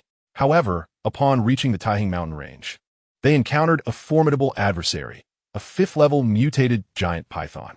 Being a 3rd-tier city, the most powerful ability users in Huainan barely reached the 6th level. Thus, when the two factions clashed, the outcome was all but inevitable. However, humanity is not without its defenses. After sacrificing numerous lives, they managed to inflict severe injuries upon the colossal python. It is well known that the physical prowess of mutated beings stems from their aberrant crystal cores, which are the source of their formidable strength. The higher the level of the mutated entity, the greater the energy contained within its core. Thus, when the news of the python's grievous wound spread, it stirred a flurry of activity. Many individuals with abilities sought to seize the opportunity to slay the serpent and absorb its crystalline energy, thereby augmenting their own power. Of course, this information was only known to those in the vicinity of Huainan. In reality, many in Jiang Nan were aware of such occurrences on the Earth at this time. But after careful consideration of various factors, Jiang Nan chose to focus on this particular python in Huainan. After all, its formidable strength and the potency of its aberrant crystal core were undeniable.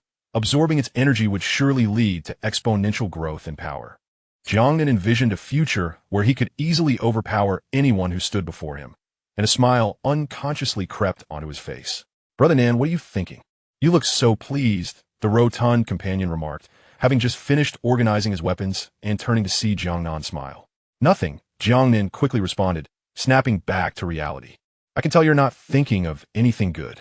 It's only been a short while since you're split with Miss Shangwan, and here you are, already flirting with someone else, two solitary souls sharing a room for an entire night. The rotund one retorted with a smirk. We absolutely did nothing. You're overthinking it. Jiang Nan hurriedly replied. Brother Nan, your denial only makes it more suspicious. As the saying goes, two solitary people in a room for a night. If you did something, you'd be a beast. If you did nothing, then you're even worse, the rotund one continued, leaving Jiang Nan flustered and at a loss for words.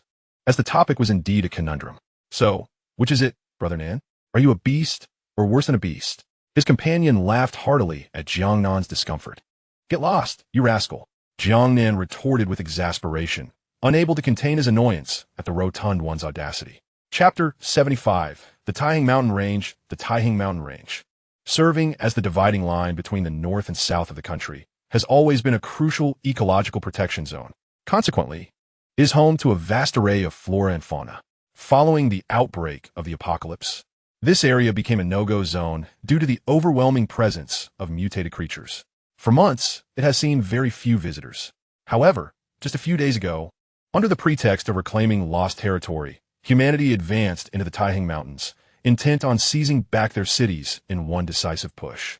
To their astonishment, they encountered a verdant giant python, which proved to be a formidable adversary. After a fierce battle, humanity suffered significant losses, while the python was left gravely injured. Upon retreating, news of the python's condition spread rapidly, prompting many empowered individuals to pursue the chance for opportunity amidst the chaos. In recent days, the Taihang Mountain Range has seen an influx of individuals, numbering no fewer than 100. Among them are a considerable contingent of supernatural beings and numerous adventurer teams spontaneously formed by the Adventurers Guild, all drawn by the prospect of fortune. Although they lack the abilities to harness crystal cores for cultivation, the lucrative rewards offered by the Guild's missions are irresistible. Embodying the spirit of the timid starve while the bold thrive, the atmosphere in the Taihang Mountains is particularly lively.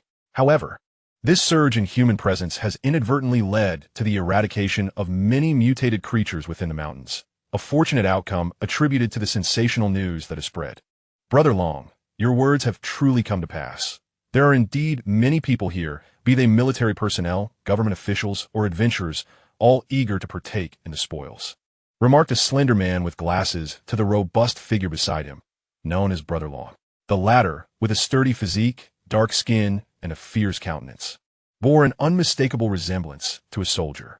For eyes, what's the big deal? The value of this crystal core is immense by market standards. It could ensure a lifetime of security for an ordinary person, Brother Long responded. Brother, I'm not exaggerating. This crystal core must belong to you. Among the 6th-level supernatural beings in this mountain range, you are likely the only one, Four Eyes asserted. Better to exercise caution.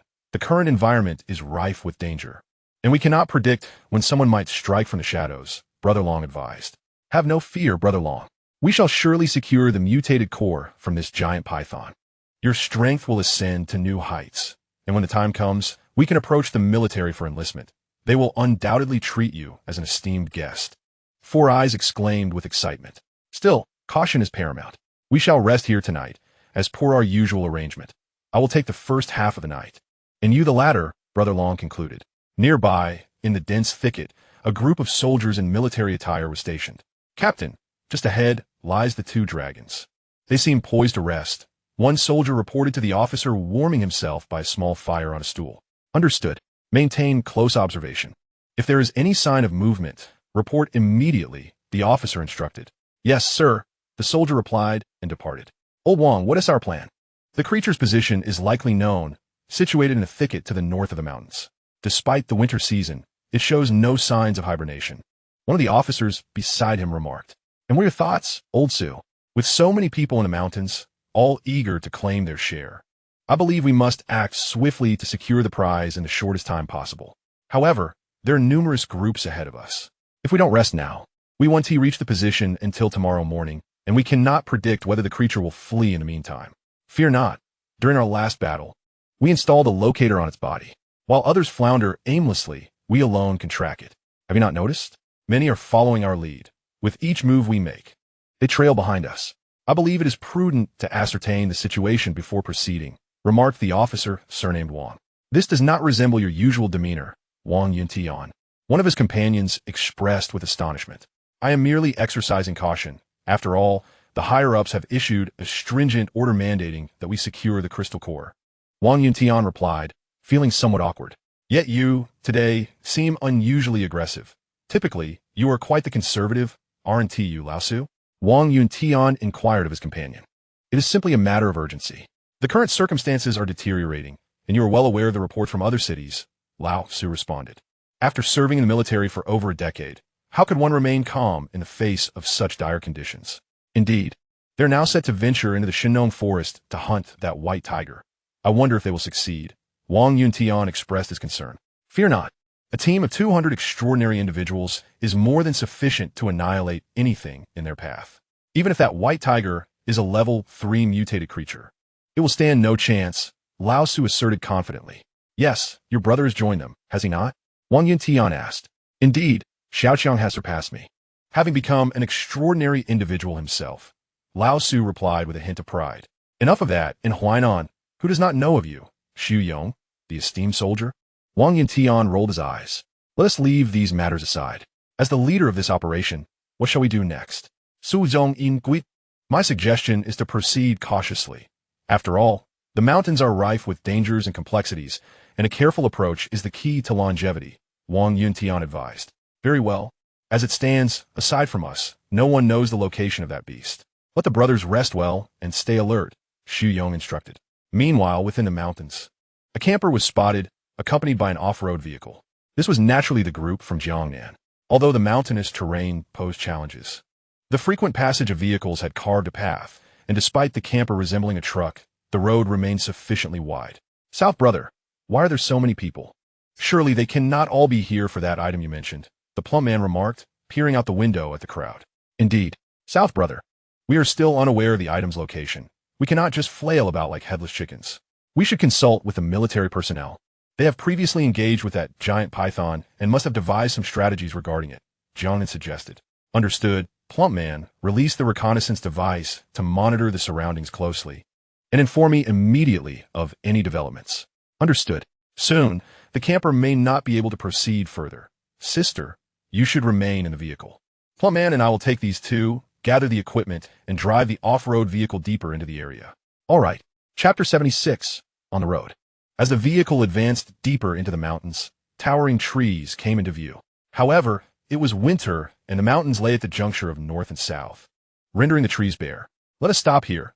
Venturing further would be unwise, Jiang Nan declared. Let us disembark with the good supplies, Fatty suggested. All right.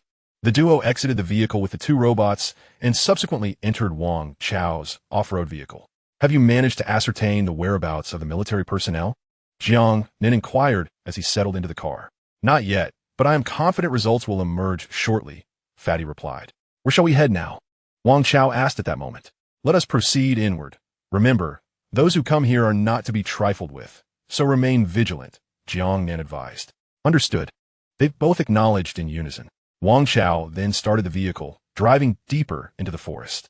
After Jiang Nan and the others departed, Mu Qing gazed at the retreating silhouette of the off-road vehicle, lost in thought. To be honest, during her recent interactions with Jiang Nan, she sensed that the young man who had abducted her bore no ill intentions. Aside from his somewhat sharp tongue, he exhibited no other shortcomings and treated her quite well. Mu Qing had briefly contemplated leaving without a word, considering her predicament, but that thought was swiftly dismissed. The more she pondered, the more chaotic her thoughts became. Thus, she resolved to divert her mind and delved into the research materials Jiang Nan had provided. Meanwhile, Jiang Nan, guided by Wang Chao, continued onward.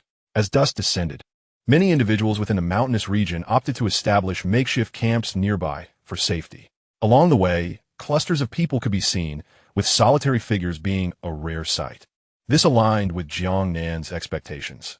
After all, it was merely the onset of the apocalypse, and most individuals were not particularly formidable, leading to a tendency to travel in groups. As twilight deepened, Jiang Nan's group chose not to set up camp, but rather to traverse further, inadvertently drawing the attention of several observers. Jiang Nan remained unfazed by this attention, as despite being noticed, none dared to initiate an attack. The repercussions of assaulting a fellow human would be significant, particularly now when a majority were still navigating the remnants of civilization. Should the military and government pursue inquiries later, it would certainly pose a considerable dilemma. Thus, while Jiang Nan's party roamed boldly within the mountains, none dared to confront them. As for the mutated creatures inhabiting the mountains, they were not a concern at present. In recent days, humans had already conducted a purge in the region, and the injured giant python, evidently formidable, required guardianship due to its current state. This provided a rationale for why these individuals felt emboldened to rest within the mountain's embrace. Red Sister, this vehicle is rather audacious, isn't it? It's nearly nightfall, and yet we press on. Are we rushing towards the afterlife? Jiang Nan remarked, as their vehicle passed a camp of individuals. Do not fret. One might simply say the allure of crystal cores is too compelling, responded a woman named Red Sister, clad in leather, with a pistol at her waist and a sword slung across her back, exuding an air reminiscent of a seasoned wanderer. It's evident that you're a novice in this field, who travels at such late hours. Even if one avoids those accursed mutated creatures by dawn, one would find themselves utterly exhausted, perhaps even becoming prey to those beasts. Enough about others. Quickly finish your meal and take your post. Keep your wits about you, for the circumstances in these mountains are exceedingly intricate. We have encountered numerous individuals along the way, many of whom possess extraordinary abilities, Red Sister advised. Understood, sister. I must say, given our reputation in Huainan, who would dare provoke us? The man responded nonchalantly. Silence and eat. Otherwise, you may as well put down your bowl and stand guard now, Red Sister retorted. Upon hearing her words, the man immediately ceased his chatter, bowing his head to consume his food. For him, the greatest joy in this apocalyptic world was being able to enjoy a hearty meal each day. As they ventured deeper into Jiang Nan, the terrain became increasingly treacherous, and they occasionally encountered mutated creatures, which they simply crushed under their vehicle. Brother Nan, we've located them. To the north, the pudgy man exclaimed, his eyes glued to the electronic screen. Integrate the imagery and initiate navigation. We must hasten our approach. Jiang Nan instructed eagerly upon receiving news. Understood, Brother Nan. With the image data incorporated, the navigation system in their off-road vehicle began charting a course. Over the past few days, aside from traveling, Jiang Nan and his companions had been modifying the vehicle during their evening rests. After several days of effort, the vehicle had finally taken on a new appearance, which Jiang Nan found quite satisfactory. How long until we arrive? Jiang Nan inquired. According to the navigation, the military personnel are still 40 minutes away, Wang Chao replied. Let us deploy the reconnaissance device to assess their surroundings. Jiang Nan then instructed the pudgy man. I just checked, Brother Nan. It's rather peculiar. It's as if the individuals in these mountains have conspired, all converging towards the military personnel, nearly encircling them, the pudgy man remarked in astonishment, staring at the electronic screen. What is so strange about that? What we can conceive, they can certainly deduce as well. Following the previous fierce battles, the only ones who had come into contact with the giant python were the military. They are not fools and surely recognize the creature's value. Thus they would undoubtedly make some maneuvers concerning it. Hence, anyone with thoughts directed towards that crystal core will naturally gravitate towards the military's movements, Jiang Nan analyzed. All right, let us find a place to halt. With 40 minutes left, we'll reach our destination early tomorrow. Let us rest well tonight and recharge the reconnaissance device. Certainly. Subsequently, the group disembarked and set up a simple tent while deploying 2 robots for patrol. As the water boiled, their dinner was quite modest. Instant noodles, bread, and sausages. Yet, even such simplicity brought Wang Chao great satisfaction. Since the onset of the apocalypse, the world, particularly in terms of sustenance, has undergone a profound transformation. The once inexpensive instant noodles, bread, and ham have now become luxuries. People now subsist primarily on a bowl of noodles or plain rice each day, with little else to savor. After a meager meal, a few individuals retired to rest, aware of the arduous battles that lay ahead. Chapter 77. The army scheme. The recent commotion in the Taihung mountain range has surpassed all previous occurrences. Typically, winter would blanket the area in desolation. Yet at this moment, the branches of towering ancient trees still echoed with the calls of a few birds. Although this phenomenon seemed somewhat peculiar, it was not entirely out of the ordinary. Jiang Nan rose, rubbing his bleary eyes, and crawled out of the tent. Observing the nearly extinguished campfire and listening to the birds' chirps from the surrounding trees, he felt a sense of wild freedom. Frankly, he had not slept well that night.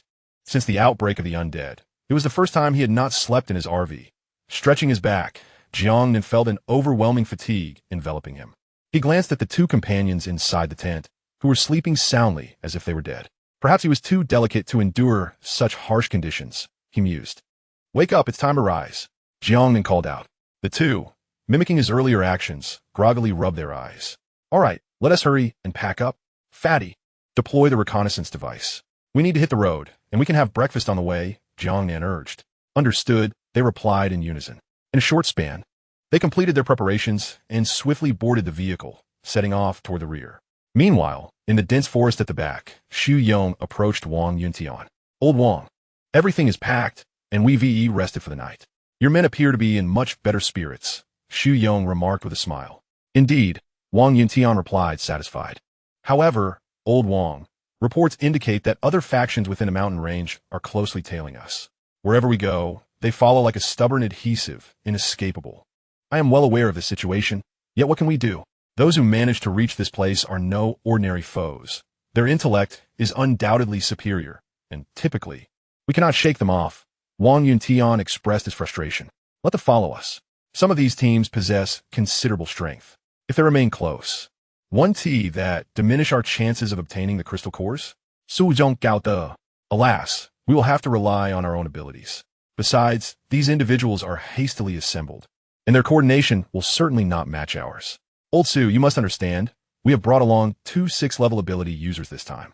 That colossal python has already sustained significant injuries, and its strength will undoubtedly wane, presenting us with a prime opportunity," Wang Yuntian concluded, his expression filled with fervent excitement. These pests," Xu Yong lamented. "It is truly perplexing to comprehend the upper echelon's rationale behind the establishment of a union for them. If I were in a position of authority, I would have already dismissed them all." At this moment, Xu Yong remarked, "Old Su, your thoughts are rather radical. Given that the higher-ups have decided upon this course of action, there must be underlying reasons. We are soldiers, and our primary duty is to obey orders," Wang Yuntian advised at this juncture. "Perhaps," Su replied. "Well, Old Su, you must understand the significance of this mission. Therefore, we must maintain the right mindset. Let's secure the items first. As for these individuals, those who engage in wrongdoing will inevitably face consequences, and others will take care of them." "Indeed. Report, Captain. The team is fully assembled and awaits your instructions." At that moment, an armed soldier jogged up to the two men and addressed Wang Yuntian. "Command the troops to advance." "Heading due north," Wang Yuntian ordered. "Understood. How about it, Old Wang? Any signs of that creature?" As they proceeded, Xu Yong suddenly leaned in to inquire. "None for the time being. It is likely still recuperating. According to the base's estimations, there may be something in that location that could expedite its recovery, which is why it has remained inactive," Wang Yuntian explained. "Then we must quicken our pace. Indeed, if that creature regains its strength, it will become increasingly difficult for us to deal with it." As Wang Yuntian and his team commenced their actions, they noticed various factions closely trailing behind them, maintaining a deliberate distance. "Damn it, this swarm of pests has followed us again," Xu Yong exclaimed, having received news of the other's pursuit. "Old Wang, do not fret. The base anticipated this scenario, so last night they dispatched personnel to prepare a grand feast for them. Just wait and see," Wang Yuntian replied with a smile. "What feast?" Xu Yong asked eagerly. You'll find out shortly," Wang Yuntian replied enigmatically. As Wang Yuntian's small team gradually emerged from the dense forest, the supernatural beings and adventurers behind them closely followed. However, just as they exited the woods, the sound of explosions erupted. "Run, Four Eyes! Move quickly! There are explosives!" Voices echoed from the depths of the forest, and the tremendous blasts inflicted injuries upon these individuals, despite their extraordinary skills. "Damn it, these military personnel lack honor. If they didn't want us to encounter that mutated crystal core, they could have simply stated so instead of resorting to such excessive explosives. This is intolerable," one man exclaimed. "Old Hu, let it go. It seems the military is determined to capture that giant python. Perhaps we should retreat," another suggested. "Yes, Brother Hu. They are armed and lying in ambush, clearly intent on preventing our passage," someone else chimed in. "This is a level 5 mutated crystal core. Capturing it would secure our futures," the middle-aged man known as Old Hu lamented, despite understanding the rationale behind the advice. "Old Hu, let it go. This venture is unattainable. After all, they possess firearms. Ah, it is indeed a case of allowing the officials to set the fire while forbidding the common folk from lighting their lamps. Sighed Old Who. Similar sentiments echoed among these small squads. Although the recent ambush had cost them some manpower, the majority possessed remarkable skills. As those who ventured here were far from ordinary. Following this upheaval, they comprehended the military's resolve, and many had already decided to retreat, preparing to return home. Yet, there were others who resolved to continue, for they had come this far. Moreover, the allure of a fifth-level mutated crystal core was undeniably enticing, its worth beyond dispute. One must recognize that opportunity coexists with peril. Thus, numerous individuals opted to press on, for should this endeavor succeed, it would guarantee their peace for the rest of their lives. At this moment, the group from Jiang Nan remained oblivious to these developments. They were still somewhat distant from the military, and thus their warning did not reach them in time. Chapter 78, The Ultimatum. Old Wang. These reckless souls are still trailing us, said Xu Yong, sitting in the vehicle, as he caught sight of the figures following closely behind. His frustration flared instantly. Do not be hasty. Their following might not be an ill fortune for me, Old Su. What do you mean by that, Old Wang? You know I am a simple man, skilled only in wielding blades and firearms. Spare me the roundabout talk, Xu Yong urged anxiously. I ask you, since that giant python is a fifth-level mutated creature and possesses a mind akin to that of a human, does it not have other mutated beings guarding it? That goes without saying. Especially now that it is gravely injured, the number of guards surrounding it has undoubtedly increased. Then, tell me, how can we, a mere dozen or so, directly assault it? Even if we manage to enter, we will sustain injuries, thereby significantly diminishing our chances of slaying that giant python. Thus, we need these individuals to pave the way for us, Wang Yuntian replied slowly. But, Old Wang, these people are no fools. How could they possibly act as we envision? Blindly clearing the path for us? They will, for if they desire that crystal core, they will strive to seize it before us. Otherwise, once it falls into our hands, they will be too intimidated to act. Conversely, should they acquire it, we would be powerless to intervene, bound by regulations that forbid us from harming humans unless they commit grave transgressions. Isn't that merely handing the opportunity to them? Suzong Papa. Indeed, I recognize that. However, given our limited numbers, seizing the creature's crystal core is a daunting task that can only be accomplished with their assistance. Listening to Wang Yuntian's explanation, Xu Yong began to grasp the situation, yet he understood that, at this juncture, this was the sole course of action available to them. The previous ambush had, in no uncertain terms, crossed the line. If given another chance, the news of this would undoubtedly diminish public support for the military. At this moment, unity between the military and the civilians is paramount as they collectively confront the impending threat of zombies. No one could bear the weight of such accusations. Perhaps in about an hour, we shall reach the lair of that beast. Lao Su, give the order for our brothers to prepare, commanded Wang Yintian. Understood. Meanwhile, Jiang Nan had been pursuing the military forces since early morning, accelerating through the mountainous terrain and dense forests. Although the path was challenging, it remained manageable thanks to the trailblazers ahead. How much longer until we catch up to them? Wang Chao. Jiang Nan inquired. Not far now. They are approximately 10 kilometers ahead. Wang Chao replied. Fatty, how is the reconnaissance device performing? Rest assured, Brother Nan, I'm keeping close watch. This device is quite effective, compact, with impressive battery life and low visibility, Fatty remarked. All right, continue the reconnaissance and inform me promptly of any developments. Understood. Wang Chao. Maintain this speed alongside the military. We cannot predict if they might have any ambushes waiting, so it's prudent to exercise caution. Received. In the dense jungle, the footprints of humanity slithered like a long serpent, with Wang Yintian and his military comrades leading the way. An hour passed swiftly. Lao Su, disembark. We have arrived. According to the coordinates, the giant python resides within that cave. Wang Yintian pointed towards a nearby cave. As the military personnel exited the vehicle, they began to inspect their equipment.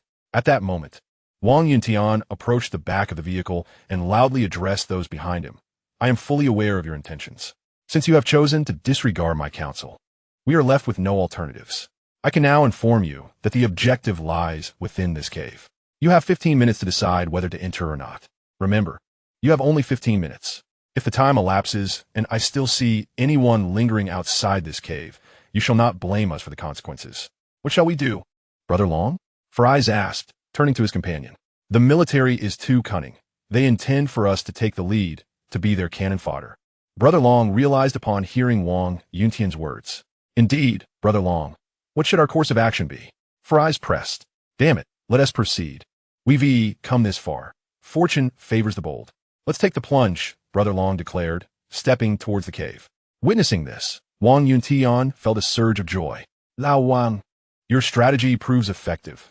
We indeed have someone willing to pave the way for us. Xu Yong gently nudged Wang Yuntian. Naturally. Meanwhile, many others behind were still caught in hesitation. Sister Hong, what should we do? I see Ere Long and the others have entered. Don't panic. Let's assess the situation. Perhaps the military personnel intend to lure us in as bait while they search for the crystal core, Sister Hong calmly advised. Indeed, in the ensuing 10 minutes, a few dozen more individuals trickled in, and Wang Yuntian and He Yong naturally felt immense joy at this development. The more people who entered, the fewer obstacles would remain for them to clear. What should we do, Sister Hong? It seems nearly everyone has entered, with only 2 or 3 teams retreating. Enter. Sister Hong resolved, without hesitation.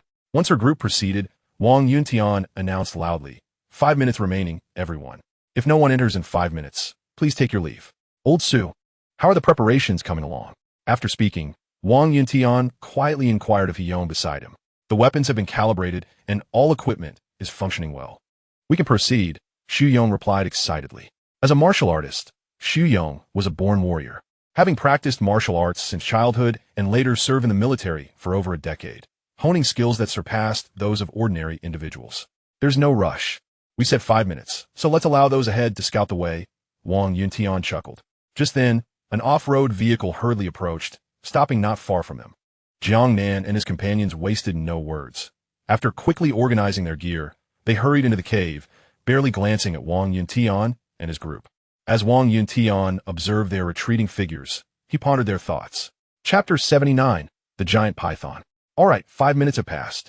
Everyone, please take your leave. If you disregard this advice, prepare to find yourselves on the military's blacklist. As the 5-minute mark arrived, Wang Yuntian declared. Those still outside, upon hearing of the blacklist, hastily withdrew. It was well known that the few cities where humanity congregated were under military control, and being blacklisted would jeopardize their futures. All right, Old Su, let us prepare to enter. Once they confirmed the area was clear, Wang Yuntian spoke to Xu Yong beside him. Understood. Now, everyone must heed my commands. No one is to act independently. Those who defy my orders should be prepared for military discipline, Wang Yuntian proclaimed. Understood. Now, let us proceed. With a wave of his hand, the small team of over a dozen entered the cave. Meanwhile, on the other side, Jiang Nan and his 2 companions cautiously advanced through the cave with 2 robots in tow. Although it was daytime, the cave remained exceedingly dark, necessitating the use of their flashlights. Jiang Nan understood the military's intentions behind this operation. They were being used as cannon fodder to clear the path, thus enabling the military to proceed with greater ease. However, what can be done? One can only brace oneself and forge ahead. Jiang Nan was confident that he could seize the mutated crystal core this time. After all, he still possessed a certain bug in his mind. Although this bug often led him to question his very existence, it proved invaluable at critical moments. Moreover, with the 2 level 7 mutated robots provided by the system, along with himself being a level 7 and the stout man a level 6, complemented by a martial arts champion trained since childhood, such a formidable assembly of power could hardly lead to defeat. Brother Nan, speaking of which, this snake resides in quite a remote place. We've been walking for so long. Yet why haven't we reached its lair? The stout man murmured at that moment. Enough chatter. This is a level 5 mutated giant python. Although it has sustained severe injuries, it still possesses considerable strength. If encountered, we must proceed with utmost caution. Moreover, based on the information available, this giant python did not utilize any abilities during its last encounter with the military, Jiang Nan cautioned. Could it be that this giant python has yet to awaken its abilities? The stout man inquired. Unlikely. Any mutation inevitably leads to the awakening of abilities. The fact that this giant python did not use its power suggests only 2 possibilities. Jiang Nan asserted decisively. What are those 2 possibilities?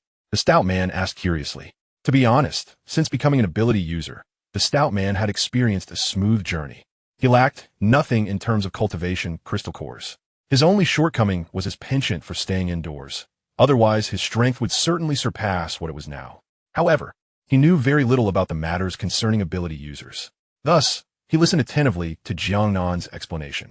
One possibility is that it would inflict harm upon its enemies, but suffer significant self-damage in the process. It may be afraid to use its abilities. The other possibility is that it did use its powers during the battle, but no one noticed.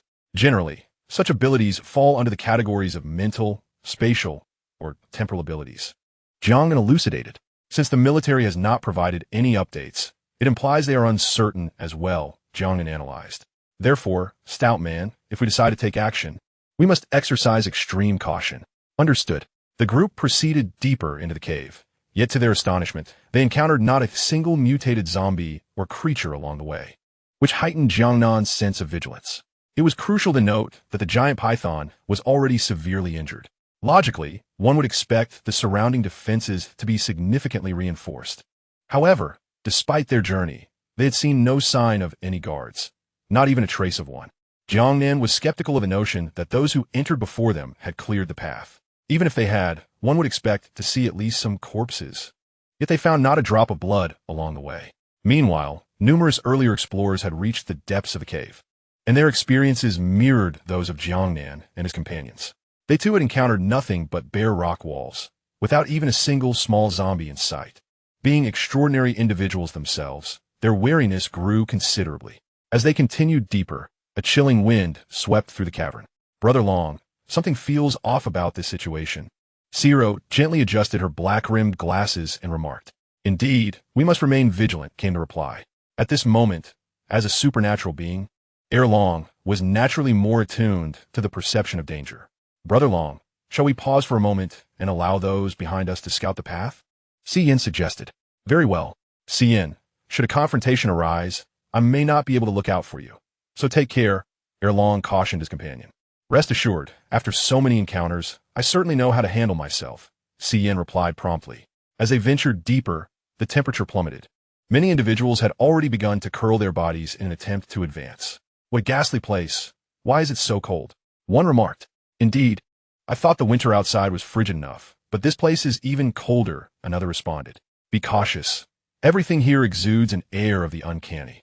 Perhaps it is the work of that gigantic python, a third warned. Yes, brother, they all acknowledged. Meanwhile, a small military team, led by Wang Yuntian and He Yong, swiftly reached the depths of the cave. Initially, they were filled with joy, as they had encountered no obstacles thus far. However, they soon sensed that something was amiss. Not only had the temperature dropped, but they had also not seen any mutated creatures along the way. Old He, something feels off. Where's the boar? Be ready at all times, Wang Yuntian instructed. Understood, He Yong replied, and the small team immediately heightened their vigilance. Before long, the group heard sounds emanating from a distance. There is something happening. Let us investigate, Wang Yuntian ordered. Understood. The team responded as they cautiously advanced towards the source of the noise. In this situation, Wang Yuntian felt relatively at ease.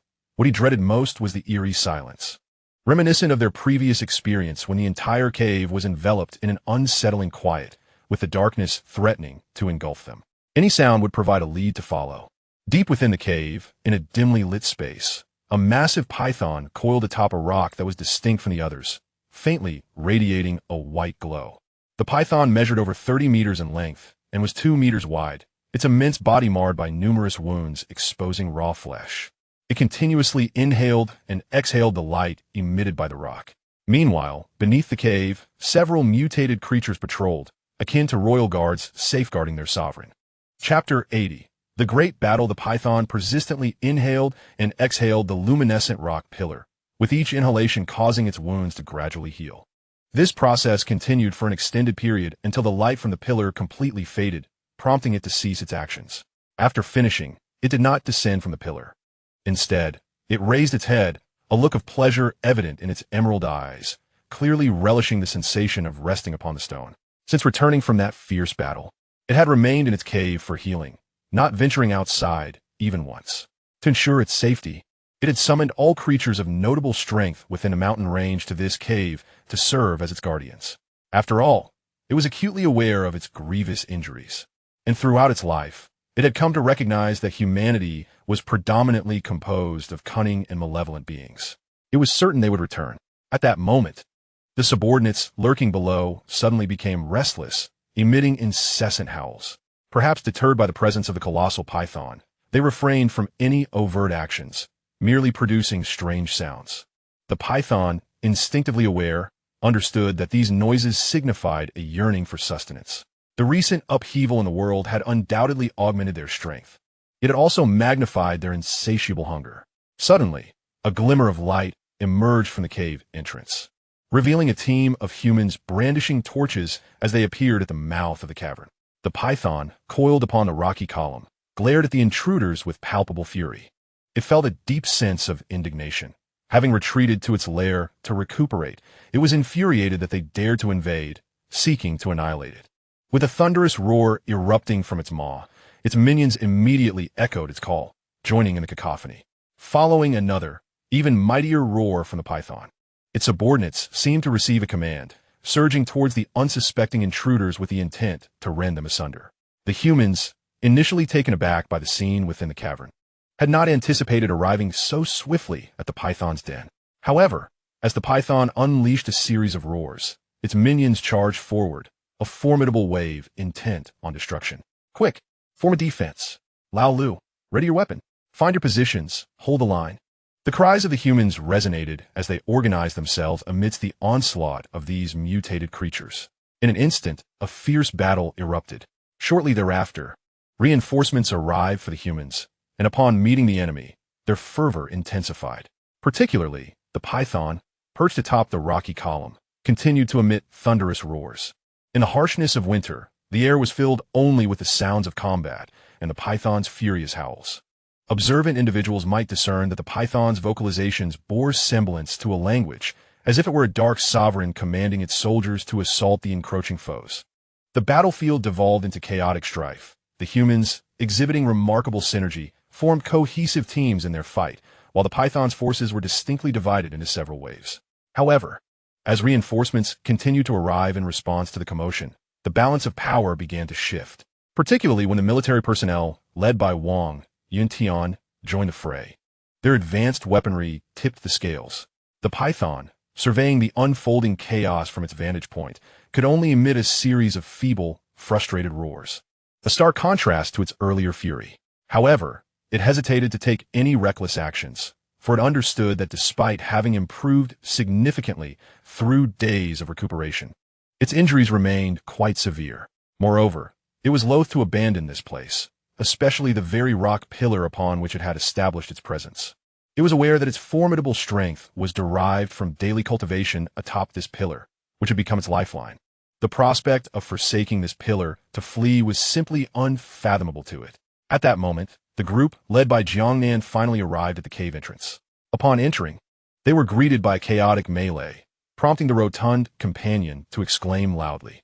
Jiang Nan, however, did not heed his friend's outburst. Instead, he was captivated by the sight of the colossal python coiled around the rock pillar, marveling at its grandeur. Meanwhile, Wang Chao's expression darkened considerably. Although he was a member of the Adventurers Guild, his previous encounters had been limited to merely dozens of mutated creatures. Now, however, he surveyed the scene and estimated that there were at least 200 or 300 present, all uniformly mutated beings. Faced with such a daunting reality, Wang Chao could not help but curse under his breath. What now, Brother Nan? The rotund one inquired anxiously. What else can we do? We simply endure, Jiang Nan replied. At that moment, the giant python hesitated, contemplating whether to retreat. It sensed the emergence of several individuals from the depths of the cave, recognizing their formidable power through its innate abilities. Upon sighting these newcomers, the python hastily descended from the rock pillar and retreated towards another cave entrance. It was acutely aware of the humans' intentions and of the substantial number of them already inside. The python understood the strength of its subordinates, and it realized that the cave harbored numerous formidable adversaries. If it did not flee now, it would undoubtedly become a victim beneath the blades of these humans. Not good. That beast intends to escape. One keen-eyed individual shouted in alarm. Quick, block its path. The crowd urged in unison. However, the python was unfazed by their cries. Its sole desire was to escape. Suddenly, a human raised a rocket launcher and fired at the cave's rear. The shot struck true, and debris cascaded down, sealing off the entrance. Witnessing this, The python was filled with rage, yet did not waver in its determination to reach another exit. However, the ensuing events were rather absurd. Just as the python approached its destination, its path was blocked once more. After several failed attempts, it found itself with no escape routes left. In a fit of fury, the python let out a thunderous roar. The onlookers assumed it had been provoked and braced for an attack. Contrary to their expectations, the python, realizing it had no means of escape, refrained from assaulting the humans and quickly coiled back atop the rock pillar, glaring intently at the assembled humans. If glares could kill, the humans present would have perished 1,000 times over. Chapter 81. Do you underestimate me? The heartthrob of Haijo, young man. The rock pillar holds great significance for the colossal python. At this moment, it seems that the crowd has begun to grasp its importance. Allow me, said the adventurer who had previously blocked the road, as he raised a rocket launcher once more and fired a shot at the stone column. As the projectile soared through the air, onlookers anticipated the sight of the giant serpent being propelled away. However, a second passed, then another. When the projectile struck the rock pillar, it appeared to be halted by some unseen force. As the missile fell vertically to the ground, it detonated instantaneously, engaging numerous humans and mutated creatures embroiled in battle below. Observers on the scene were taken aback by this unexpected turn of events. They had not anticipated such a scenario. In their view, the power of the rocket launcher was formidable, and even a level 6 ability user would hesitate to declare themselves unscathed. Yet, the rock pillar seemed to possess an extraordinary enchantment, capable of withstanding such force. It was indeed a treasure. The realization dawned upon the humans. They understood why the beast had refrained from attacking. There lay this remarkable treasure to provide defense. He Yong remarked, indeed, this situation is far more intricate than we imagined. Wang Yintian interjected, Nan, what kind of stone is this that can withstand even a rocket launcher? The rotund man gasped in awe. Basalt, Jiang Nan replied. What is basalt? The chubby man inquired, perplexed by Jiang Nan's response. Wang Chao, standing nearby, also expressed confusion, despite his time at the Adventurers Guild. He had never encountered a situation like this before. In simple terms, it is a type of stone that has undergone mutation, Jiang Nan explained. Ah, even stones can mutate? The rotund man exclaimed incredulously, a sentiment echoed by Wang Chao. If even someone as foolish as you can become an ability user, why can't stones mutate? Jiang Nan rolled his eyes in response. Hey, Nan, there's no need for personal attacks. I'm a celebrated scholar from Haijo University, the chubby man protested. Enough of that. Don't flatter yourself, Jiang Nan retorted, exasperated. Don't underestimate me. I am quite the charmer in Haijo, the rotund man boasted, puffing out his chest. Enough chatter. Focus on the situation at hand, Jiang Nan insisted, unwilling to engage further. Moreover, that basalt is indeed a treasure. Pay attention to it. I just hope the giant python does not comprehend its significance. If it does, we may find ourselves in dire straits today, Jiang Nan stated with concern. Nan, is it truly that powerful? The chubby man questioned, his doubts evident. Do you think you can compare to a level 6 ability user? Even though it is currently at half health, it still holds a level advantage over you. If the giant python figures out how to utilize that basalt, we should prepare for the worst, Jiang Nan warned. To be honest, Jiang Nan felt a twinge of regret. He had not anticipated the existence of such an entity here. He recalled that in his previous life, humans had swiftly slain this mutated giant python, but he failed to remember the losses humanity had incurred. This basalt, a natural mineral, has undergone significant transformations, absorbing considerable energy, and thus has evolved into a true treasure. It can be regarded as an exceptional gem, one that autonomously absorbs energy. Possessing such a treasure is indispensable for cultivation, especially for those with extraordinary abilities, as it not only offers protection against attacks, but also has the capacity for counterattacks. In his previous life, Jiang Nan had only heard of this entity and had never truly encountered it. However, this did not hinder his understanding of basalt.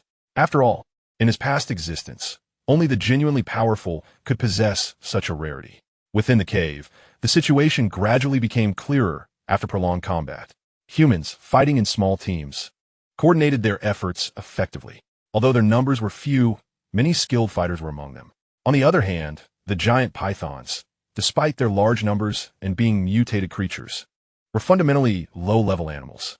Though the pythons issued commands, they fought individually, leading to their swift encirclement and elimination by the humans. Yet at this moment, no one dared to act rashly. The humans within the cave understood that the recent skirmish was merely an appetizer. The real drama was just beginning. After all, no one wanted to be the first to strike, as the conflict between the clam and the snipe allows the fishermen to reap the benefits. At present, aside from allies, everyone else was an adversary. Moreover, the rock column occupied by the giant python was a valuable asset, immensely powerful. Thus, everyone remained cautious. Acting prematurely could lead to unwelcome consequences. Furthermore, although the giant python was gravely injured, it was still a level 5 mutated creature, and none present possessed the strength to match it. The standoff within the cave ensued, with the giant python coiled atop the basalt, its massive body undulating as it emitted sounds. "Brother Nan, what shall we do now?" The wait was torturous, and the portly companion was eager to slay the giant python and claim the prize, dreaming of returning to their vehicle for a restful slumber. "Do not rush. Whoever acts first will suffer," Jiang Nan replied. "Do you not see that those military personnel are also waiting? When will this end?" Came the anxious retort. "Patience is key. Inevitably, someone will be unable to restrain themselves. The individuals present possess varying strengths, and each harbors their own calculations. It is merely a matter of who will break the stalemate first," Jiang Nan elucidated. Meanwhile, on the opposite side of the cave, Wang Yuntian and his team remained on high alert. The earlier skirmish had resulted in minimal losses for them, as seasoned veterans of the battlefield. "Old Wang, these people are shrewd. None are willing to make the first move. What should we do now? Should we strike first?" He inquired. "There's no need. They will soon be unable to contain themselves. Our task is simply to observe the unfolding drama, and when the time is ripe, we shall reap the fruits of victory." Wang Yuntian responded confidently. "Do not jest. What if they unite against us first?" "No, didn't you see there's another one?" Wang Yun remarked, gesturing towards the direction where Jiang Nan and his companions were situated, just as Jiang Nan happened to glance over. Their gazes met for a fleeting moment before quickly dispersing. "Those two? Yes, did you not notice the two robots beside that young man? Their combat capabilities are formidable, not to mention the robust young man on his left. I estimate he is an ability user with considerable strength," Wang Yuntian analyzed at that moment. "No way, he is so young. How is that possible?" He exclaimed in astonishment. Chapter 82. The Revenge of Xuanwu. The cave had been eerily quiet for about 10 minutes. "Enough of this, Pillar. Take aim and blast that thing." A middle-aged man from a squad stationed in the southeast corner of the cave seemed unable to endure the oppressive atmosphere any longer, instructing his comrade, who was carrying a rocket launcher. The seemingly simple-minded subordinate, upon receiving his leader's command, promptly fired a round at the colossal python coiled around the rock column. The giant python, as before, remained unfazed. The rocket halted in front of the basalt, then, as previously, it plummeted vertically to the ground before detonating. Witnessing the spectacle, the onlookers in the cave were left utterly speechless. This bizarre stone had withstood the rocket's assault not once, but twice. Many present were ability users, yet they understood that their current powers could not possibly inflict greater damage than this creature. If this beast continued to reside atop that stone, it would indeed be impervious to harm, leaving them to eventually wither away. This was the collective concern hanging in the minds of all present. The giant python, seeing the relentless attacks from humans thwarted by its prized possession, became exhilarated, firmly coiling itself around the rock column. "What should we do?" Lao Wang and He Yong were understandably anxious at this juncture. "I don't know either. I've transmitted the current situation and visual data to the headquarters. We can only hope they can analyze the stone and perhaps uncover its vulnerabilities," Wang Yuntian replied. "What now? Are we just going to watch?" He Yong pressed, panic evident in his voice. "What else can we do? This stone is too peculiar. Lao He, you really need to temper that fiery temper of yours. Otherwise, you'll face significant setbacks in situations like this," Wang Yuntian advised, casting a concerned glance at his old comrade. "All right, I understand," Lao Wang said, waving his hand in irritation. Wang Yuntian, observing his old friend's impatience, chose to remain silent. Meanwhile, Jiang Nan was deep in thought, his eyes darting as he contemplated the situation. The portly man, having witnessed the earlier events, was filled with urgency. "Brother Nan, what exactly is this basalt?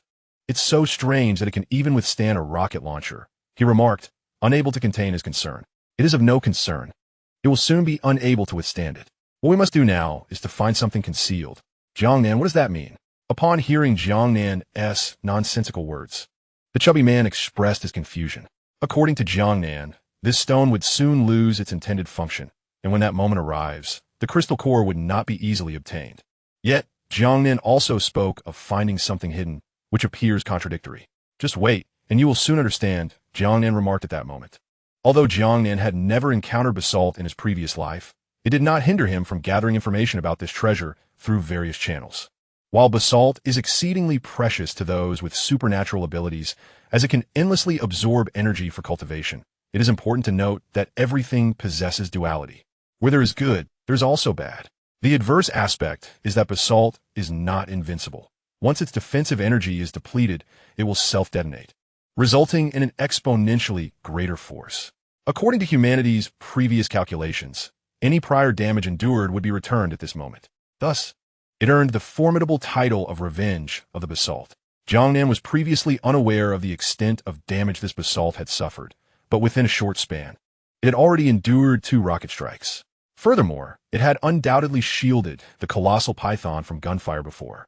Fatty, Wang Chao, stop dawdling. We must commence immediately. Build the fortifications, or we shall not escape this cavern, Jiang Nan commanded.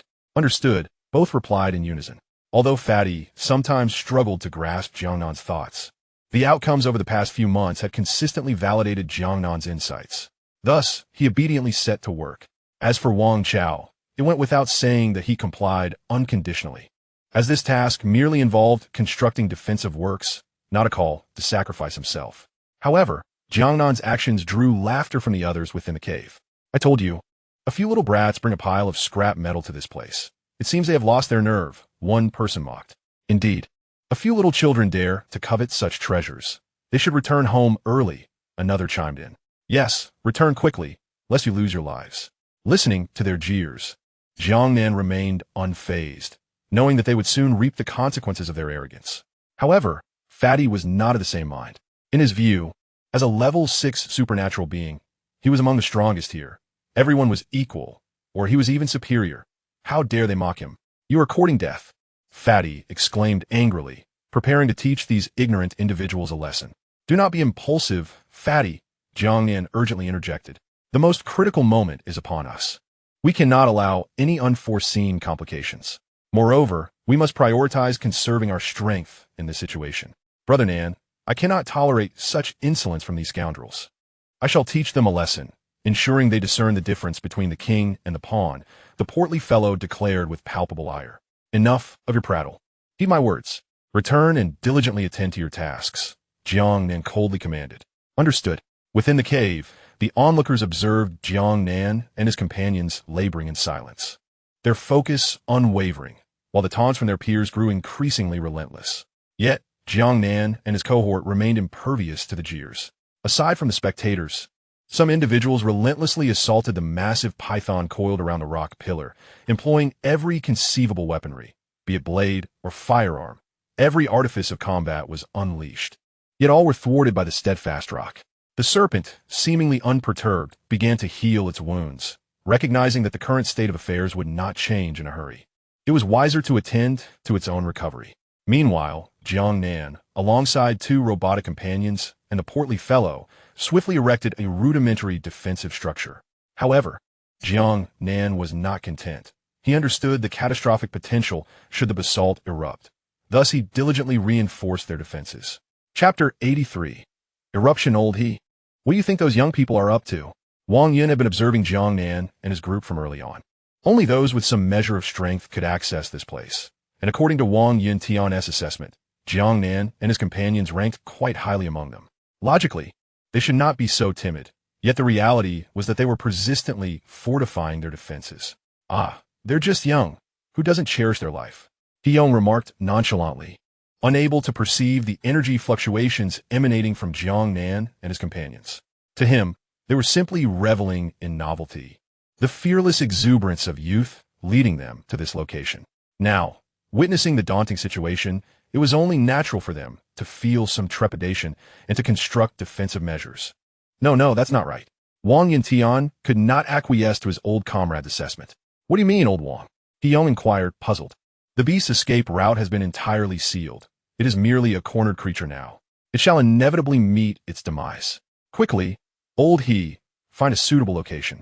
We must begin fortifying our own defenses. Wang Yintian suddenly had a revelation. What madness is this, old Wang? Now is the prime moment for our assault. Why retreat into defense? Hyung asked, bewildered. The headquarters has sent word. Cease your queries and follow orders. Wang Yintian replied in a hushed tone. Upon hearing that it was a communication from the headquarters, Hyung, without a moment's hesitation, commanded his subordinates to proceed. As the military personnel intensified their fortification efforts, many onlookers were perplexed. While it was understandable for the younger individuals, who were inexperienced and unaccustomed to such grand displays, to behave thusly, the military's actions were puzzling. Was it possible that they had received some alarming news? Unlikely. Had there been any imminent danger, they would have remained above rather than descend. Observing the military's maneuvers, the cave soon filled with a cacophony of sounds. Nevertheless, some individuals continued their relentless assault on the massive python, drawn by the irresistible allure of a fifth-level mutated crystal core. Yet, seasoned veterans began to sense an unsettling atmosphere. The military's actions surely held some underlying rationale. Within the cave, an extraordinarily bizarre scene unfolded. A faction of humans diligently constructed defensive structures using scattered stones, while another segment relentlessly attacked the colossal python coiled around a rock pillar. Meanwhile, the python, shielded by the basalt, began to heal its wounds. This peculiar state did not persist for long. Observant individuals would have noticed that the color of the basalt surrounding the python grew increasingly crimson, resembling molten lava, and radiating intense heat. The python, too, became aware of this change, as if it had grasped a significant realization. It swiftly slithered down from the rock pillar and darted towards a shadowy corner. Witnessing the python's descent, the people in the cave erupted in excitement. The beast can no longer endure. Brothers, charge. Slay it and seize the crystal core. Our worries for the rest of our lives will be alleviated. Indeed, brother. Such fervent declarations echoed throughout the cavern. Meanwhile, Jiang Nan's gaze shifted to the increasingly red basalt, instilling urgency within him. Fatty, come over here quickly. Jiang Nan urgently called to his team. At that moment, the forefront of Jiang Nan's group was marked by the makeshift stone defenses, followed by two robots. And then Jiang Nan and his companions, all facing the ominous basalt. Jiang Nan's focus was entirely consumed by the impending eruption of the basalt, neglecting the massive python cornered by the crowd. Fatty and Wang Chao, following Jiang Nan's gaze, recognized the abnormality of the basalt, and their expressions turned tense. South, brother. What is happening? Fatty inquired, unable to contain his concern. Enough chatter. Let us endure this next wave first, Jiang Nan replied quietly, fully armed and equipped with all available defensive gear. To be candid, Jiang Nan remained uncertain about the magnitude of the impending eruption from the basalt, prompting him to prepare every resource at his disposal. As Jiang Nan was lost in thought, a sudden explosion reverberated through the air as the basalt rock shattered. Jiang Nan realized that the moment had finally arrived. With the eruption of the rock column, a tremendous wave of energy radiated outward, and those who had hastily constructed some simple defensive structures felt an immense sense of relief. Clearly, the information from the military had proven to be reliable. Many individuals contemplated this, yet the gaze of the crowd was irresistibly drawn toward Jiang Nan's side. As the energy reached them, everyone exerted their utmost efforts to resist. Those who had previously dismissed Jiang Nan now found themselves filled with regret, frantically searching for the most suitable places to take cover. However, they had underestimated the ferocity of the energy unleashed by the rock column. Wherever it touched, nothing could survive, a testament to its devastating power. In the aftermath of the chaos, the structural integrity of the cave was alarmingly unstable, on the verge of collapse at any moment. Yet, having come this far, surrender was not an option. The vengeance of the Xuanwu struck swiftly and departed just as rapidly. Within a mere 2 minutes, more than half of those present had fallen. The few who remained were not in much better condition. Only Jiang Nan and the military personnel were still capable of fighting. The remaining groups were either incomplete or grievously injured. At this moment, the crowd turned their attention to the giant serpent, for they had come for it. They observed that the serpent, having just battled the humans, had not adequately evaded the energy released by the basalt explosion. Consequently, its body was now covered in a multitude of wounds. On Jiang Nan's side, although the energy from the basalt eruption was formidable, he had prepared in advance and utilized all available defenses. Thus, aside from minor damage to 2 robots, Jiang Nan and his companions remained unscathed. Fatty, now is our chance. Move in. Jiang Nan recognized the opportunity that had presented itself. Chapter 84. Seize the moment.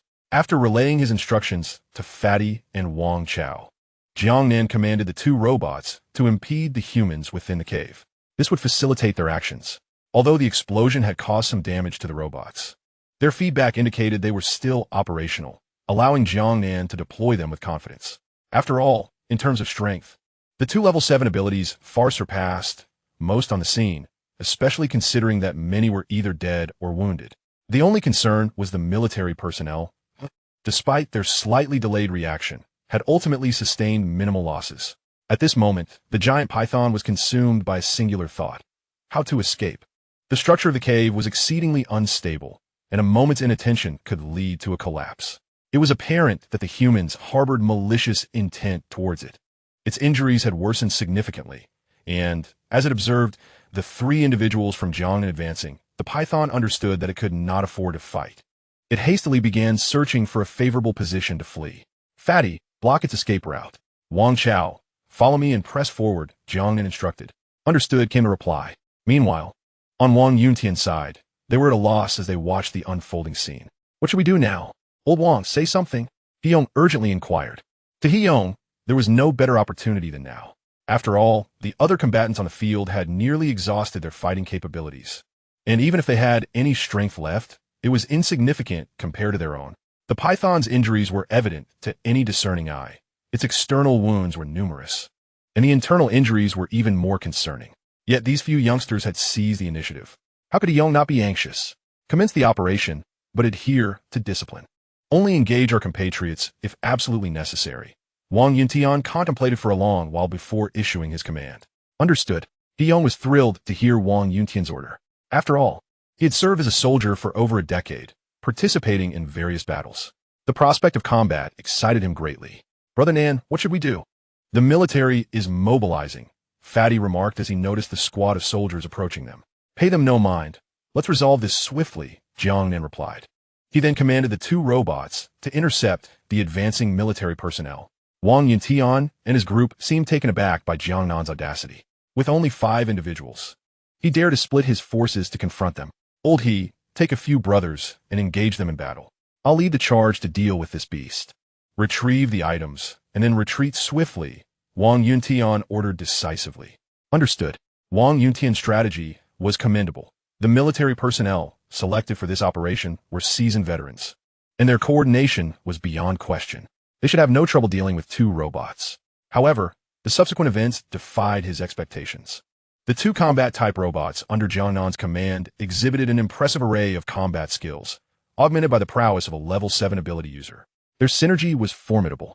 As a result, Wang Yuntian and his group found themselves wholly immobilized by these 2 robots, unable to advance even a single step.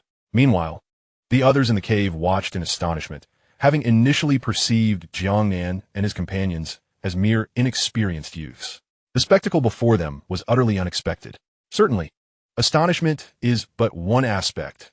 More individuals at this moment are seeking refuge, commencing the treatment of their respective wounds. The recent explosion exhibited overwhelming force, catching many unprepared, resulting in varying degrees of injury. Given the current circumstances, it is only natural that each recovered strength offers an enhanced chance of survival. In Jiang Nan, the trio has successfully cornered the massive python, which is now merely emitting furious roars. The creature, in retrospect, regrets its earlier avarice for the treasure. Had it fled sooner, the situation would not be so dire. Nonetheless, despite its injuries, it remains a level 5 mutated creature, still possessing formidable strength. After several exchanges with Jiang Nan and his companions, the python finds itself increasingly fatigued, panting heavily. Beast, behold my dragon fist. The stout man, having gained wisdom from 4 months of experience, is well aware of the adage that one must seize the opportunity when the opponent is weak, and thus offers the python no respite. With a powerful punch, flames erupt forth. Jiang Nan observes that the stout man's prowess has escalated yet again, a fact that brings him some solace. At this juncture, the python appears to have made a decisive resolution, its emerald eyes fixating intently on the stout man, as if contemplating devouring him.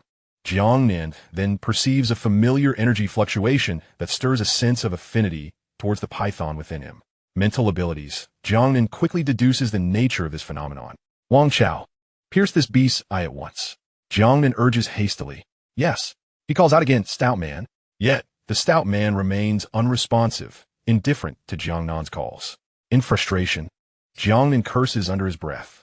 In the blink of an eye, the python opens its massive jaws, lunging directly toward the stout man. Witnessing this, Jiang Nan leaps forward, using his abilities to slow the creature's attack. As the python's maw approaches, Jiang Nan successfully rescues the stout man. Meanwhile, Wang Chao seizes the moment, unleashing a volley of bullets into the python's south eyes at close range. A deafening roar erupts from the python as its colossal body thrashes about, causing the entire cavern to tremble. Wang Chao, take advantage of its plight and finish it. Jiang Nan shouts emphatically. Understood, boss. As a dutiful subordinate, Wang Chao feels a profound sense of purpose at this moment. Before long, the stout man regains his composure and resumes the battle. Chapter 85. Who said we're not the people's soothing remedy? With the python's eyes blinded by Wang Chao's gunfire, it has lost its sense of direction, despite serpents traditionally relying less on sight for navigation. However, the eyes are indeed a vital part of the body, and suddenly going blind presents a considerable adjustment. At this moment, Jiang Nan, Fatty, and Wang Chao were growing increasingly courageous in their confrontation. Among the trio, both Jiang Nan and Fatty were endowed with extraordinary abilities, making their combat efforts remarkably seamless, as their powers complemented each other effortlessly. Although Wang Chao lacked such abilities and his strength was not as formidable, he benefited from the support of Jiang Nan and Fatty, allowing him to keep pace with the unfolding skirmish. Within a mere 10 minutes, the colossal python had been cornered by the three. Coupled with its previous injuries sustained from the explosion of the basalt, the creature was reluctant to concede defeat. Yet, there was no alternative. As Fatty unleashed a powerful punch, he exerted every ounce of his strength. The python, being a fifth-level mutated creature, possessed a profound instinct for danger and recognized that retreat was impossible. Thus, it braced itself and charged forward. Upon impact, the outcome was swiftly determined. Despite being a sixth-level ability user, Fatty's powers surpassed the python's in sheer force. Moreover, while the python wielded impressive strength, its capacity to unleash its full potential had been severely compromised due to its multiple injuries. Consequently, Fatty managed to push the creature back by a couple of meters. The onlookers in the cavern were left in awe, unable to fathom the extent of Fatty's prowess against a formidable foe that possessed fifth-level mutated strength. Despite its grievous wounds, the python's formidable essence remained, leading them to wonder how this seemingly unassuming figure could achieve such feats. Old Wang, this young man is incredibly fierce. After all, it is a fifth-level mutated creature. He Yong exclaimed, astonished by the display. As a combat enthusiast, he found himself comparing his own abilities to those of Fatty. To his surprise, he concluded that he fell short in comparison to this young fighter. Ability users are not so rare, if I am not mistaken. He should possess a power enhancement, likely as a sixth-level ability user. Wang Yuntian interjected. What? Did you say sixth-level ability user? You must be joking. He Yong responded, incredulous. I jest not. I can perceive the energy fluctuations emanating from him. Unmistakably sixth level, Wang Yuntian asserted. Truly, the younger generation is surpassing the older. Enough with the musings.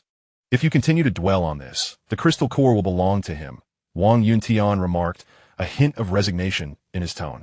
In truth, Wang Yuntian felt somewhat exasperated. According to his original plan, a team of over a dozen seasoned veterans, led by a sixth-level ability user, should have made this mission nearly foolproof. Yet, unexpectedly, they encountered such a peculiar group, with two robots of inexplicable origin displaying remarkable strength and a singular focus on their objectives. Their synergy was impeccable, further amplified by their formidable equipment. Ultimately, the outcome was that a small team of over 10 individuals found themselves thoroughly bogged down. Old Wang, do you think there's still any possibility? We can't even breach these two formidable defenses, He Yong remarked at this moment. Meanwhile, Wang Yuntian gazed towards Jiang Nan, observing that they were providing the giant python no respite whatsoever. They employed every available tactic, embodying the adage to strike while the iron is hot. The actions of Jiang Nan and his companions were indeed exhilarating, as the fruits of victory loomed tantalizingly close. Yet, accompanying this triumph was the pitiful cry of the giant python. Finally, after more than 10 minutes, it unwillingly exhaled its last breath. Big brother, it's done. The chubby one clapped his hands and declared. Are you both all right? Jiang Nan asked the chubby one. No worries, just dislocated my arm while grappling with this beast. It'll be back in place shortly, he replied nonchalantly. I'm fine too, boss. Wang Xiao added. Everyone, I've slain this beast, and according to the rules set forth by the Adventurers Guild, this creature belongs to me. Do any of you have any objections? After confirming that the chubby duo was unharmed, Jiang Nan turned to address the crowd in the cave. No problem, no problem. Young brother, a youthful hero, your future is boundless. Upon hearing Jiang Nan's words, everyone in the vicinity responded affirmatively, though there were always a few dissenters. You claim it's yours just because you say so? You little brat. I'm no member of the Adventurers Guild. Indeed, what qualifications do you have to lay claim to such a treasure? Numerous opposing voices reached Jiang Nan's ears. What do you think, leader? Jiang Nan paid little heed to these dissenting voices, knowing they were merely posturing. If it came to action, they would surely falter. Moreover, the military was present, so it would be more prudent to let them shoulder the blame. This kid is truly infuriating. Old Wang, taking advantage and then playing the innocent, expecting us to bear the brunt of it, He Yong remarked, feeling increasingly vexed by Jiang Nan's demeanor. Alas, what can we do? Our military is indeed the people's reassurance. We have enacted such regulations, and if we neglect this matter, given this young man's temperament, who knows how he will spin the tale upon returning to the city? We cannot afford that responsibility, Wang Yuntian said with a wry smile. All right, everyone. This young brother presents a valid point. We have indeed established such regulations. So this creature rightfully belongs to him. Should anyone dare to entertain any ulterior motives or commit acts of harm against their fellow brethren, they shall not find the military to be merciful, Wang Yuntian declared with commanding authority. Upon hearing Wang Yuntian's words, the crowd in the cave quickly nodded in agreement, not daring to show any arrogance. Thank you, leader. At this moment, Jiang Nan graciously expressed his gratitude, saying, You're welcome. Following his thanks, he directed his companions to begin excavating the treasures from the massive python.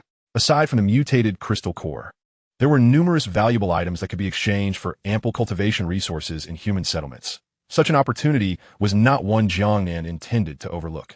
Naturally, the primary focus was on that mutated crystal core. Chapter 86. The Youthful Unawareness of Wealthy Women. The mutated crystal core, nestled within the colossal python's body, was soon uncovered, and a broad smile graced Jiang Nan's face. It was essential to note that this core belonged to a fifth-level mutated creature. Moreover, based on his observations, it appeared that the python had possessed this fifth-level mutated crystal core for quite some time. Jiang Nan realized that with this crystal core in hand, he would be able to strive for the rank of a sixth-level ability user. All right, let us depart with our spoils, Jiang Nan instructed after overseeing the collection. The cave, having endured the recent battle, is precariously unstable. It would be prudent for us to leave promptly. Understood, the fatty responded, his arm now healed. Given the cave's current structural fragility, the group carefully moved the stones blocking the entrance and ascended quietly.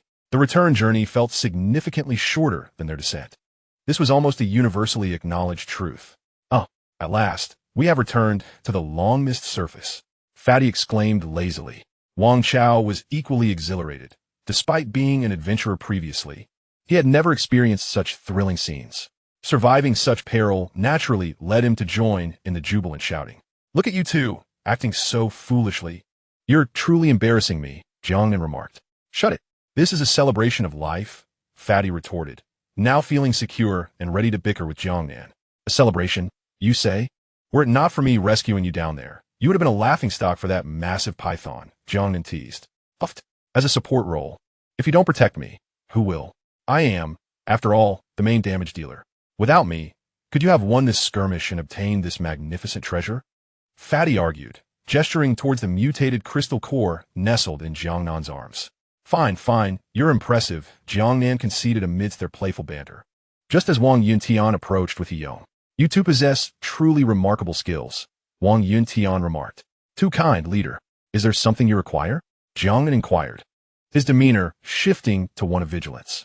Well, given your impressive abilities, would you be interested in joining the military to serve our nation? Currently, we face a surge of zombies and a plethora of mutated creatures, Wang Yuntian proposed. Ah, my brother and I are rather accustomed to a leisurely lifestyle. So we wouldn't want to add to your troubles, Jiang Nan politely declined. Would you not be interested in hearing about the benefits? Wang Yuntian asked, somewhat taken aback. Indeed, given that Zhou Yunghua from Yongzhou exerted great effort, yet could not recruit us, what promising terms could you possibly offer from Huainan? Fatty mumbled. Fatty, be quiet. Silence does not render one mute, Jiang Nan remarked, slightly chagrined. Gentlemen, my apologies for the jest. My brother here is merely speaking in folly. Do not take it to heart. Farewell. With that, Jiang Nan took hold of the plump fellow and departed. Soon, they approached the off-road vehicle, driven by the familiar Wang Chao, and swiftly drove away. Old Wang, who on earth are these people? Even the old man Zhou from Yongzhou could not persuade them. Yong said, bewildered. Initially, he assumed the two young men merely possessed some strength, yet he was taken aback by their substantial influence. How would I know? The higher-ups instructed me to recruit, but they seem uninterested, looking down upon our humble establishment in Huainan. As for the rest, let it be handled by those above us. It's truly a pity. I had hoped to spar with that young man, Yong lamented. Haha, are you not afraid of failure? If you were to falter, your reputation as the king of warriors in Huainan would be in jeopardy, Wang Yuntian teased with a smile. Merely a hollow title. Well, we ought to return. The imagery of this battle has already been transmitted to headquarters. I trust they will render a judgment. It is not our lack of prowess, but rather the formidable strength of the enemy. Meanwhile, Jiang Nan and his companions sat in the off-road vehicle, watching the trees retreat in the mountainous landscape. The plump fellow promptly prepared instant noodles for himself, adding an egg. Wang Chao, on the other hand, assumed the role of the diligent driver, content to navigate the terrain. Though hunger gnawed at him, he understood his position. He could not compare to the plump man. After all, he was but a worker. At that moment, Jiang Nan gazed out the window, his thoughts adrift. South brother, the noodles are ready. I want to eat. You have them. Once you finish, switch with Wang Chao so he can eat, Jiang Nan casually replied. All right, the plump man said, taking a bite. What is the matter, South brother? You seem rather downcast. Haven't we accomplished our task? Shouldn't this be a cause for celebration? He inquired, puzzled by Jiang Nan's furrowed brow. Tomorrow is New Year's Eve. Where shall we go? Huainan, it's nearby, the plump man suggested. The vehicle sped through the mountainous woods, while Jiang Nan's thoughts wandered to the distant Shenong forest. He was aware that tomorrow marked the new year, the most joyous day for people across the nation. Yet he also knew it would be one of the most harrowing days in human history. A team of 200 ability users was set to penetrate the Shenong forest to eliminate the mutated white tiger, only to be outsmarted by the beast, suffering significant losses while inadvertently accelerating its growth. This incident would herald a harsh winter for humanity, forcing them into a prolonged defensive stance for decades to come. Yet, in that moment, there was nothing he could do, merely awaiting the grim verdict like a prisoner on death row. Plump fellow, after the new year, let us return to the chaotic city to seek out that Shangguan Jing, Jiang Nan finally stated. Upon discerning the forthcoming situation, Jiang Nan understood that numerous mutated creatures in Shenangjia would accelerate their growth. They would be dispersed by their king, subsequently scattering across various regions to each govern a territory. Therefore, the enhancement of the mobile home was undeniably essential at this juncture. At present, the only one capable of providing such resources was Shangguan Jing. What's the matter, Brother Nan? You've only been out for less than a month, and already you're contemplating this. I suggest we simply take root in the Chaos City. That way, you could see her every day, the chubby one jested with a cheeky grin. Get lost. I'll reiterate. I have nothing to do with that woman, Jiang Nan replied, his head throbbing. Heaven knows how many times he had explained this to this foolish friend, yet he remained unconvinced. I know, Brother Nan. You have a penchant for Lolis. Look, there's one right in the vehicle, he continued. Get lost. Focus on your noodles. If you dare speak nonsense again, I'll seal your mouth shut, Jiang Nan retorted, exasperated. Brother Nan, it's not me saying this. In youth, one fails to recognize the allure of affluent women, mistakenly cherishing young maidens as treasures. In youth, one does not appreciate the taste of soft rice, misplacing their youth, the chubby one mused. What do you mean by that? Jiang Nan inquired. I still believe Shangguan Jing is suited for you, the chubby one replied languidly. Chapter 87. No good man exists. Get lost. Am I that kind of person? Jiang Nan protested. Brother Nan, you are. Have you forgotten how you once groveled before Shangguan Jing for those resources? You resembled the very epitome of a sycophant. The chubby one shot back. You are the sycophant. Your whole family are sycophants. Jiang Nan retorted angrily. Brother Nan, you're getting flustered. The chubby one laughed heartily at Jiang Nan's vexation. Listen here, this was all for your sake, so you could live a better life, Jiang Nan countered. I reckon it was for your own benefit, the chubby one quipped. As Jiang Nan and the chubby one exchanged banter, Wang Chao found himself at a loss for words regarding these two foolish friends. It was clear he could easily embody a stoic, aloof figure. Yet he chose to be a jester instead. Before long, they arrived at the mobile home. Jiang Nan and the chubby one disembarked, while Wang Chao busied himself with tidying up the vehicle, displaying a commendable sense of responsibility. Although their bond had deepened considerably after a fierce battle, Wang Chao felt he was still unable to converse with Jiang Nan as freely as the chubby one did. However, he understood that such familiarity would require time, and for now, he remained an outsider. As Jiang Nan and the chubby one entered the vehicle with the two robots, they were promptly taken away by Xiao Yi, presumably for repairs. Welcome back. Mu Qing greeted them, her gaze holding an indescribable sentiment. In truth, she too had sensed this feeling. From the moment Jiang Nan and the others departed the previous day, her heart had been in turmoil. Despite their brief acquaintance, she felt an inexplicable bond since he had come to her aid. Indeed, we're back, sister, Jiang Nan replied with a smile, though a hint of fatigue lingered on his face. After all, nearly a day and night had passed without any sleep. Even though one possesses extraordinary abilities, they are not invincible. At this moment, Wang Chao had likely succumbed to slumber. Are you hungry? I can ask Xiao Yi to prepare something for you, Mu Qing said, lowering her head. No need, senior sister. I had a little something earlier. You should rest early, Jiang Nan replied. Well, if you're not going to stay in my room, I'll share with the fatty for the time being, Jiang Nan added, absent-mindedly touching the tip of his nose. All right, I will tidy up my things now to make space for you, Mu Qing responded. No need. Xiao Yi has already taken care of it and placed it in Tang Yuan's room, Mu Qing said, feeling a bit embarrassed. What? Jiang Nan exclaimed in surprise. How'd she get in there? And why would she do that? He hurriedly asked. Indeed, Jiang Nan found himself questioning reality. In his mind, Xiao Yi was akin to a robot, meant to obey his every command. How could she act independently without his permission? I don't know either. Anyway, after you left yesterday evening, Xiao Yi went in and retrieved your things. She said it was what Xiao Vi instructed, claiming you consented. Who is Xiao Vi? Mu Qing asked earnestly. Listening to Mu Qing's response, Jiang Nan gritted his teeth in frustration, gazing into her sincere eyes. He could only mutter a curse under his breath. I'm going to rest now. Good night. Good night, she replied. As he watched Mu Qing depart, the fatty finally approached him. Nangu, doesn't this count as a case of someone encroaching on your territory? You've lost your ground, he teased. Jiang Nan merely chuckled in response. Are you tired? If not, go find something to do. I'm going to sleep. Nanyi, why don't you skip coming to my room tonight and just return to your old place? After a year, I'll be able to pay you back for this, the fatty remarked, noting Jiang Nan's expression, but could not resist poking fun at him, given the rarity of such opportunities. After dropping this line, the fatty returned to his room to rest. Damn it, get lost, Jiang Nan exclaimed in anger. Traitor, you wretched person. As soon as the fatty left, Jiang Nan directed his ire at Xiao Vi in his mind. If Xiao Vi had a physical form, Jiang Nan would certainly hang it up for punishment. I am merely acting according to the host's inner thoughts, Xiao Vi retorted confidently. What thoughts? Right now, my room has been invaded. Am I the master of this vehicle? Where are you? Jiang Nan protested indignantly. The host harbors a certain fondness for Mu Qing. As a gentleman, this is the correct course of action. Just don't thank me too much, Xiao V's cunning voice echoed in Jiang Nan's mind. Get lost. I'm a straight man, not a sycophant, Jiang Nan exclaimed in fury. At this moment, all he could think about was his comfortable bed. Wouldn't it be delightful to sleep there alone? Now, for no reason, a burdensome fatty had joined him. Where could he seek justice for this? I believe the host may have misunderstood the concepts of a sycophant and a gentleman. I suggest the host engage in more reading. Are you implying that I am illiterate? Jiang Nan exclaimed in astonishment. How absurd.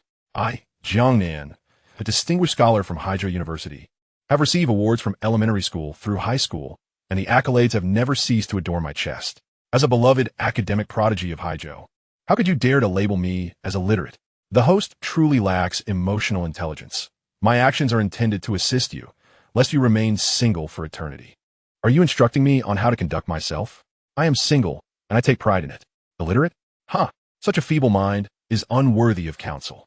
Jiang Nan waved his hand in frustration. You seem to be feeling guilty, little v, exhibiting an air of unwarranted superiority. Only women and petty individuals are difficult to nurture. I am an intelligent entity, not a woman. I, Jiang Nan, am utterly at a loss for words. Why did I initiate this conversation? Why engage in a debate with her?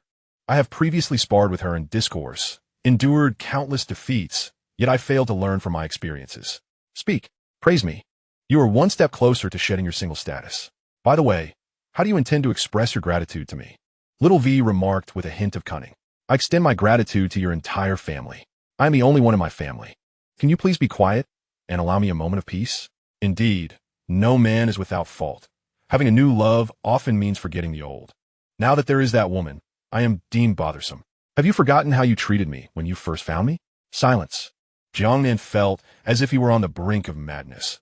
What folly it was to engage in a verbal duel with this artificial intelligence, only to end up tormenting himself. Contemplating this, Jiang Nan retreated to his room for rest.